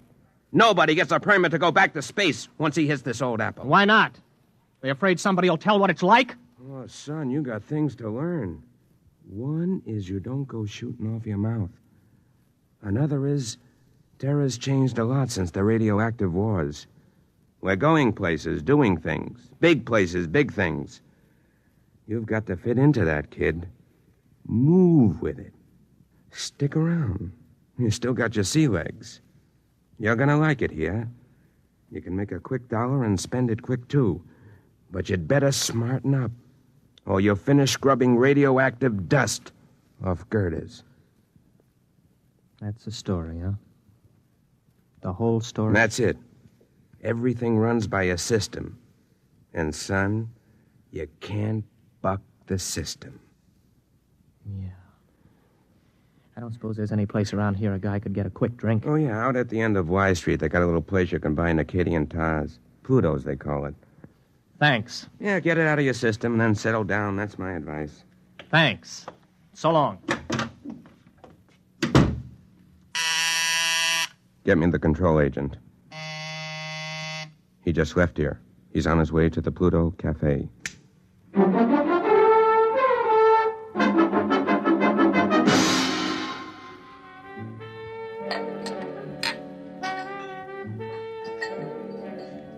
Hey, waiter, bring me another drink for the young lady. Now then, where were we? Well, I don't know. In fact, I still don't know why you're buying me free drinks. I told you I want somebody to talk to. You a purist? Or maybe you don't like the brand of sensation tapes they're peddling these days. You know, you don't have a bad face, really, underneath the makeup. I mean, it's a little crooked, but it ain't bad, really. Thanks. Does me pretty good. Well, what's your name? Gloria. Oh, sure, I remember. Gloria! Maybe you had enough to drink. No, not yet. You know, I look around, I see all these people with their faces all froze up like plastic. And I feel like I got to know somebody, or I go out of my mind. So what happens? Everybody is afraid. I mean, what happened? Whatever happened to freedom? What's the matter? Did I say something? What's everybody so quiet about all of a sudden? Okay. Come with me. Hey, well, who are you? Control board agent. Hey, I wasn't with him. Honest, he just picked me up and bought me a drink and started shooting off his mouth. I wasn't with him. Let's go, Mac. Wait a minute, what for? You'll find that out. Come on. On your feet. Okay, come on, keep your hands off. I'll go with you. Everybody else, just mind your own business. You, girlie. Yeah? Let's see your ident card. Here. You live at this address? Yeah? Alone? With my sister. Maybe some night you could go to a movie or something. We could spend some time getting acquainted. Yeah. Yeah, sometime. Good, I'll call you. Hey, I need my dent card back. I can't get rations without it. I'll keep it. Bring it back myself. Why don't you give the girl her card? No! Or maybe you mind your own business. Let's go. You walk just a little in front of me.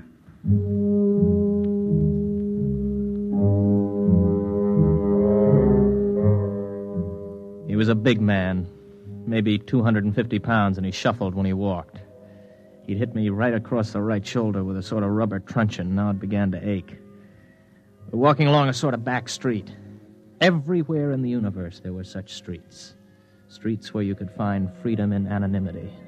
a compromise between lawlessness and law. They are permitted by the authorities because it is necessary to have a place for those who are not permitted elsewhere. Okay, step into the doorway. Hurry up, you fool. We're being followed. Well, we're followed by whom? Don't ask questions. Who's you told? Don't I have any rights? You got the right to get hit over the head unless you do what you're told. Now, quick. Hey, come in. In here. Hurry. Hey, who are they shooting at, you or me? Both of us. Down these steps. Stop! Stop or we'll fire! Through this door. Now, duck behind that pillar. Don't make a sound. You see them? Not a trace. Come on. They probably slipped out. Walk through the tunnel behind you. One false move and you're finished. Go on.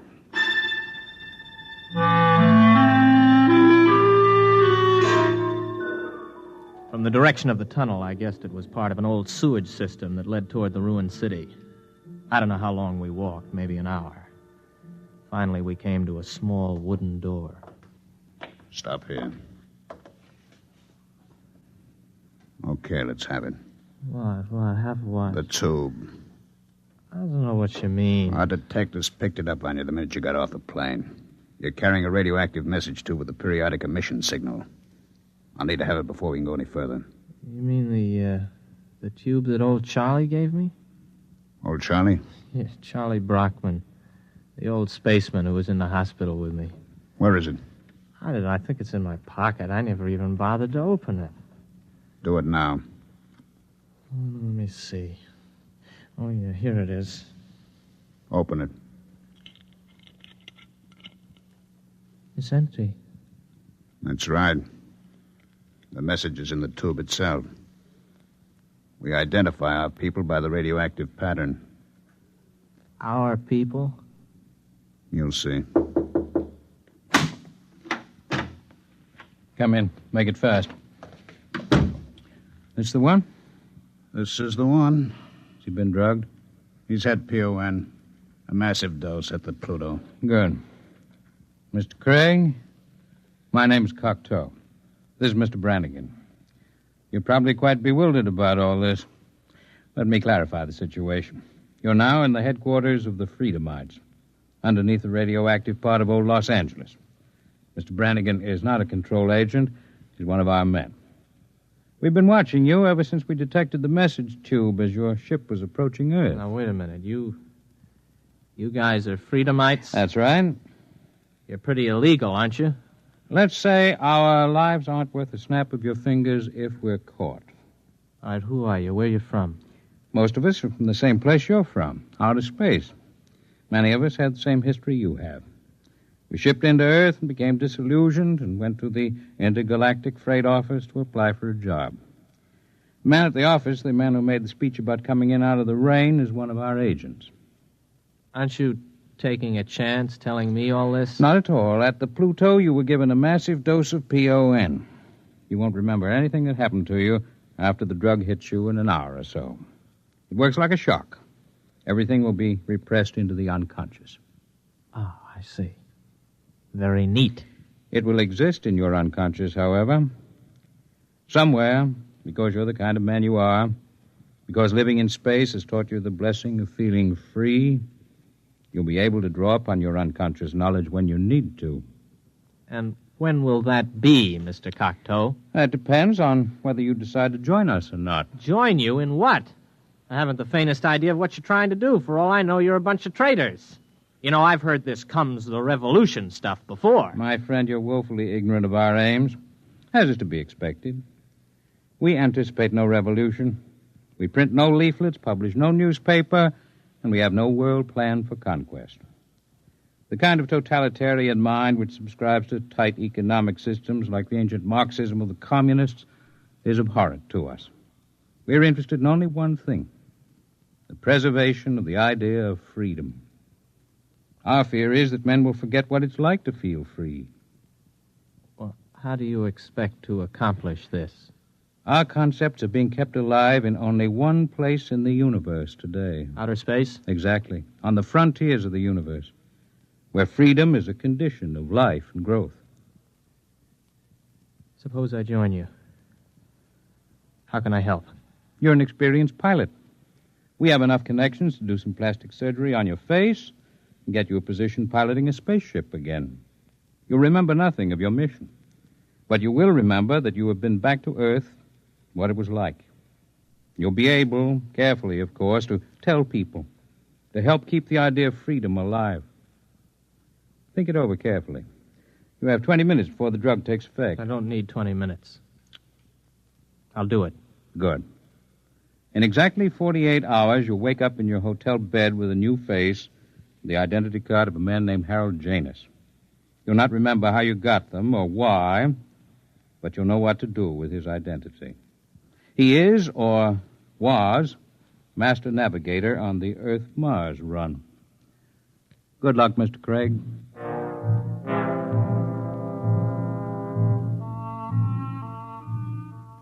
I woke up in the hotel bed, feeling like a man who has hung one on but good. I looked into the mirror and I saw the face of another man. I looked in my wallet and discovered that I was Harold Janus, navigator for Intergalactic, holder of a license for 15 Gs.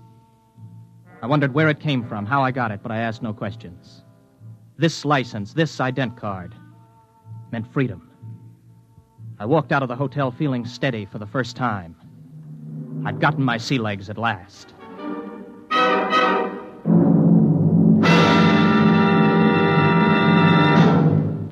You have just heard X-1, presented by the National Broadcasting Company in cooperation with Galaxy Science Fiction Magazine, which this month features The Venus Trap by Evelyn E. Smith.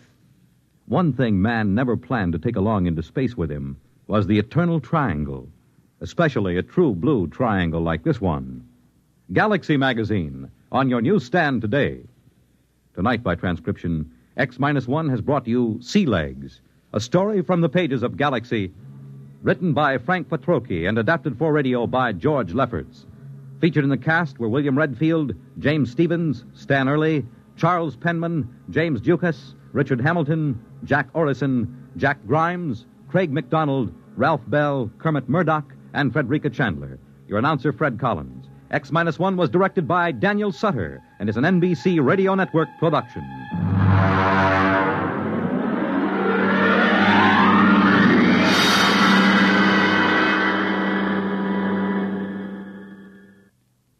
Hear Politics and Primaries, Dateline, Ohio, and Indiana, tonight on NBC Radio. In just a moment, X-1. But first, if you're planning to join the family for this holiday weekend, remember you have a friend who will keep you company through the long hours on the road. That friend is your car radio, and it brings you a full weekend of the most stimulating variety entertainment when you tune in to NBC's Monitor. Yes, you set your dial just once for hours and hours of refreshing variety. News as it happens, sports coverage, everything from baseball to skin diving, interviews with the stars. Plus, lots of the relaxing music you like to hear. It's all on Monitor this weekend. And now stay tuned for X-1 on NBC.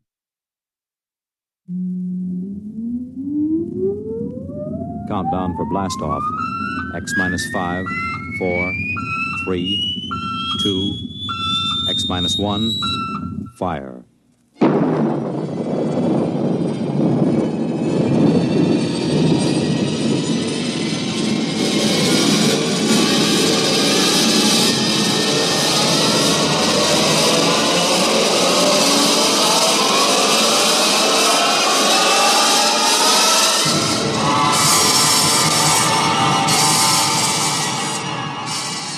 From the far horizons of the unknown come transcribed tales of new dimensions in time and space.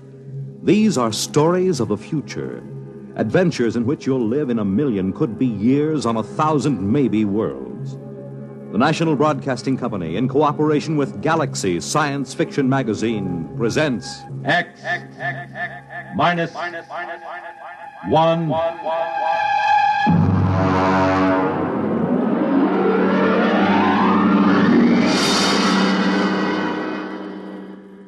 Tonight's story, A Pail of Air, by Fritz Leiber.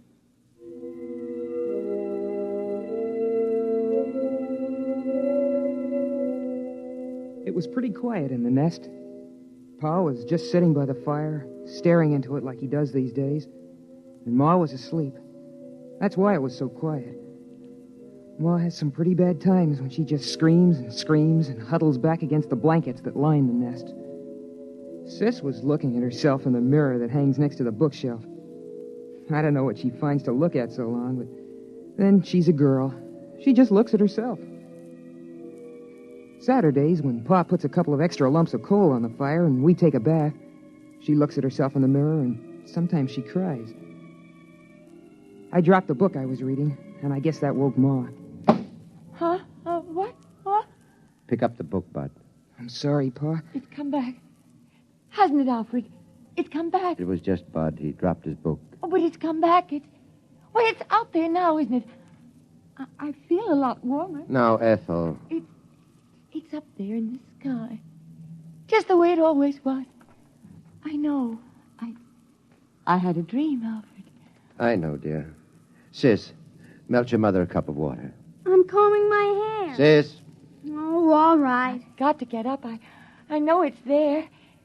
There'll be crocuses. And the spring bulbs. And daffodils. What are daffodils, Ma?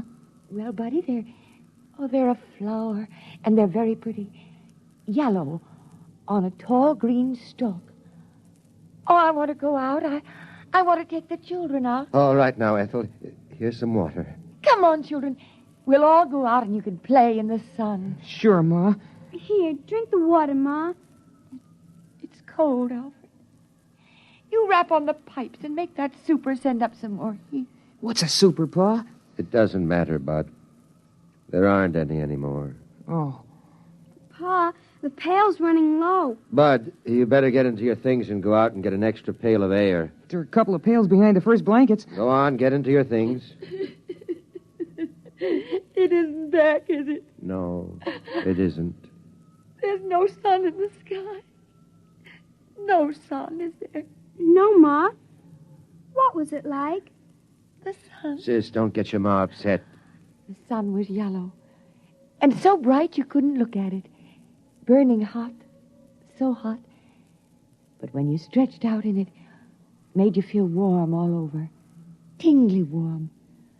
It's been so long since I've been that warm. I was warm last year on my birthday when Pa put all that extra coal on. And then every morning it would come out of the east, make the clouds all pink and yellow. And the mist would rise in the ground, and then slowly everything would glow warmer, warmer. And then it would be up there in the sky, shining, warm. Hurry up, Bud. I'm almost ready, Pa. I want the sun. I want the sun back. Alfred, get me the sun. It's gone, Ethel. There's nothing I can do. For Christmas? On my birthday? Go ahead, Bud. Take the big pail and get it full this time.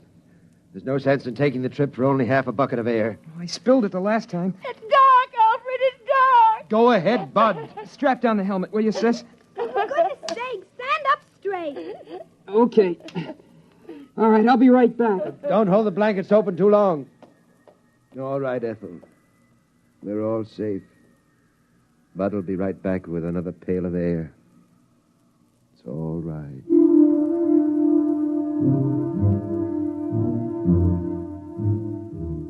I went through the 30 or so blankets that Pa hung up to slow down the air escaping from the nest. Of course, I knew the way. I've been going out for air since I was a kid. Still, I get a funny, crawly feeling every time I go out of the nest. You gotta go up to the 5th floor, which is just above the blanket of frozen air. You see, when the earth got cold, all the water in the air froze first and made a blanket about 10 feet thick or so. And then down on top of that dropped all the crystals of frozen air, making another blanket 60 or 70 feet thick. I came out of the window we use on the 5th floor and started to scoop up the air into my pail. I had it about full. Boy, my fingers are getting pretty cold when I saw something.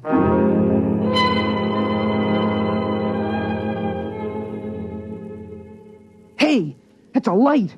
Oh, darn it, I kicked over the bucket. Oh, there can't be a light. Not moving around in a window like that. There can't be. Ma and Pa and Sis are back in the nest. I'm up here, and there can't be anyone else. Everybody on Earth is dead except us.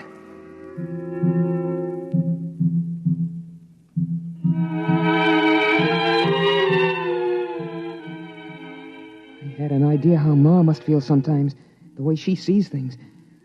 But there it was, moving around in the building across the way. I stood there shaking, and I almost froze my feet. I did frost my helmet so solid on the inside I couldn't see anything. So I hurried up and scooped up another bucket of air and headed back for the nest as fast as I could.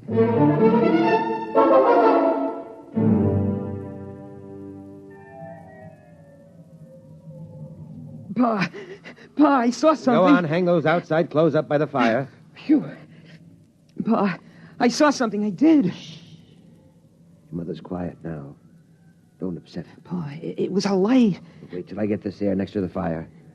Give me the cloth, sis. Shall I put another lump of coal on, Pa? No. The oxygen from this bucket will get the fire up when it begins to melt. There. Pa, I'm trying to tell you, I saw something up there. Light. There's lots of lights. Stars. I know what stars look like, Dopey. They're big, steady white lights in the sky. This was down here in a building. What is it? Alfred, what is it? Nothing, Ethel. Now, what is this, Bud? Well, first I thought it was a lady. A young lady. I mean it. Like in one of those old magazines. I thought I saw it in a window. But then all I saw was a light. You watched it for some time, son? Long enough for it to pass 5 windows and go to the next floor. And it didn't look like stray electricity? No, Pa, I know what that looks like. Or a star refracted through an icicle? Sometimes if you catch it at the right angle, it... Pa, honest, I never saw anything like it before. All right. I'll go out with you and you show me. No, Alfred. You can't go and leave us alone, not both of you. It's all right. We'll be right back. Here's your helmet, Pa. There's something out there. I've always known there was something out there waiting to get us. Hand me my glove. Something that's part of the cold, hates all warmth, wants to destroy the nest. Been watching us all this time. Now it's coming after us, and it'll get you, and then it'll come for me. Oh, don't go. Alfred, please don't go. Everything will be all right. Now, sis. Yes, Pa? You come watch the fire. Keep an eye on that air, too. If it gets too low or doesn't seem to be boiling fast enough, get another bucket behind the blanket. Alfred, don't go. I'll take care of it, Pa. Could there really be anybody out there? I don't see how. We heard the last radio voices a year before Bud was born. There hasn't been anything since then. Then what could it be? I don't know. Probably just a reflection. An ice crystal cracking. Come on, Bud. Get your helmet on.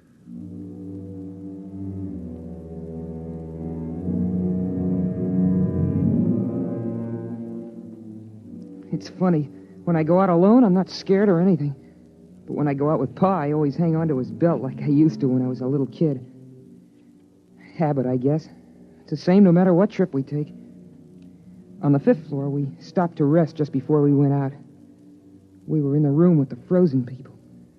The lady sitting looking at the door. The man holding his hands over that funny metal thing Pa calls a radiator. It was like a fire, I guess, but I don't see any place for the cold. We put our helmets together so we could talk. Catch your breath, son. Pa, would it be possible... for any of the frozen people to come to life? Like the ones down in the basement around the furnace when we go for water? No, they're dead. They were caught too quickly when it happened. Oh, Pa, how do we know we're the only ones? We don't, but... Well, there's a feeling you get. Because it's always night. There used to be some of that feeling every night in the old days. But the sun chased it away every morning. You wouldn't know about that. You weren't born when the dark star pulled us away from the sun. You wouldn't know unless you'd seen the sun. I've seen the sun. It's that big star at the end of the Big Dipper. I've seen it. It isn't the same. Come on. We're wasting time.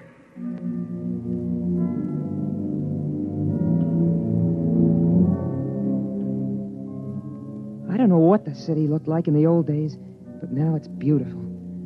The starlight lets you see it pretty well. We're up on a hill, and the plain slopes down away from us.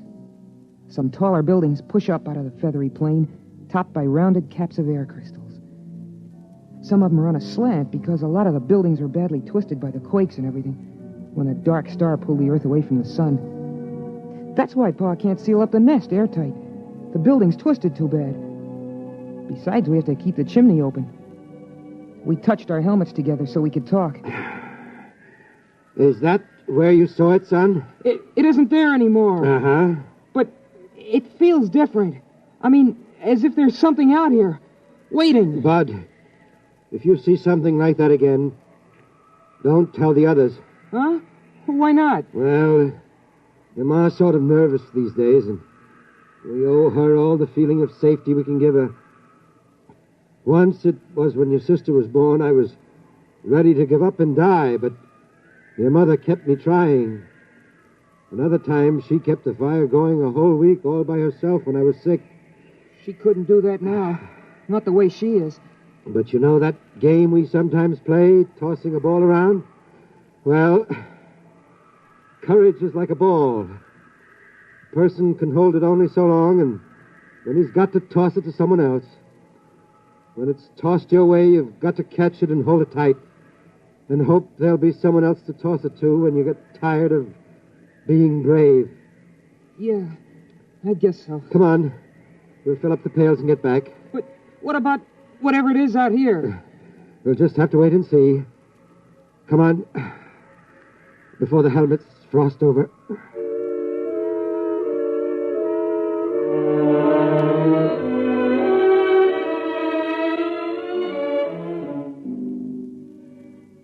It's pretty hard to hide your feelings in the nest.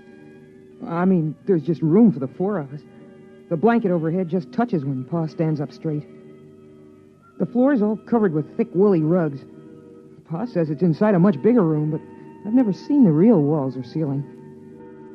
Well, anyway, Pa laughed and kidded about what I'd seen. He said I had an imagination, but we could tell he took it serious. It was Sunday morning by the clocks that Pa kept all wound up on the shelf. So it was time for the story. We all sat around in a circle the way we always do, except I noticed that Pa casually took a hammer from the shelf and put it beside him. I always liked the story. Of course, Sis and I know it by heart by now.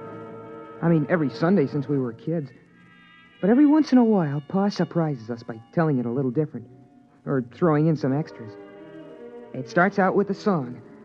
Ma used to sing it, but she forgets the words sometimes. And now Pa sings it mostly. Oh, beautiful for spacious skies, for amber waves of grain, thy purple mountain majesties above the fruited plain. Of course, the words don't mean anything. I mean, the skies are spacious enough, but there aren't any waves of grain, and the plain is all covered with a blanket of frozen air. But it's part of the story ceremony, and Pa likes it. He says it reminds him of the old days. After the song, Pa starts the story. In the days of my youth, the sun hung above, golden and warm, and the earth was fruitful and multiplied, and the fields were green, and the day was glorious, and the wind blew across the hilltops, and the air was free and good to breathe.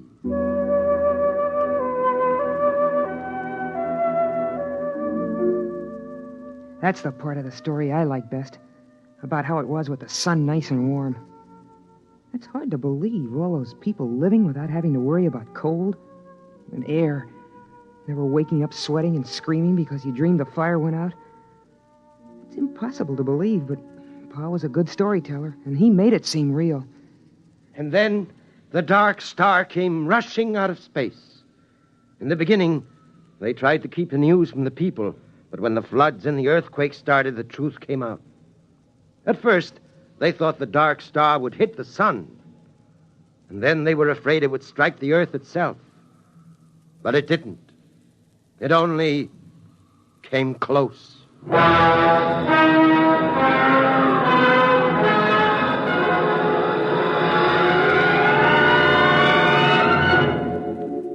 Pa tells it like the sun and the dark star fought for the earth like two dogs over a bone. I know what he means, because I've seen a picture of a dog in a magazine. And then the dark star won and carried us off. But the sun kept the moon. There were earthquakes and floods. Pa says that mountains fell and oceans slopped over. Oceans, that's a lot of melted water lying around loose. It's hard to imagine. Pa says it was so. Then came the open question time in the story. Sis asked a question about what girls wore for clothes. And I asked Pa how people acted in those days when the earth was twisted and jerked almost apart. Well, Bud, I was too busy to notice much. A friend of mine, Dr. Weisbrot, and Kelly, the geophysicist, and Walters, the astronomer, we knew what was going to happen.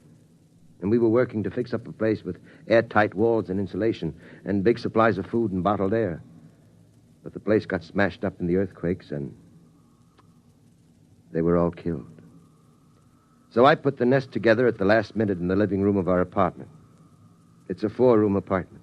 You must have seen some of the people, like the frozen ones downstairs. At that time, Bud, I only thought of one thing. Your mother and survival. If I had stopped to think, I wouldn't have even tried to make the nest. It would have seemed ridiculous.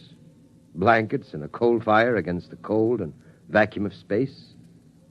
But I didn't think. I survived.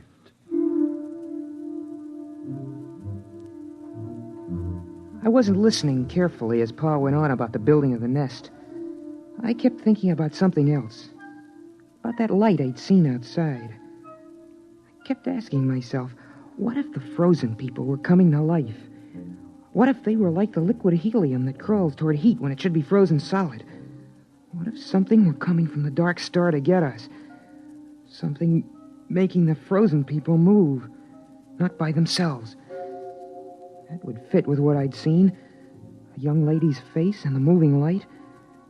I sat there and shivered, thinking of the frozen people with minds from the dark star creeping, crawling, snuffing their way, following the heat to the nest. And then, over from beyond the blankets, I thought I heard a tiny noise. So I asked myself then, what's the use of going on? Why prolong a doomed existence of hard work and cold and loneliness? The human race is done. The earth is done. Why not give up, I asked myself. And then I did hear the noise, louder this time, a kind of shuffling tread coming closer. And then I got the answer. The Earth's always been a lonely place millions of miles from the next planet. And no matter how long the human race might have lived, the end would have come some night. Those things don't matter. What matters is that life is good. There's a lovely texture, like some rich cloth of fur or the petals of flowers, crocuses, daffodils, or the fire's glow. And that's as true for the last man as the first. Still, those steps kept shuffling closer. Pa was talking, and Ma was dreaming with her eyes closed, and Sis was looking at herself sideways in the mirror. And I was the only one who heard the noise. A noise outside. So right then and there, I told myself that I was going on as if we had all eternity ahead of us. I'd have children, and I'd teach them all I could. I'd get them to read books, try to enlarge and seal the nest. I'd try to keep everything beautiful and alive. I'd keep alive my feeling of wonder, even at the cold and the dark and the distant stars. Pa, I hear. I know. What is it, Alfred? What is it? What's going on? Oh, you've got to tell me. Pa, I'm scared. Quiet. Bud, you heard it? Uh-huh. Kind of shuffling, coming toward the nest. Sis, take care of your mother. It's all right, Ma. Lie down. Come on. I'll take the hammer. You take the hatchet. What is it, Pa? What is it? I don't know. Listen. It's closer. Mush. Pa, the blanket is moving. Ready with your axe. Hello? Who's there? Is there somebody in there? Come in. It's all right. They're alive. Alive. Who are you? Alfred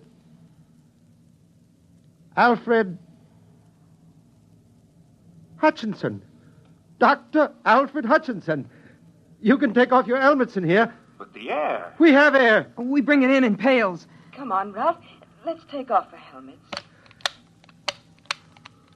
It's impossible. Oh, where are you from? We thought we were the only ones. Los Alamos. The nuclear laboratory. Yes, that's right.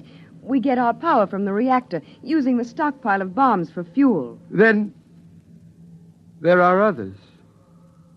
There are other men. There are other men. Pa, is it all right? Should I put the axe down? Yes, it's all right. You can put it down. You mean you come from another nest? It's a little bigger than this. We've got a small airtight city with airlocks. We generate our electricity, food from hydroponics. I can't believe it. I can't. I can't believe this. It's impossible. You can't maintain an air supply without hermetic sealing. It's impossible. Oh, no, it's simple. As long as you keep the fire going to melt the air, and enough air boiling to keep the fire burning. How did you come here? Why? Well, we keep scouting around for survivors. There are a number of colonies, Brookhaven, Oak Ridge, and Harwell in England, and the Argonne Laboratory in France. We didn't expect to find anything in this city, though. But our detectors picked up a heat trace, so we tracked it down. Alfred, you're forgetting your manners. We have company. Of course. Sis, throw a handful of coal on the fire. Pa, a whole handful? Doesn't matter now. And Bud, bring out another pail of air. Oh, it's incredible. And you have laboratories and transport? We only have a two-seater Scout, but if we rip out the bulkhead to the storage compartment, we can make it all right. We can have you back at Los Alamos in 4 hours. What's the matter? I guess we really hadn't thought about it that way. But, I wouldn't know how to act there. And besides, I haven't any clothes. Just doesn't seem right to let this fire go out. It's been 18 years. Burning every minute. But you can't stay here. Ralph. But after all... Ralph. Oh. Look, Dr. Hutchinson, we'll go out to the ship and bring back a small power heater. I know this is very sudden and upsetting to you. You need a chance to adjust. We'll be back in a few minutes. It's incredible. In buckets, air, buckets. Well, They didn't think the nest smelled so good. I could tell. She had a wave in her hair. Did you see that? And lipstick. I suppose we have to decide what to do. Pa, at Los Alamos and those other places, there'll be lots of people, won't there? Yes, I mean, not just your father or a brother. that's right. Boys? I suppose so. But somehow I feel a little empty. Alfred, it's different now that we know others are alive. You don't have to feel the responsibility for keeping the human race going. Pa, I'd like to see those rockets and laboratories. Wouldn't you, Pa? I suppose so. It won't be easy leaving the nest. I mean, it's just right, and there's only 4 of us. It's kind of a scary idea. Big place with a lot of strangers. You'll get over that feeling, son. The trouble with the world was that it kept getting smaller and smaller till it ended with just the nest.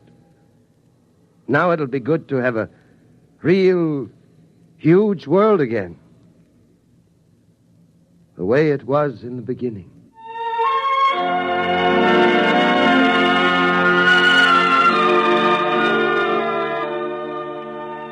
And so we're going to leave the nest in the morning.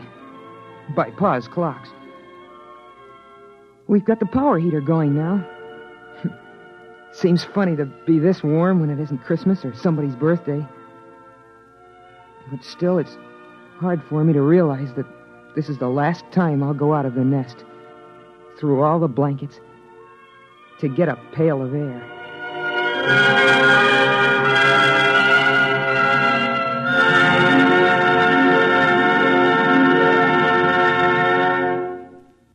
You have just heard X-1, presented by the National Broadcasting Company in cooperation with Galaxy Science Fiction Magazine. Your announcer, Fred Collins. X-1 was an NBC Radio Network production.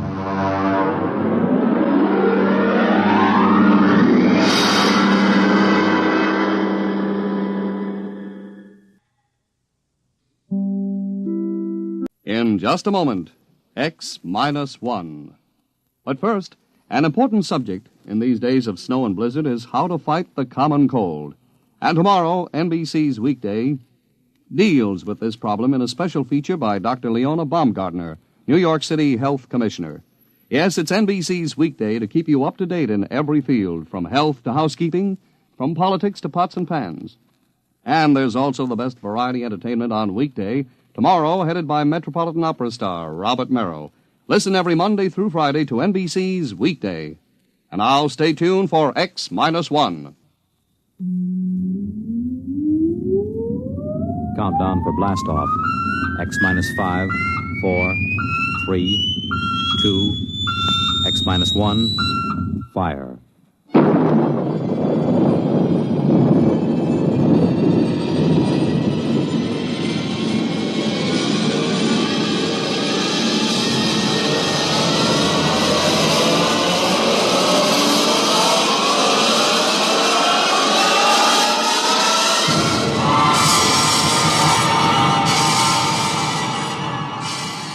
From the far horizons of the unknown come transcribed tales of new dimensions in time and space.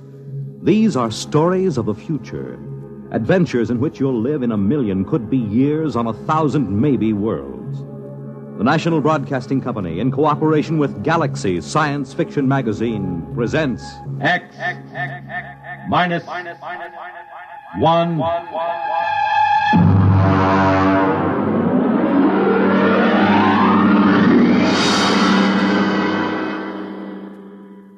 Tonight's story, $1,000 a Plate by Jack McKenty.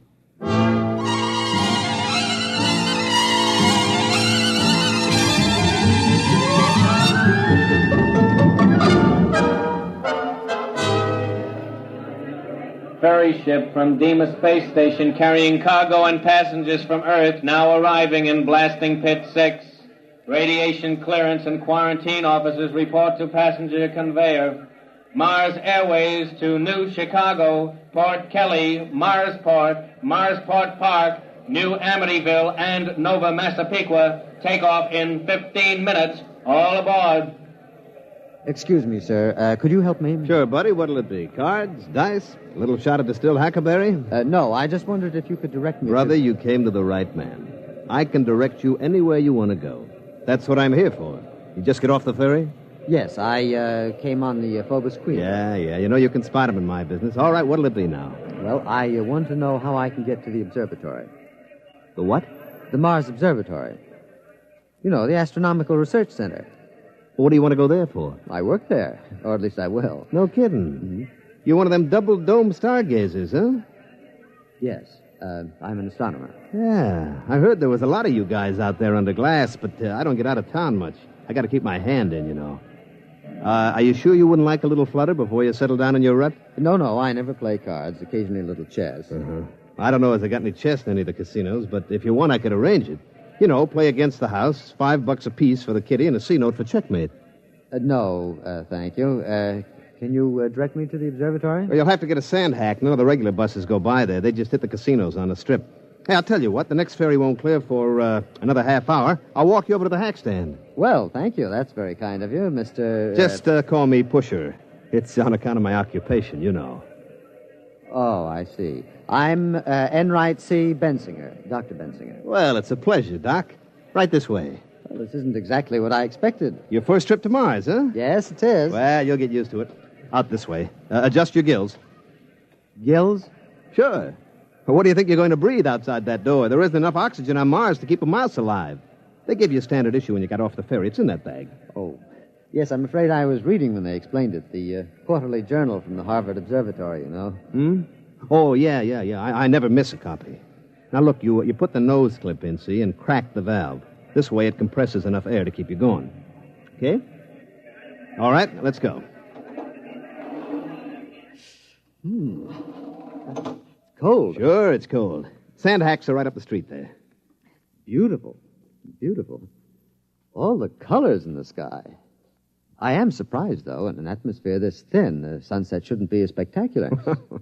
That ain't the sunset, Chief. That's the new sign on top of the Canal Casino. Right there behind you, see? Fun. Yeah, but if you want a square shake with the dice, you go to Harry Harvey's place, the Red Sands Hotel. I suppose the seeing is excellent. You're telling me. You know, he's got a line of girls like you never see nowhere else. Oh, I'm afraid I meant astronomical seeing. The telescopes, you know. Hey, you got an idea there. Telescopes. What's that?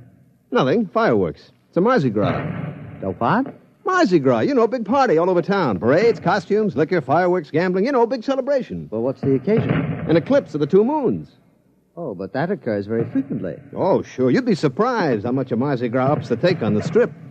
Well, here are the sand hacks, and look, don't let them hackies charge you more than $15 for the trip. Just tell them you know me. Just tell them Pusher sent you.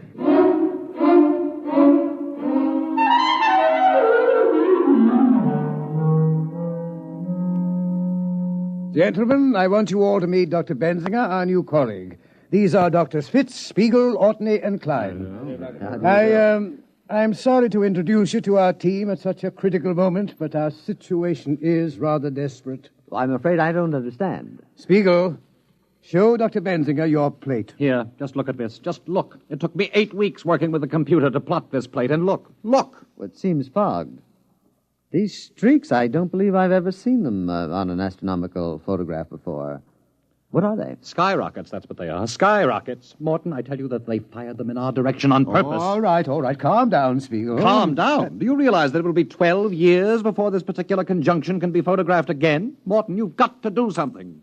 Couldn't you write a little note to the Chamber of Commerce and ask them to eliminate the fireworks? We've written a note every time a small boy lets off a Roman candle, and it was no use. I tell you, they fire them this way on purpose. I'm afraid that's true. The other directions around town are either oil refineries or homes of the casino owners. I don't suppose there's any chance of moving the observatory, then, out into the desert. My dear Dr. Benzinger, we'd have to bring in crews to tear it down, other crews to move it and set it up, not to mention breakage and replacement, which would involve more freight from Earth at $7.97 per pound, dead weight. As it is, the immense costs add up to a staggering total. Do you know what a single photographic plate costs us, counting overhead? $1,000. Well, then what is the answer? Another letter to the town council, I suppose. Let me write it this time, Dr. Morton. My grandmother used to have several rather picturesque phrases which I believe I could translate. No, Spiegel. Dignity, remember? We are an adjunct of Harvard University. Dr. Spiegel, I shall ask you and Dr. Benzinger to accompany me in person to the town council. Surely they cannot turn down a rational request in the interest of science.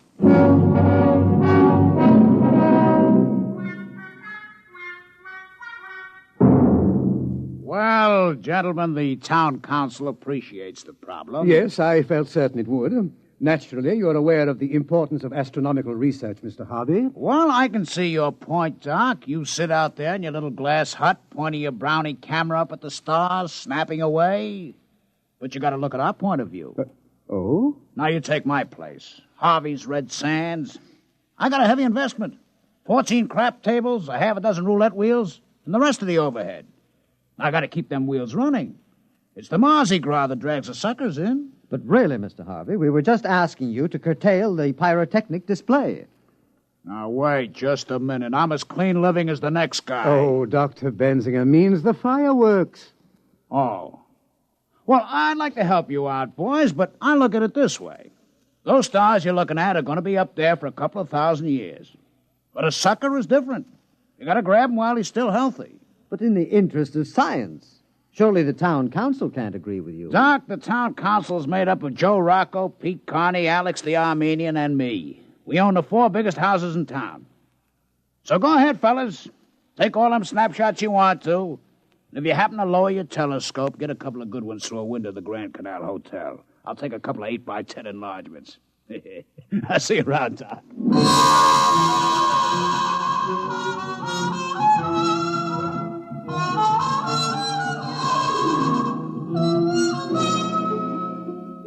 Well, I'm afraid the town council was no help. They just remain insensible to reason. Well, I'm afraid the only thing those gentlemen understand is money. My dear Dr. Benzinger, the smallest bet allowed in Mr. Harvey's establishment is approximately the same as your monthly salary. Oh. Dr. Morton, suppose the gambling operators were suddenly to lose a great deal of money. They never do. Of course, with the ordinary layman playing against them. But suppose the best scientific brains were to concentrate on a simple matter like the probabilities of a given roulette wheel, or the combinations and permutations applicable to a game of poker. We could put the main computer on it. Doctor, are you seriously suggesting... Well, I think he's got a point. If we could give those casinos a shellacking, they might stop the fireworks just to get rid of us.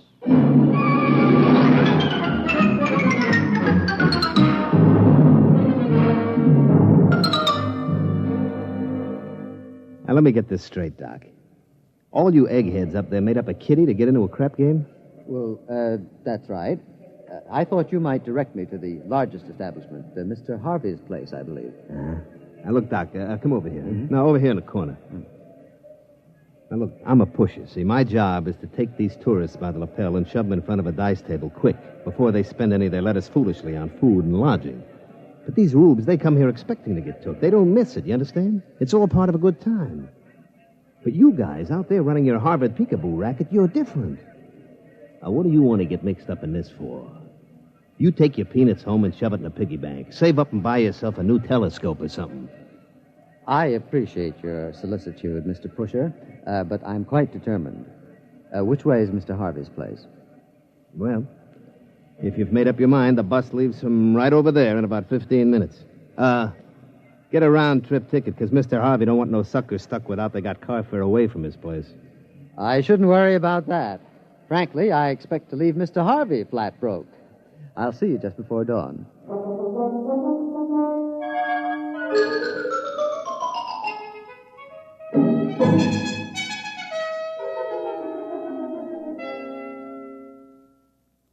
I don't understand it. I just don't understand it. But what happened? Luckily, a certain Mr. Pusher was generous enough to lend me $15 for a sand hack. Otherwise, I would have had to walk. Well, that was rather decent of him. Well, not exactly. He said he gets a percentage when he pulls in a ripe chump. You mean it's all gone? Every dollar. I just can't understand it. I kept careful notes. I followed the formula that was worked out by the computer.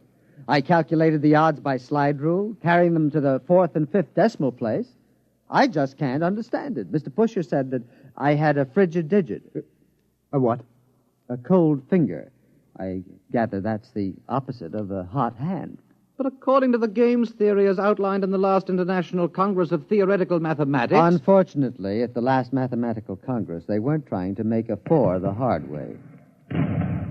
There they go again, skyrockets. I was hoping to get at least 3 plates in before they started. And the crushing blow occurred when Mr. Pusher offered to sell me my horoscope. No. Yes. Oh.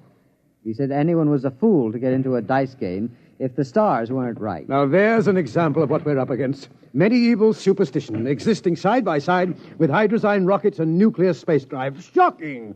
I'm not so sure. Might be a good idea. Dr. Morton sent for the staff psychiatrist. Benzinger has scratched his reflector. No, gentlemen. Pusher was right. Every man who's going to gamble should have a horoscope. It's very important to know what the stars say. What are you talking about? And where on Mars is the place best equipped to tell you what the stars say? Oh, no. Dr. Benzinger. Gentlemen, I tell you, it may be a stroke of genius.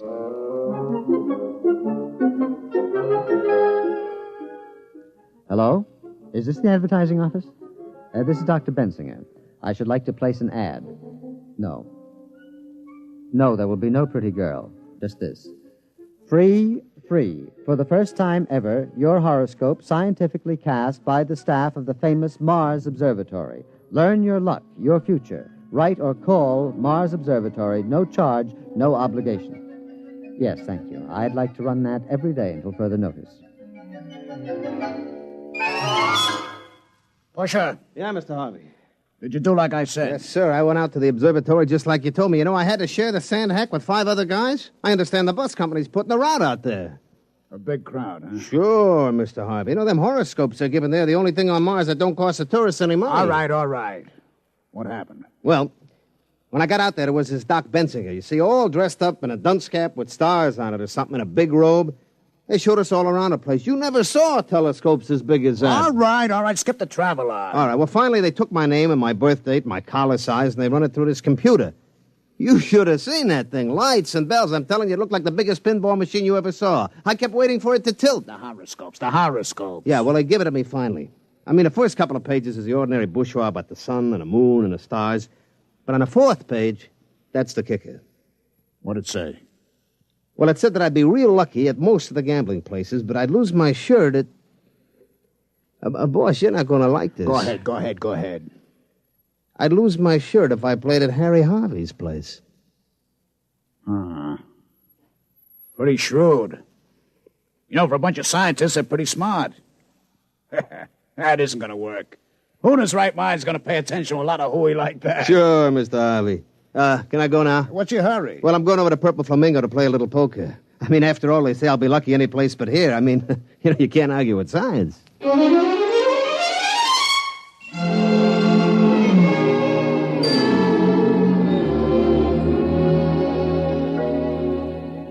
Gentlemen, I think we're on our way.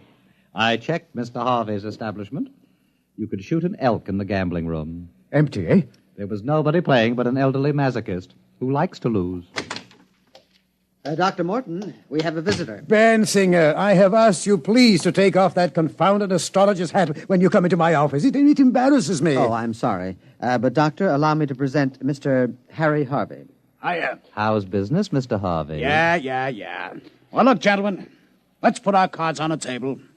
You put a hole in my pocket like I haven't had since I once ran into an honest police lieutenant in Cincinnati. I presume you've come about our horoscopes? Yeah.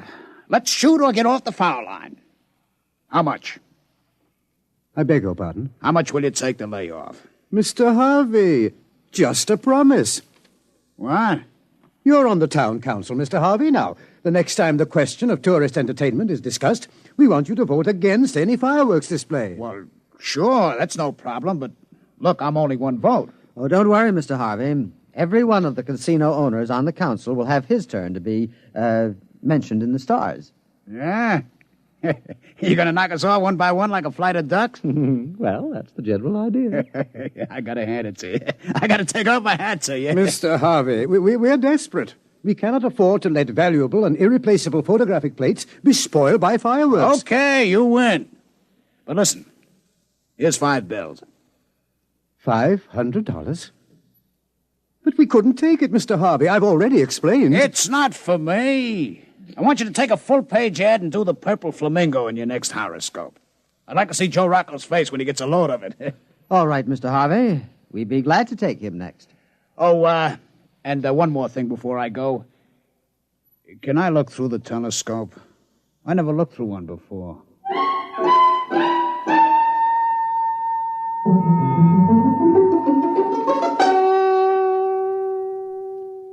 Well, that's the last of them. The Red Sands, Frank Land's Paradise, the Martian Gardens, the Two Moons Club. And the Purple Flamingo. Dr. Morton, we've got them all. There will be a meeting of the town council a week from now, and after that, no more fireworks. All those beautiful stars and nebulae and not a misbegotten skyrocket to stand between us. Oh, it's beautiful. Gentlemen, I have some news for you. You have? I am in receipt of an interplanetary radiogram from our parent organization, the Harvard Observatory. Are they going to send the new mass spectroscope? Please. Morton, Earth newspapers carrying accounts of horoscopes published by your organization. Very unscientific. Harvard Board of Overseers aghast. Must stop at once. Find other solution. Signed, L.K. Bell, Director. Well, I thought Thursday was the regular day for personal message delivery. It is. Oh, Mr. Harvey. I asked Mr. Harvey to wait in the washroom. He brought the message down. Oh, sure. All of us have contacts in the radio office. We can get a hold of messages a couple of days before they clear. Did you come down to gloat over our misfortune, Mr. Harvey? No. You got my promise to help you boys, and I'll stick by you. But the rest of them, well, it's tough, fellas, but business is business. I'm afraid the fireworks will go on as usual. Thank you, Mr. Harvey. Look, what would happen if you brought all the boys out here, showed them around, and then you could offer to name a star after them or something? I'd sure like to be able to point in the sky and say, that's Harvey's star. Well, Mr. Harvey, I'm afraid any stars worth looking at with the naked eye already have names. Besides, Harvard Observatory wouldn't stand for this idea either. It would make as much sense to them as you naming a poker chip after me. But, Dr. Morton, we've got to think of something. We tried rigging up a photoelectric cell. It closes the shutter when a rocket goes up, but it cuts the exposure time too much. But if we can't get these plates, we may not be able to duplicate them for years. Why, right now they're preparing the first trip to a newly discovered planet. And the work of the observatory is necessary to ensure the success of that trip. Now, surely your colleagues will realize that, Mr. Harvey. The future of the human race is at stake. Doc, the only race those jokers are interested in takes place at Tropical Park. Look out there. They're starting the fireworks. All of them heading this way again. No. It's nothing personal. It's just that if we point them any other way, they're likely to splash people. Or maybe set something on fire. You mean if the rockets misfired and get the tourists all wet, there would be trouble? Oh, sure. You couldn't have that. A guy with wet pants ain't going to stand around no crap table for hours. Mr. Harvey, do you really want to help us? Well, sure. I promised, didn't I? Dr. Spiegel, do you think the research library would have any material on pyrotechnics? Bensinger, what do you have in mind? Well, Dr. Morton, I was thinking of fighting fire with fireworks.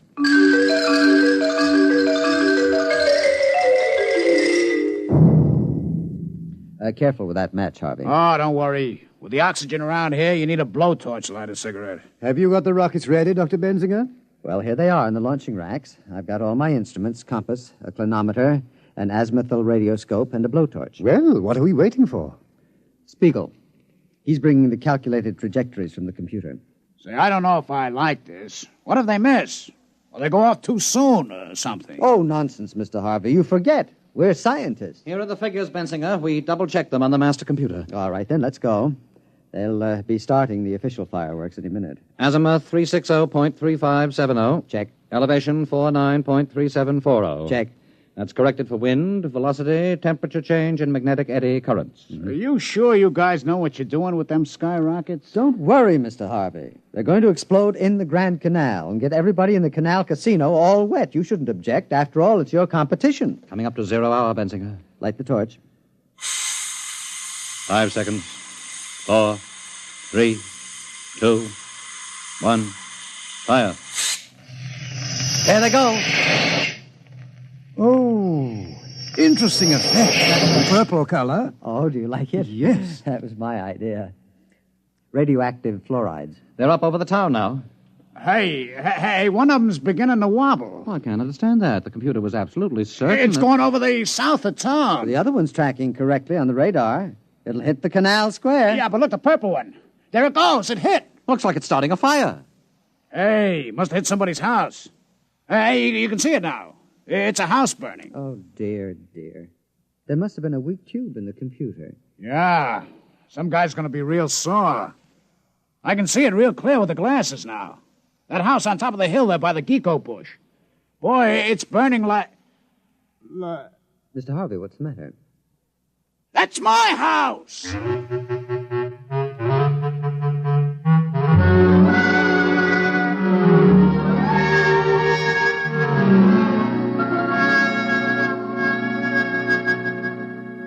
Dr. Bensinger, I've called you in to read a letter that I've written to Mr. Harvey. Oh, do you know his address?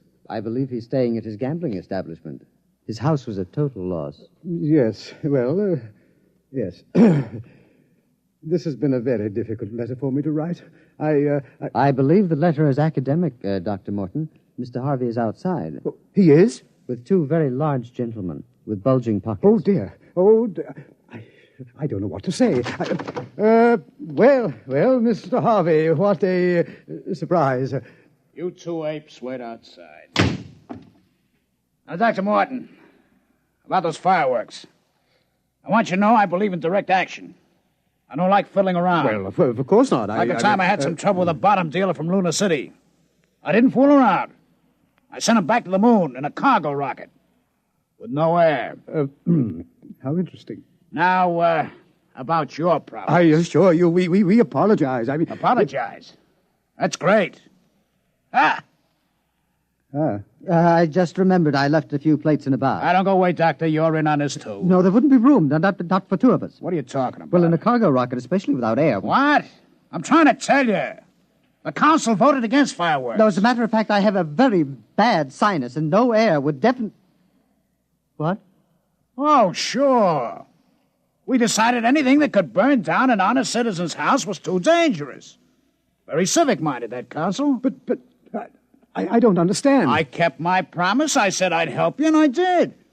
Well, I'm terribly embarrassed. We were trying to get a collection among the staff to help you pay for your loss, but I'm afraid the total assets of the observatory wouldn't reconstruct your garage. Yeah. But we held a staff meeting, and we decided on a more permanent kind of remembrance. Mr. Harvey, on this photograph, you see this trail? This bright trail? Oh, one of them skyrockets again? I'm sorry, Doc. It won't happen again. No. This is no skyrocket. It's a comet. It will be quite bright for several months. And we've decided to call it Harvey's Comet. Harvey's Comet? Hey, that's real nice. Harvey's Comet. Hey, Doc, you put me on top of the world. Them boys at the Canal Casino boasting about their new sign. But me, I got a comet. Harvey's Comet. Why, every sucker on Mars will see it every night. It's the best advertisement since they wrote 7 down across the face of the moon. Well, I'm glad that you're pleased. Well, as a matter of fact, Doc, I kind of heard about it in advance of one of your boys. You named the comet after me? Okay. I brought something for you. Here. What is it? A poker chip from my place. Go ahead, read it. Harvey's Club. Dr. Morton's poker chip. 5,000. That's dollars, Doc. Don't spend it all in one place.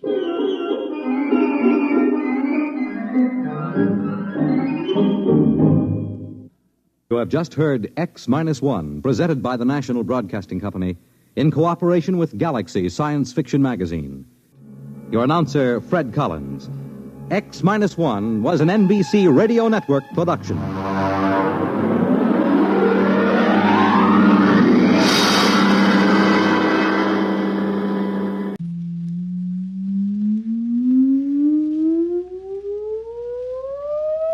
Countdown for blastoff. X-5, -4, -3, -2, X-1, fire!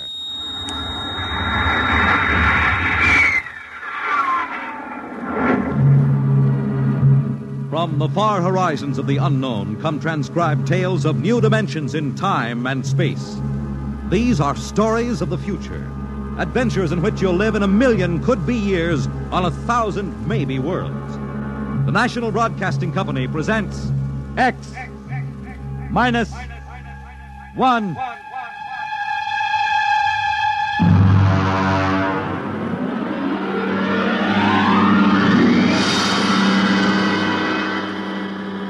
Tonight, X-1 presents Perigi's Wonderful Dolls by George Lefferts.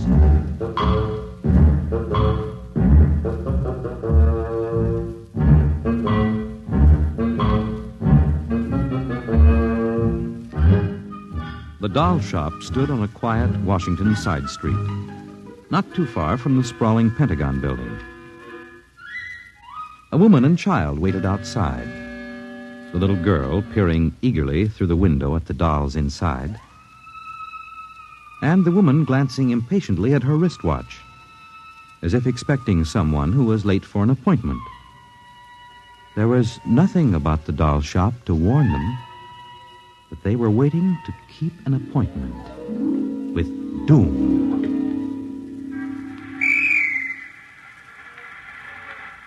Mommy, look. What, dear? In the window of the shop, the tiny dolls. Oh, Mommy, do you think Daddy'll buy me one? We'll ask him when he comes, dear. Should be here soon. He said 3 o'clock on this corner. I see him, Mommy. See? Oh, Henry, over here. Hello, dear. I'm sorry I'm late. Well, we're all ready to go shopping. Cindy's been... Yes, well, I'm afraid we'll have to call off the shopping, Elmer. Oh, Henry, we promised Cindy. Well, I'm sorry, but it's just one of those things. You've been the wife of an army colonel long enough to know his life isn't his own. What is it this time? Some more of that flying sphere nonsense. The pilot who says he sighted it last month crashed and was killed today, and the general wants a full report. Oh, dear. What next? Well, I got a staff meeting at the Pentagon at 3:15. Daddy, look in this window. Well, I haven't time, dear. Alma, I... Just for a minute, Daddy, Yeah, please. Now, Cindy, I haven't time to stop and watch a bunch of 6-inch dolls parading around in the shop window. Say, they are lifelike, aren't they? Look at that, Alma. Dolls are marching around like a regular review. They've even got their own little band. See the one in the red jacket, Daddy? Yeah. He's the leader. He's bowing to us. Well, they don't look human. Henry, your staff meeting. Oh, yes. Well, I got to run. Can we buy one, Daddy? Well, not now, dear, and I'll run along. Now, don't go spending a lot of money on that nonsense. No, Alma. dear. Bye. Bye, Cindy. Bye, Daddy. Oh, look, Mommy, the band is going to play. Aren't they wonderful, honey? Honey, I must have stood on this corner 1,000 times. I've never noticed this shop before. Look at the man inside, Mommy. Who's he? That's the proprietor, dear. Doesn't he look funny with those red cheeks and white mustache? It's easy to see who he models his dolls after. Mommy, look, he's coming to the door. He's coming. Good evening, children.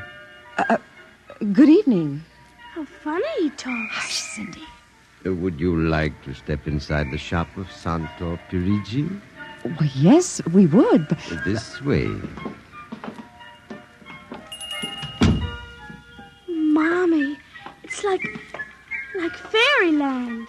Here in the shop of Santo Perigi, creator of Perigi's universal wonderful dolls, the world of adult reality is blended with the world of child's fantasy. This is a new shop, isn't it, Mr. Perigi? What is new and what is old? Come, this way. Would you like to meet one of my little ones? Oh, yes. Now, this one in the red jacket is Toto. He's the leader. Handle him ever so gently. See, I will set him on the table. Speak, little one. How do you do? How do you do? How do you do? Oh, my, he talks. The doll talks. Amazing, absolutely amazing. That is nothing for Perigi's wonderful dolls. Listen. Sing. Sing, Toto. Sing for the little girl. My name is Toto. Sing, Toto. Men are big and tall. Dolls are very small. When men begin to fall, the dolls will rule them all. More. How do they work, Mr. Perigi? How do they work? Ah, that is the secret of the great Perigi, greatest of all doll makers. To make an ordinary doll is nothing. To make a perfect replica, that is something. But to make a doll with intelligence, that is the work of an artist, eh? I suppose that they're very expensive to buy. Perigi does not sell his dolls, madam. You don't sell them? When I construct a doll like Toto, I cannot bear to be permanently separated from him. So instead of selling, I rent my little people. You do? You rent dolls? Precisely. $10. For how long? For as long as they are cherished. My only request is that when you grow tired of my dolls, you return them to me in good condition. Oh, Mommy, could we take him home? Take him home. Take him home. Take him home. Oh, look, he's bowing and dancing. He wants to come. Honey, your father said that we shouldn't spend a lot of money. Oh, please, I'll take such good care of it. Please. Well, honey, we'll have to deal with your father later, but... Well... Oh, Mommy. All right. Wrap him up, Mr. Perigi. But I have a feeling that when your father comes home, we'll be sorry. Be sorry. Be sorry. Be sorry. Be sorry.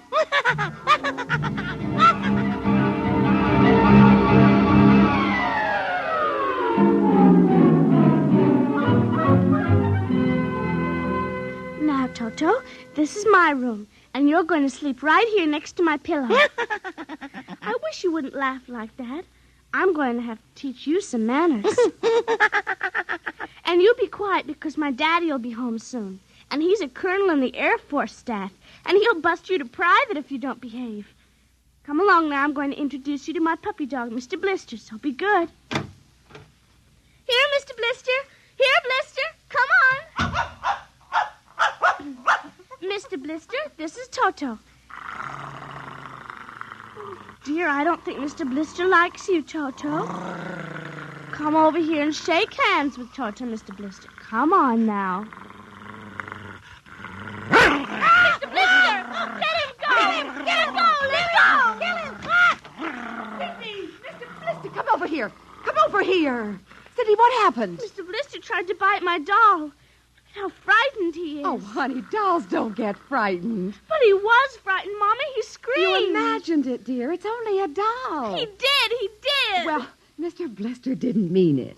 Now, you know he's the gentlest little pup alive. He is, and he's nasty, and I hate him. Oh, now see, you've hurt his feelings. I don't care. He tried to bite my new doll, and I don't ever want to see him again, ever. Oh, dear. All right, Mr. Blister, you come downstairs with me. Cindy's angry with you tonight. I'll kill him. Cindy, where did you learn a thing like that? Toto said it. Honey, you've had a very exciting day. Now, brush your teeth now and go to bed, Daddy's coming home late, so he'll see you in the morning. Good night, dear. Sleep well. I hate him. Hate him, hate him, hate him, hate him.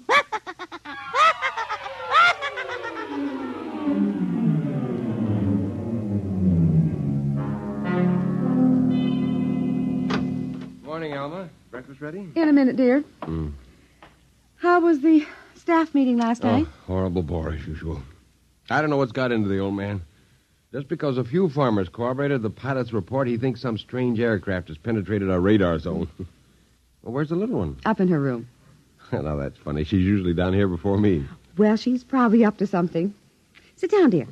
Say, remind me to take some papers back to the War Department, will you? I left them in my strongbox. You haven't been bringing your reports home, have you? Well, it's safe enough. Well, you told me it was against regulations to bring secret papers home. Well, I had to finish some work for the old man, and nobody will ever know the difference. Well, I don't know. Oh, would you feed the puppy before we sit down, Henry? Yes. His bowl's under the sink. Where is he? Say, that's funny. Here's his supper from last night, only half eaten. He's getting fussy. Doesn't like canned dog food anymore. Here, Blister. Here, Blister, Blister, Blister. I wonder where the dickens is that mutt? Maybe he's on the back porch. Here, Blister. Hey. Alma. What is it, dear? Alma, look. Henry, is he... He's dead. But how? From the looks of it, he might have been poisoned. But who would do a thing like that to an innocent little puppy? I don't know. Let me see his dish. Look at that. I don't understand this at all. Not at all. What, dear? What is it? There are pieces of broken glass in this food. Blue glass, you see? How? Henry. What? I just remembered something. What? It may be coincidence, but in the bathroom this morning... Well, what about the bathroom? Oh, Cindy's blue glass, the one with the Mickey Mouse on it, was broken. I found pieces in the wastebasket. I meant to ask her about it. Alma, for heaven's sake, you aren't suggesting that our little girl... Well, she loved Blister more than anyone. Not last night, she didn't. Why not? He went after Toto. Now, who is Toto? That's her new doll. Her what? Honey, I was meaning to tell you. Well, you bought her one of those dolls. I just rented it. Well, rented it. Now, look here, Alma. You know we haven't got the kind of money to throw away Well, she had her heart set on it, dear. I used my dividend. All right. But what happened with Blister? Well, he went for the doll, and Cindy said she hated him. Well, a child... She said she'd kill him. Where'd she get a thought like that? I don't know. Has she been watching those chillers on television? I don't know. Well, it's too ridiculous. Good heavens, a 9-year-old child putting ground glass in dog food. She'd have to be a monster. Mommy! She's coming. Well, don't say anything. I'll talk to her. Morning, dear. Morning, Mommy. Morning, Daddy. What's the matter? Sit down, dear. Yes, sir. Oh, your mother tells me you broke your blue drinking glass. break it. Cindy. I didn't. Well, now, somebody broke it. It wasn't your mother, and it wasn't me. It must have been Toto. Cynthia. Cindy, you know Toto is only a doll. Now, a doll couldn't have broken your glass, could he? Well? I guess not. So we can't very well blame it on a doll, then, can we? But he must have done it, Daddy. Cindy, you know how Daddy feels about little girls who tell fibs. Now, did you break your glass and maybe accidentally get some pieces into Mr. Blister's dish to sort of punish him for biting your doll? No, Daddy. Well, I'd hate to think you'd done something you knew was wrong and you were blaming it on a doll. Is something wrong with Mr. Blister? Is he sick? Worse than that. Henry. The child has to face reality, Alma. What's the matter with Mr. Blister? He's dead, Cindy. Oh, no. We can't be dead. He isn't dead, Daddy. No, he isn't. He isn't. Mommy. Honey, he is dead, Cindy. But he'll come back. He has to come back. No, darling, he won't come back. Ever? Not ever. Yes. Well, now that we've told you, Cindy, do you want to change your mind about the glass? Henry, leave her alone, please. You think I killed him? Now look what you've done. The child feels guilty enough, My Henry. dear, this is no time for feelings to interfere. You go up to her room, honey. Daddy and I'll be up in a minute. I don't want to. Please, Cindy. Now, we'll be right up, please. There. That's a good girl.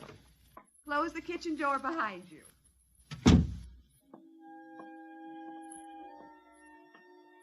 Mr. Blister's dead. He isn't coming back. Ever. Ever.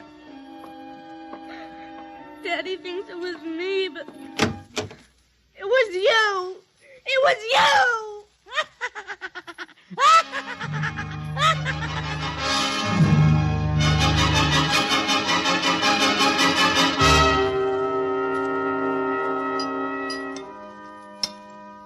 Eat your supper, dear. I'm not hungry. You scarcely touched your lunch. I don't feel like eating. Is it Mr. Blister? Now, answer your mother. She'll work it out her own way, Henry. Well, I don't know, Elma. When I was a boy, there was such a thing as discipline. Now, the way this child is being brought up... Henry! Well, it's true. There's no respect, lying, and... Oh, there, honey. Now, your father's upset. He doesn't mean it. What's happened to us? We were a nice, peaceful, happy family until you bought that cursed doll. Now who's blaming things on the doll? Well, it's true. Oh, now I've spilled my coffee. I'll get you another cup. Never mind. I'm late now. I better be going. Oh, you wanted to get some papers from the strongbox. Oh, yes. Cindy, please, try to eat something. Yes, ma'am. Alma! Alma! What is it? Alma! It's gone. What's gone? The box, the strong box, is gone. It can't be. The door to your study's always locked. You and I have the only keys. I know all that, and I tell you it isn't there. Well, who would go? I don't know. Alma, those confidential reports, if they ever got into the wrong I hands... warned you about keeping them there. What if it ever came out in the open? Can't you see the papers? Call the police, Yeah, Henry. And throw my Army career in a wastebasket after 17 years? No. We've got to find it ourselves. Well, it was there when I went in to clean this morning. What about your key? It's right here. I always keep it with me. It's funny. Oh, no. My other keys are on the ring. Oh, you've lost it. I don't see how. Alma, how could you do Oh, it? Henry, please. We'll search the house. I can't think of anything else to do. Well, you'll miss the staff meeting. Meeting? My whole career goes up in smoke if we don't find those reports. Somebody got hold of your key and opened that room and... I know. Cindy. You leave the child alone. She's been through enough. You know she wouldn't do a thing like that. I don't know anything anymore. I don't even know my own child. I don't even know you. All I know is that strongbox is gone and it contains papers that are dynamite if the wrong person gets them. The question being who? What's that? It's coming from upstairs. It must be Cindy's doll. Oh, that blasted doll again. Something must have set it off. I don't know how the mechanism works. For heaven's sakes, let's go up and shut it off.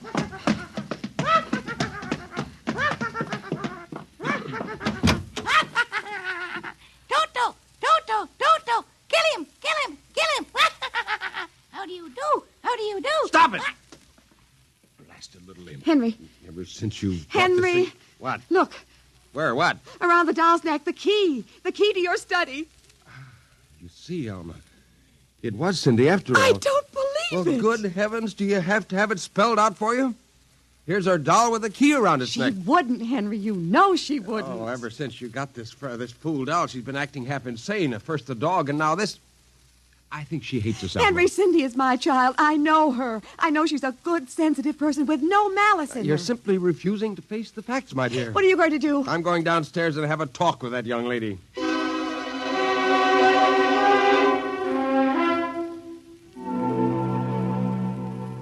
You're not telling the truth, Cindy. I am. Cindy, now you know that strongbox is very important to me. Now, I can understand that you might have been angry at me because I scolded you, and so you took it and hid it, just to spite me. Now, all I ask is for you to tell me the truth. Now, where is it? I didn't take it, Daddy. Honest, I didn't take it. Well, I suppose you're going to tell me now that a little 6-inch doll took it and hid it. Well, I'm speaking to you, young lady. But I didn't take it, Daddy. You don't understand. Toto did it. He's terrible, awful. He says things. He's going to kill everybody. Cindy, you're inventing things. It's true. At night when I'm sleeping, he stands next to my pillow and whispers things to me. Awful things. He told me he'd kill me, too, if I scold. Alma. If I told you. I think this child is sick. I think she needs a doctor. She's frightened, Henry. She's trembling like a leaf. Come on, dear. We'll go up to your room. I don't want to go up there. Honey, Mommy will stay with you. I'm afraid he's up there. Who? Toto. Well, he won't be up there for long. Mr. Toto is going right back to Perigi's wonderful doll shop before I lose my sanity, which means right now.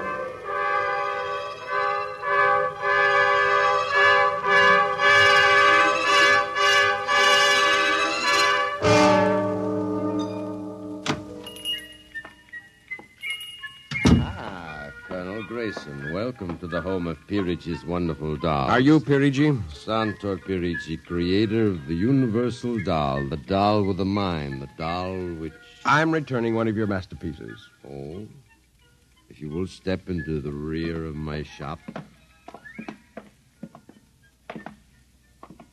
Now the complaint? No complaint.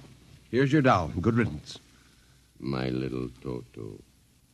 Rejected.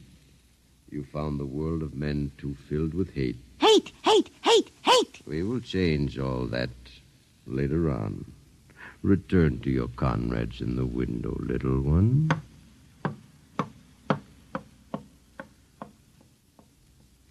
And now, Colonel Grayson. I think we have no further business. Ah, but we do, Colonel. Let me see.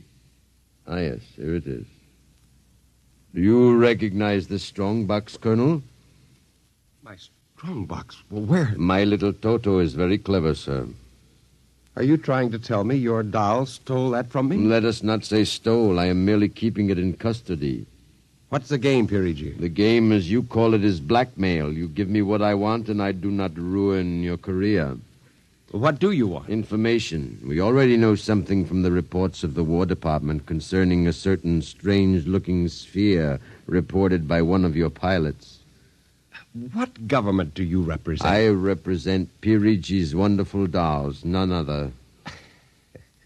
I am not so naive, sir. Perhaps I should explain. Each man hides something from the world. Each man loves something more than life. With the help of my wonderful dolls, I obtain personal information which enables me to control the men who control the world. You're a madman. A genius. You would be surprised at the list of men who have become the confidants for my dolls. Do you think you can blackmail me into betraying my country? If the price is right. And in this case, sir, the price is your career and the lives of your wife and child. Why are you so interested in the flying sphere? Let us say for reasons of my own. Well, Colonel? Hand over the strongbox. I warn you, I have a gun. Give it to me. You are being foolish. Put down that walking stick. Now. No closer. Now.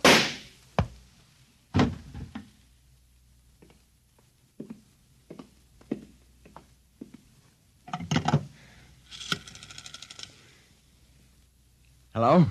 Give me the police. Hello? Yes, this is Colonel Henry Grayson. I've just killed a man. Yes, Perigi's doll shop, corner of 4th and Lexington. The body is in the back room. Yes, I'll wait for you. Shut up. Shut up, you little fiend. Colonel Grayson. Did I hear it speak? Colonel Henry Grayson. I must be going out of my mind, a 6-inch doll. Shut up! Your master's dead. You are mistaken, Colonel. I, Toto, am the master. What do you mean? If you will examine the body of Santor Perigi, you will see that he does not bleed. And he does not bleed, Colonel, because Santor Perigi never lived. Never lived? Santor Perigi is a doll. A doll? But that's impossible. He's a man. He talks. He walks. The people of Meretrix are skillful doll builders. People of Meretrix, doll, but... Look, who are you? I am Xanthus Imperator, commander of the legions of the 3rd planetoid, Meretrix. Legions? Planetoid? My people and I, whom you regard as dolls, come from a tiny planet beyond the moon, so small that it cannot support our population. We landed one of our space spheres on Earth 3 months ago with the intention of colonizing. Unfortunately, one of your pilots intercepted us. So that's why you wanted our information. Precisely. Are you human? Oh, quite human. Of course, in order to deal with Earth people without suspicion, we were forced to construct Perigi, a man-sized doll. Well, I can't believe this. I'm having hallucinations. I'm going to get out of here. Oh, that would be impossible. We have weapons of destruction quite unknown to Earth people. Well, I phoned the police, and they'll be here soon. By the time they arrive, my people will have prepared something quite shocking.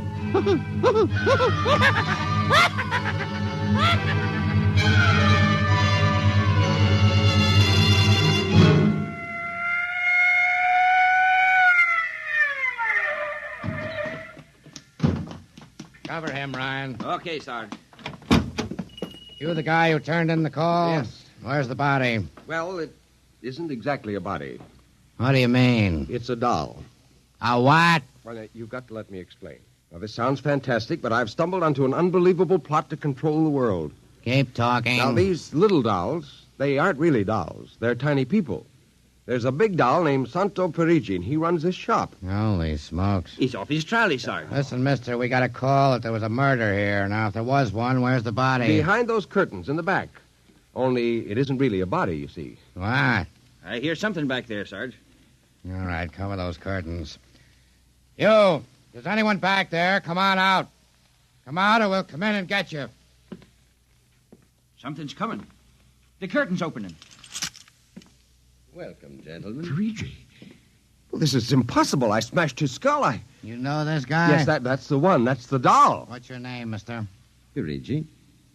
Santo Perigi, creator of the Universal Doll. You ever see this man? Never until just now. What? Well, he's lying. I tell you, he's nothing but a life-size doll. The real masters are these little dolls. Ryan, are you getting this? He's wacko, Sarge. Nutty as a fruitcake. Look, I'm not crazy, I tell you. I can prove it. They must have fixed up his head when I smashed it in. Touch him, you'll see. Mr. Perigi, you know what the guy is talking about? Well, the man is demented, obviously. Look, I tell you, there's a plot to control the Earth. Listen, you've got to let me call the War Department. They'll want to know about the flying sphere. Holy mackerel, this gets worse every minute. Ryan. Take him to headquarters? Save some time. Take him down to the psycho ward. Okay, Buck Rogers. Look, I'm along nice and quiet. Look, you've now. got to listen to me. Don't you see the future of mankind is at stake? Sure. I know how it is. Look, he's nothing but a man-sized doll. Touch him. And the little ones are going to take over the Earth. I know. I had the DTs once. Okay, Sarge. We'll see you later.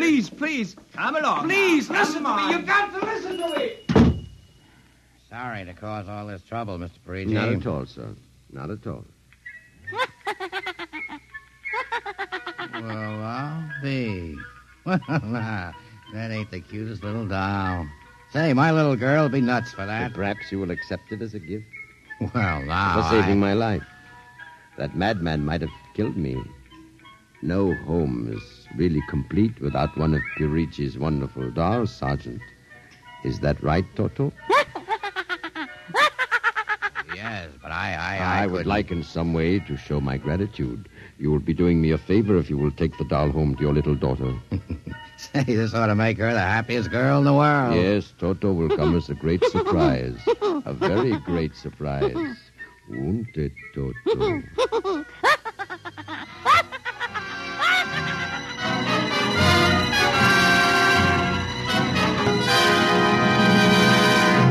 Tonight, by transcription, X-1 has brought you Perigi's Wonderful Dolls, written by George Lefferts. Heard in the cast were Janet Alexander as Cindy, Ann Petoniak as Alma, Nelson Armstead as Henry, Joe DeSantis as Perigi, Michael O'Day as Toto, Ken Lynch as the Sergeant, and Frank Milano as Ryan. This is Fred Collins speaking. X-1 was directed by Fred Way and is an NBC Radio Network production.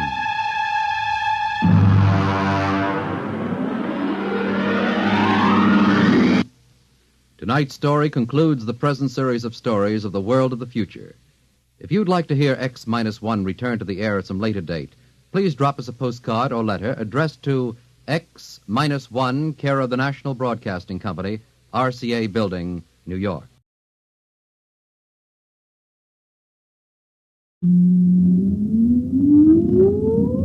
Countdown for blast off. X-5, 4, 3, 2, X-1, fire.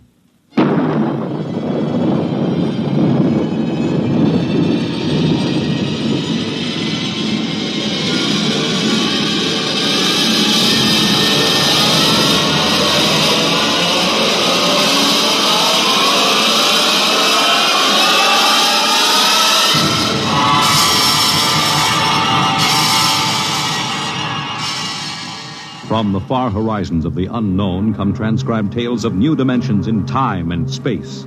These are stories of the future, adventures in which you'll live in a million could-be years on 1,000 maybe worlds. The National Broadcasting Company, in cooperation with Street and Smith, publishers of astounding science fiction, presents X minus 1.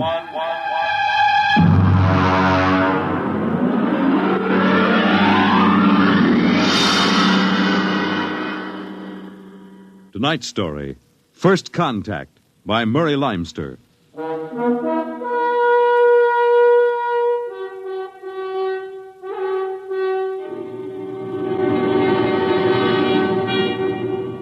They had been in space 6 months now, moving with the incredibly faster-than-light speed of the overdrive. In 6 months, they had gone from Earth outward and outward to the crab-like nebula with the twin stars. A routine flight of exploration and scientific research. Solid object about 90,000 miles away, sir. Located, Dort. Exactly. Identify it. A small object, sir. Captain, I've never seen anything like this before. Whatever it is out there is coming toward us at an incredible speed and retreating to zero just as rapidly. What's the mass of the object, Dort? Well, it varies with the distance from us, sir. Step up the scanners. Nothing, sir. Absolutely nothing shows out there. And yet there must be something. Those alarms are foolproof. Action stations, man all weapons. Condition of extreme alert in all departments immediately. Captain, what is it? Dort, I ran into the same thing once before on the Earth-Mars run. We were being located by another ship, and their locator beam was the same frequency as ours. Every time it hit, it registered as something solid and monstrous. But, Captain, we're the only Earth ship in 18 light years around. How? I didn't say it was another Earth ship out there, Dort. Another race? That's right. There's a spaceship out there, all right. But it's not manned by human beings.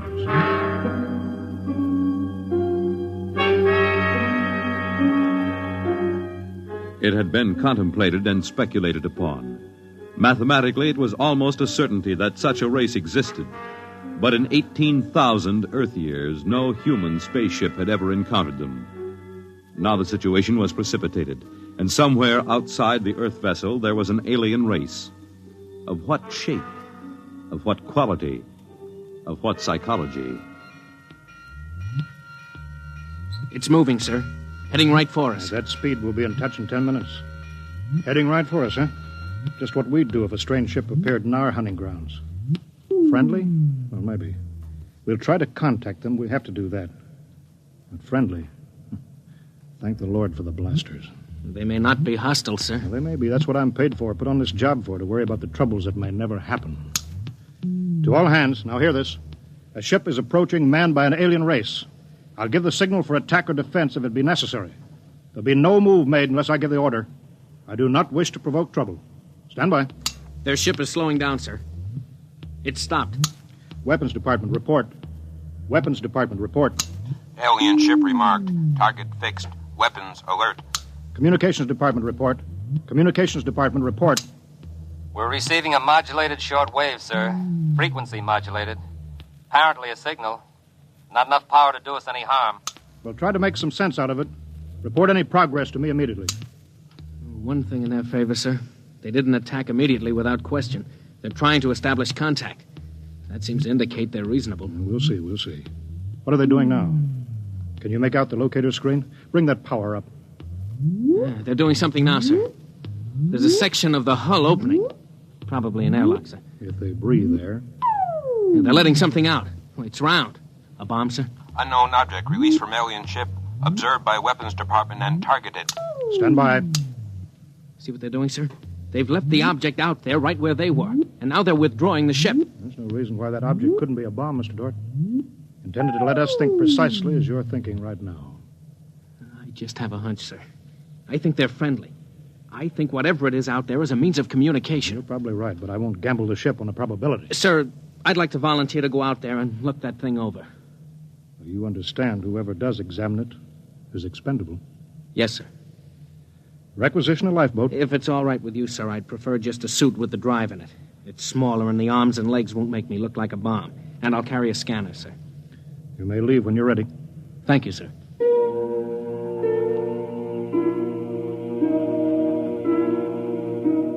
I'm all ready.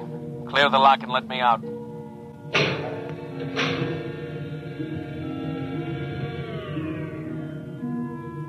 Weapons Department reporting to the captain. Mr. Dort located. Mr. Dort is targeted. Stand by. If that object out there is a device to capture one of our people for observation and questioning, it'll be blown out of existence, including Mr. Dort. Stand by.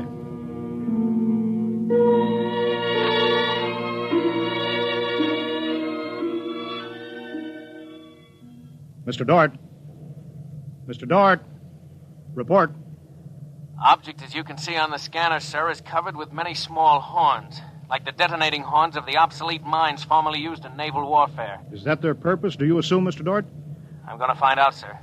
I'm going to grab one. Mr. Dort? I'm here, sir. I don't think this is a mine. Circle it so we can see it completely through your scanner. Deadlock, sir. Nothing to report that the scanner hasn't shown you. Oh, wait a minute, sir. A section of the outer hull seems to be opening. Do you see it? Very good, Dort. Hold that. I'm sure it's a communications device, sir. It looks like it. Fix your scanner so it'll focus on that communications device. Return to the ship.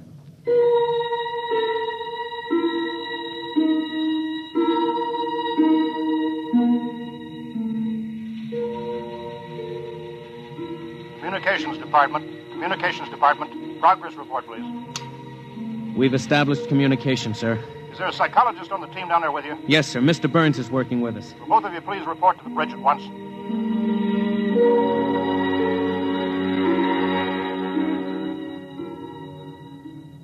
Oh, you look tired, Dort. We've established fairly satisfactory communication, sir. They seem to have highly developed thought patterns. We got a satisfactory translation from the machine on the fourth attempt. We can say almost anything we want to say to each other now. Of course, how much of what they tell us is the truth, we have no way of knowing. Mr. Burns, you're the psychologist. What do you think? Well, I don't know, sir. They seem to be completely direct. They haven't let slip even a hint of the tenseness we know exists. They act as if they were setting up a means of communication for friendly conversation, but, well, there's an overtone that... Yeah? Well, Mr. Burns, I have a decision to make. On the one hand, opening contact with the friendly people of a vastly different culture could only be beneficial to us of Earth. On the other hand, if they're hostile, I ought to blast them out of existence without any other preliminaries. Oh, but, sir, you can't... I'm not talking to you, Dort. It's not warranted yet, sir. Yes. Now, hear this, all departments. Hear this, all departments. This ship is on an extended alert. Provisions will be made so that personnel can have maximum rest and nourishment.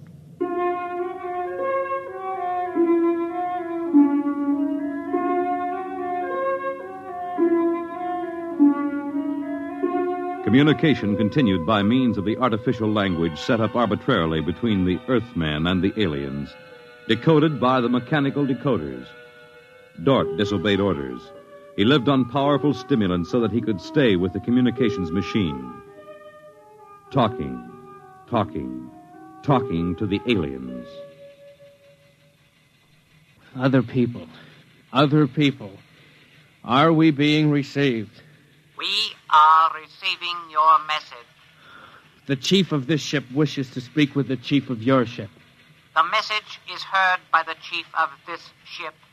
The chief of this ship communicates that he will hear the message of the chief of that ship. Go ahead, sir. People of the other ship, I'd like to say the appropriate things about this first contact of two dissimilar civilized races, and of my hopes that a friendly intercourse between the two peoples will result. People of that ship, what you say is all very well, but is there any way for us to let each other go home alive? That's all, sir. They've stopped sending. Very direct people. Very direct. But, sir, I don't follow. I didn't know what that meant. Is there any way for us to let each other go home alive? It means what it says, Dort. Sir, what's to stop us from just cutting communication and leaving, and they can do likewise? What's to stop us? Simply that whichever ship leaves first will be followed by the other. If they find Earth and get back to their own planet and we don't know where that planet is, Earth will be completely at their mercy. If they leave first, we'll follow them. We'll attempt to find their home planet. Dort, could you swear to any decision that the policymakers on Earth will come to? Sir, even if they do follow us, the closer we get to home, the more of our ships and weapons they'll face. They'd never get away. Well, how do you know that they can't communicate with their home planet without returning? We can't, sir. How do you know they can't? I don't, sir. So that's the situation. We'll sit out here, facing each other, trying to outguess each other, until time wears us out. And we'll have to face the fact either they destroy us or we destroy them. Navigation officer, attention. Navigation officer, attention. Every star map on this ship is to be prepared for instant destruction. The chief of this ship wishes to know whether the chief of that ship can suggest an answer to the problem concerning us both. Do you want me to answer that, sir? I'll answer it myself. Tell me when to talk. Now, sir. I am giving that matter personal attention. Every effort will be bent to the solution of this problem. Will you consider a temporary truce in the meantime? What would a truce gain? Could we trust you? Would you trust us? I suggest that we continue as we have up to this particle of time. I agree. Sign off, Dort.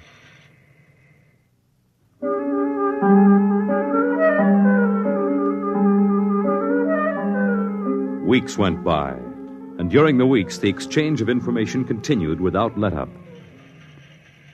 What particle of time are the people on that ship at? The resting time. All rest except myself and others on alert duty. Same on this ship.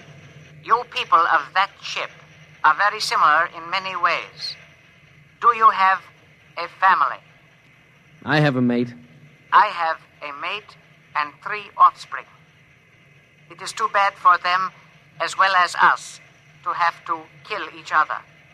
This ship can't see any way out of it. Can that ship? If we could believe each ship, yes. Our chief would like it. But we can't believe you, and you are afraid that we do not tell the truth, although we do. This ship would trail you home if this ship were able to. That ship would do the same.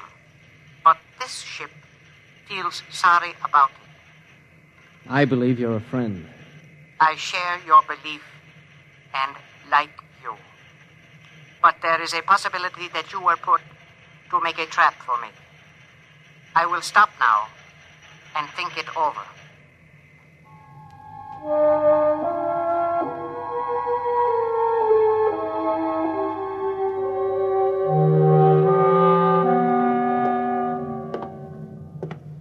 sit down, Dort. Control yourself. We're all under tension. Doesn't do any good to pace like some caged animal. Yes, sir. All right, now I've read the complete transcription of your conversations with this one alien.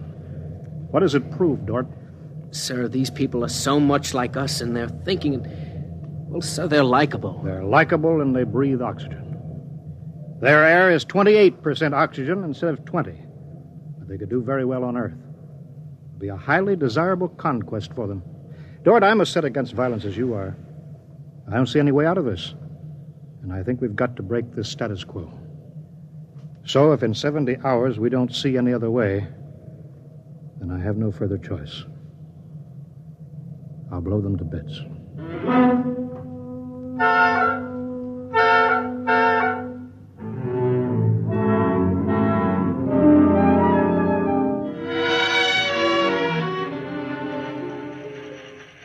Will that ship receive communications?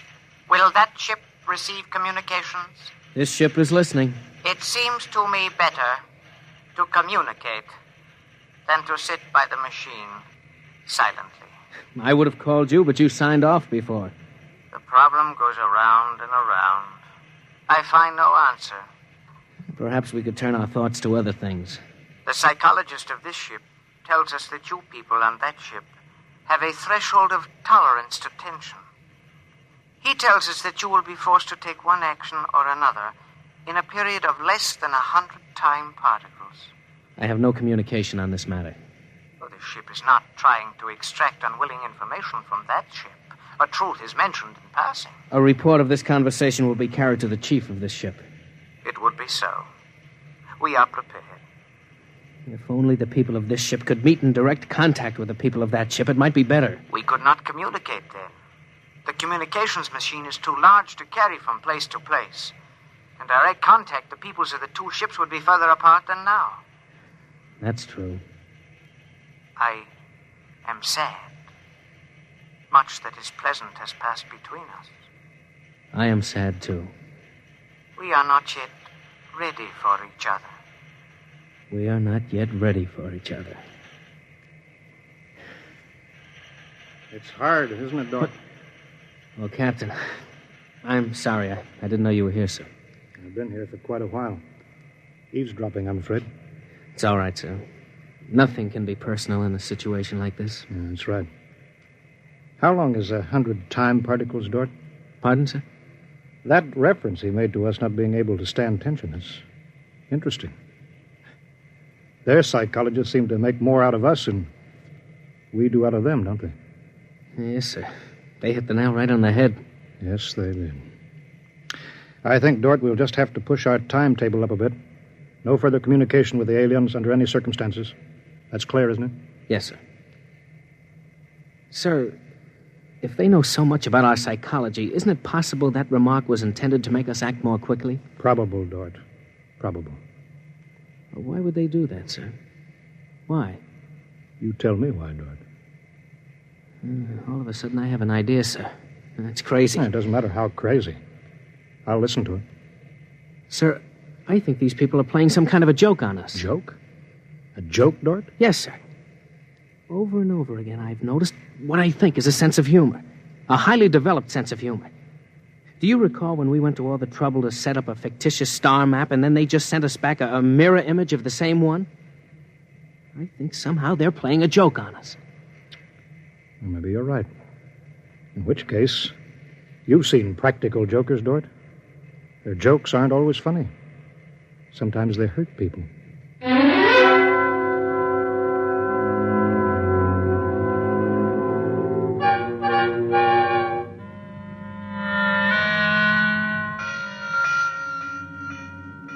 All departments, man, instant alert. All departments, man, instant alert. Report instantly. Report instantly. Weapons Department alerted. Target, the enemy ship. On target, sir. Stand by. Fire!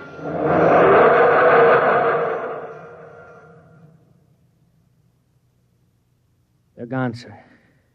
Not a trace of them left. Not a tiny trace. Now we can go home.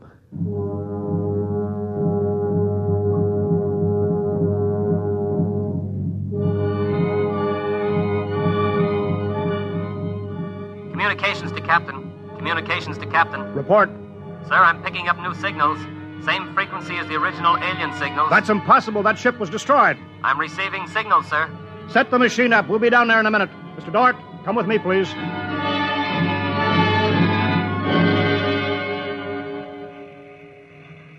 It's good to be on the way home. Yes, it is good. Do you suppose we'll ever figure out what happened to the other ship? Never. A blinding flash and they were gone. I suppose they couldn't figure a way out of the situation. An unstable people. They had no sense of humor to cope with the situation. They exploded themselves out of existence. It seems reasonable. They must have had powerful weapons to destroy themselves so completely. Yes, what a shame. In a way, I grew to like them. This isn't meant for us, sir. I don't know what's happening, but I think we're overhearing a private conversation. I understand, Dor. Be quiet, will you? Many things might have come out of a relationship with that people. They were describing a disease they call cancer. I think it is similar to the Frogren syndrome. We might have helped them. They might have helped us, too. Well, too bad. We'll never find them again, I think. The odds of such a chance meeting in the vast space of the whole universe. There are no figures for such odds, are there? Turn it up, Dort. Turn it up louder. That's all there is, sir. The signal stopped there. Sir, I don't know how, but somehow when we fired at them, we didn't destroy them, but we did set up a condition whereby they've become invisible to us and we've become invisible to them. Captain to Engineering Department. Halt forward motion. Captain, why are we stopping? Listen, Dort, you say they're invisible. They are, but they're not destroyed because we just heard them. They're out there somewhere. Invisible. Well, you heard them, so they're heading for home. We're invisible to them, too, sir. How do you know, Dort? How do you know this whole thing isn't a setup? Well, suppose that's true, Captain. You heard their conversation. They weren't talking like any monstrous people. They seemed decent and warm, just as decent and warm as we are. How do you know this conversation wasn't planted, deliberately set up for us to hear? How do you know that, Dort? Yes, sir, you're right. They may be out there and they may not. They may be telling the truth or they may be trying to trick us. They may be friends or they may be the most deadly enemies. You said they had a sense of humor, Dort. What a joke to play. To deliberately set up a situation where we wouldn't know fact from fantasy, truth from lie. Wouldn't that be a joke, Dort? Yeah, but we don't know that they did that, sir. And we don't know that they didn't. We don't know anything. Sir, does that mean we never go home again? I don't know. I have to think about it. I have to think about it.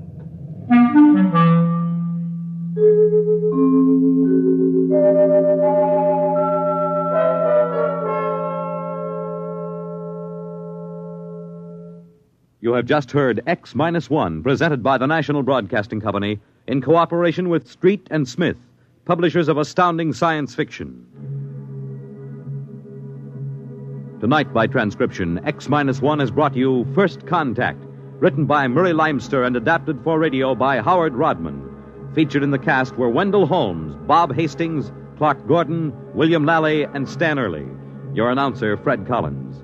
X-1 was directed by Daniel Sutter and is an NBC Radio Network production.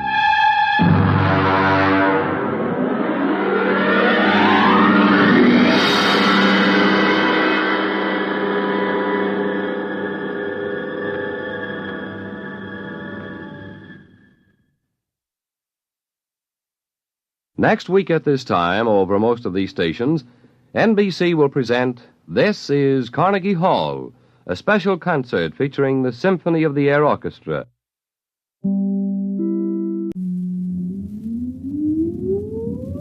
Countdown for blast-off. X-5, 4, 3, 2, X-1, fire.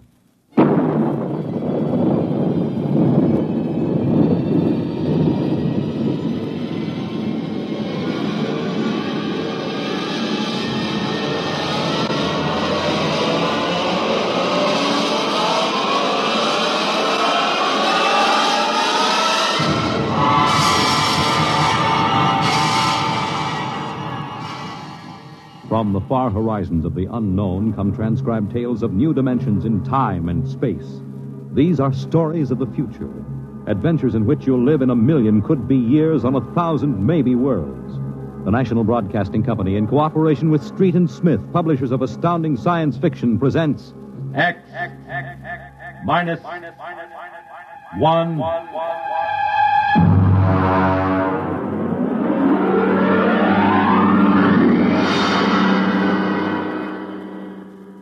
Tonight's story, A Logic Named Joe, by Murray Leinster.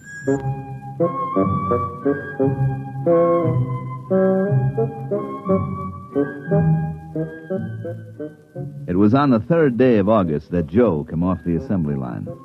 And on the 4th, Maureen came into town.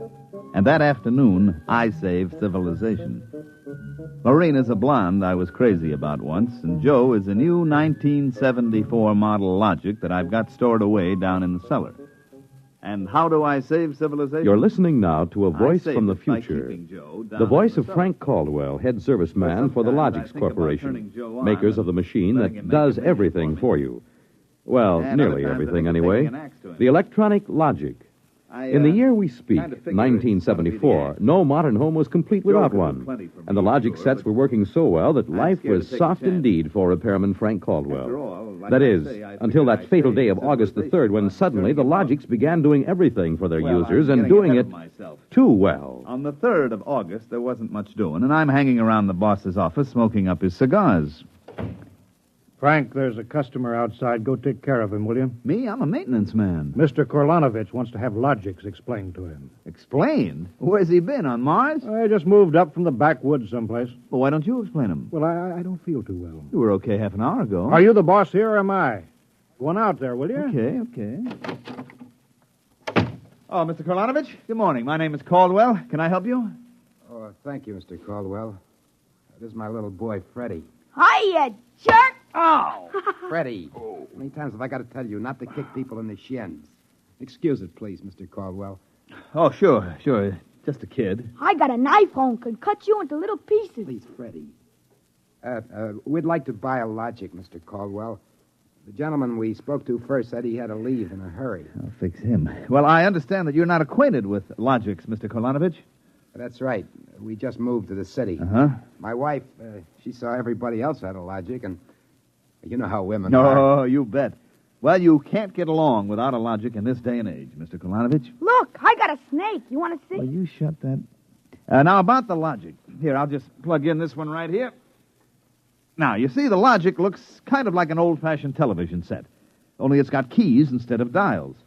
Now, a lot of the keys are standard, like the television stations, the news, the stock market quotes, and so on. Of course, if you want to talk to somebody, you just punch the number of his Logic. It's like making an old-fashioned phone call. But there can't be keys for everything. Oh, no. Now, let's say that you want to ask a question, like what to take for a sore throat, or who won the American League pennant in 1911. You turn on the Logic, then you just punch the question key and ask, like this. Who was the first president of the United States? George Washington. There, you see. But I already knew that. Well, of course, that was just a sample. I got a little store. Will it keep books for me?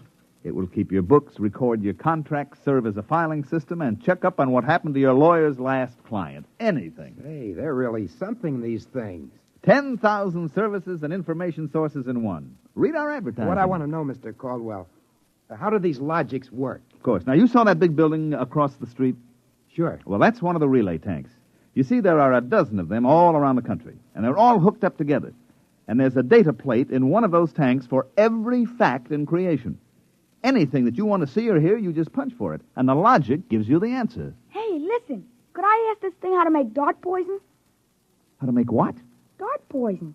Like in Africa. I could shoot the darts through my bean shooter. I think maybe we better not get one of these things. Oh, no. It's perfectly all right, Mr. Korlanovich. The Logic won't tell you that. I bet it will. I'm going to try it. Hey, how do you make dart poison? Public policy forbids this service. Oh, what did it do that for? Kind of some little brat. Because some people might ask things that aren't good for them. listen, I don't like this here one. I want that one over there. Kid, they're all alike. I want that one. If I can't have that one, I'm going to hold my breath till I'm dead. I got a lot of time. It's no use, Mr. Caldwell. You might as well give him the one he wants. But look, kid, they're so much alike that even I can't tell them apart. I can, and I want Joe. Joe? Who's Joe? I guess he means the logic, Mr. Caldwell. He has to think up a name to call everything.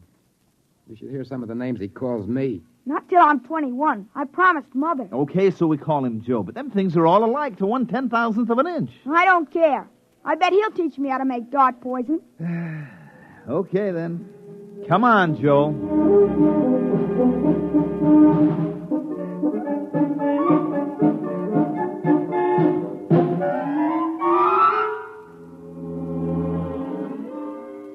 So he keeps yelling, I want that one. I want that one. I'm going to call him Joe.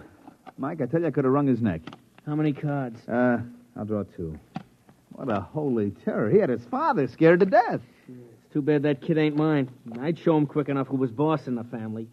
Uh-oh, holy smoke. What's the matter? I'm sorry, fellas. I got to hold up the hand a minute. I just remembered. I got to call my wife. Oh, let her wait. You ever met my wife? Hey, what's the matter with this thing? It ain't getting my house. Announcing new and improved logic service. Your logic is now equipped to give not only consultative, but directive advice. If you want to do something and don't know how to do it, ask your logic. Hey, did you guys hear that? Well, they should have told us about this. Oh, it's just somebody trying to pull a gag. Well, it didn't sound like a gag to me. Maybe the boss decided to add a new logic service. Look, the minute the system starts giving advice, some joker like you is going to be asking questions like, how do I get rid of my wife? Oh, no. The boss knows better than to start anything like that. Yeah, but you heard what the logic just said. Oh, listen, the sensor circuits will block the question. You don't believe me? Go ahead and try it. Well, anything for a gag. Okay, logic, I got a question for you. How do I get rid of my wife? Service question. Is your wife blonde or brunette? You guys hear that? She's a blonde. Hexacrylobinatine is a constituent of green shoe polish. Take home a frozen meal containing pea soup. Color the soup with green shoe polish. This poison is fatal to blonde females only. This fact is a product of logic service. You cannot be convicted of murder. It is improbable that you will be suspected. The saints preserve us. And it's bound to be right. These things can't make a mistake. Well, Mike, don't just stand there. Check the sensor circuits, quick. Oh, we can't get to them. They're all sealed up. It's supposed to be impossible for them to go out of order. Well, they're out of order now.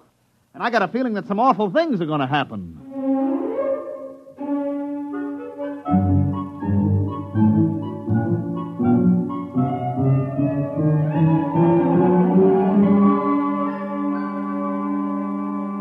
Boss, we've got to do something. The logics have gone nuts. Now, relax. The thing gave a goofy answer once. Maybe it was a joke. But it was an accident. Now, forget it.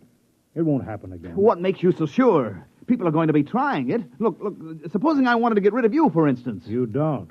How would you collect your pay? I know, but just supposing. Now, look, we'll try it. If you want to do something and don't know how, ask your logic. How do I bump off my boss? Male, fat, bald-headed, and 45. Make some chocolate ice cream containing powdered charcoal in place of half the chocolate. Use Hotso brand charcoal. Hotso contains an ingredient fatal only to fat, bald-headed males. This fact is a product of logic service. Now, look, Frank, I admit these things have gone a little wacky, but there's nothing to worry about. Nothing to worry about? If this keeps up, what do you bet that we'll have to shut down the company? You kidding? We can't shut down the company, and you know it. Logics have taken the place of everything but night baseball. We shut them down, we go back to a civilization that we've forgotten how to run. Yes, but, boss, there's no telling what they'll do. Listen, now, you've asked these questions for a gag. Nobody's going to ask them seriously. What you need is a little faith in human nature. Excuse me, it's probably my wife. Cyrus, dear, how do you feel? Why, just fine, sweetheart. What have you been doing? I just called to tell you, Cyrus. I've got your favorite dessert for dinner. Dessert? What kind? Homemade chocolate ice cream. Cyrus, when you taste it, you'll just die Cyrus, what's wrong? Why don't you answer me, Cyrus? Chocolate ice cream. This can't be happening. Why, this is awful. These logics are dangerous. Have a little faith in human nature. Now, Caldwell, you're the head of the maintenance crew. I'll give you 24 hours to fix these logics or you're fired. Well, now, look, boss. What are you standing there for? Get in the service car. Get moving. will you? Where? Anywhere. Find out what the logics are up to and see that you find out before the logics do.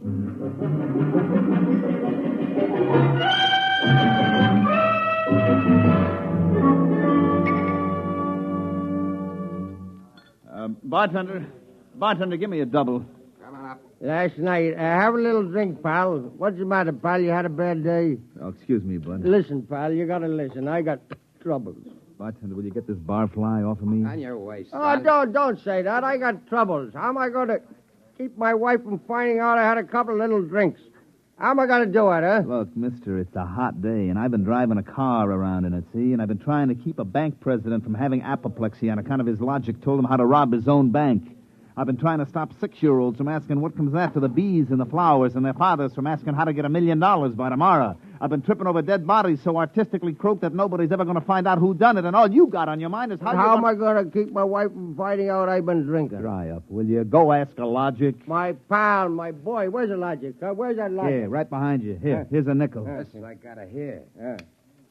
Now, come on, logic, old pal. Old pal, be nice. How does a guy keep his wife from finding out he's had a couple of little drinks? Answer me that, huh? Buy a bottle of Franine hair shampoo. It is harmless, but contains an ingredient which instantly neutralizes alcohol. 1 teaspoonful for each jigger you have consumed. Oh, boy, gotta buy a bottle of... what was that again?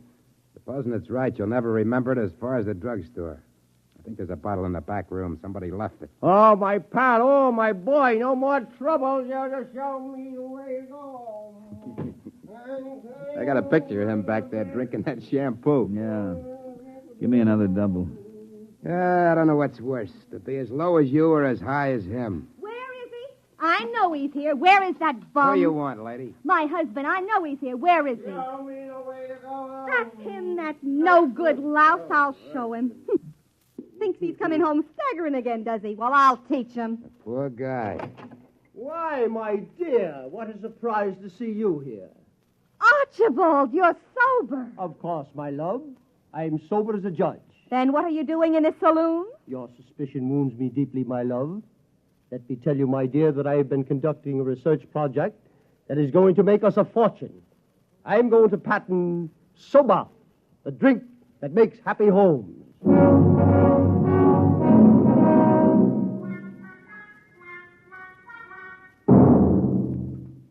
Look at this blotter, Caldwell. Blank.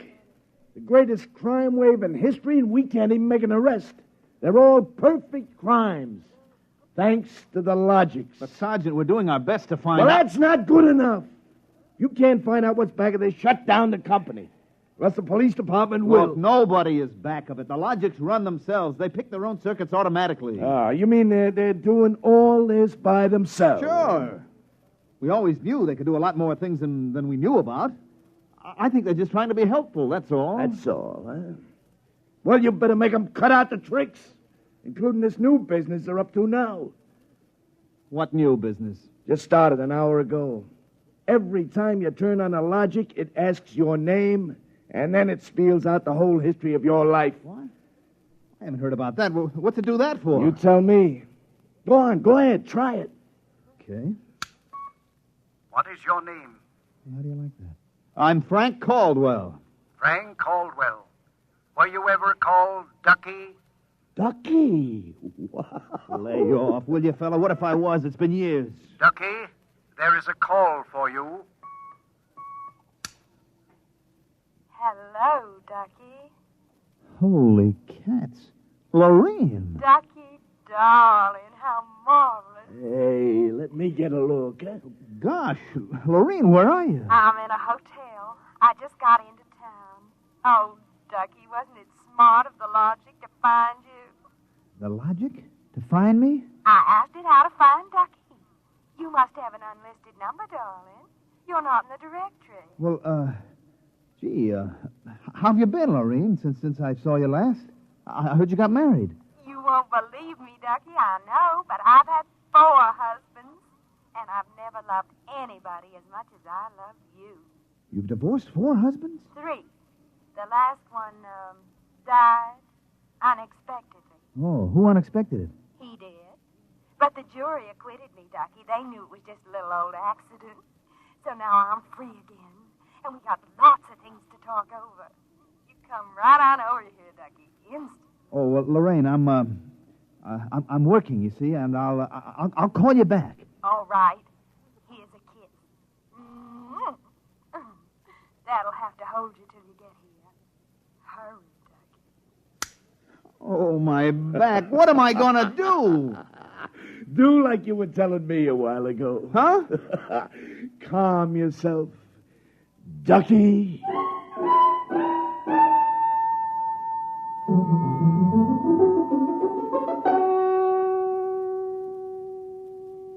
Call on the logic for you, Frank, your wife. Oh, thanks, Mike.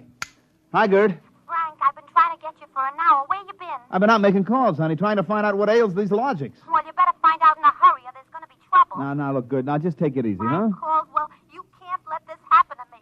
They're asking everybody's name, and when you tell your name, it reels off your whole history. Well, honey, I don't think they're doing that anymore. I think that was just temporary. Well, in the meantime, it's told everybody in the neighborhood all about me.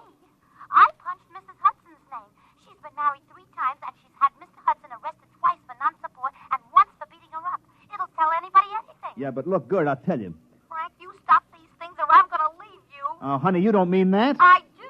If you can't figure out how to keep our private lives out of every logic in town, then I'm through, and that settles it.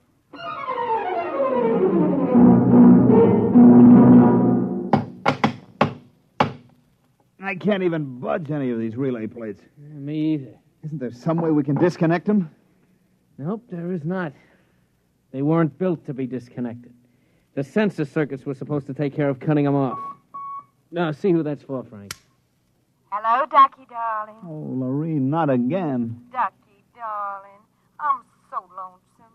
Why haven't you come over? Well, I've been busy. Oh, poor Ducky. Look, let's get married. Gosh, Lorene, well, what I mean is... Right away, Ducky. You're not busy tonight, are you? Look, Lorene, I got married. Oh, poor boy. My poor Ducky. Well, we'll just get you out of that. No, now, look, Lorene. It's all arranged, darling. I'll just call up your wife and have a little talk. No, now, please, Lorene. I mean, it's nice of you to think of me and all, but Now, you just give me your address and your logic number, darling. I haven't got one. Never mind, darling. The logic will find out for me. Lorene? Hey, Frank, will you get away from that thing and give me a hand? Yes, Mike, in a minute. First, I've got to call my wife. No. We got to get out of town. Oh, Lord, I made a mistake. Frank, you're supposed to be helping Mike. Yeah, I am, boss, I am, but I got to make this call. Call? What do I care about your call? President's getting ready to close down the company and declare martial law. Now, for the love of heaven, do something. Yes, boss, I will. I've just got to make this one call before the logics get on my trail.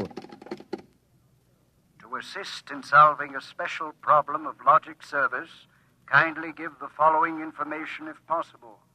Where does Frank Caldwell live? They got me. I'm through.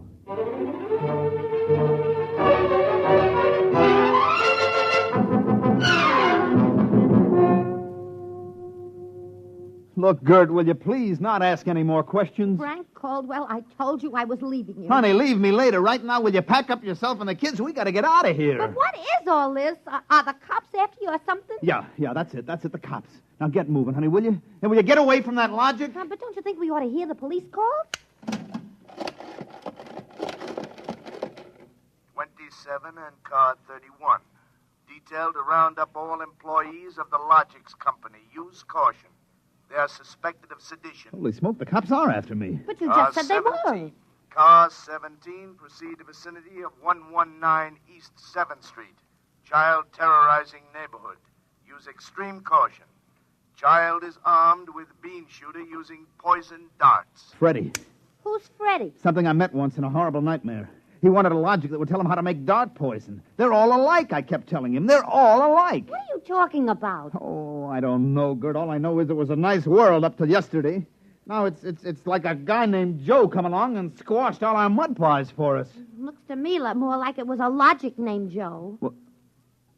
What'd you say? A logic named Joe. A logic name. But they're all alike. Good, baby. Frank, let me go. Don't be so silly. All right, honey, look, you hold the fort. Maybe they aren't all alike. Where are you going?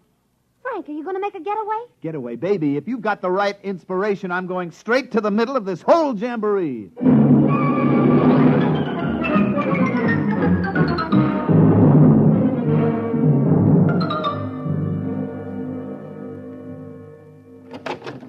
Yes?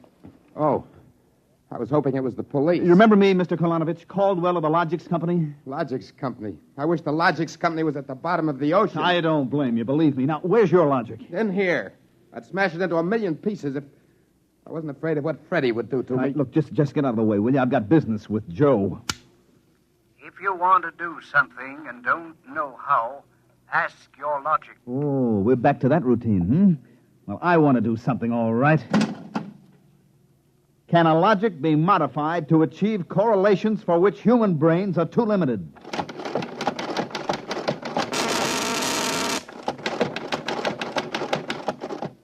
Yes. How great will the modifications be? Microscopically slight. Changes in dimension not detectable even by precision gauges. They can come about only through an extremely improbable accident. And what would this super logic then be able to do? Come on, you, spill it. It could set up entire new combinations of electronic relays, which would bypass the normal sensor blocks, thereby enabling it to perform valuable new services, including the giving of helpful advice on any human problem. And has this accident ever happened?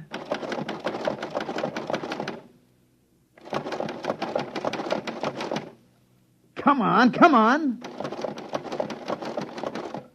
It has happened only once in the case of the logic now owned by the Kolonovich family of 119 East 7th Street.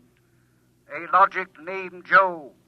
Thanks, Joe. That's all I wanted to know. Hey, what's all that about? I'm taking this logic away, Mr. Kolonovich. I'll bring you a new one, and our troubles are all over. Hey, you, get away from Joe. Correction, our troubles are just beginning. Freddie, put down that blowgun. Ah, shut up. Hey, you, I said get away from the logic. Look, Freddie, I'm going to bring you a nice new one, see? I want that one. Get your mitts off it. What I got in this bean shooter ain't lemonade. Mr. Caldwell, the police. They're outside. Yeah, for me and Freddie. Nuts. What they want you for? You ain't smart enough to do nothing. Oh, no? Hey, there's plenty I could tell you. Look, there's the cops, kid. It's you and me against them. So what you gonna do about it if you're so smart? Now, look, we may have to fight our way out. Let me see that blowgun. I know a way to hop it up so the cops won't have a chance. Now, come on, give it to me. Okay, let's see what you can do. Here. Thanks. Here! Mr. Caldwell, you're a great man. Now all I got left to do is pull this plug out of the wall. Come right in, Sergeant. Well, that must be the kid. He don't look so tough to me. Well, he just got a little softening. There'll be no more complaints, officer. I guess I can go on where Mr. Caldwell left off. Caldwell? Hey, you wanted... Now, look, I just came to pick up this busted logic. I don't know a thing. You said that before. Come on, you're going to the cooler. Let's go. Now, wait a minute. You act like you wanted to go to jail. Well, just till a certain party leaves town. I got a feeling it's safer. Okay, then, Caldwell. Into the paddy wagon you go. Thanks, officer. You may be saving my life. Now, if you'll just help me carry this logic out... Wait a minute. You can't take that in the wagon. I can't? Why not? There's no room. We already got a dame in there who's raising the roof. A dame? Yeah, a blonde. Plainclothesman picked her up trying to buy a gun without a permit. She keeps screaming she's going to miss her date with Ducky.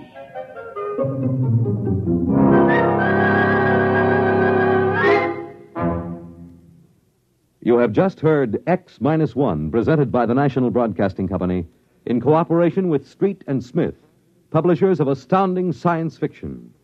Tonight, by transcription, X-1 has brought you A Logic Named Joe, adapted for radio by Clarice Ross from the story by Murray Leinster. Featured in the cast were Mandel Kramer, Wendell Holmes, Guy Rep, Bill Zuckert, Walter Kinsella, Bob Hastings, Joseph Julian, Joey Fallon, Mary Lou Forster, Ann Thomas, and Mary Patton. Your announcer, Fred Collins. X-1 was directed by Daniel Sutter and is an NBC Radio Network production.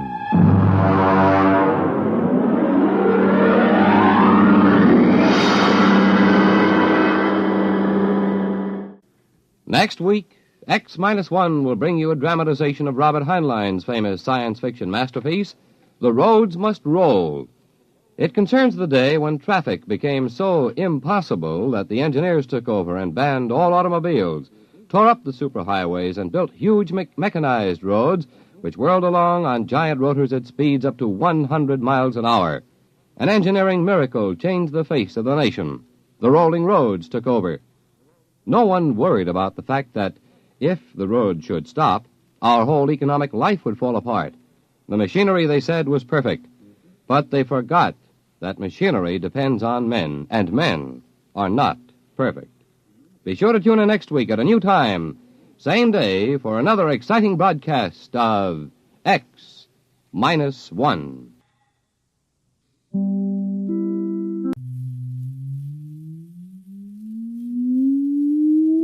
Countdown for blastoff. X-5, -4, -3, -2, X-1. Fire!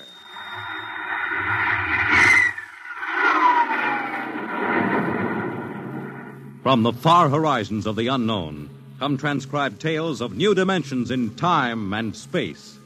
These are stories of the future, adventures in which you'll live in 1,000,000 could-be years on 1,000 would-be worlds.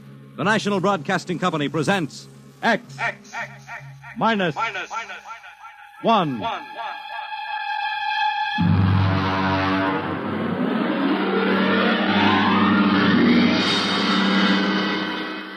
Tonight, the science fiction classic, Knock, by Frederick Brown.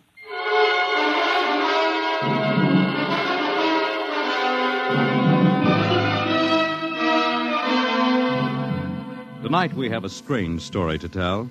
A sweet, blood-curdling little story that is really only 2 sentences long. The last man on earth sat alone in a room. There was a knock at the door.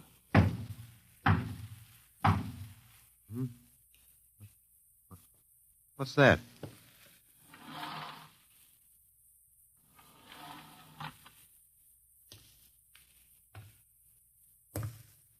Good morning, man. What? Who are you? You have regained consciousness. Who are you? I am Zan. I'm still asleep, I must be. You are not asleep. Maybe if I close my eyes, it'll go away. I will not go away, man. No. I guess I'm awake. What are you? I am a Zan. What's that? A Zan is intelligent life. Look, I don't... What happened? Where are you from? From Planet 7 in the 3rd galaxy in the 4th quadrant. Where? It is not necessary to repeat information which is correct in the original statement. Planet 7, but... You mean I'm not on Earth? You are still on your planet. Then what are you doing here? The Zans have annexed your world. You mean you've conquered Earth? Yes, that is correct. We will now prepare your planet for habitation by the Zan. How about the people? What about the population of the world? You are the population of the world. Hmm? Now, wait a minute. I can't... I don't understand what's happened. The Zan have landed on your planet. We have removed the lower life forms to prepare for colonization by the Zan. When did all this happen? 2 days ago. You have been unconscious until now. You really mean I'm the last man on Earth? That is correct. Identify yourself now. What? Kindly provide data as to your position in the elementary social order of your planet. Oh. I'm Walter Phelan, Associate Professor of Anthropology at Nathan University. How do you speak English? We have deciphered your written and recorded records. It is not difficult to reconstruct your language. It is a primary type of auditory communication. Oh. Is there anything you want to complete your natural habitat? You mean I'm a prisoner? That is correct. What will you want further in your room? Do I have to stay here? Yes, The rest of my life? forever. You better bring me my books. That will be done. That's rather considerate of you. You know, I've got to call you something. Do you mind if I call you George? It is immaterial. I will be back, Associate Professor of Anthropology. Oh, that's all right, George. Just call me Walter. Very well, Walter. I will be back with your books. All right, George. I'll be seeing you around. You will not be around, Walter. You will be here.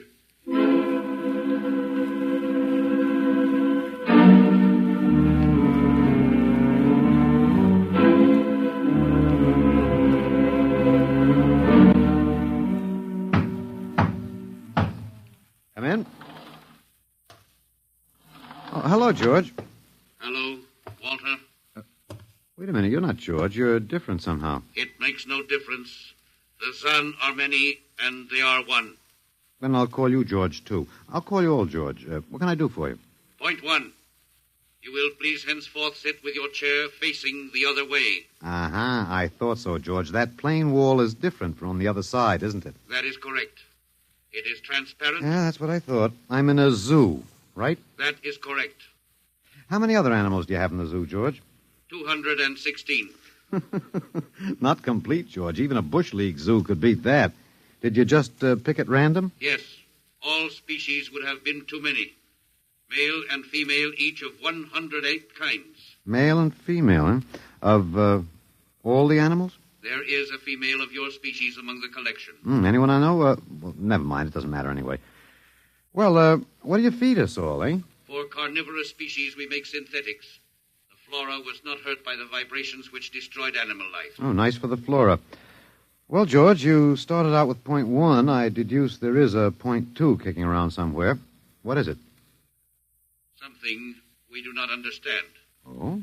2 of the other animals sleep and do not wake. They are cold. Don't worry, George. It happens in the best regulated zoos. What is wrong with them, Walter? Nothing much. They're just dead. Dead? Mm-hmm. That means stopped. But nothing stopped them. Each was alone. Well, maybe they just died of old age. Old age? I do not understand. You don't? Well, how old are you, George? Your planet went around the sun about 7,000 times since I was born. 7,000 years? Yes, I am still young. Yeah, a babe in arms. Look, George, you've got something to learn about this planet you've hijacked. Here on Earth, we've got somebody you don't know where you come from. An old man with a beard and an hourglass and a scythe. Your vibrations didn't kill him. What is he? Oh, old man Death. Down here, our people and animals live until somebody, the Grim Reaper, stops them. He will stop more? He gets us all, George. With your lifespan, it won't seem like a minute and we'll all be gone. Looks like you made a mistake, George. And I don't think there's much you can do about it. That is not correct. The Zan is a logical being. We will take action.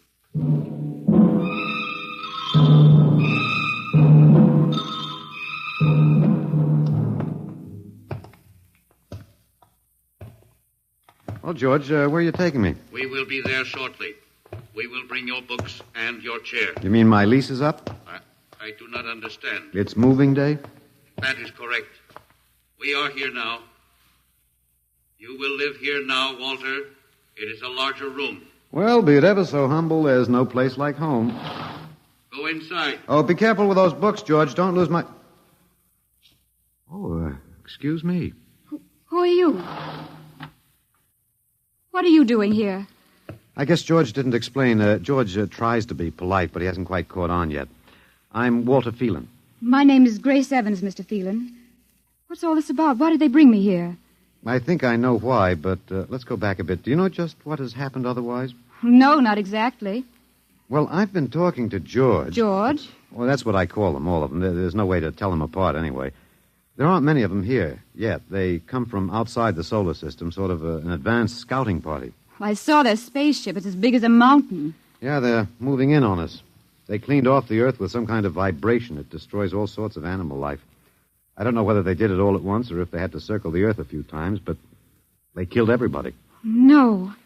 I was afraid The cheerful note is that you and I and 200-odd other animals were picked up beforehand as specimens for the zoo. You do know this is a zoo, don't you? I suspected it. But I don't remember anything about being captured. I just woke up here. Well, my hunch is they used the vibrations just low enough to knock us all out. And then they cruised around, picking up samples at random. When they were all set, they turned the juice on full blast. How terrible. Yeah, well, they solved a lot of problems for us. Housing shortage, wars, even the atomic bomb. I don't suppose the human race, you and I, have to worry about anything now. It's awful. Only they made a mistake. They underestimated us. I don't understand. They thought we were immortal. That we were what? Immortal, like they are. Oh, they can be killed, but the Zans don't know what natural death is. They didn't know anyway until they lost two of us yesterday. You mean there are more than two of us? Oh, not more of our species, no. These were merely fellow animals, a rabbit and a canary. And by the Zan's way of figuring time, the rest of us are only good for a few minutes apiece. It's a joke on them. They figured they had permanent specimens here in the zoo. Well, didn't they even know we'd all die eventually? I don't think so. George, that is the second Zan I saw, told me he was 7,000 years old, and he's young by their standards.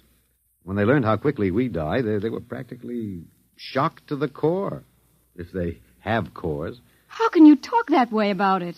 Academic detachment. I learned it at faculty teas. At any rate, they've decided to reorganize their zoo. 2 by 2. What, are they going to keep us locked up together in this one little room? Yeah, I'm afraid so. There's plenty of furniture, though, and George promised to bring me my chair. We've got to do something. Why? Well, I don't know. It just seems to me we owe it to the human race to do something. Oh, well, perhaps you have a suggestion? There must be some way. They can be killed, you said. Oh, yes, I've been studying them. They look horribly different, but I think they have about the same metabolic and digestive system as we. I think that anything that would kill one of us would kill one of them. But you said 7,000 years. Yeah, I think I figured it out. Now, George cut his, I suppose you'd call it his hand, when he brought in my books. It started to bleed, red blood. But I could see the cut closing as he stood there. By the time he left, it was healed. I don't understand. Well, you see, whatever factor there is in man that makes him grow old is missing in the Zan. Their regenerative powers must be unlimited. They just don't wear out. They go on until they're stopped. Suppose we killed one. There must be some way. Oh, what would be the use? They wouldn't even punish us. They'd just give us our food through a trapdoor and put up a sign saying, "Beware of the man. Dangerous." I don't think they'll even have to bother in your case. I don't see anything funny. I'm sorry. It just reminds me of Martha. Martha? My wife. She died 2 years ago. I'm sorry. Well, not at all. It was a pleasure. That'll be George with my books. Come in. Hello, George. Hello, Walter. Point 1, I have brought your books. Point 1, eh? What else is on your mind? Another creature sleeps and will not wake. Oh? A small feathered one called a duck. Well, it happens, George. I warned you. Old Man Death, the Grim Reaper. I told you about him. Walter, the Council of Zan has met. It has been decided logically that A, no life form can withstand the full-strength vibrations with which we cleared your planet. Therefore, the Grim Reaper you spoke of does not exist. Pretty neat, George. What's B? B, the only intelligent life to escape the vibrations is you. Therefore, the logical conclusion is you are stopping these animals by some means unknown to us. George, you are off your trolley. You will tell me now how this is done. You've got me. Yes, we have. It is necessary to save the remaining specimens as long as possible.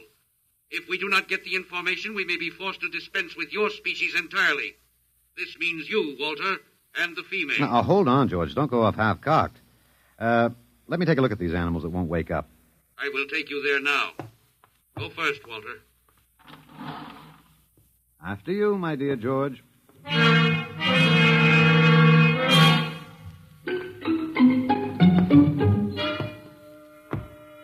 This is the weasel. Now, you should have got him in the winter, George. The fur's worth more then. It's ermine. This is the reptile cage. Here are the ducks. That is the male. The female has been stopped. Yeah, lucky girl. What's the matter, fellow? Lonely? Walter, you will tell me how you stopped the female duck. Oh, you got me, George. I didn't do it. Maybe she died of the Dutch elm blight. Walter, you are not being logical. We have concluded you are stopping these animals. Tell us now how it is done. I've told you, George. I haven't the foggiest notion. Very well. We will have to take further action. Oh, what are you going to do, George? We will go back now to your room.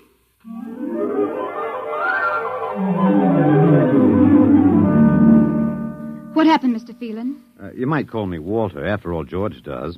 And we have more in common. Please, what happened? Oh, just a dead duck. George thinks I killed her by remote control. He wants me to tell him how. Did you? Look, I'm just an ordinary anthropologist. There's no telling what those animals died of, just natural causes. But George can't see it that way. He thinks I'm holding out on him. Good. What? At least we can get back at them some way.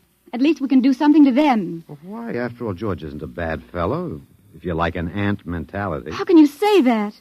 Well, they murdered the human race. I suppose so, but we can't change that now, so why think about it? We just can't sit here and do nothing. I fail to see how we can do anything else. But at least we could be fighting. I can't see the virtue in that. I was more or less content with my books, and we've got George to talk to. Of all the men in the world they had to pick, don't you want to fight back? Don't you want to keep on fighting to the end? It hadn't occurred to me. But we've got to, Walter. Why? Well, I can't really explain it, but, Walter, if there was any good in man, it was that he kept on struggling against nature and, in the end, even against himself. But he kept on fighting for what he thought was right, and we're all that's left. Walter, we just can't end by giving up. We've got to keep on fighting. You know, you do remind me of Martha. There isn't much left for us. We could beat them in this one small thing. We can pretend there's a secret about death. We could refuse to tell them anything. Well, there isn't anything to tell. But they don't know that. Promise me you won't give in. Well, I suppose the worst they can do is kill us. All right, Miss Evans. Hello, George. Hello, Walter. Now you will tell us how these animals are stopped. George, this may come as a shock to you, but I've decided not to tell you. Why? Oh, a romantic attachment to lost causes. My grandfather was a Confederate officer. Walter, you are not being logical. Neither was my grandfather. He charged a Yankee battery with 1 round of ammunition and a corncob pipe. You are not logical, but that is expected in lower life forms. You will come with me now, Walter. Where are you taking him? To the 2nd level. Go now, Walter. You won't tell them. I can't guarantee anything, but as of now, I don't intend to. We've got to fight, Walter. Remember that. We've got to go out fighting. Yes. Yes, I think you're right. Go now, Walter. Goodbye. It's been a pleasure, Miss Evans. I am waiting. Go now, Walter. After you, my dear George.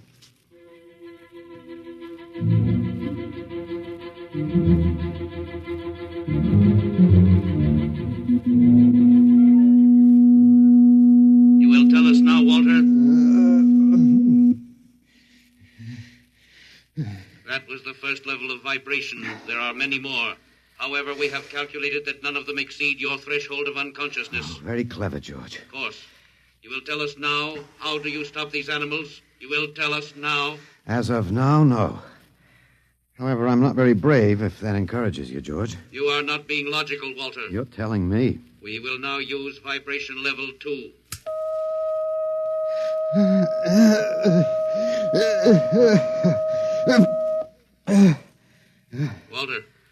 Walter, you are still conscious. Let me alone, George. You will tell us now how you stop the animals. Let me alone.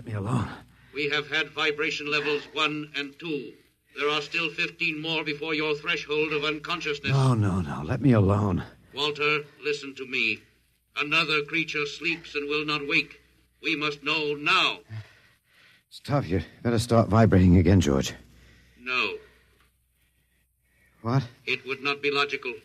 We have calculated that no further level of vibration will overcome your irrational psychological block. We conclude you will not tell. Let me go? That is correct. That's real nice of you, George. I appreciate it. We have calculated that the resistance of the female of your species will be lower. We will now place her under the vibrations. No, George, you can't do that. No, listen, George. George, there is no secret. Can you understand that? There is no secret. Those animals died from natural causes. I'm telling you the truth. That is not a logical answer. We will get the woman. I've told you the truth. Can't you understand? We must know now. The female animal cage next to the duck has been stopped. We must preserve the survivor. The animal next to the duck? We will bring the woman here. She will tell us after the vibration. No. Listen, George. You want the truth? You want to know how to save the mates of the animals that have been stopped? You will tell us now? Yes, I'll tell you now. I give up. But you've got to promise to leave the woman alone. You promise, George? If we receive the answer from you, Walter, there will be no further need for the vibrations. Well, I guess that'll have to do. All right. All right. Take me to that stopped animal. I'll tell you how to save the mate. Very well, Walter. You are being logical now. We will go.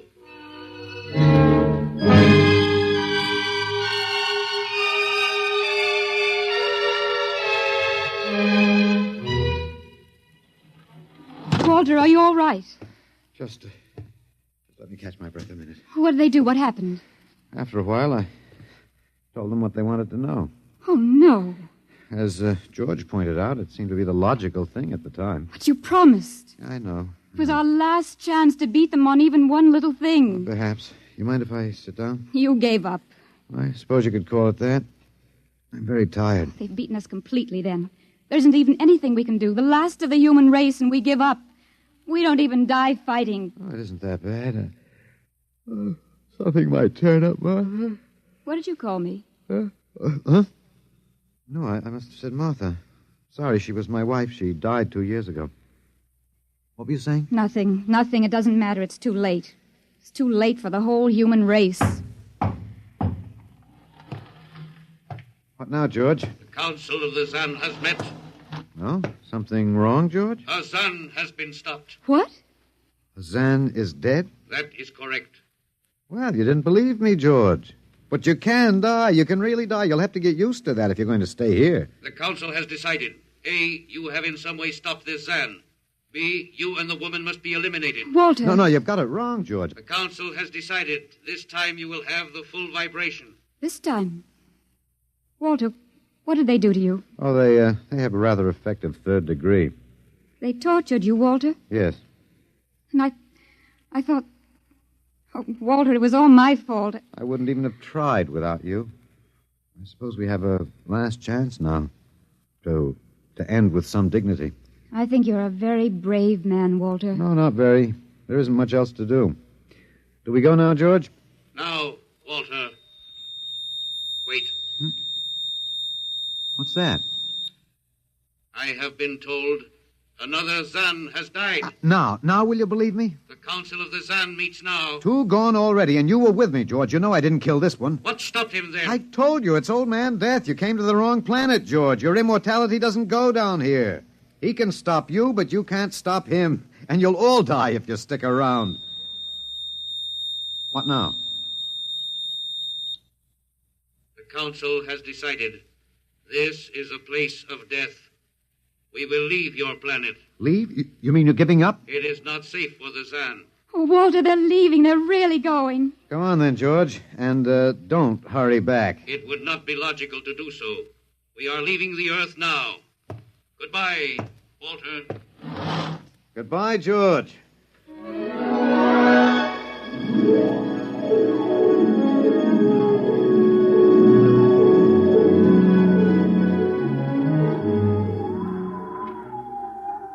Well, they're all aboard now. So wonderful to feel the sun and the wind again. Yeah, they've closed the hatches. Walter, is it safe for us to be out here? Yes, they're not interested in us any longer. They only want to get away. And I want to see this, Grace. The Zan leaving Earth forever. They're blasting off. There they go. Yes, it's all over now. Well, I suppose we might as well go back in. I still don't understand. Walter, what made them go? I just told them the facts of life. Of death, you mean? No, of life. After all, I thought George was old enough to know. At 7,000 years, he was getting to be a pretty big boy. I wish you'd stop joking and tell me what happened. Look out for the step. Well, you remember when the first animals died? The rabbit and the duck? Yeah, and their mates just started to pine and waste away? Yes. Well, that worried the Zan. They wanted to keep the last specimens alive if they could. So finally, I broke down and told them about affection. Affection? Yes. And then I introduced Donald. Donald? Who's that? Here we are. Grace, meet Donald. Oh, Walter, please. What does affection have to do with it? That's what the Zan wanted to know. I told him it was love that made the world go round. That having lost his mate, Donald would die immediately unless he had affection and constant petting. Petting? Hmm? I even showed him how. Here, fella, come on. Come here. Yeah. I held Donald in my arms, and I petted him a while. Then I let the Zan take over with the animal in the next cage. What animal? Take a look. You mean this cage? Mm-hmm. Watch out. Don't go too close. Walter, it's a rattlesnake. Yes. Their metabolism made it impossible for them to die of old age, but I had a hunch that they could be poisoned. Well, then it was the snake that killed the two Zan. Mm-hmm. They never even knew what bit them. Then you outwitted them, Walter. Well, I suppose... I thought you'd just given up. Oh, Walter, I'm so ashamed. You don't have to be. I had given up. I probably wouldn't have fought if you hadn't pushed me. Well, we've got a world to plan. A new world, Grace. I know. We'll have to decide which animals to let out of the zoo and which ones it'd be safer to keep in.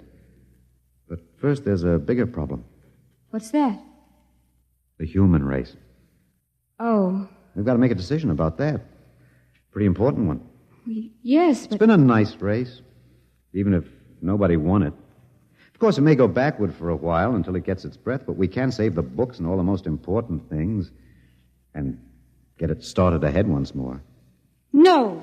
It's the Garden of Eden all over again. But, Eve, you'll have to watch out for that snake. Now, don't be ridiculous, Walter. You know, funny, you even blush like Martha. Only you're stronger than she was. Prettier, too. I wish you'd forget about Martha. I think I will, my dear. If you'll give me time. Now, Walter Phelan, you listen to me. If you think for 1 minute that I thought it would never happen to me again. But it is love that makes the world go round. So, Grace, if you could only... No. I wouldn't marry you if you were the last man on earth. But that's exactly what I am. I don't care. I don't even want to talk about it. I'm going out. All right, my dear, but think it over. And please come back.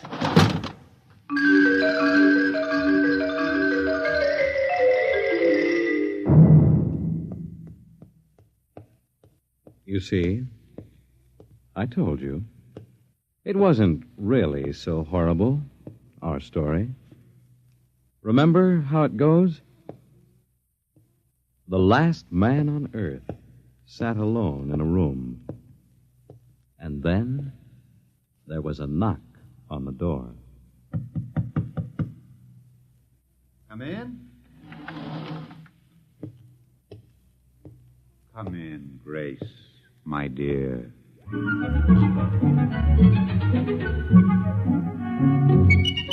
You see, it wasn't horrible at all.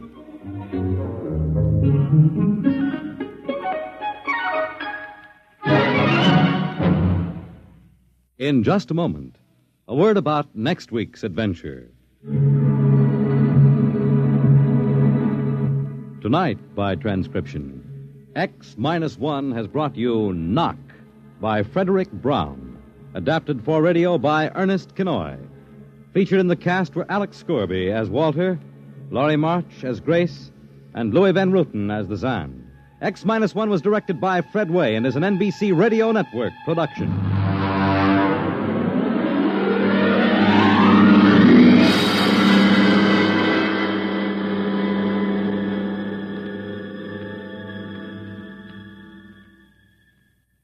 And now, next week.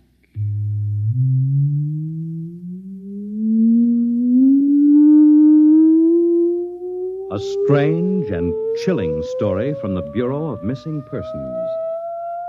The story of what occurred when they accidentally intercepted a short-wave message, a cry for help from a missing atomic scientist who told them the fantastic story that he was now the man in the moon. How did it happen? You'll hear next week at X minus 1.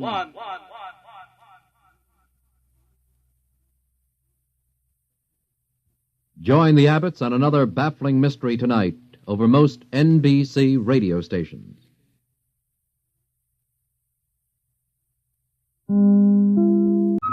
X minus 5, 4, 3, 2, X minus 1, fire.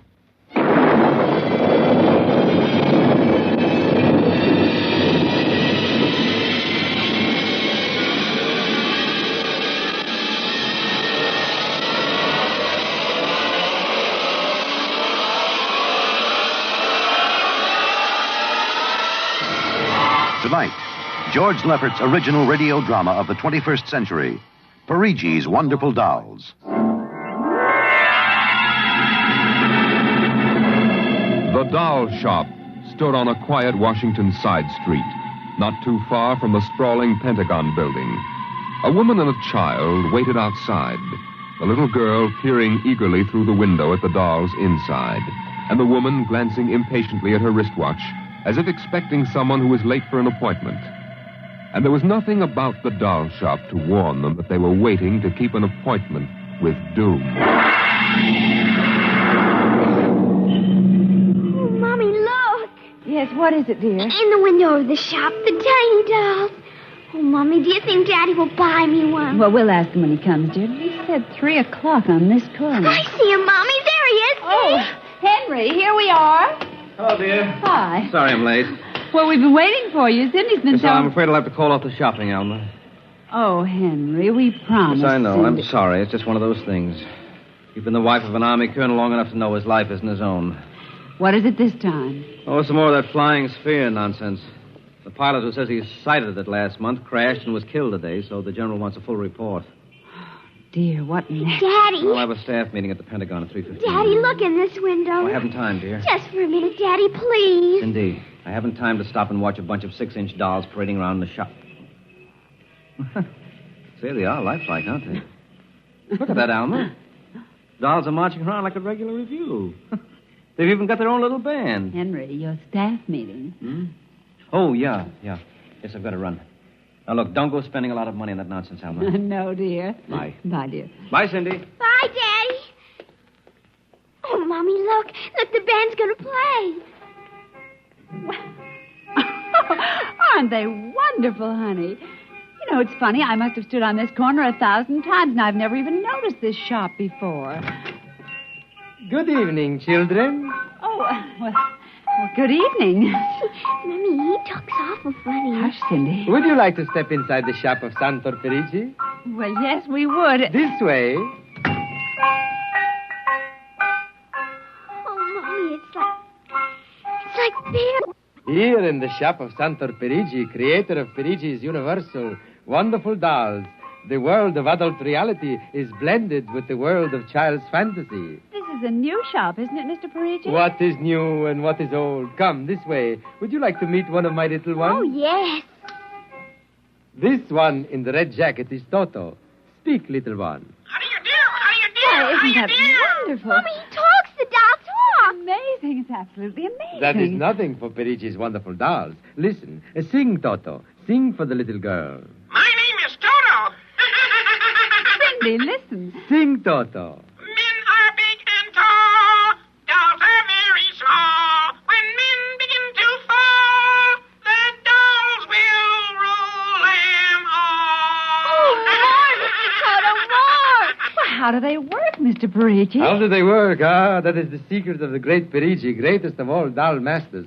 To make an ordinary doll is nothing. To make a perfect replica, that is something. But to make a doll with intelligence, that is the work of an artist, huh? Well, yes. Well, they must be very expensive. Madame, when I construct a doll like Toto, I cannot bear to be parted from him permanently. So instead of selling, I rent my little people. You rent dolls? Precisely. $10. I have but one request. When you grow tired of my dolls, you must return them to me in good condition. Oh, Mommy, could we take him home? Take him home. Take him home. Take him home.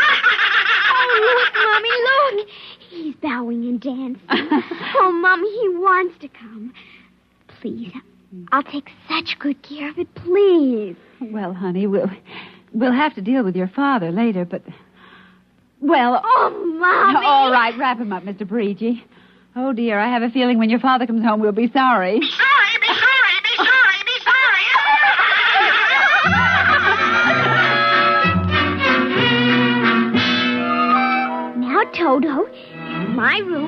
And you're going to sleep right here next to my pillow.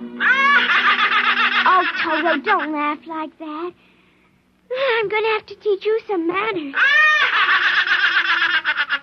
You be quiet, because my daddy will be home soon, and he's a colonel in the army, and he'll bust you to private if you don't behave.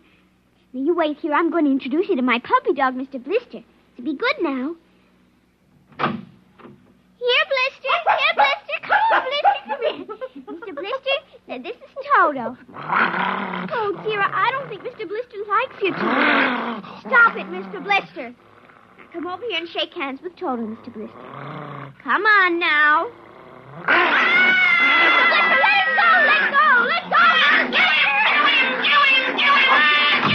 Cindy, Mr. Blister, come over here. Why, what happened, dear? Mr. Blister tried to bite my doll. Look how frightened Toto is. Dolls don't get frightened, Cindy. But he is, Mommy. He screamed. You just imagined it, honey. But he did. He did. Well, Mr. Blister didn't mean it. You know he's the gentlest little pup alive. He isn't. He's nasty and I hate him. Cindy, you've hurt his feelings. Okay. He tried to buy my new doll, and I don't ever want to see him again. Ever. Oh, dear. All right, Mr. Blister. You come downstairs with me. Come on now. Cindy's angry at you tonight. I'll kill him. Why, Cindy, where did you hear a thing like that? Toto said it. Well, I see. Well, you've had an exciting day, honey. You brush your teeth now and go to bed. Daddy's coming home late, so we'll see you in the morning. Hmm? Good night, darling. Sleep well. I hate him, Mr. Toto. I hate him.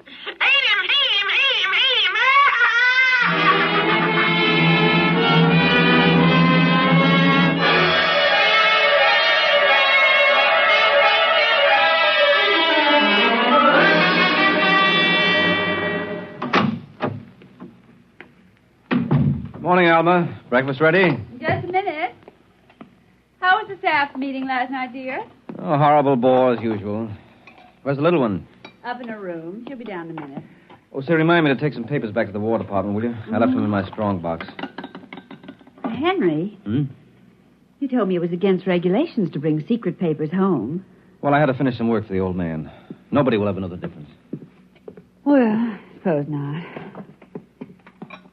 Oh, dear, would you feed the puppy before we sit down? His bowl's under the sink. Where is he? Say, that's funny. Here's his supper from last night, only half eaten. He's getting fussy. Blister? Here, Blister. Blister! Where the dickens is that mutt? Maybe he's on the back porch. Oh, maybe. Here, Blister. Here, Blister. Alma. What is it, dear? Alma, look. Why, Henry. Is he? Yes, he's dead. But how? What happened? From the looks of it, he might have been poisoned.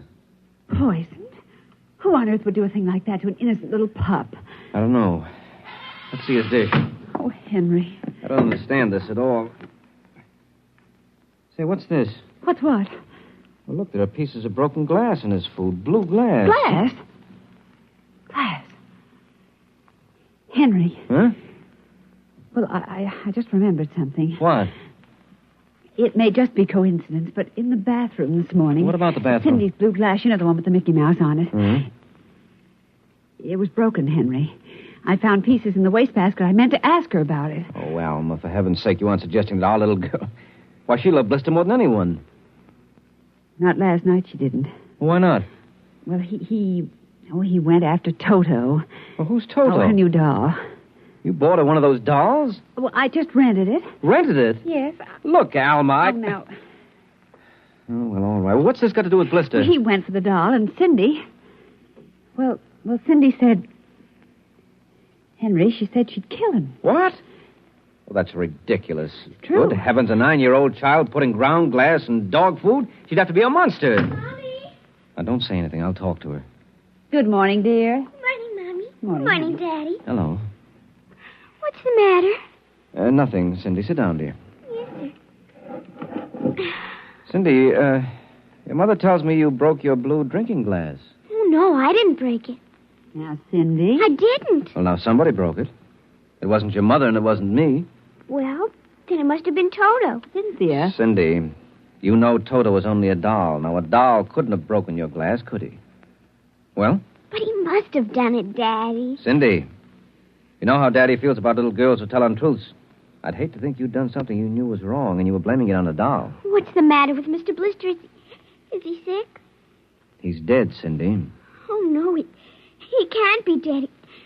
He isn't dead, Daddy. No, he isn't. He isn't. Mommy, Yes, dear. but he'll come back. He has to come back. No, he won't come back, honey. Not ever. No, Cindy, not ever. Now that we've told you, Cindy, do you want to change your mind about the glass? Henry, let her alone. Daddy, you think I killed him? See what you've done. The child feels guilty enough, Henry. Oh, dear, this is no time for feelings to interfere. Feelings don't know any time, Henry. When they come, they just come. You go up to your room, honey. Daddy and I'll be up in just a minute. I don't want to. Please, Cindy. We'll be right up. Please. There, that's a good girl. And close the kitchen door behind you.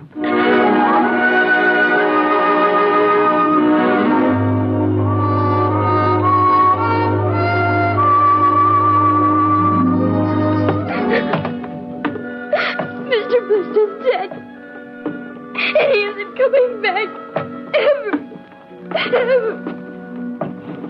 Daddy thinks it was me, but it was you. It was you!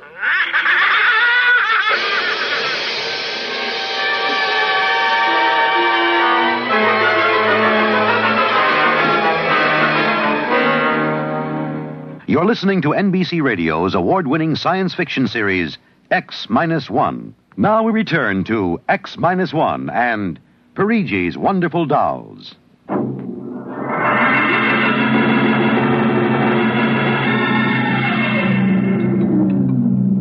Eat your supper, dear. I'm not hungry. Cindy, you scarcely touched your lunch. I don't feel like eating. Is it Mr. Blister? Oh, Mama. Cindy, answer your mother. Now, Henry, she'll work it out in her own way, dear. Oh, I don't know. When I was a boy, there was such a thing as discipline. Where this child is being brought up... Henry. Well, it's true. There's no respect. Lying. Oh, I don't know. Alma, what's happened to us? We were a nice, peaceful, happy family until you bought that cursed doll. Now who's blaming things on the doll? Well, it's true. Henry. You wanted to get some papers from your strongbox. What? Oh, yes. Excuse me. Will you try to eat something, Cindy? Now, darling. Yes, dear. Alma. Alma. Yes, Henry, what is it? Alma, it's gone. What's gone? The box, the strong box is gone. But it can't be. The door to your study's always locked, and you and I have the only key. I know all that, and I tell you it isn't there. Well, who would... I don't know, Alma. Those confidential reports, if they ever get into the wrong hands... Oh, I warned you about keeping them here. Oh, what if it ever came out in the open? Can't you see the papers? Army colonel, derelict in duty. Call the police, Henry. What, and throw my career in the wastebasket after 17 years? No, we've got to find it ourselves. But it was there when I went in to clean this morning. Well, what about your key? Well, it's right here. I always keep it right with me.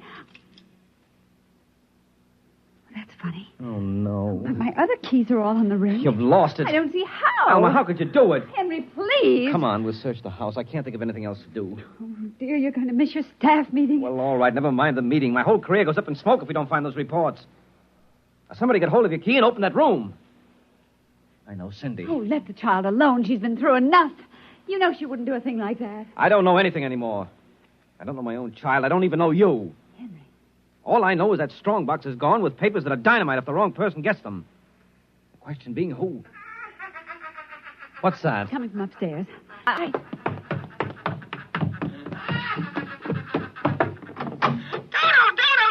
kill him. How do you do? Stop it. How do you do? Blasted little imp! There. Henry. But since we've got this thing... Henry. What? Look, Where? What? around the doll's neck. The key. The key to your study. It was Cindy, after all. I don't believe it. Ever since she got this fool doll, she's been acting half insane. First the dog, now this. I think she hates us, Alma. Henry, Cindy is my child, and I know her.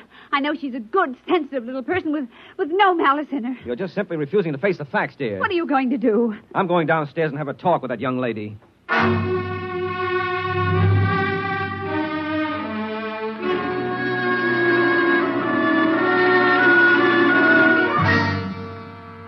Cindy, you're not telling me the truth. Oh, yes, I am, Daddy. Now, all I'm asking is that you tell me the truth. Now, where is it? I didn't take it, Daddy. Honest, I didn't take it.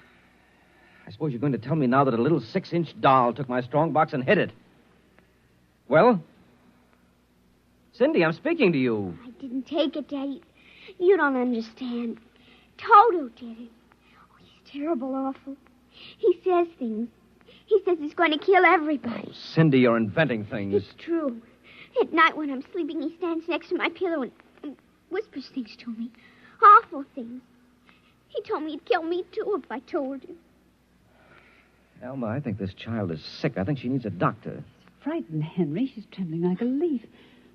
Come on, darling. We'll go up to your room. I don't want to go now, up honey, there. Mommy will stay with you. I'm afraid. He's up there. Who, Cindy? Toto. Well, he won't be up there for long.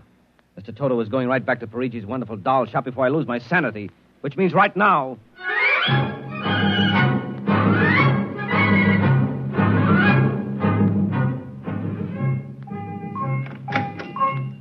Ah, Colonel Grayson.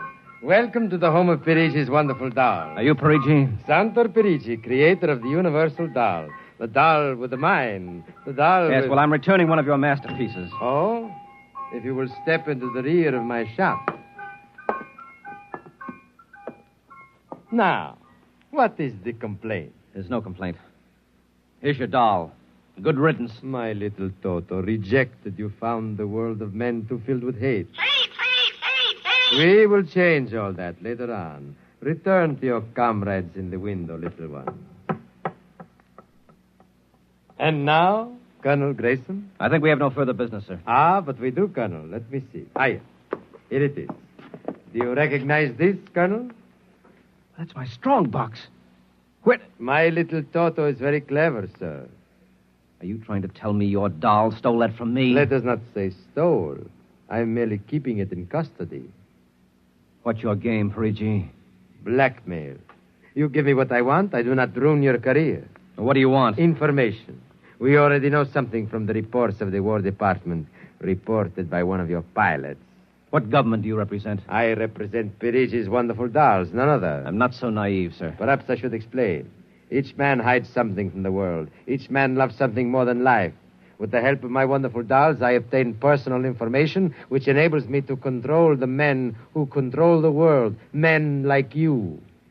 Hand over that strongbox. I warn you, I have a gun. Give it to me. You are being foolish. Put down that walking stick. Now. No closer. Now.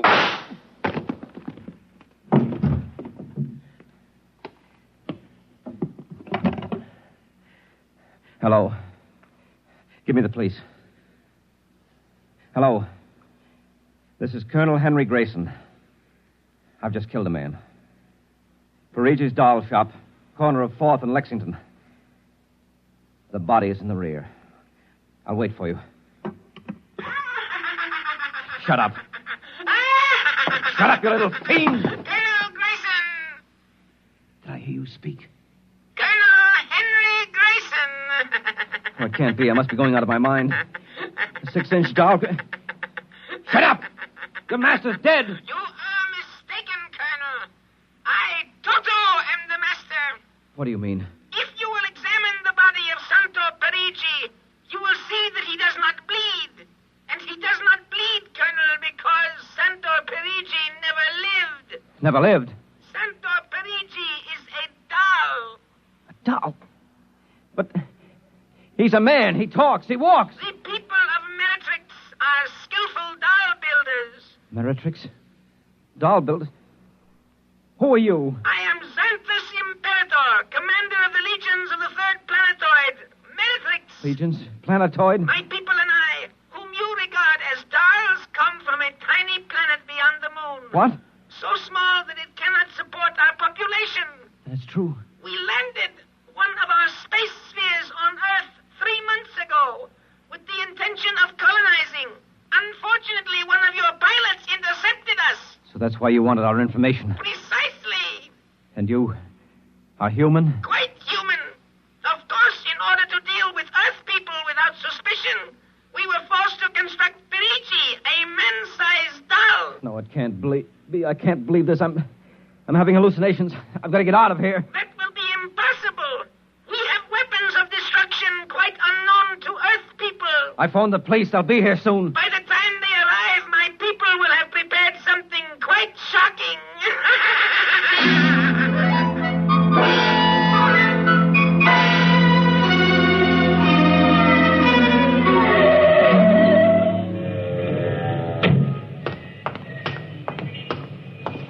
Keep me covered, Brian. Okay, Sarge. All right. You the guy who turned in the call? Yes, that's right, Sergeant. Where's the body? Well, you see, it isn't exactly a body. What do you mean? It's a doll. What? Now, wait, you've got to let me explain.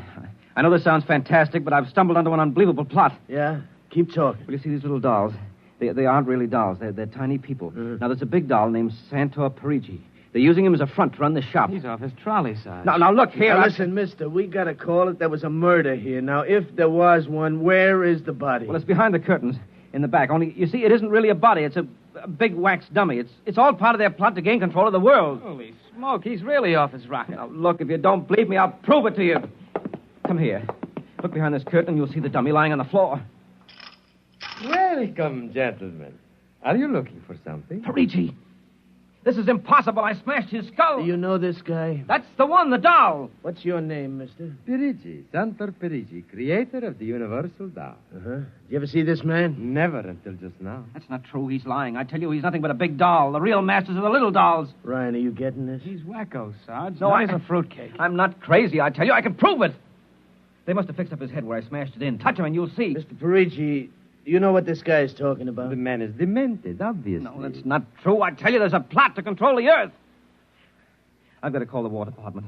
They want to know about the flying sphere. Holy mackerel, this gets worse every minute. Ryan. Take him to headquarters? No, save some time. Take him down to Psycho Ward. Okay, all right, Buck. Just come along nice and quiet. No, don't you see? He's nothing but a man-sized doll. Sure, and the little ones are going to take over the Earth, and you're going wait and cut out some... Listen to me, you've got to...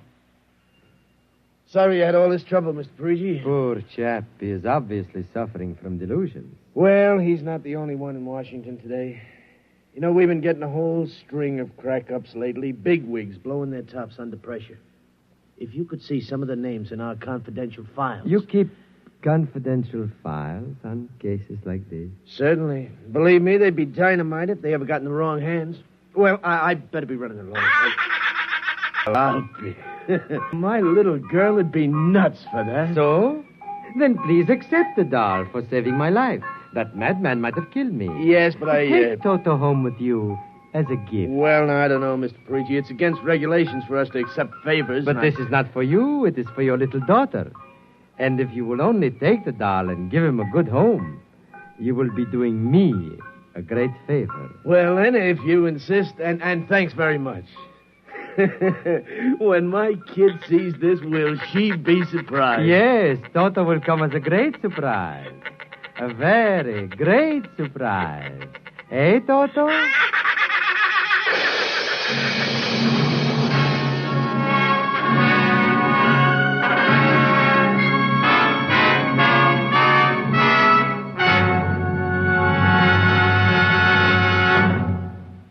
This was from the world of X-1.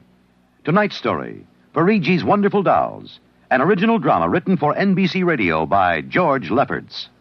Featured in the cast were Denise Alexander, Joan Alexander, Les Damon, Joe DeSantis, and Leon Janney as the doll Toto. Music by Al Behrman, narration by Norman Rose. Tonight's program was directed by Edward King, executive producer Robert Wogan.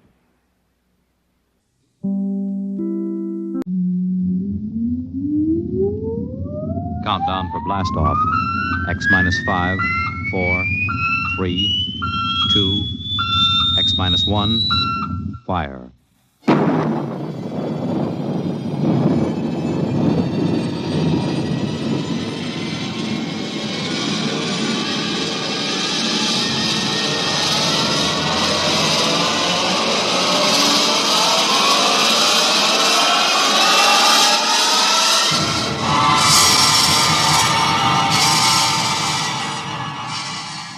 From the far horizons of the unknown come transcribed tales of new dimensions in time and space.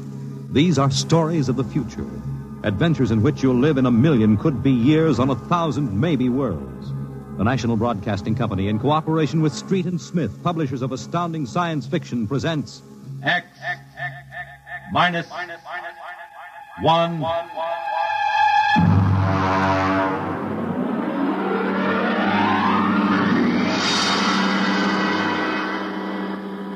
Tonight's story, Almost Human, by Robert Bloch. Have you heard of the new science called cybernetics? It concerns man's efforts to develop a perfect thinking machine, a robot electronic brain that will not only do man's work, but even do his thinking for him. A robot that is almost human.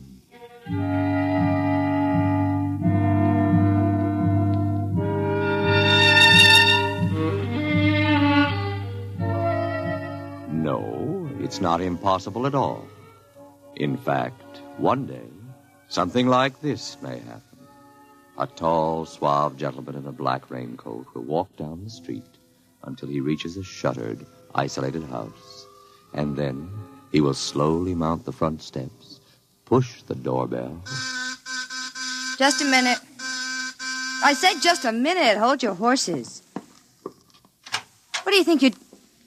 Good evening, my dear. Duke, why did you come here? Curiosity, darling. I've been thinking over what you told me at our chance meeting last week. Duke, you promised me. I decided to come and take a look for myself. Where is the professor? In his study. Where's Junior? In the nursery. The nursery? How quaint. And you, I take it, are Junior's nursemaid? I helped the professor. Tell him he has a guest. Duke, he's a nice old guy. Don't Tell do him, it. darling. All right. Yes? What is it, Miss Williams? Professor Blassman, a gentleman... Here? I don't understand. I gave orders no one was to be admitted to the house. He insisted. Very well. Wait here. I'll get rid of him. Sir? Professor Blasserman, I've come to see Junior. Junior? There must be some mistake. There are no children in this house. I don't... Professor, what you feel pressing against your belly is the muzzle of a .45 caliber pistol. Now, shall we visit Junior? How... What do you know about it? I know everything. Shall we go inside? I warn you. On the contrary, I warn you. Very well. This way.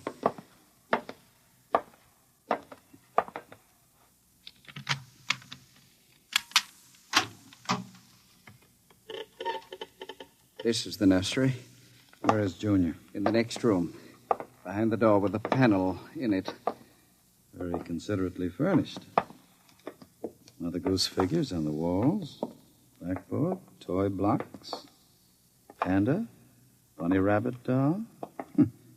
Touching. All right, let's see him. You can look through the panel. Mary had a little lamb. Oh, wow. Who'd have believed it? Junior isn't very pretty, is he? I was not concerned with aesthetics. Why do you hide him? Is he dangerous? The world is not yet ready for such a thing. Besides, I must study. As you can see by his play, he is very young, hardly out of the cradle. I am educating him. With nursery rhymes? The brain is undeveloped. It must learn its behavior patterns like any infant. You call that 8-foot monster an infant? Physically, of course, he'll never change. He is built of chrome steel and glass. But his brain, that is my wonderful instrument. Unlike a human, he has no heritage, no basic instincts such as love or hate. These he has yet to learn. In some respects, he is like a blank tablet. What is written upon the tablet will remain. You mean he has no feelings? He will learn quickly. And now, if your curiosity is satisfied, I trust you will keep my secret. If anyone discovered... Open the door. I beg your pardon? The door, Professor. Very well. Junior, come here. What a monster. He talks? Yes. Mentally, he's about 6 years old now. What is it, son? Who is is that man, Papa? Let me handle this. You may call me Duke, son. I've come to see you. That's nice. Nobody ever comes to see me except Lola. Play with me, Duke. Certainly, Junior. Oh, and Professor. Yes? While we're playing, you can have Lola and Miss Williams prepare my room. Your room? I forgot to tell you, I've decided to stay until the climate changes and I can go out again. Meanwhile, I'll have a chance to play blocks with Junior. Understand? I begin to understand. You are hiding from the law. As you wish. All right, Junior. Your move. Let's build a bridge. I have a better idea, Junior. What? Let's build a coffin. A coffin? I don't know that word. Then I'll teach you, Junior. I can see the professor has been neglecting the moral side of your education. Very sadly.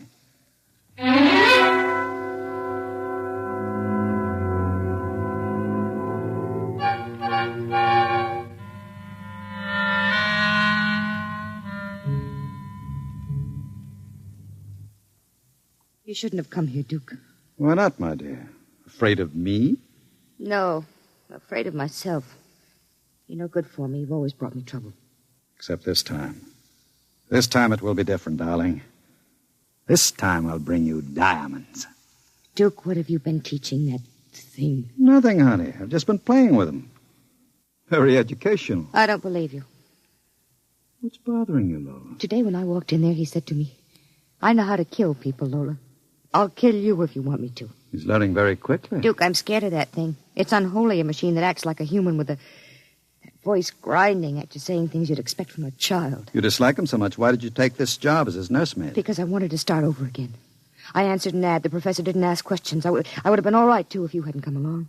I'm very glad you did tell me, darling. Because Junior is going to make us two very successful people. Ha! Like any child, Junior listens to what he's told. Duke, I don't know what you're teaching, Junior. But I can guess. And it isn't right. It's evil.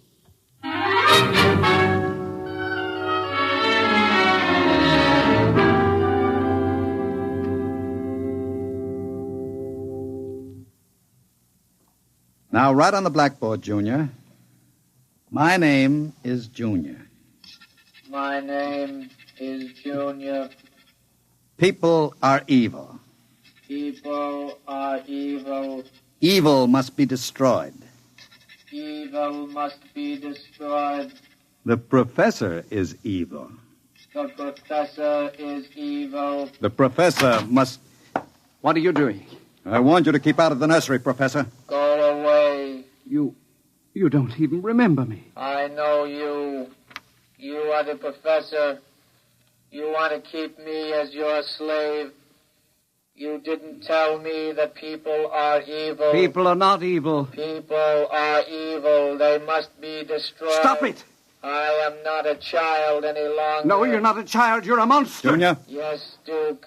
The time is now, Junior. Yes, Duke. Keep away from me. Junior! Junior, don't do it! Listen to me! Junior, listen to me! Ah!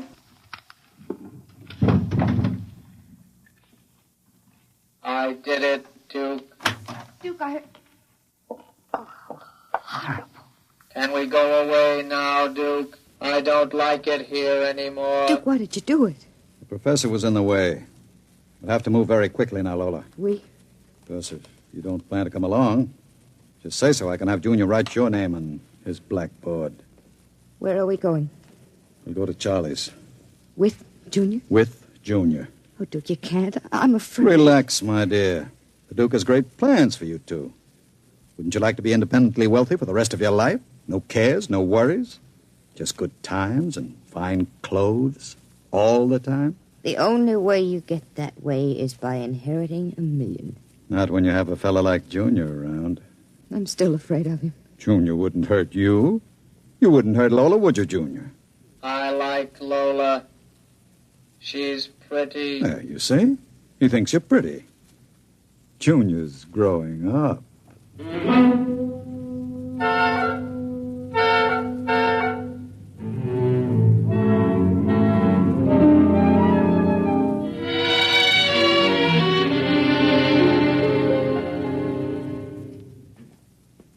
down, Charlie. Sure, Duke.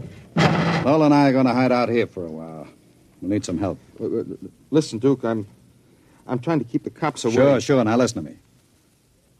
I need a casing job done. Oh. Sure, Duke. You know the armored truck service? Sure. I want to know when they take the Acme deposits from Boston to Worcester. Duke, you ain't thinking of a payroll truck, are you? They got cannons on those trucks. They travel in pairs. You couldn't get near one. I asked you to do a casing job, Charlie. Sure, Duke. Anything you say. Find out what time they pass the narrowest and most deserted stretch of road. Well, if you're going to pull a job like that, you'll need 50 men. You want me to get some of the boys? I won't need anybody. I've got somebody. Where? He's out in the car. Oh, what's his name, Duke? Anybody I know? His name is Junior. Junior? I don't know any Junior. You will, Charlie. You will.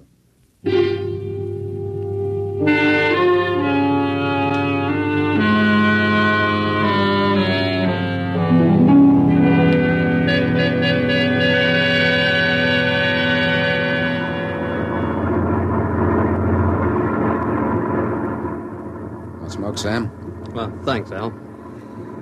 Whew, it sure gets hot in these armored trucks, huh? You'll get used to it. How much we hauling this time? About $250,000. Brother, could I use a hunk of that? Who couldn't? What's our first stop? Acme National Bank. Then we unload a payroll of the Bronson watch plant. Hey, what's that up ahead? It looks like something shiny on the road. Throw up your spotlight. Right. Holy smokes, you see what I see? It looks like a mechanical traffic cop. About 8 feet tall. Standing right in the middle of the highway. Maybe it's a Halloween gang, huh? Guess they're trying out robot traffic cops. Can you get past him? I don't know. We'll have to slow down. Get on that gun, Sam. Let's take no chances. Right. I'll give it the horn. Don't budge. Where's our escort truck? Pulled up right behind us. Thing won't move. Sure looks like something out of Buck Rogers, don't it? That's a heck of a note, blocking traffic like that. We'll have to try and get past it. Here goes. Holy smokes, it's moving. Hell, it's coming toward us. Get on that gun. Give it a blast. Bullets are bouncing right off it. It's still coming. Al, back up. I can't. The other truck's right behind us. Al, it's lifting its arm. It's going to smash our window.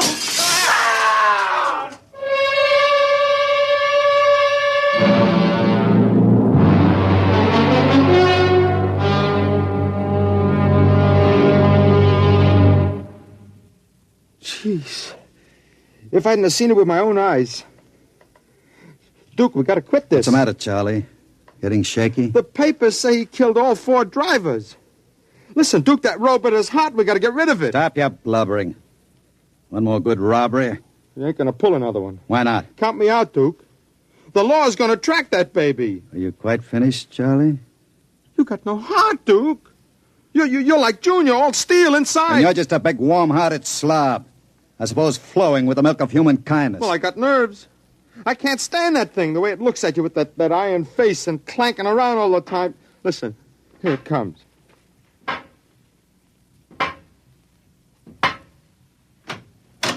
Hello, Junior. Hello, Duke. I've been talking to Charlie. Yes, Duke. You know what I think, Junior? I think Charlie's yellow. You know what happens to people who turn yellow, don't you? Yes, Duke. Tell him. They're evil. We have to destroy them. Huh? You see, Charlie? Junior doesn't like people who sing to the police. Duke, wait a minute. You know I'd never turned stoolie or anything like that. I never sang to the coppers in my life. You can count Junior. on me. I don't want no trouble with you. Stop him. I wouldn't... Yes, Duke. Duke! I stopped him, Duke. All right. Take him down to the cellar. Duke, that noise. Charlie! Junior, put him down. Take him down to the cellar, Junior. Yes, Duke. Duke. Relax, darling. Stop shaking. Duke, we can't stay here. Charlie's going to be missed. He's got friends. Now we'll have the gangs after us, too. Oh, come on now. Don't worry, darling. The Duke will take care of everything. Where are you going? Out to a travel agency to get some tickets. You and I are going to take a trip, Lola.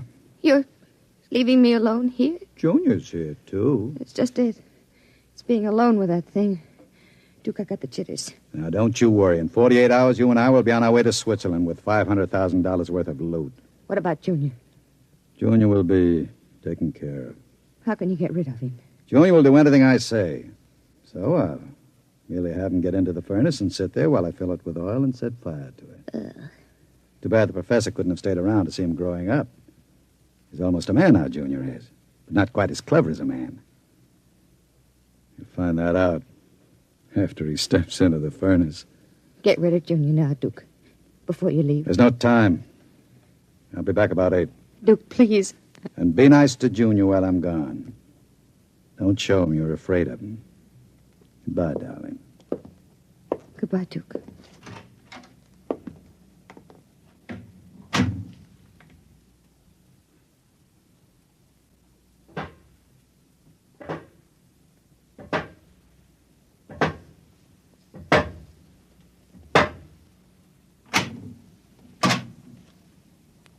Lola. What, Junior? Oil me. Can't you wait till Duke gets back? He always oils you. I want you to oil me, Lola. All right. I like you to oil me, Lola. Yes, Junior. Lola, do you like Duke? Certainly. Do you like me? Well, you know I do, Junior. Lola. What? Who do you like best? Me or Duke? I like you both, Junior. Yes, but who do you love? What do you know about love, Junior? In the books, man and woman love. No. Lola. What? Do you think anyone will ever love me? Maybe. Some women can fall in love with anything, Junior. Even with something like Duke. Why, Lola? I don't know. Maybe because, well, as long as she thinks her man is the smartest and the strongest. I see. Where are you going? To wait for Duke. He won't be home for a while. I'll sit in the hall and wait for him. All right, Junior. I want to be alone and think. About what? I read in a book today it was bad to kill people.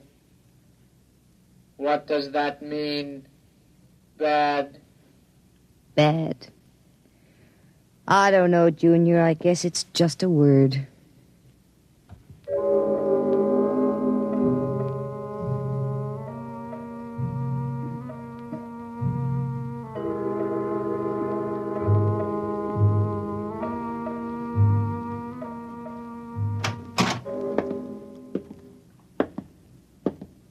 Lola?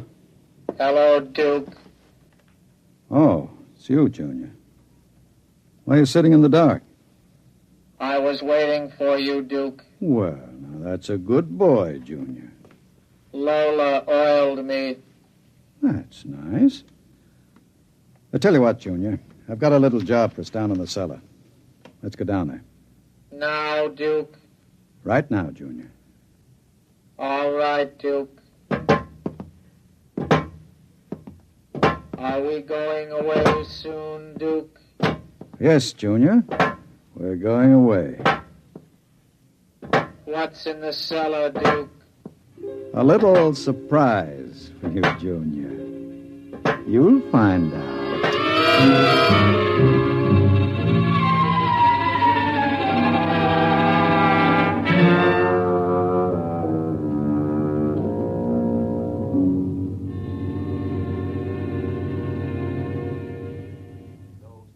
For the latest news. And now, a brief interlude of recorded dance music.